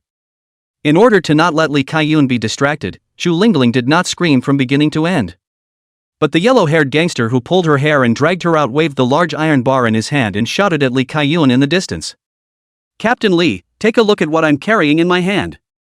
Lee Kai-yoon turned around and saw Chu Lingling's tragic situation, instantly furious, under the anger of a wave of hand in the steel pipe on the spot in front of the 2 punks smashed head to blood. "Bastard, come at me with something, let her go." The yellow-haired punk had a bad grin on his face. "There are some things that can come at you, but there are some things you can't really do. Today buddy will show in front of you what it means to be a man." While saying that, those guys beside Chu Lingling all heckled and laughed badly as they unbuckled their belts. Chapter 97, The Dark Butcher returns. "No, don't move her, I surrender now." Lee Kai-yoon couldn't carry it after all and directly dropped the bloody steel pipe in his hand. It was at this instant that knives immediately swung toward him from all sides. Chu Lingling shouted sternly, "No!" Blood-colored flowers had bloomed on Lee Kai-yoon's body. Almost instantly, he collapsed in a pool of blood. At the moment he was not dead, and these punks had not dealt him a death blow, but there was no doubt that he had lost any possibility of continuing to fight, and even standing up was already a luxury. All the punks around them laughed. Lee Kai-yoon although all the way to injure 20 or 30 brothers, but the road mixed with what is lacking, the least is this ordinary little brother, casually send some settlement fee on it. The punk who had just threatened Lee Kai-yoon to surrender shouted at the car. "Brother Crow, the people have been subdued, so let your old man personally send them on their way." Those of them who are juniors naturally know very well that no matter when they are not able to rob the boss of his authority, this opportunity for the final cut should naturally be left to Brother Crow himself. If you report back, you'll be in the limelight, and you might even get a personal commendation from the Meng Lord's boss. Chu Lingling stumbled and crawled to Lee Kai-yoon's side, cradling his bloody body in her arms. "Why are you so stupid? You're obviously so powerful, you could definitely escape on your own. Why are you staying here and wasting so much time? Why are you giving up resistance for me? Can't you walk alone?" Although Lee Kai-yoon was severely injured, his face still pulled up a smile to look at Chu Lingling. "Didn't you say that all men are big hogs, and you're asking why? It's not because I crave your body." Ha ha. Cough. Chu Lingling felt even worse when she heard Lee Kai-yoon say something like that. What a time to be in the mood for such jokes. "It doesn't matter, just die, we can continue to be partners in the netherworld, and then we will be the black and white irregulars." "Who will be black and white with you? I am going to heaven, how ugly is black and white, to be an angel." "Makes sense, then I'm not going to be a black and white, I'm going to be an angel too." At the last moment of life and death, the two men felt open-minded instead. Yes, let's just die. In this life, who can live without dying? But just when they had resigned themselves to their fate, things took a turn for the worse. The punk who had just yelled towards the car, frowned and called out again. "Brother Crow, what are you doing, asleep?" After he had just called out, there was actually no response from the car. At the moment all the little brother harder some doubts, the brothers will be the drama has been played to the climax of the clip, waiting for the Crow brother down to wrap up the results of this critical moment. No one, screw what? If you say it's unreliable, it shouldn't be unreliable to this extent, right? The yellow hair looked at the car, only to realize that the lights in the car do not know when it has been turned off. The driver's side of the pitch black cannot see anything. He took a few careful steps forward, trying to call out again. At this moment, clatter a sound, the glass window was smashed directly, a round thing flew out, like a ball on the ground bounced twice, directly rolled to the center of the crowd. Everyone looked down and instantly sucked in a breath of cool air, the hairs on their backs stood on end, and their entire heavenly aura began to tingle. The one that landed in the center of the crowd at the moment was actually Brother Crow's head. His favorite tie, still ripped off and tied in a bow on his head, was both comical and horrifying. Brother Crow's eyes widened as if he had seen something extremely terrifying. Everyone didn't even dare to utter a breath at the moment. It took a while before anyone spoke slowly. How is this possible? How did Brother Crow die? Wasn't he still in the car just now? No way, this can't be a fake head, right? Could it be Brother Crow playing a joke on us? He used to love to joke around. It's not easy to know if it's real or not. You go hold your head and take a lick to see if that red stuff is ketchup. On the other side of the head were none other than Chu Lingling and Li Kaiyun, who were already preparing for death. The moment the two men saw this head, it was as if they saw a flame of hope burning before their eyes. Dead. This abomination actually died just like that. Is all this real? It couldn't have been a fantasy you had before you died, could it? At this time there was another click, the door of the truck somehow opened, followed by a headless body fell from the car, fell solidly to the ground, blood gushing out from the broken neck, which was the body of Brother Crow. The crowd finally reacted at this moment. I know what's going on, it's the Night Butcher, the Night Butcher is back. One person shouted out like this, and all the punks on the scene were so scared that their hands went limp and they couldn't even hold their swords steady. Not long ago, the Black Night Butcher came out of nowhere, the horrible means of chopping off heads with a single knife. For a while, the Triad members were too scared to go out on the streets at night, killing people for days in a row, and then immediately afterward, he didn't know what he was busy with, and didn't show up for a few days. Although on the side of the Law Enforcement Bureau, it had been suspected that the few people who died inside the Law Enforcement Bureau were also the handiwork of the Black Night Butcher. However, they didn't believe it, and they were more convinced that it was the Black Night Butcher who had wimped out and chose to withdraw from the jungle. And with the deaths inside the Enforcement Bureau, it's more likely that those enforcement officers made their own mistakes and pushed them onto the Night Slayer. And now, they finally witnessed the Black Night Butcher's methods with their own eyes. This ability to cut off someone's head silently, the ability to be godlike, was something that no one other than the Black Night Butcher could do. Immediately, there was a punk who was so scared that his legs went weak, flopped down on his knees, and kowtowed repeatedly in the direction of the truck. Master Butcher, today's matter I also acted under orders, I was forced to if I didn't come I would have been cut. I'm actually a good person. In my private life, I often help grandmothers cross the street. I will not do anything bad in the future, so please don't come looking for me. The rest of the punks also reacted violently after hearing this. They were all on the side of doing wrong today. Everyone said that this Black Night Butcher liked to do chivalry the most. What if he chopped up everyone? They had the guts to deal with Li Kaiyun, but they really didn't have the guts to deal with this Black Night Butcher. In an instant, almost all of them dropped the knives in their hands and started kowtowing to the truck, begging for forgiveness and admitting their mistakes. Master Butcher, I'm also a good person. My mom often praises me for being a filial son, and the reason I joined the gang is because I want to earn more money to honor my mom. Don't look like I joined a gang, but I'm actually in the right place. I'm a good person. Yes, I am also forced. These days it is not easy to make money. I opened a small noodle shop before, directly by the gangs to collect protection money to the collapse. There is no way, I cannot fight, can only join. Master Butcher, everyone has a hard time. If you want to kill someone, go kill that boxing gym's Meng Lord, he's the boss now. Yes, I'm going to report that Meng Lord, with more than one life on his hands, he really deserves to die. Both Chu Lingling and Li Kaiyun were dumbfounded. They are not afraid of the law, they are not afraid of going to jail, and they are not afraid of the guns in the hands of law enforcement officers, but they are afraid of the knives in the hands of the Butcher of the Night. Is this the legendary one thing leads to another? At this moment, the two of them, Li Kaiyun and Chu Lingling, finally understood why the common people regarded the Black Night Butcher as a great hero. You're telling me this isn't a big hero? Can this grandma be seated at the criminal's table? The painting style is all different, alright. Chapter 98, Successful Rescue. After kowtowing and begging for mercy for a while, there was no response from the truck. The darkened cab looked as if there was nothing there, yet it was as if there was a pair of invisible eyes watching everyone on the scene. The pressure was such that it almost made the punks on the scene collapse on the spot. Finally, some people couldn't take it anymore, and after dropping the weapons in their hands, they turned around and ran. Run! Run for it! The Dark Butcher is going to kill! This voice shouted out, and the rest of those punks couldn't carry it off and fled. Even those injured who had been smashed by Lee Kai-yun were now soaked in adrenaline that they directly forgot all about the pain and fled the scene with a roll.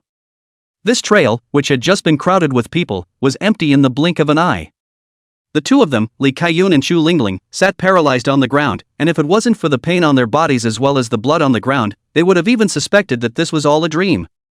After reacting, Chu Lingling hurriedly and carefully placed Lee Kai-yun on the ground, quickly climbed onto the cab of the big truck where Brother Crow was, turned off the signal jamming equipment, and dialed Lu Tao's phone number on the spot. Quick, come to the rescue. Something big has happened. We encountered an attack by gangsters on our way out of the city, and now Lee Kai-yun is badly injured and needs urgent support. Lu Tao on the other end of the phone, his voice instantly raised countless times. What? These assholes actually have so much guts. You guys hold on, I'll bring someone over immediately. You hurry now and call an ambulance first. After the phone hung up, Chu Lingling hurriedly contacted the ambulance, and only after doing this did she let out a sigh of relief and hurriedly ran back to Lee Kai-yun's side. Lee Kai-yun's eyes were already slightly closed at the moment, and Chu Lingling, in her haste, pinched him hard on his waist, causing Lee Kai-yun to grimace in pain. Wake up, big piggy, you mustn't sleep. That's how it's played out on TV. Once you sleep through it, you're gone. If you want to sleep, do it later when the paramedics get here.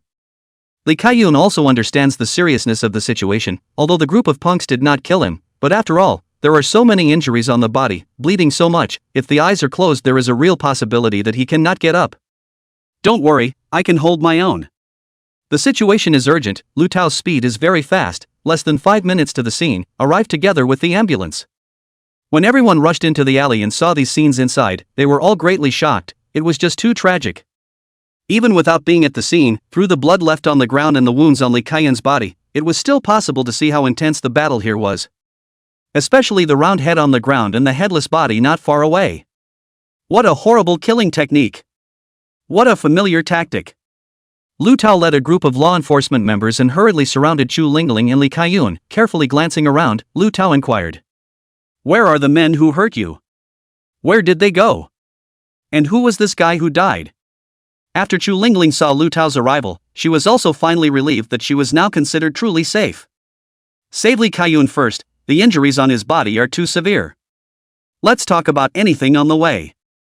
Lu Tao nodded and hurriedly beckoned for the medics to enter. Before coming, Lu Tao had already greeted the site in advance, and the medical staff was very well prepared. After some first aid measures were administered to Kai-yun Lee at the scene, the blood transfusion tube was immediately inserted into Kai-yun Lee. The lead nurse wiped the sweat from her forehead, her hands shaking a little. It's not a big problem, it didn't hurt too many vitals, but the skin trauma is serious and needs to be rushed to the hospital for stitches. I've simply performed an initial hemostasis on my end, so get in the car first. Several strong male nurses hurriedly and carefully lifted Lee Kai-yun up on a stretcher and transported him to the ambulance. Lu Tao brought 2 law enforcement members to escort Chu Lingling and also got into the car together. The ambulance pulled the siren all the way towards the hospital. During this process, Lu Tao finally had the opportunity to ask Chu Lingling about the details of the case. Chu Lingling retold everything that happened at that time as it was. Lu Tao even stared at his eyes like bronze bells after hearing this. You mean to say that you were all bound to die today, and the Black Knight Butcher showed up and saved you instead? Chu Lingling's expression was a bit awkward. The Black Knight Butcher was clearly a criminal that she had led a frantic hunt for some time ago, and now in the twinkling of an eye, he had become her savior. It's almost too dramatic, but it's a fact that has to be recognized. Lee Kai-yun, lying on the stretcher, gradually came to consciousness after simple first aid measures. He looked at the light on top of the ambulance and smiled to himself as he remembered how menacing it had been. It turns out that our law enforcers are actually less intimidating than the Black Knight Butcher in the eyes of those gangsters, which is simply ridiculous. No wonder those ordinary citizens are treating the Black Knight Butcher as a savior and a great hero. Now even I can't refute those 2 titles. The 2 recorders behind Lu Tao struggled to write on the paper, while he himself said with a long breath.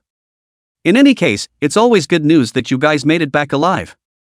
These things that the Black Knight Butcher has done, I can also help to write them down in my book, so if the Black Knight Butcher is really apprehended and brought to justice in the future, with these merits of his, he should be able to receive a lighter sentence. Zhu Lingling turned her head to look at Lu Tao and asked. Now are you planning to take over the investigation of the Black Butcher case again? Lu Tao nodded. Yeah, can't I take over when you guys leave? Wish me luck, maybe I'll have to look for a job like you guys again in a few days. After hearing this, Zhu Lingling and Li Kaiyun both let out a giggle. At this time Lu Tao turned his head again and asked. What were you two planning to do out of town in the middle of the night? Didn't I warn you to stay out at night as much as possible for a while? Once this question was asked, the smiles on Zhu Lingling and Li Kaiyun's faces became even more awkward. After hesitating for half a day, Zhu Lingling was ultimately more open-minded and opened her mouth directly. We were there to meet a grandmother of a psychic family and wanted her to give us some information about the Night Slayer by psychic means. That guy is so out of nowhere, it's too hard to check, and we're beating a dead horse here. Lu Tao inquired again in a low voice. So are you guys going to keep going through it now? Once this question was asked, Zhu Lingling and Li Kaiyun both looked at each other. After hesitating for half a day, it was actually Li Kaiyun, who was lying on the stretcher, who opened his mouth first. Let's not go there, that guy cost me my position, but he also saved my life, so I'm even with him. After saying that, Li Kaiyun looked back at Zhu Lingling and said. What are your thoughts? Zhu Lingling then opened her mouth. But we've even paid the deposit, so if we cancel now, we won't get the deposit back. After coming back from the dead, Li Kaiyun looked away a lot. If I can't get it back, I can't get it back, just think of it as my own money to buy my life. I now think it's kinda nice to have the Black Butcher in the world. Chapter 99, another familiar killing technique. After quickly sending Zhu Lingling and the others back to the hospital, Lu Tao hurried back to the crime scene with his assistant. Crews at the scene have completed the initial lead collection. Lu Tao wiped the sweat from his forehead and inquired. What's the situation? Several of the law enforcement officers working here immediately stepped forward to report. All the work is done, and we've collected a copy of all the blood here, so we can go back and check the DNA. We also have a windfall. Our staff followed the blood trail to some small clinics in the neighborhood, where just some of the punks who were injured in this attack were being treated for their wounds, and were caught directly on the spot by us. With their boss gone, the rest of them are like headless flies, good to catch. Several arrests have been made now and will be brought back soon to identify the scene. Lu Tao nodded with satisfaction after hearing this and patted the shoulders of these colleagues in front of him. Good job, a few of you will get credit for this case when it's solved. In a short while, several punks with gauze wrapped around their heads were dragged back. They were crying out all the way. What are you arresting us for? Look at the injuries we have now, we are the victims, okay? Yeah, we didn't do anything, why should we be arrested? There's a right to be wronged, there's a wrong to be done, but today it's all because the people above us forced us to do it, you can't arrest me. I can't go back, I don't want to go back, the Dark Butcher might still be around there, if he gets a good look at my face, I'll die for sure. Yeah, give it a shot, officers, or give one of us a hood. These juniors who were captured and returned were all terrified. They were afraid of being jailed after being held accountable, but even more afraid of the Dark Butchers who had once haunted the area.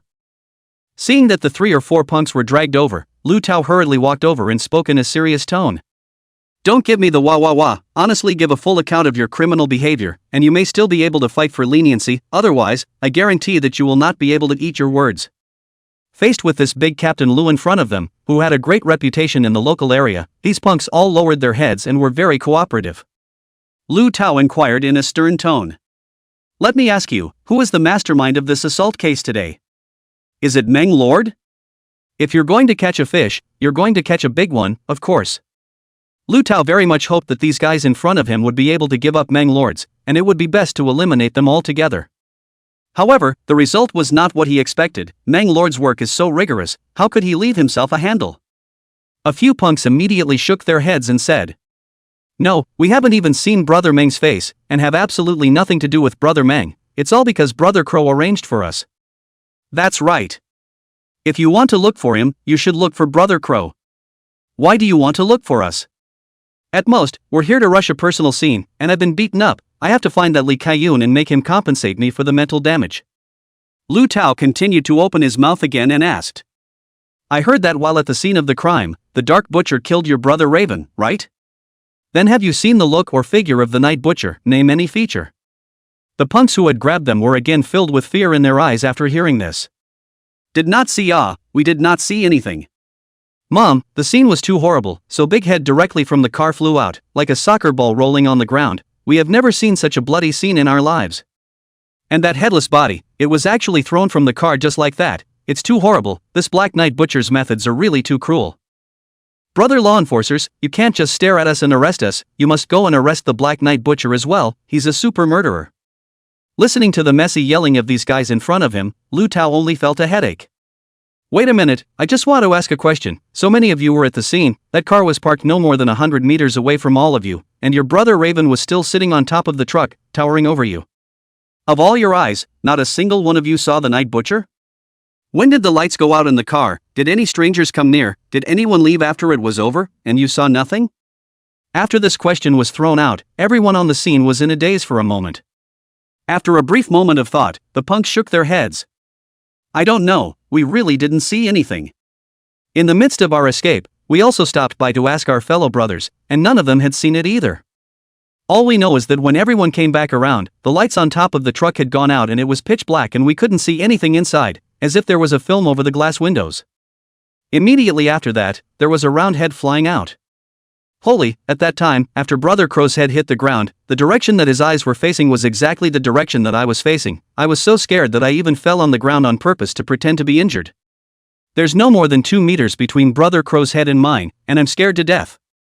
The Black Knight Butcher is just too terrifying. He kills invisibly and no one is able to find him. I doubt he has one of those high-tech cloaks of invisibility that are legendary among the movies. You don't say, it seems like the invisibility cloak is the only thing that can explain this. Lu Tao was directly speechless, or in this world was there any invisibility cloak? It seems that these guys are totally freaked out and are already babbling. Lu Tao's subordinates honestly recorded this information in their books. After the interrogation, Lu Tao waved his hand. What are you waiting for? Take care of this place, take the bodies back, and go back to your respective homes. These law enforcement officers on the scene were a little confused. Captain Lu, don't we need to continue investigating by walking around the streets? Maybe we can find some other clues. Lu Tao knocked this colleague beside him on the head with a brain crash. Look for it, look for it, look for it, look for it, look for it, look for it, look for it, look for it, look for your mom's ass. The Black Knight Butcher saved our gold medal detective and the chief of CID today. What are you checking so hard for, enmity and revenge? Just check it casually and forget about it. After saying that, Lu Tao yawned and left. Each of the many colleagues on the scene looked dumbfounded. Wasn't Lu Tao's favorite thing to investigate the Black Knight Butcher in the past? For the sake of a false news, even the paralyzed patients in the hospital were not spared. Why so Buddhist today? Don't even bother to continue down the line of investigation.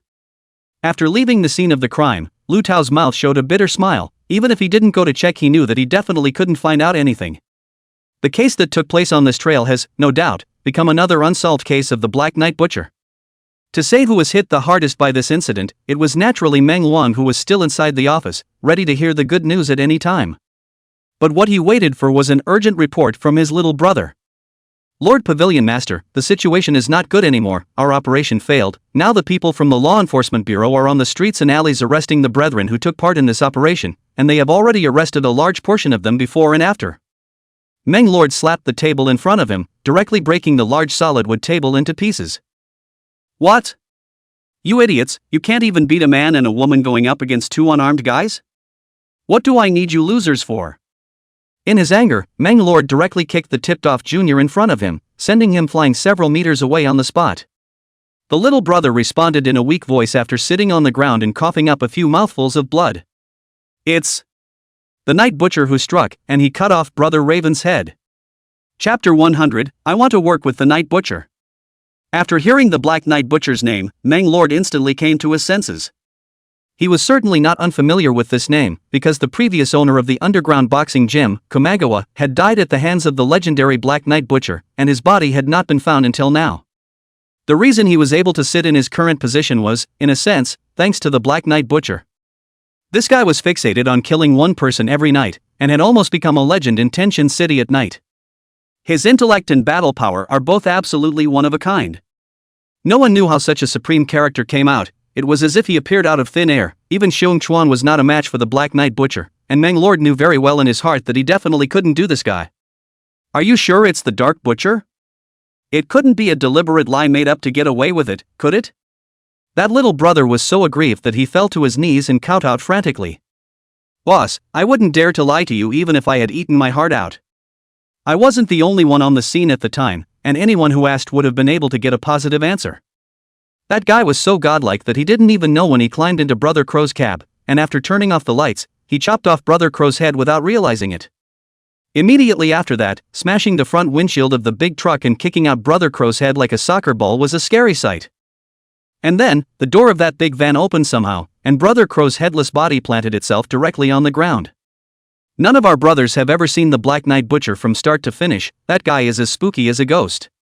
After hearing this little brother speak of these things, Mang Lord's heart was clear. 9 times out of 10, it was the Black Knight Butcher who did this. It couldn't be wrong. He angrily kicked the table in front of him. Is this Black Knight Butcher in over his head? Chu Lingling and Li Kaiyun were the leaders in charge of arresting him at that time, and the old men were helping to avenge him. It's not even if he doesn't appreciate the favor, but he's even messing up our good deed. There's no pig under the sky that's this stupid. Mang Lord was cursing inside the office, while that little brother was huddled in the corner, not daring to concur at all, with a dark thought in his mind. If you want to kill someone, you should kill this Mang Lord, Master Black Knight Butcher. See, but he's cursing you.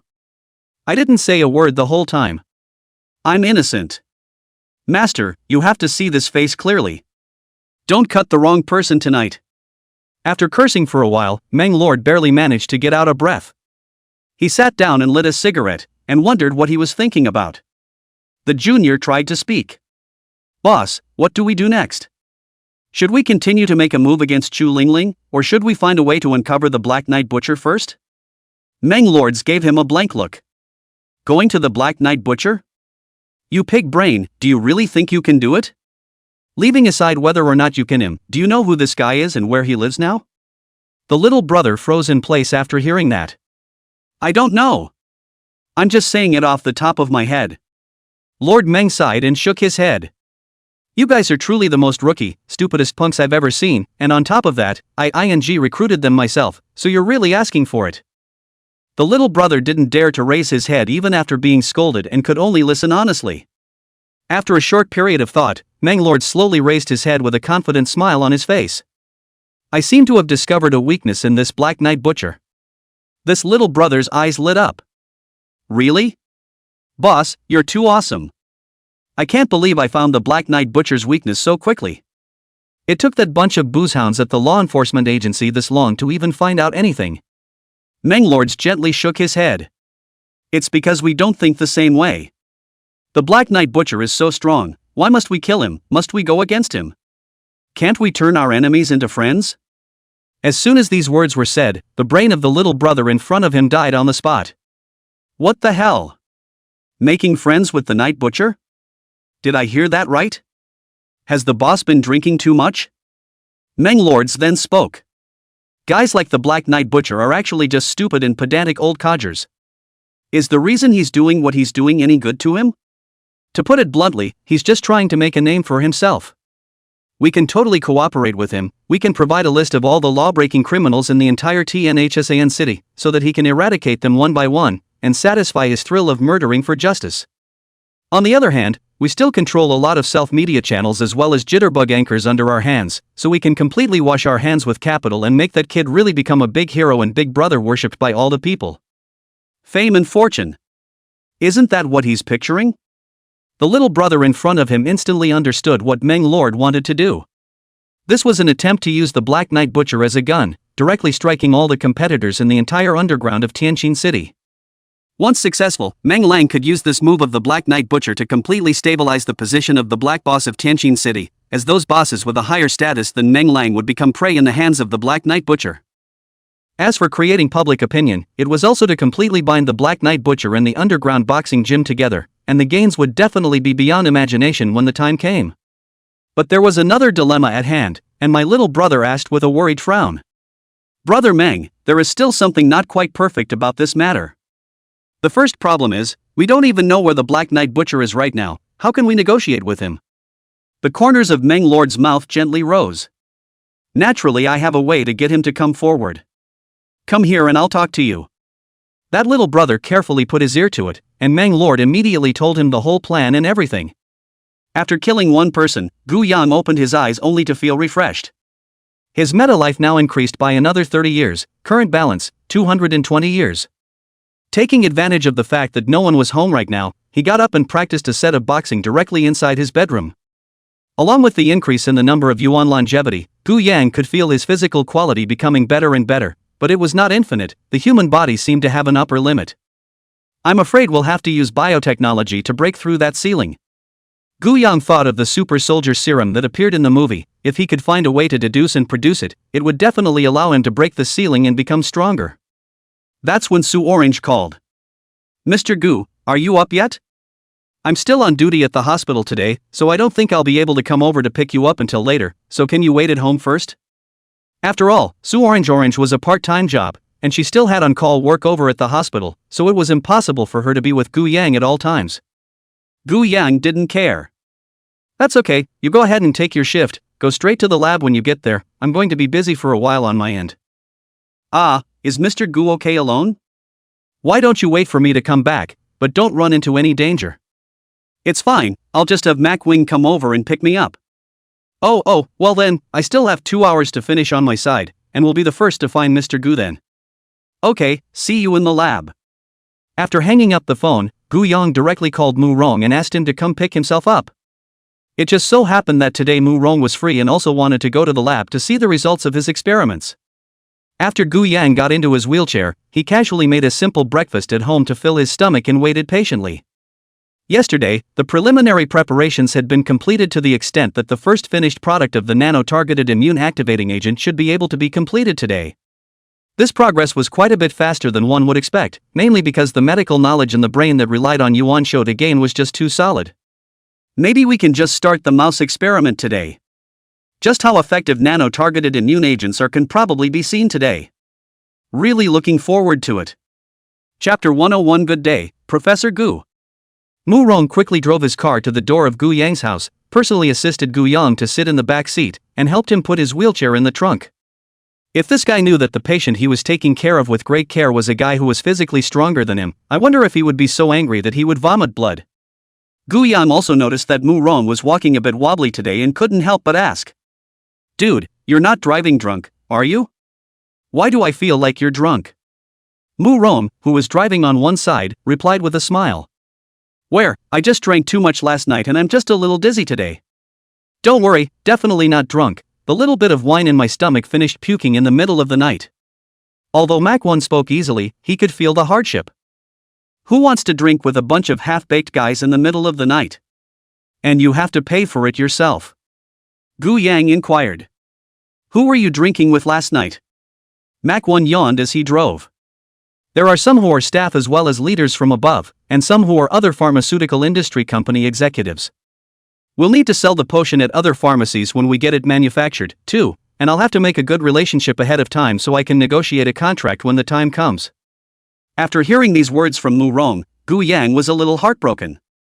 Entrepreneurship where there is so simple, when the original founding of the construction company is the same, every night to drink with customers, with those above the leadership, only then have a chance to get the project.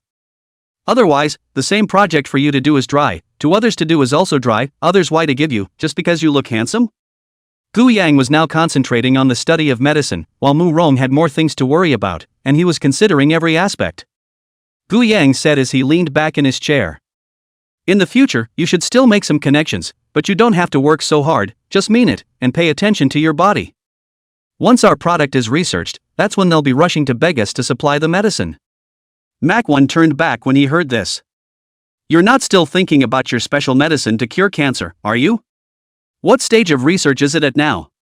What's the cure rate? If you ask me, you should still spend some money on some experienced researchers and work on some generic remedies for colds and fevers first. How can you think of flying before you've even learned to run? Gu Yang smiled without retorting, but said. You'll see when you watch in a moment. Mac 1 opened a bottle of milk to drink while he drove, having heard that milk can cure alcohol. Alright, it just so happens that I don't have anything to do today, I'll take a look inside the lab. Even if I'm going out to sell, I have to know what my own products are. Yesterday when I was drinking, those guys asked me this question, and it really confused me. I can't really answer that it's a special medicine for cancer, but don't laugh off other people's big teeth. Reach your destination soon. After the two walked into the lab, the college students inside were already working, organized and active. Murong glanced down at his watch. It was clearly only 7:30 now, and there was still an hour and a half left until work time. He quietly said in Gu Yang's ear, "Old Gu, you're not lengthening their working hours, are you? It's a matter of paying overtime wages, and costs are going up again. And these little overtime can do some, should not be in the mix, right?" Gu Yang was also a bit confused. He didn't know what was going on. After seeing them come in, these young people who had just graduated from the university hurriedly put down the work in their hands and turned back to Gu Yang with a respectful bend. "Hello, Professor Gu." When Mu Rong saw this scene, he immediately jumped up and pointed at Gu Yang and shouted, "Dude, you're faking your ING degree? When did you become a professor? We can't turn our business into a fraud." Gu Yang was speechless for an instant and casually pointed at a young man next to him. "You come and explain it to him." The young man scratched his head and said awkwardly, "Mr. Mu misunderstood. We know Professor Gu's real academic qualifications, but academic qualifications are something that doesn't represent ability, and Professor Gu has already demonstrated extremely professional medical abilities in front of us. That's why we call him Professor Gu." Mu Rong heard this. The heart just put down some. Do not get entrepreneurship directly to the bureau at that time. Gu Yang maneuvered his motorized wheelchair around inside the lab and inquired, "How are you all doing with the work I gave you yesterday when I left?" The crowd spoke up. "It's almost done, Professor Gu. We worked an extra 3 hours of overtime after you left yesterday, and we arrived at the site before dawn this morning to check it over and make sure there were no mistakes." Gu Yang nodded after listening. "Alright, the extra hours worked will be counted as overtime for you, and I'll have Mr. Mac pay you when the time comes." Yet the young man in front of him immediately shook his head back and forth. No, we're doing this all voluntarily. And the reason it takes us so long is because we don't have enough capacity, we're working extra overtime here, and we're consuming the company's power resources and so on. Theoretically, not only should we not get overtime pay, but we should be paying the company's electric bill as well. Gu Yang was stunned by this set of theories and looked back at the young man who had just spoken. Inquired, "What's your name again? Where did you learn these theories?" The young man puffed out his chest with great pride. "My name is Zhang Hong, and I learned all these from watching those successful entrepreneurs' speeches all the time. They both taught us young people to think not of what we gain, but of what we give, when we work. If you're not 996 when you're young, when will you be 996? And..." The guy wanted to continue his speech, but Gu Yang hurriedly waved his hand to stop him. Come on, put all your crooked stuff away. I'm a pragmatic company here, I don't get into all this mumbo-jumbo. You work hard and make a difference, I'll pay your salaries. Do more, do better, and I'll give you extra bonuses. It's as simple as that. Now do it." As if Zhang Hong's ass-kissing was in the wrong place, he could only smile awkwardly and return to his work. Mac-1 couldn't help much, so he just watched from the side the whole time. He was very curious as to what means Gu Yang actually had to be able to afford the name Professor Gu. Obviously the brothers agreed together to be civil engineers for life, but you turned out to be a medical bigot behind your back, a proper backstabbing. Gu Yang inquired as he looked at the complex data and charts flashing on the electronic screen. How far along are the synthesis steps? Since Su Chengcheng's car didn't come, it was another young girl who worked in her place for the time being, and she responded quickly. The preliminary molecular purification has been completed and is being prepared for the nanoparticle encapsulation process. Gu Yang nodded slightly while checking the experimental data. The key to this nano-targeted immune activating agent is the precise wrapping of the nanoparticles. It's like putting an invisible suit on a drug that protects it from being broken down prematurely once it enters the body, but also delivers it precisely to the site of the disease. Gu Yang said as he circled a few key figures on the report with his finger. You see here, these parameters directly affect the stability and targeting of the nanoparticles. Employees fresh out of college are just great to work with and are hardworking and studious. A staff member immediately raised his hand, somewhat anxiously. Professor Gu, this morning we found a deviation in the fusion of the nanoparticles during the wrapping process, and according to the current trend, it may not be possible to achieve the desired activation effect. After Gu Yang heard the problem he reported, he took a closer look at the experimental data and the current samples and immediately understood the problem. Looking at the data, there may be a problem with the pH of the parcel solution. Small changes in pH can affect the interactions between nanoparticles, leading to fusion deviations. He came up with a solution after doing some silent mental math. Lower the pH of the encapsulation solution by 0.2 while raising the temperature by 2 degrees Celsius and perform another fusion experiment. When the staff heard this, they immediately began to make adjustments as carefully Yang had instructed. Gu Yang continued teaching while commanding. Nano-targeting technology is the cutting-edge field of modern medicine. We must be careful, every detail must not be sloppy, they are related to the final success or failure. Nanoparticles are like tiny intelligent robots that have to carry the drug to the exact target and then release its effects. And it's our job to give them precise navigation systems and powerful weapons. Mu Rong watched and listened from the side, but as a result, he couldn't understand any of the movements in Gu Yang's hands, and he couldn't understand a single word of what was said. It's over. The fake professor has become a real professor. Chapter 102, Experiments on Mice in Vivo. Gu Yang happened to see Mu Rong, who was staring daggers at the sight at that moment, and asked with a light smile. Well, are you convinced now? Macarong could only nod his head as if he were a robot. Convinced, my old man is convinced. I didn't see you as a reader when I was in school before. Gu Yang smiled to himself. What's the saying? After God closes a door for you, he must also open a window for you. Mu Rong's gaze couldn't help but rest on top of Gu Yang's wheelchair and instantly understood. It seems like that car accident, although it cost you your health, has opened up the Renhwa 2 chakras again, which is not bad. Gu Yang knew very well that he would inevitably be able to come up with more scientific research results in the future. Best to give this Mach 1 a shot in the arm now, before it scares him to death. Not long after, under the concerted efforts of everyone in the entire laboratory, the first batch of nano-targeted immunity agents were finally successfully developed. At this moment, in front of Gu Yang, there were 10 small and exquisite glass bottles neatly arranged. Nano-targeted immune activation potion was contained inside these small glass bottles. Under the light, flickering with a mysterious blue light, there are also dense dots of starlight wandering around. It looks as if the perfect work of art. It is simply unimaginable that there are still such beautiful things in this world. The many young people behind them looked at these small bottles in front of them, and each of them looked dumbfounded. Is this the nano-targeted immune-activating potion that Professor Gu studied and manufactured? It looks so beautiful. Can it not be beautiful? This thing can be more expensive than gold. The cost price of all kinds of materials alone, imported at home and abroad, is tens of thousands of dollars, not to mention research costs, equipment costs, and so on and so forth. But it's worth every penny. According to our research, Professor Gu's nano-targeted immune activation agent can remove most of the cancer cells in the diseased area with just one injection, and the second injection can completely heal the disease, and if a third injection is given, it can even create a long-term preventive effect. The key thing is that you don't have to suffer like you do with chemotherapy.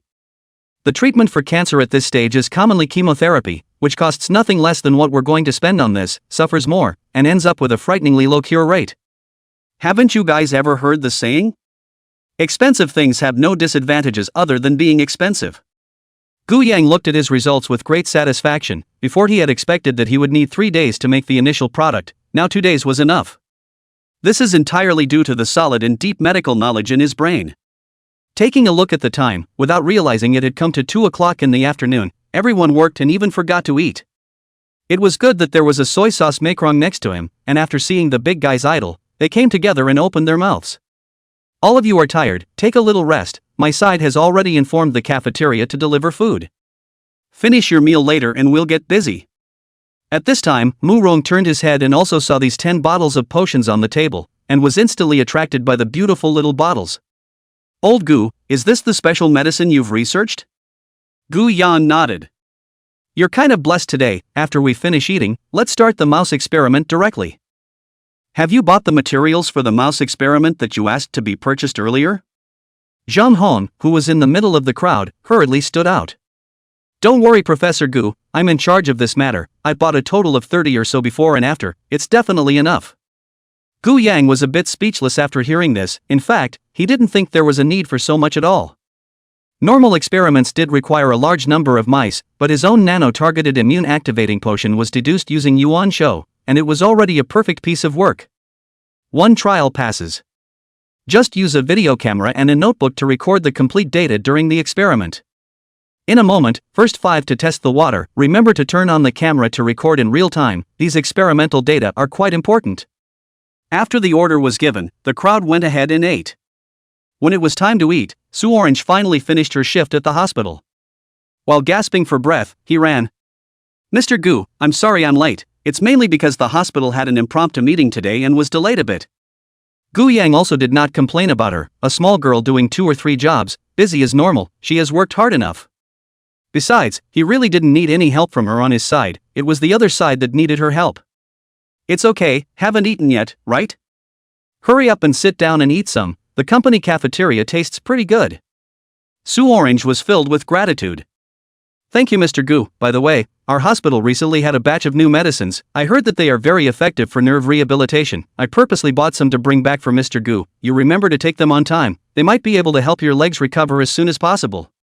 After saying that, Sue Orange took out 2 boxes of medicines with English written all over them from her bag. At a glance, they were imported from abroad and not cheap. "Okay, thanks a lot.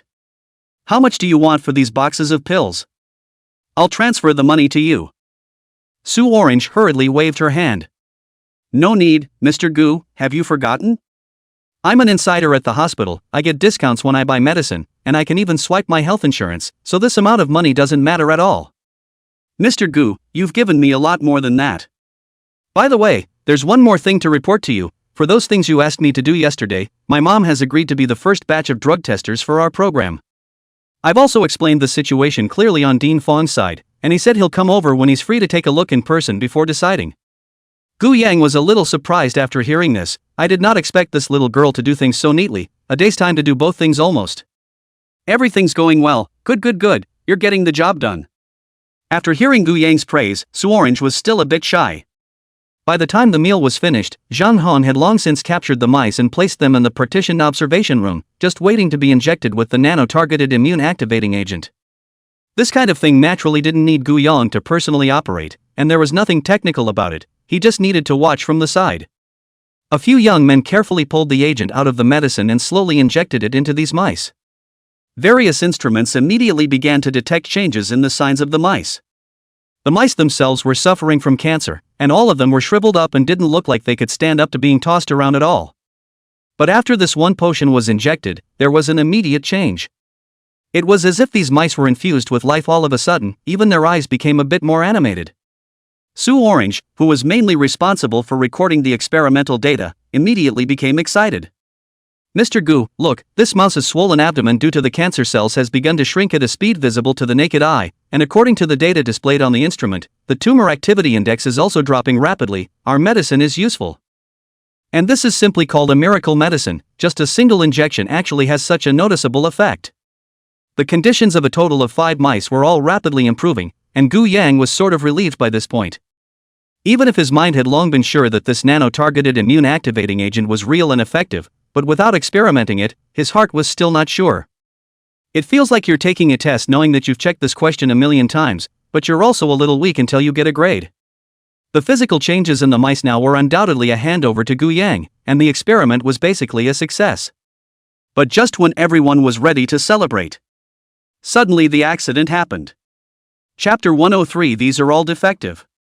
Those experimental mice, whose situation was originally favorable, actually became very weak in an instant, and the situation was even worse than before.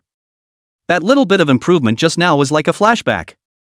It was as if they had been drained of all their potential in an instant, and now these mice were lying inside the observation room, unable to even stand up, as if they were going to die the next moment. Gu Yang frowned. How could this happen? Is there something wrong with my medicine? It shouldn't be. Sue Orange hurriedly checked the experimental data and reported. The situation is not right, Mr. Gu. The white blood cell index in these mice spiked rapidly before beginning to plummet, as if the immune system had collapsed and they simply couldn't withstand such a strong drug. Gu Yang also hurriedly inspected it, while others couldn't see the end, he saw the problem at a glance. The immune targeting activation agent is fine, it's the subject that has the problem. These mice are not at all qualified mice specifically designed to study cancer cells, but eliminated products that have already been used once. Their bodies had long since been ravaged by other drugs and were so weak that they were able to live by virtue of that one breath forcibly hanging on. With such a weak body, even the best medicine can't save it, unless it goes to Hades to revise the life and death book. Anger filled Gu Yang's brows as he slowly turned back. Zhang Hong, who was in the middle of the crowd, had lowered his head and his hands began to shake. Tell me, what's going on? Gu Yang didn't get angry first, but waited for the other party to take the initiative to admit his mistake. Zhang Hong and the crowd shivered. Definitely. Surely our agent is not perfect enough, and the failure of the first in vivo experiment is normal. Where in heaven is there anything that works the first time? Let's improve and refine it, and experiment with it more for sure. Zhang Hong's heart was so tense that all he could think about now was muddling through. But how could Gu Yang fail to see this little thing in his heart? Gu Yang snorted coldly and spoke. If I'm not mistaken, these mice aren't even the kind I want, right? You bought all the defective products on the cheap, didn't you? You think you can get away with this kind of thing? There's quite a bit left now. Do you want me to take it all out and check it over? The moment these words came out, all the young people at the scene stared at Zhang Hong with wide eyes and dead eyes. Between the defective and normal mice, the price is sky high. I did not expect that this Zhang Hong's guts are actually so big, only just went to work and dared to make such a mess. No wonder he was very aggressive in snatching this job up when it was proposed, and after all, he was trying to play this kind of trick. As soon as Zhang Hong heard this, he knew that he couldn't hide it, and he regretted it in his heart. He thought about the fact that the average potion experiment was dominated by failures at the very beginning, so even if he bought the remnants over, it would be fine if they failed. But whichever thought that this nano-targeted immune-activating agent first experiment actually has a successful trend, and even if it is not the problem of mice, it should have been successful by now. Now that's a problem that can't be hidden. Zhang Hong directly flung himself onto his knees, his face full of pleading. Professor Gu, I'm sorry, I'm the one who got carried away. I also want to save a little bit of budget for our lab. Anyway, the first experiments are most likely to be a failure, so it's not a big problem to use a little bit of defective products. I just didn't expect us to go so smoothly. I'll go and contact them, and I'll be sure to send you the qualified experiments tomorrow. As soon as he heard this, Mei Karong, who was in charge of managing the company, became angry. What the? You're saying you're trying to save us money on the budget? Where's the savings? You tell me where the money is? Zhang Hong's eyes dodged and he spoke dolefully. The money. Money I've saved for now. I thought I'd take it out later to subsidize the lab's expenses, so I didn't report it. Mac1 was all pissed off and laughing. Subsidizing the lab's overhead? I think it's subsidizing your personal expenses. Gu Yang half squinted his eyes and inquired to Su Orange next to him. What's the price difference between a qualified lab rat and a defective rat? You do the math for me. Su Orange replied immediately. Mr. Gu, according to our requirements, a qualified mouse is estimated to cost $2,000 to $3,000, and used mice used in laboratories are themselves meant to be discarded and are not worth much. I would say $50 a piece at best. Gu Yang was infuriated and laughed on the spot. That means you coveted $2,000 for each mouse, and you told me you bought a total of 3 dozen. Well, making tens of thousands of dollars in your first week on the job. I'm afraid you think you're pretty proud of yourself, don't you? Zhang Hong was so scared that he hurriedly pulled out his bank card from his own pocket. Professor Gu, I can return the money to the company. You are such a highly respected person. Please forgive me. I will definitely work for you seriously in the future. Mu Rong stared at the kneeling fellow in front of him with eyes full of disgust, only feeling nauseous. Money is not important to me, but time is important to me. You've delayed my research for a day, and I'm angry. After saying that, Gu Yang turned back to Mu Rong. Get the company's legal affairs to formally file a lawsuit against him and make him spit out the money and also compensate the company for the cost of his time.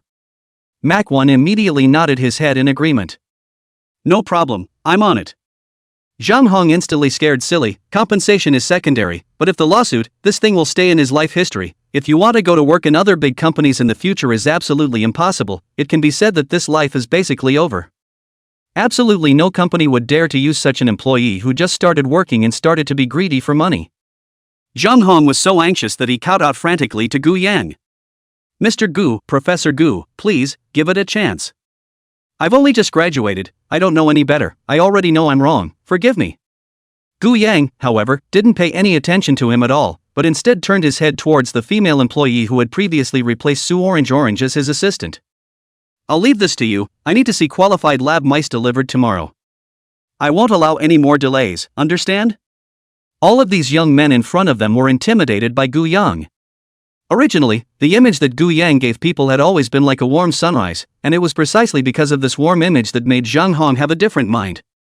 As the saying goes, people are good at what they do. Who could have thought that looking at such a gentle person to start the fire actually so horrible, not the slightest give people a way back? The woman employee immediately nodded her head. No problem, Professor Gu, I'll definitely get it done. Zhang Hong instantly felt condemned to death, and his extreme anger caused him to lose his mind instantly. He looked at Gu Yang in the wheelchair in front of him, increasingly unable to control himself.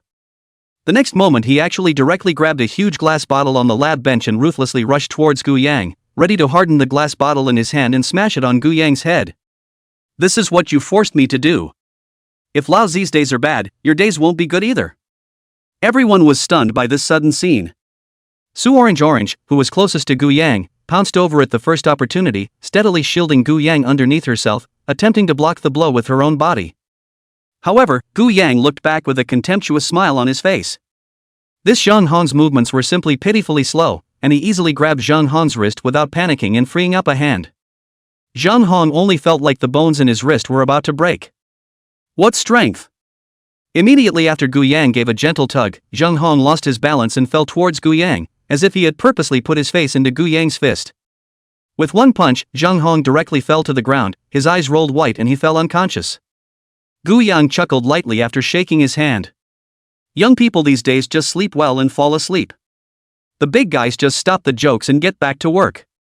Chapter 104, Direct Human Experimentation. Su Orange, who was lying in front of Gu Yang, blinked her eyes. She had been prepared to be smashed this time, but as a result, she turned around and found that the murderer had actually been lying on the ground huffing and puffing, which can be called a bipolar reversal. She looked at Gu Yang incredulously. No way, Mr. Gu, are you actually this fierce?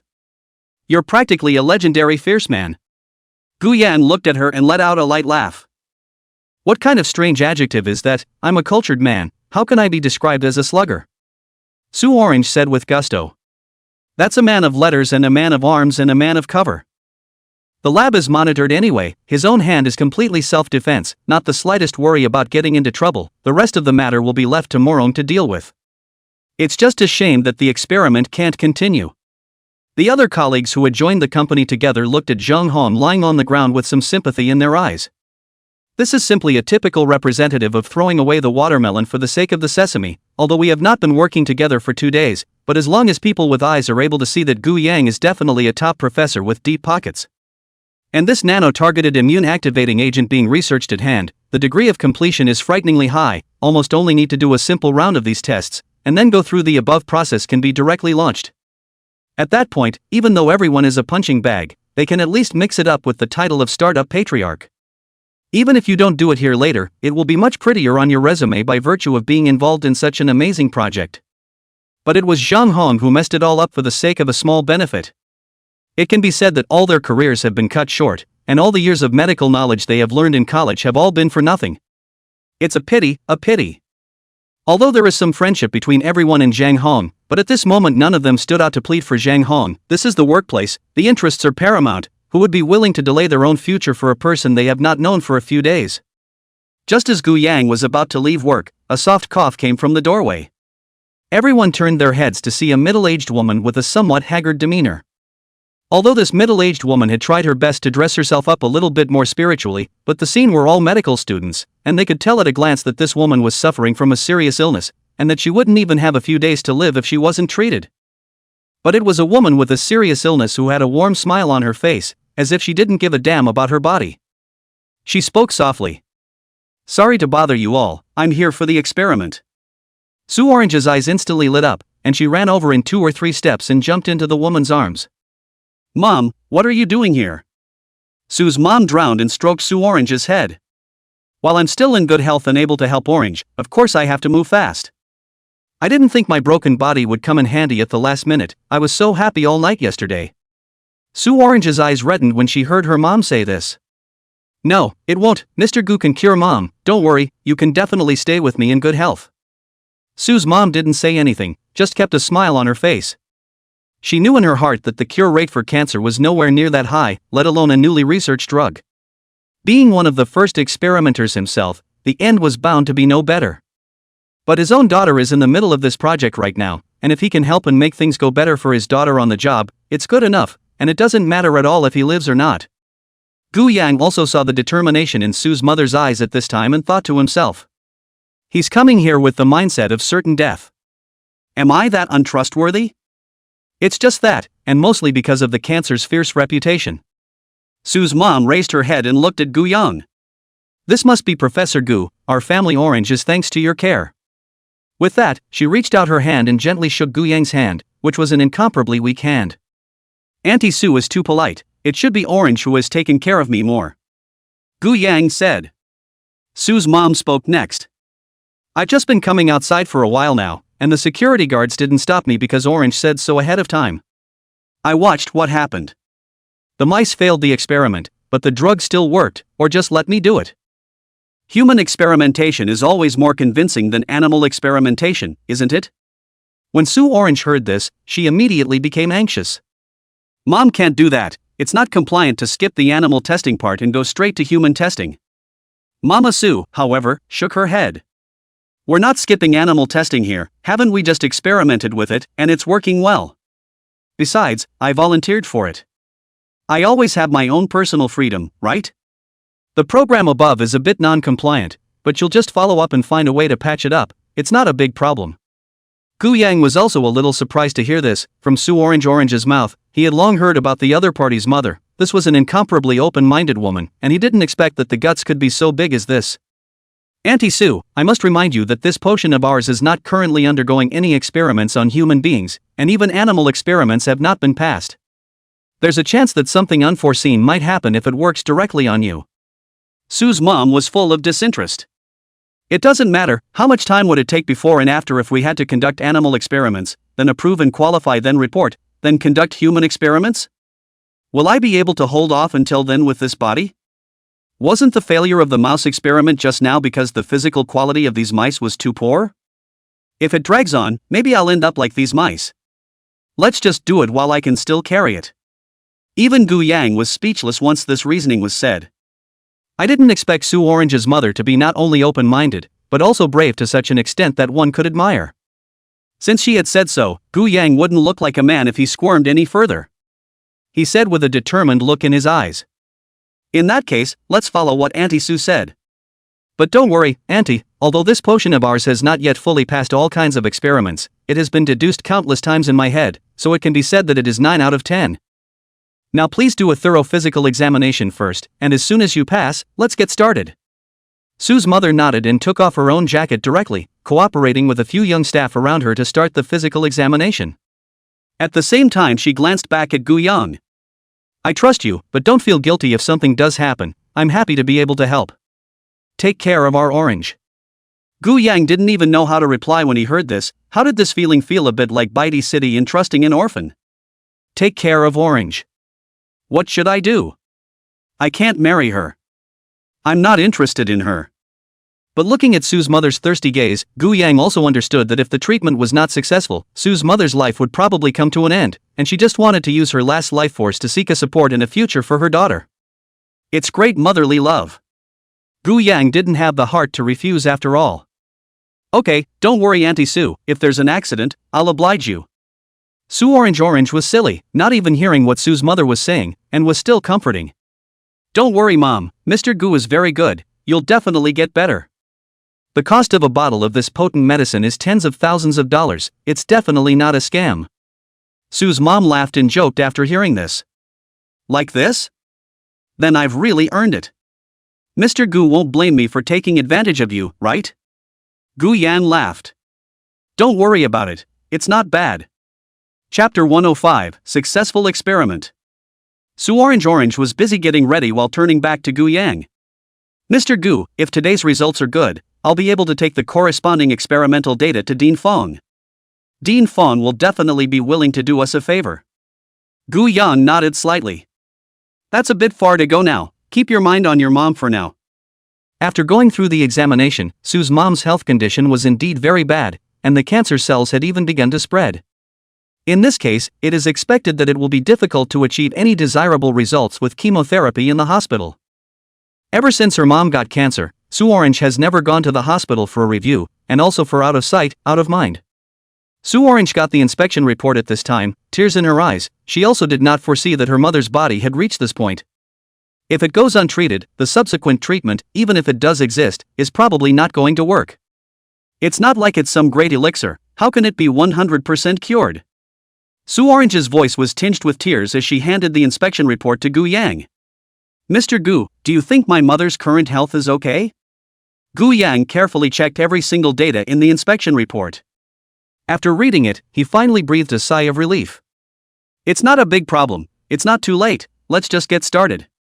Hearing these words, Sue Orange was sort of relieved in a big way. The next step was taken by Sue Orange herself. She slowly injected the potion into her mom's body after pulling it out of the bottle.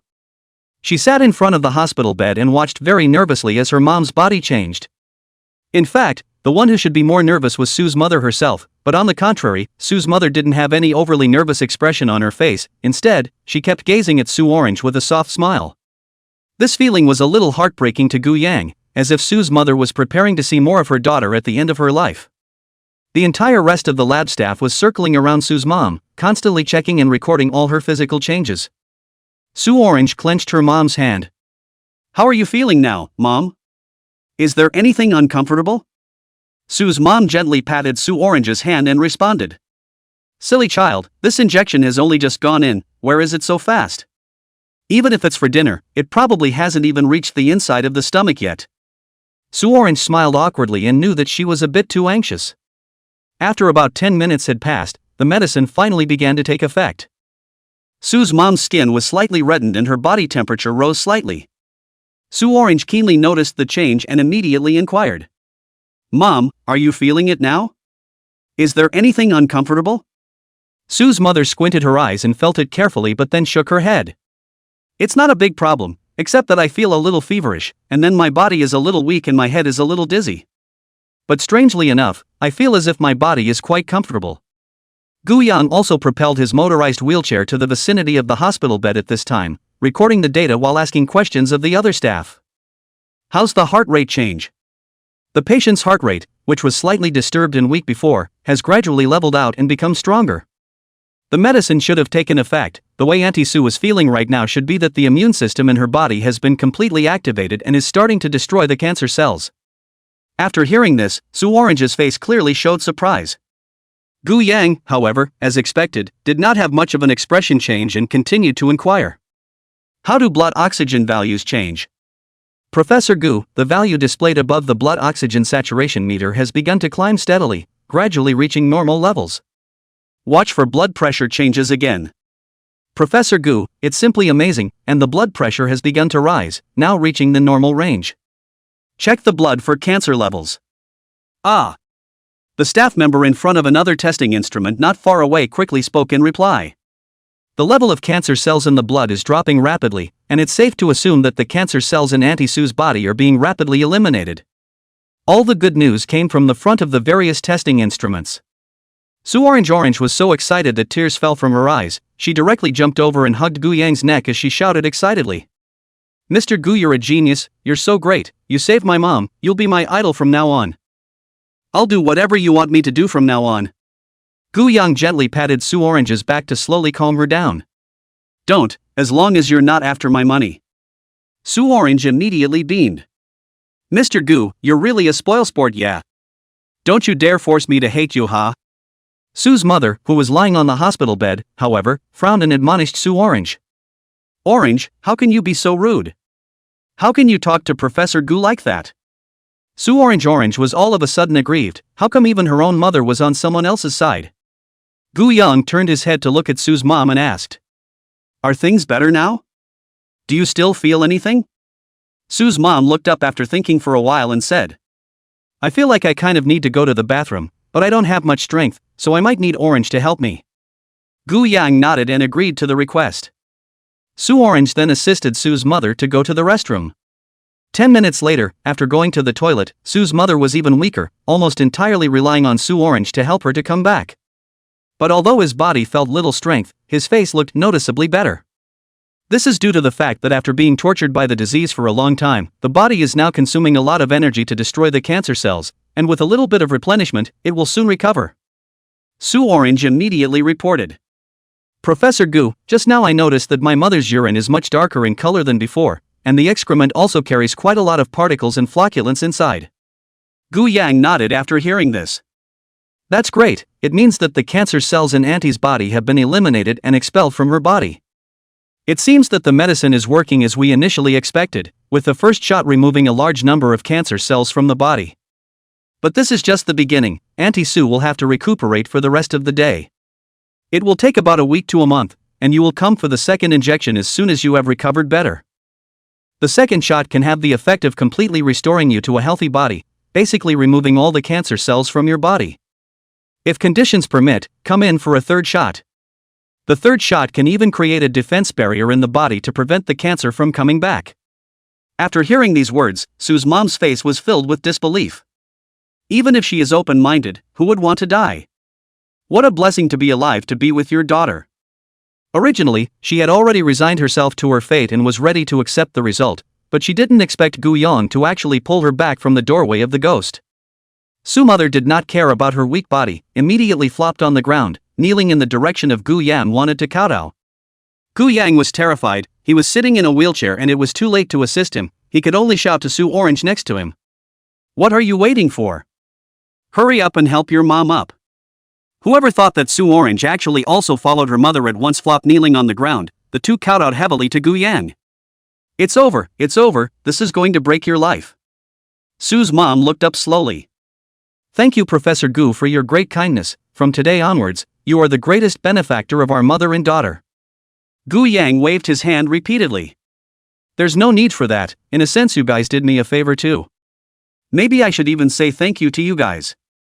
If it wasn't for you guys, I don't think many people would be willing to come and risk their lives. Su Orange, on the other hand, was patting her chest from the side. Mr. Gu, don't worry, the relevant video and experimental data I'll finish organizing a copy in a while, tomorrow even if it's tied, I'll tie Dean Fong over to you. Gu Yan nodded. Very well, then this task will be yours. Gu Yan yawned after saying that. It's getting late, it's dark, let's go home first. Auntie Sue, you have to remember that you have to come over every day from now on, we need to check your changing health in detail. Su's mom quickly said it was no problem. Mr. Gu was on call.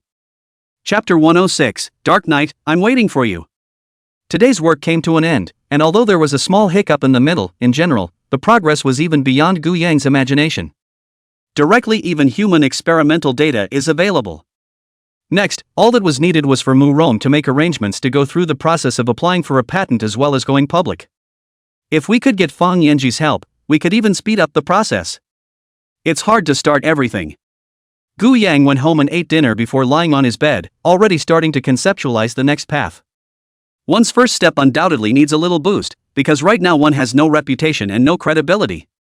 But once the nano-targeted immune activating agent is introduced and successful, there is no doubt that he will become a big name known to all. The money you make is secondary, and your status is incomparable.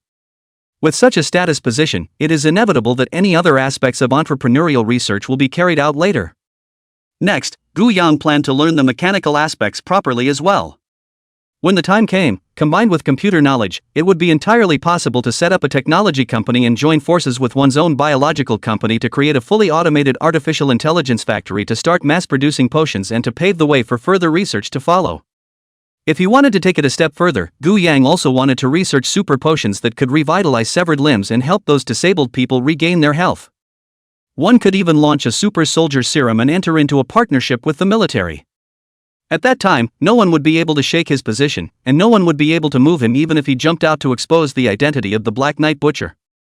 Thinking about the identity of the Black Knight Butcher, Gu Yang couldn't help but look forward to this evening's journey again. In the commercial building purchased by Mang Lord. At this moment, Mang Lord had already closed the door to his office room, and even his trusted subordinate, Black Skull, could only report on his work at the door. Brother Mang, I've made all the arrangements for tonight. On your side, do you want me to call a few more bodyguards to guard the entrance? After all, that Black Knight Butcher isn't necessarily a nice guy to talk to. The Meng Lord inside the room slowly opened his mouth. No need, those people you've arranged, I don't think they'll be able to hold off the Black Knight Butcher. There's no need to do anything, is there? It would seem a little more sincere instead. There was some worry in the eyes of the Black Skull after hearing this, but he could still only nod his head. He was called the Black Skeleton because of his own skinny bones and dark skin. Following Meng Lords these years on the road, he had made a name for himself, which was why he was given the name Black Skeleton. After once again finalizing some operational details with Lord Meng, the Black Skull turned to leave. As he descended the stairs, he turned back to the two suited minions standing next to him and instructed them. Even though Brother Meng said it's not necessary, we as juniors still have to do our part of the job. Tonight you arrange for a few good men to bring their guns and quietly ambush the floor below. Once anything happens, block off the building elevator at the first time, make sure to protect Big Brother Dream, and if necessary, directly slaughter the Black Knight Butcher. Understand? Hearing this, these two little brothers beside him flinched a bit in their eyes. Ha? Us? Let's kill the Night Butcher. Brother Skull, this guy doesn't seem to be too good to deal with, we're a bit unsure. The Black Skull glared at them with hatred. Punks, I told you to bring your guns and you're scared too? Even if he's strong, isn't he still human? Let me ask you, will he die if he's shot? Does he have a heart and a brain? With so many of us, so many guns, in such a narrow building, does he have any room to hide? Look in my eyes. And there's still no sure thing, I don't have your mom. These two little brothers beside him were scolded and didn't dare to raise their heads. The Black Skull gasped for air twice before. That's just it, I'll move with you tonight, and call for 20 extra men besides us, they have to be fully trusted brothers, fully armed. Understood, Brother Skull. Even the Black Skeleton are personally on the field, their status as even lower ordinary little brother were still dare to say half a word, did not let them rushed in front when the Death Squad are considered benevolent. After nightfall, a dark shadow appeared out of nowhere at the top of the signal tower. This was none other than Gu Yang, who had already transformed into his ghostly form, and was also the Black Knight Butcher that everyone talked about. Ever since he had the powerful ability of the ghostly shadow body, Gu Yang's favorite thing to do was to use this new body of his to stand at the highest place and look down on the city's night view from above. The feeling was so beautiful, as if it was like the Emperor was touring his kingdom. The night, it's my world. After the Black Knight Butcher reappeared yesterday, it was obvious that those punks inside the city had tightened up a lot again. No one wanted to bump into the murderous Black Knight Butcher in the middle of the night, no one wanted to experience the thrill of having their head chopped off with a knife. But to be honest, Gu Yang was quite enjoying this feeling of being feared. What a wonderful experience to be honored and loved by day and feared and hated by night. Gu Yang casually pulled out a steaming cup of milk tea from within his shadow space. I have to say, this ghostly shadow body is really good. It actually comes with its own storage space. Sitting at the top of a signal tower of more than 500 meters and drinking milk tea, this is probably a wonderful experience that ordinary people will never have the chance to experience in their lives. Gu Yang was going to go down and patrol his territory after finishing this cup of milk tea to see if there was any ungrateful cutie who would offer her head for him. At that moment, however, he was caught by a light in the distance. Not far away was a huge office building that was about as tall as a signal tower, and at the moment the lights in the various rooms of the office building were flickering one after another. If he was standing on the ground, he might not be able to see clearly what kind of pattern this was, but Gu Yang, who was standing on top of the high tower, could tell at a glance that the lights in the various rooms of this office building were flickering, and they were actually transmitting some kind of message. These lighted rooms are linked together just enough to form a word that changes every 2 seconds. Gu Yang carefully looked at it for a few moments, and there were a total of 6 words. Dark. Night. I am waiting for you. The corners of Ghost Shadow Gu Yang's mouth rose slightly. Is it so interesting? Does the word Black Knight refer to himself? There are actually people who want to meet the Black Knight Butcher these days, so unafraid of death. Or is this a fishing expedition by law enforcement? Gu Yang was a bit confused for a moment, completely unable to understand what the guy who made up these words was trying to convey. But since the other party wants to meet, then let's meet. Anyway, one's art is bold. He transformed into his shadow form and moved instantly to directly reach the interior of the building. Using the shadows spreading out as an information probe, the anomaly was quickly detected. The building had a total of 112 floors, and there was no one on the 110 floors below, not even a security guard on duty. On the 110th floor, however, there were a number of people hiding amongst a few rooms, adding up to close to 30, and each of them was carrying a weapon on their person. They were out of breath, hiding in the shadows as if in ambush. Interesting, this is a trap laid out for me? Gu Yang continued to explore upwards, only to realize that there was another extremely spacious office in the deepest part of the 112th floor. And at the moment, inside the office, not even a single light was turned on, almost out of reach.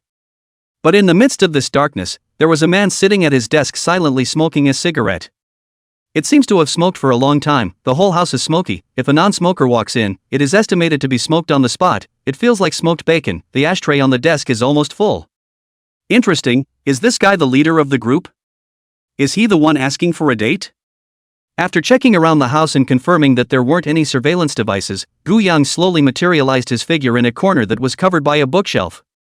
The moment Ghost Shadow Gu Yang appeared, the temperature of the entire room dropped a few points, and the figure sitting on the office chair, his body even shivered slightly. There you are. Chapter 107, Your neck smells good. Ghost Shadow Gu Yang opened his mouth with an extremely hoarse voice, which sounded as if it came from under the 9 ghosts, making one's scalp numb. You were waiting for me? The moment he heard the voice, the one sitting in the office chair shivered slightly and hurriedly lit himself a new cigarette before forcing himself to calm down. Yes, I was waiting for you, and for a long time. You came a little later than I expected. Gu Yang didn't go out, but stood in the shadows and continued to reply. Sorry, I was a little thirsty on my way out just now, so I stopped by to get a milk tea to drink. The man sitting in the office chair also froze momentarily, never expecting to get this answer. The Dark Butcher actually likes milk tea? This is too much of a stretch. If he went back to the internet and revealed that Black Knight Butcher likes milk tea, he would probably be scolded to death. How could this mysterious and powerful butcher drink that crap? The man in the wheelchair continued. To introduce myself, my name is Meng Lord, I'm Xiong Chuan's disciple and the current owner of the Underground Fist Gym. Hearing this, Gu Yang instantly became interested. This underground boxing gym people are really able to carry have been killed by their own 2 bosses, actually there are new people appear, capable people And this third term was even more daring, actually dared to invite himself to come to the banquet, which was really bullish. Ghost Shadow Gu Yang's slightly flirtatious voice appeared. You're not trying to avenge those 2 idiots, are you? Meng Lord shook his head. How's this? In a sense, I have to thank you first. If it wasn't for you, I wouldn't even be qualified to sit in this position. The reason for inviting Mr. Butcher this time is also to reach a cooperation with you. Anyway, it was a long night and there was nothing to do. Gu Yang was quite curious about the man in front of him. Tell me, how does it work? It's simple, Mr. Butcher delivers justice in the dark, and I suppose he likes to watch those superhero movies, too? Something like Batman, Spider-Man, Iron Man, or something like that. They deliver justice and are strong, just as you are. However, you have one thing over them. Meng Lord spoke with great confidence. Ghost Shadow Gu Yang asked rhetorically. What am I not better than them? Meng Lord replied after exhaling a smoke ring. Status. Those superheroes don't need to hide and cower in the shadows like you do, or even be hunted down by law enforcement. Not only can they act in the light of day, but at the same time they enjoy the love of all, even at the national level they have to treat them with respect. Would you like to enjoy that, Mr. Butcher? Ghost Shadow Gu Yang really wanted to answer. The old man thought. Putting all your cards out in the open for all to see is just plain dumb. It's not like I'm killing people to make a name for myself, it's more about getting a constant stream of yuan show to improve myself, so where do I need merit and fame? However, he didn't answer, which in turn made Lord Meng think that he had seen through the Black Knight Butcher. He continued. The reason why those people can do what they do is entirely because they have an assistant with them. Not only can they help them develop a course of action, but they are also able to take care of every other aspect. And Mr. Butcher, you are sorely in want of such an assistant, as it happens, and I am more than willing to fill this new position. Ghost Shadow Gu Yang instantly understood. After half a day of padding, the original focus is here. Is this boss direct? You want to be my assistant, so what can you do? Even after having chatted for a while, Meng Lord had to spit out in his heart that this Black Knight Butcher's voice was also too unpleasant, like an evil spirit from hell. This was processed by a voice changer, right? How could a human being possess such an unpleasant voice? Just listening to it gives you the creeps and chills down your back. Meng Lord continued to introduce himself. I naturally have an important value that cannot be replaced. First of all, I'm rich and well connected, and I can check out everything you want for you. Which people in this entire city are guilty of heinous crimes, where they are hiding right now, and how they can be killed with the greatest benefit. I can work out a plan for you in detail.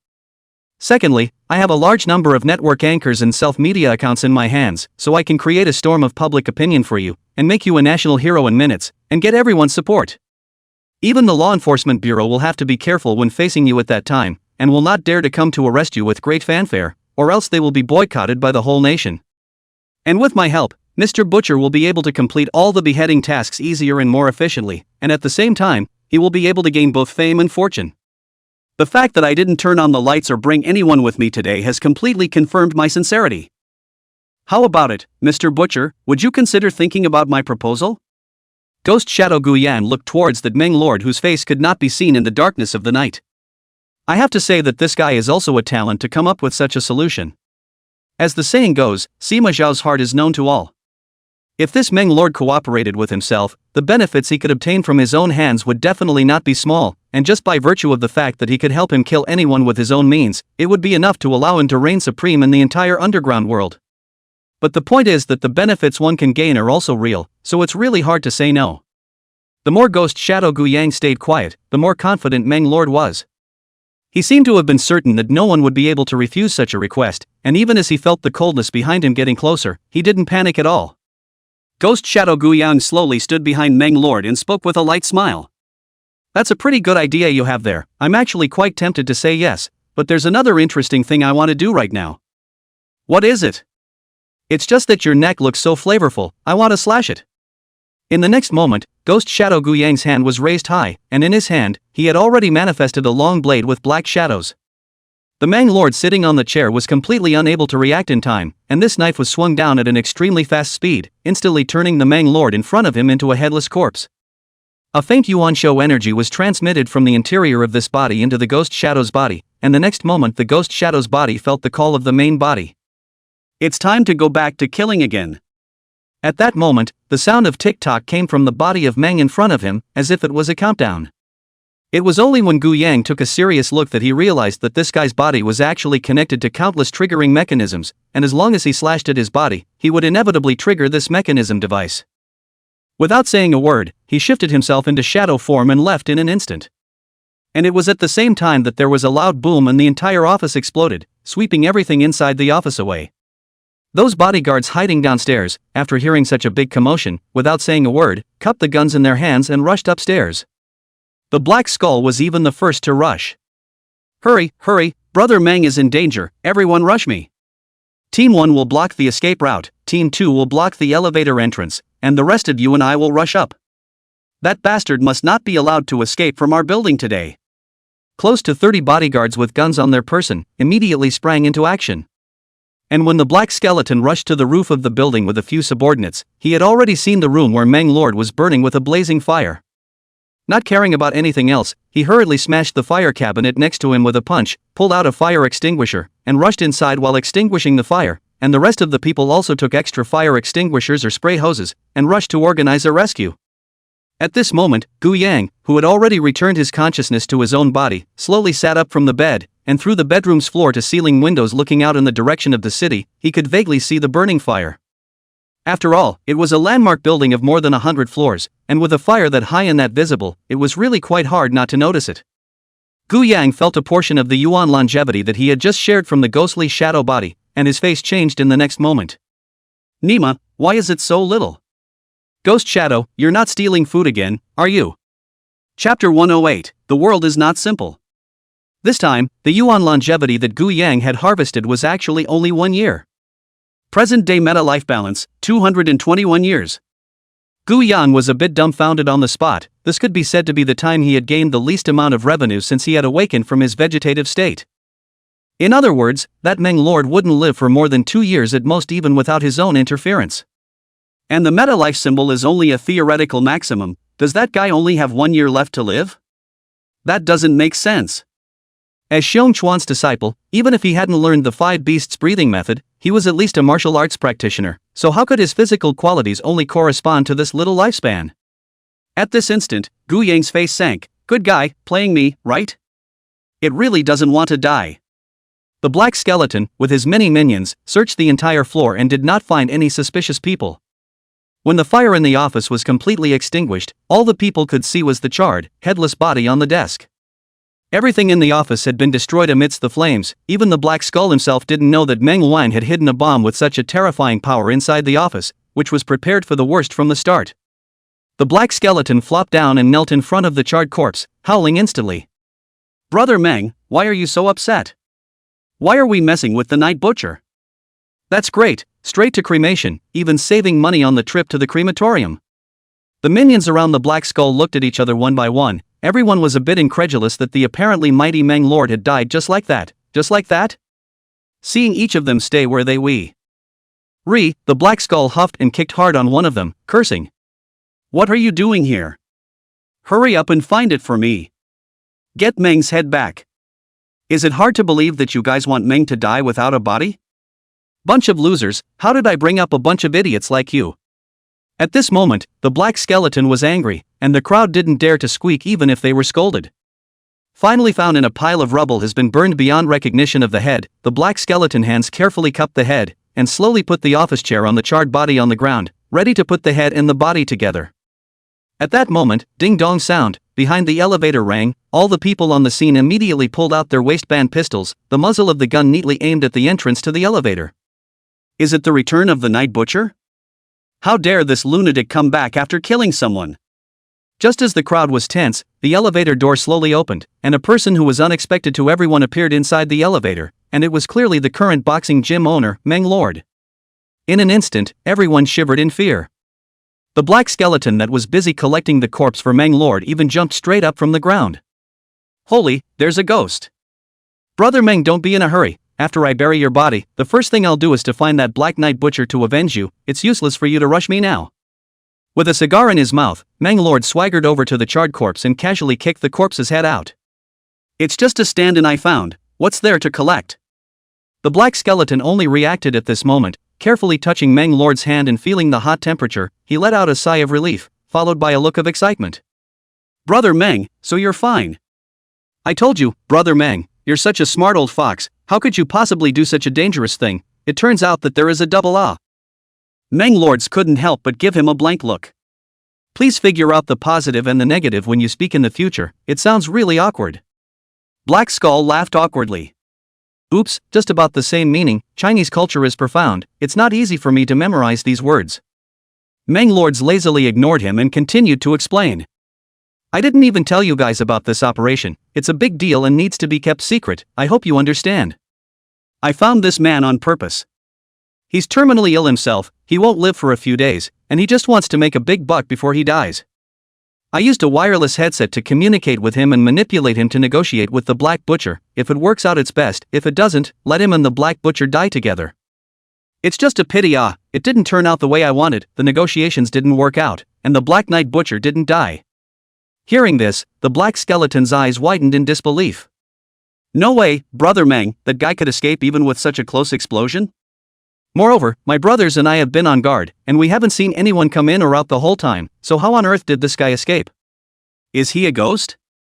According to Meng Lord's design, the bomb would be triggered when the Black Knight Butcher slashed this double, leaving him only 1 or 2 seconds to escape. Even if he was a world sprint champion, it was impossible for him to escape from the explosion area in these 1 or 2 seconds. It wasn't like making a movie.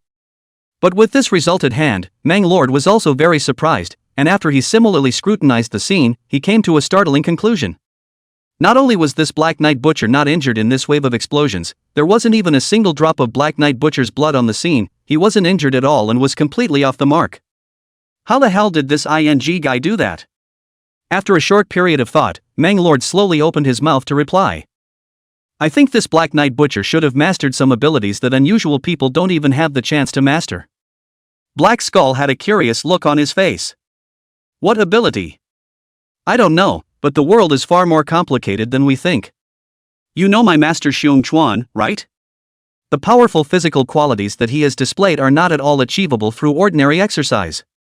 I vaguely heard, Xiong Chuan seems to master an ancient martial arts breathing method. It is with this breathing method, he has an ordinary people cannot imagine the powerful strength, even if it is a handful of years old, still able to sit on the throne of the first master of the underground boxing gym. It's a pity that my master died so suddenly that he didn't have time to pass down this breathing method." In addition to the legendary ancient martial arts schools, I've also heard that over on the island side, there is a group of ninjas who specialize in strange ninjutsu techniques, similar to the 5 elements of recluse arts, illusionary arts, and so on, which are likewise beyond what is known to the common man. As I see it, this Black Knight Butcher must have mastered a similar ability. The Black Skull was startled for a moment. Doesn't that mean that guy is like a superpower? Then what the hell are we doing? Just surrender. Lord Meng let out a laugh. You also overestimate these transcendental abilities. In reality, these powerful abilities either required countless days and months of exercise or a huge price to pay when using them, and their effects were far less exaggerated than the so-called superpowers. Take Xiong Chuan for example, the ancient martial arts breathing technique in his hands. Even if he trained for another 100 years, he couldn't possibly stop a bullet from blowing his head off. It's just something that's been eliminated by the times. Hearing this, the black skeleton was relieved. At least there was a chance to defeat, not invincible then not desperate. Black Skull asked. Brother Meng, then what should we do next? After thinking for a moment, Meng Lord slowly opened his mouth. Since the cooperation with the Black Knight Butcher failed, they are enemies to each other. The enemy should be dealt with by any means necessary, and it should be eliminated in a single blow, never giving it a chance to catch its breath. I won't be able to show my face for a while, and I'm entrusting you with the management of the company in its entirety. You take out all the money on the books and contact the island side. There is a hidden organization there called the Shadow God Sect, which is the topmost assassin organization in the world, and every member in it is a top-notch ninja who has been trained since childhood and has mastered many kinds of powerful ninjutsu. According to the money in our company's account right now, we should be able to get a shinobi to step in, and it shouldn't be too much of a problem to deal with a small Black Knight Butcher. The Black Skull immediately nodded in agreement. No problem, Brother Meng, I will definitely get this done. At this time he glanced at the rest of his eyes and suddenly saw the corpse on the ground and asked back. Brother Meng, how much was the reward promised to this guy? Should I send him the money? Meng Lord, however, smiled coldly. He neither brokered a deal with the Black Butcher nor blew up that, so what's his face to take the money? Wrap up the body and throw it in the river for the fish.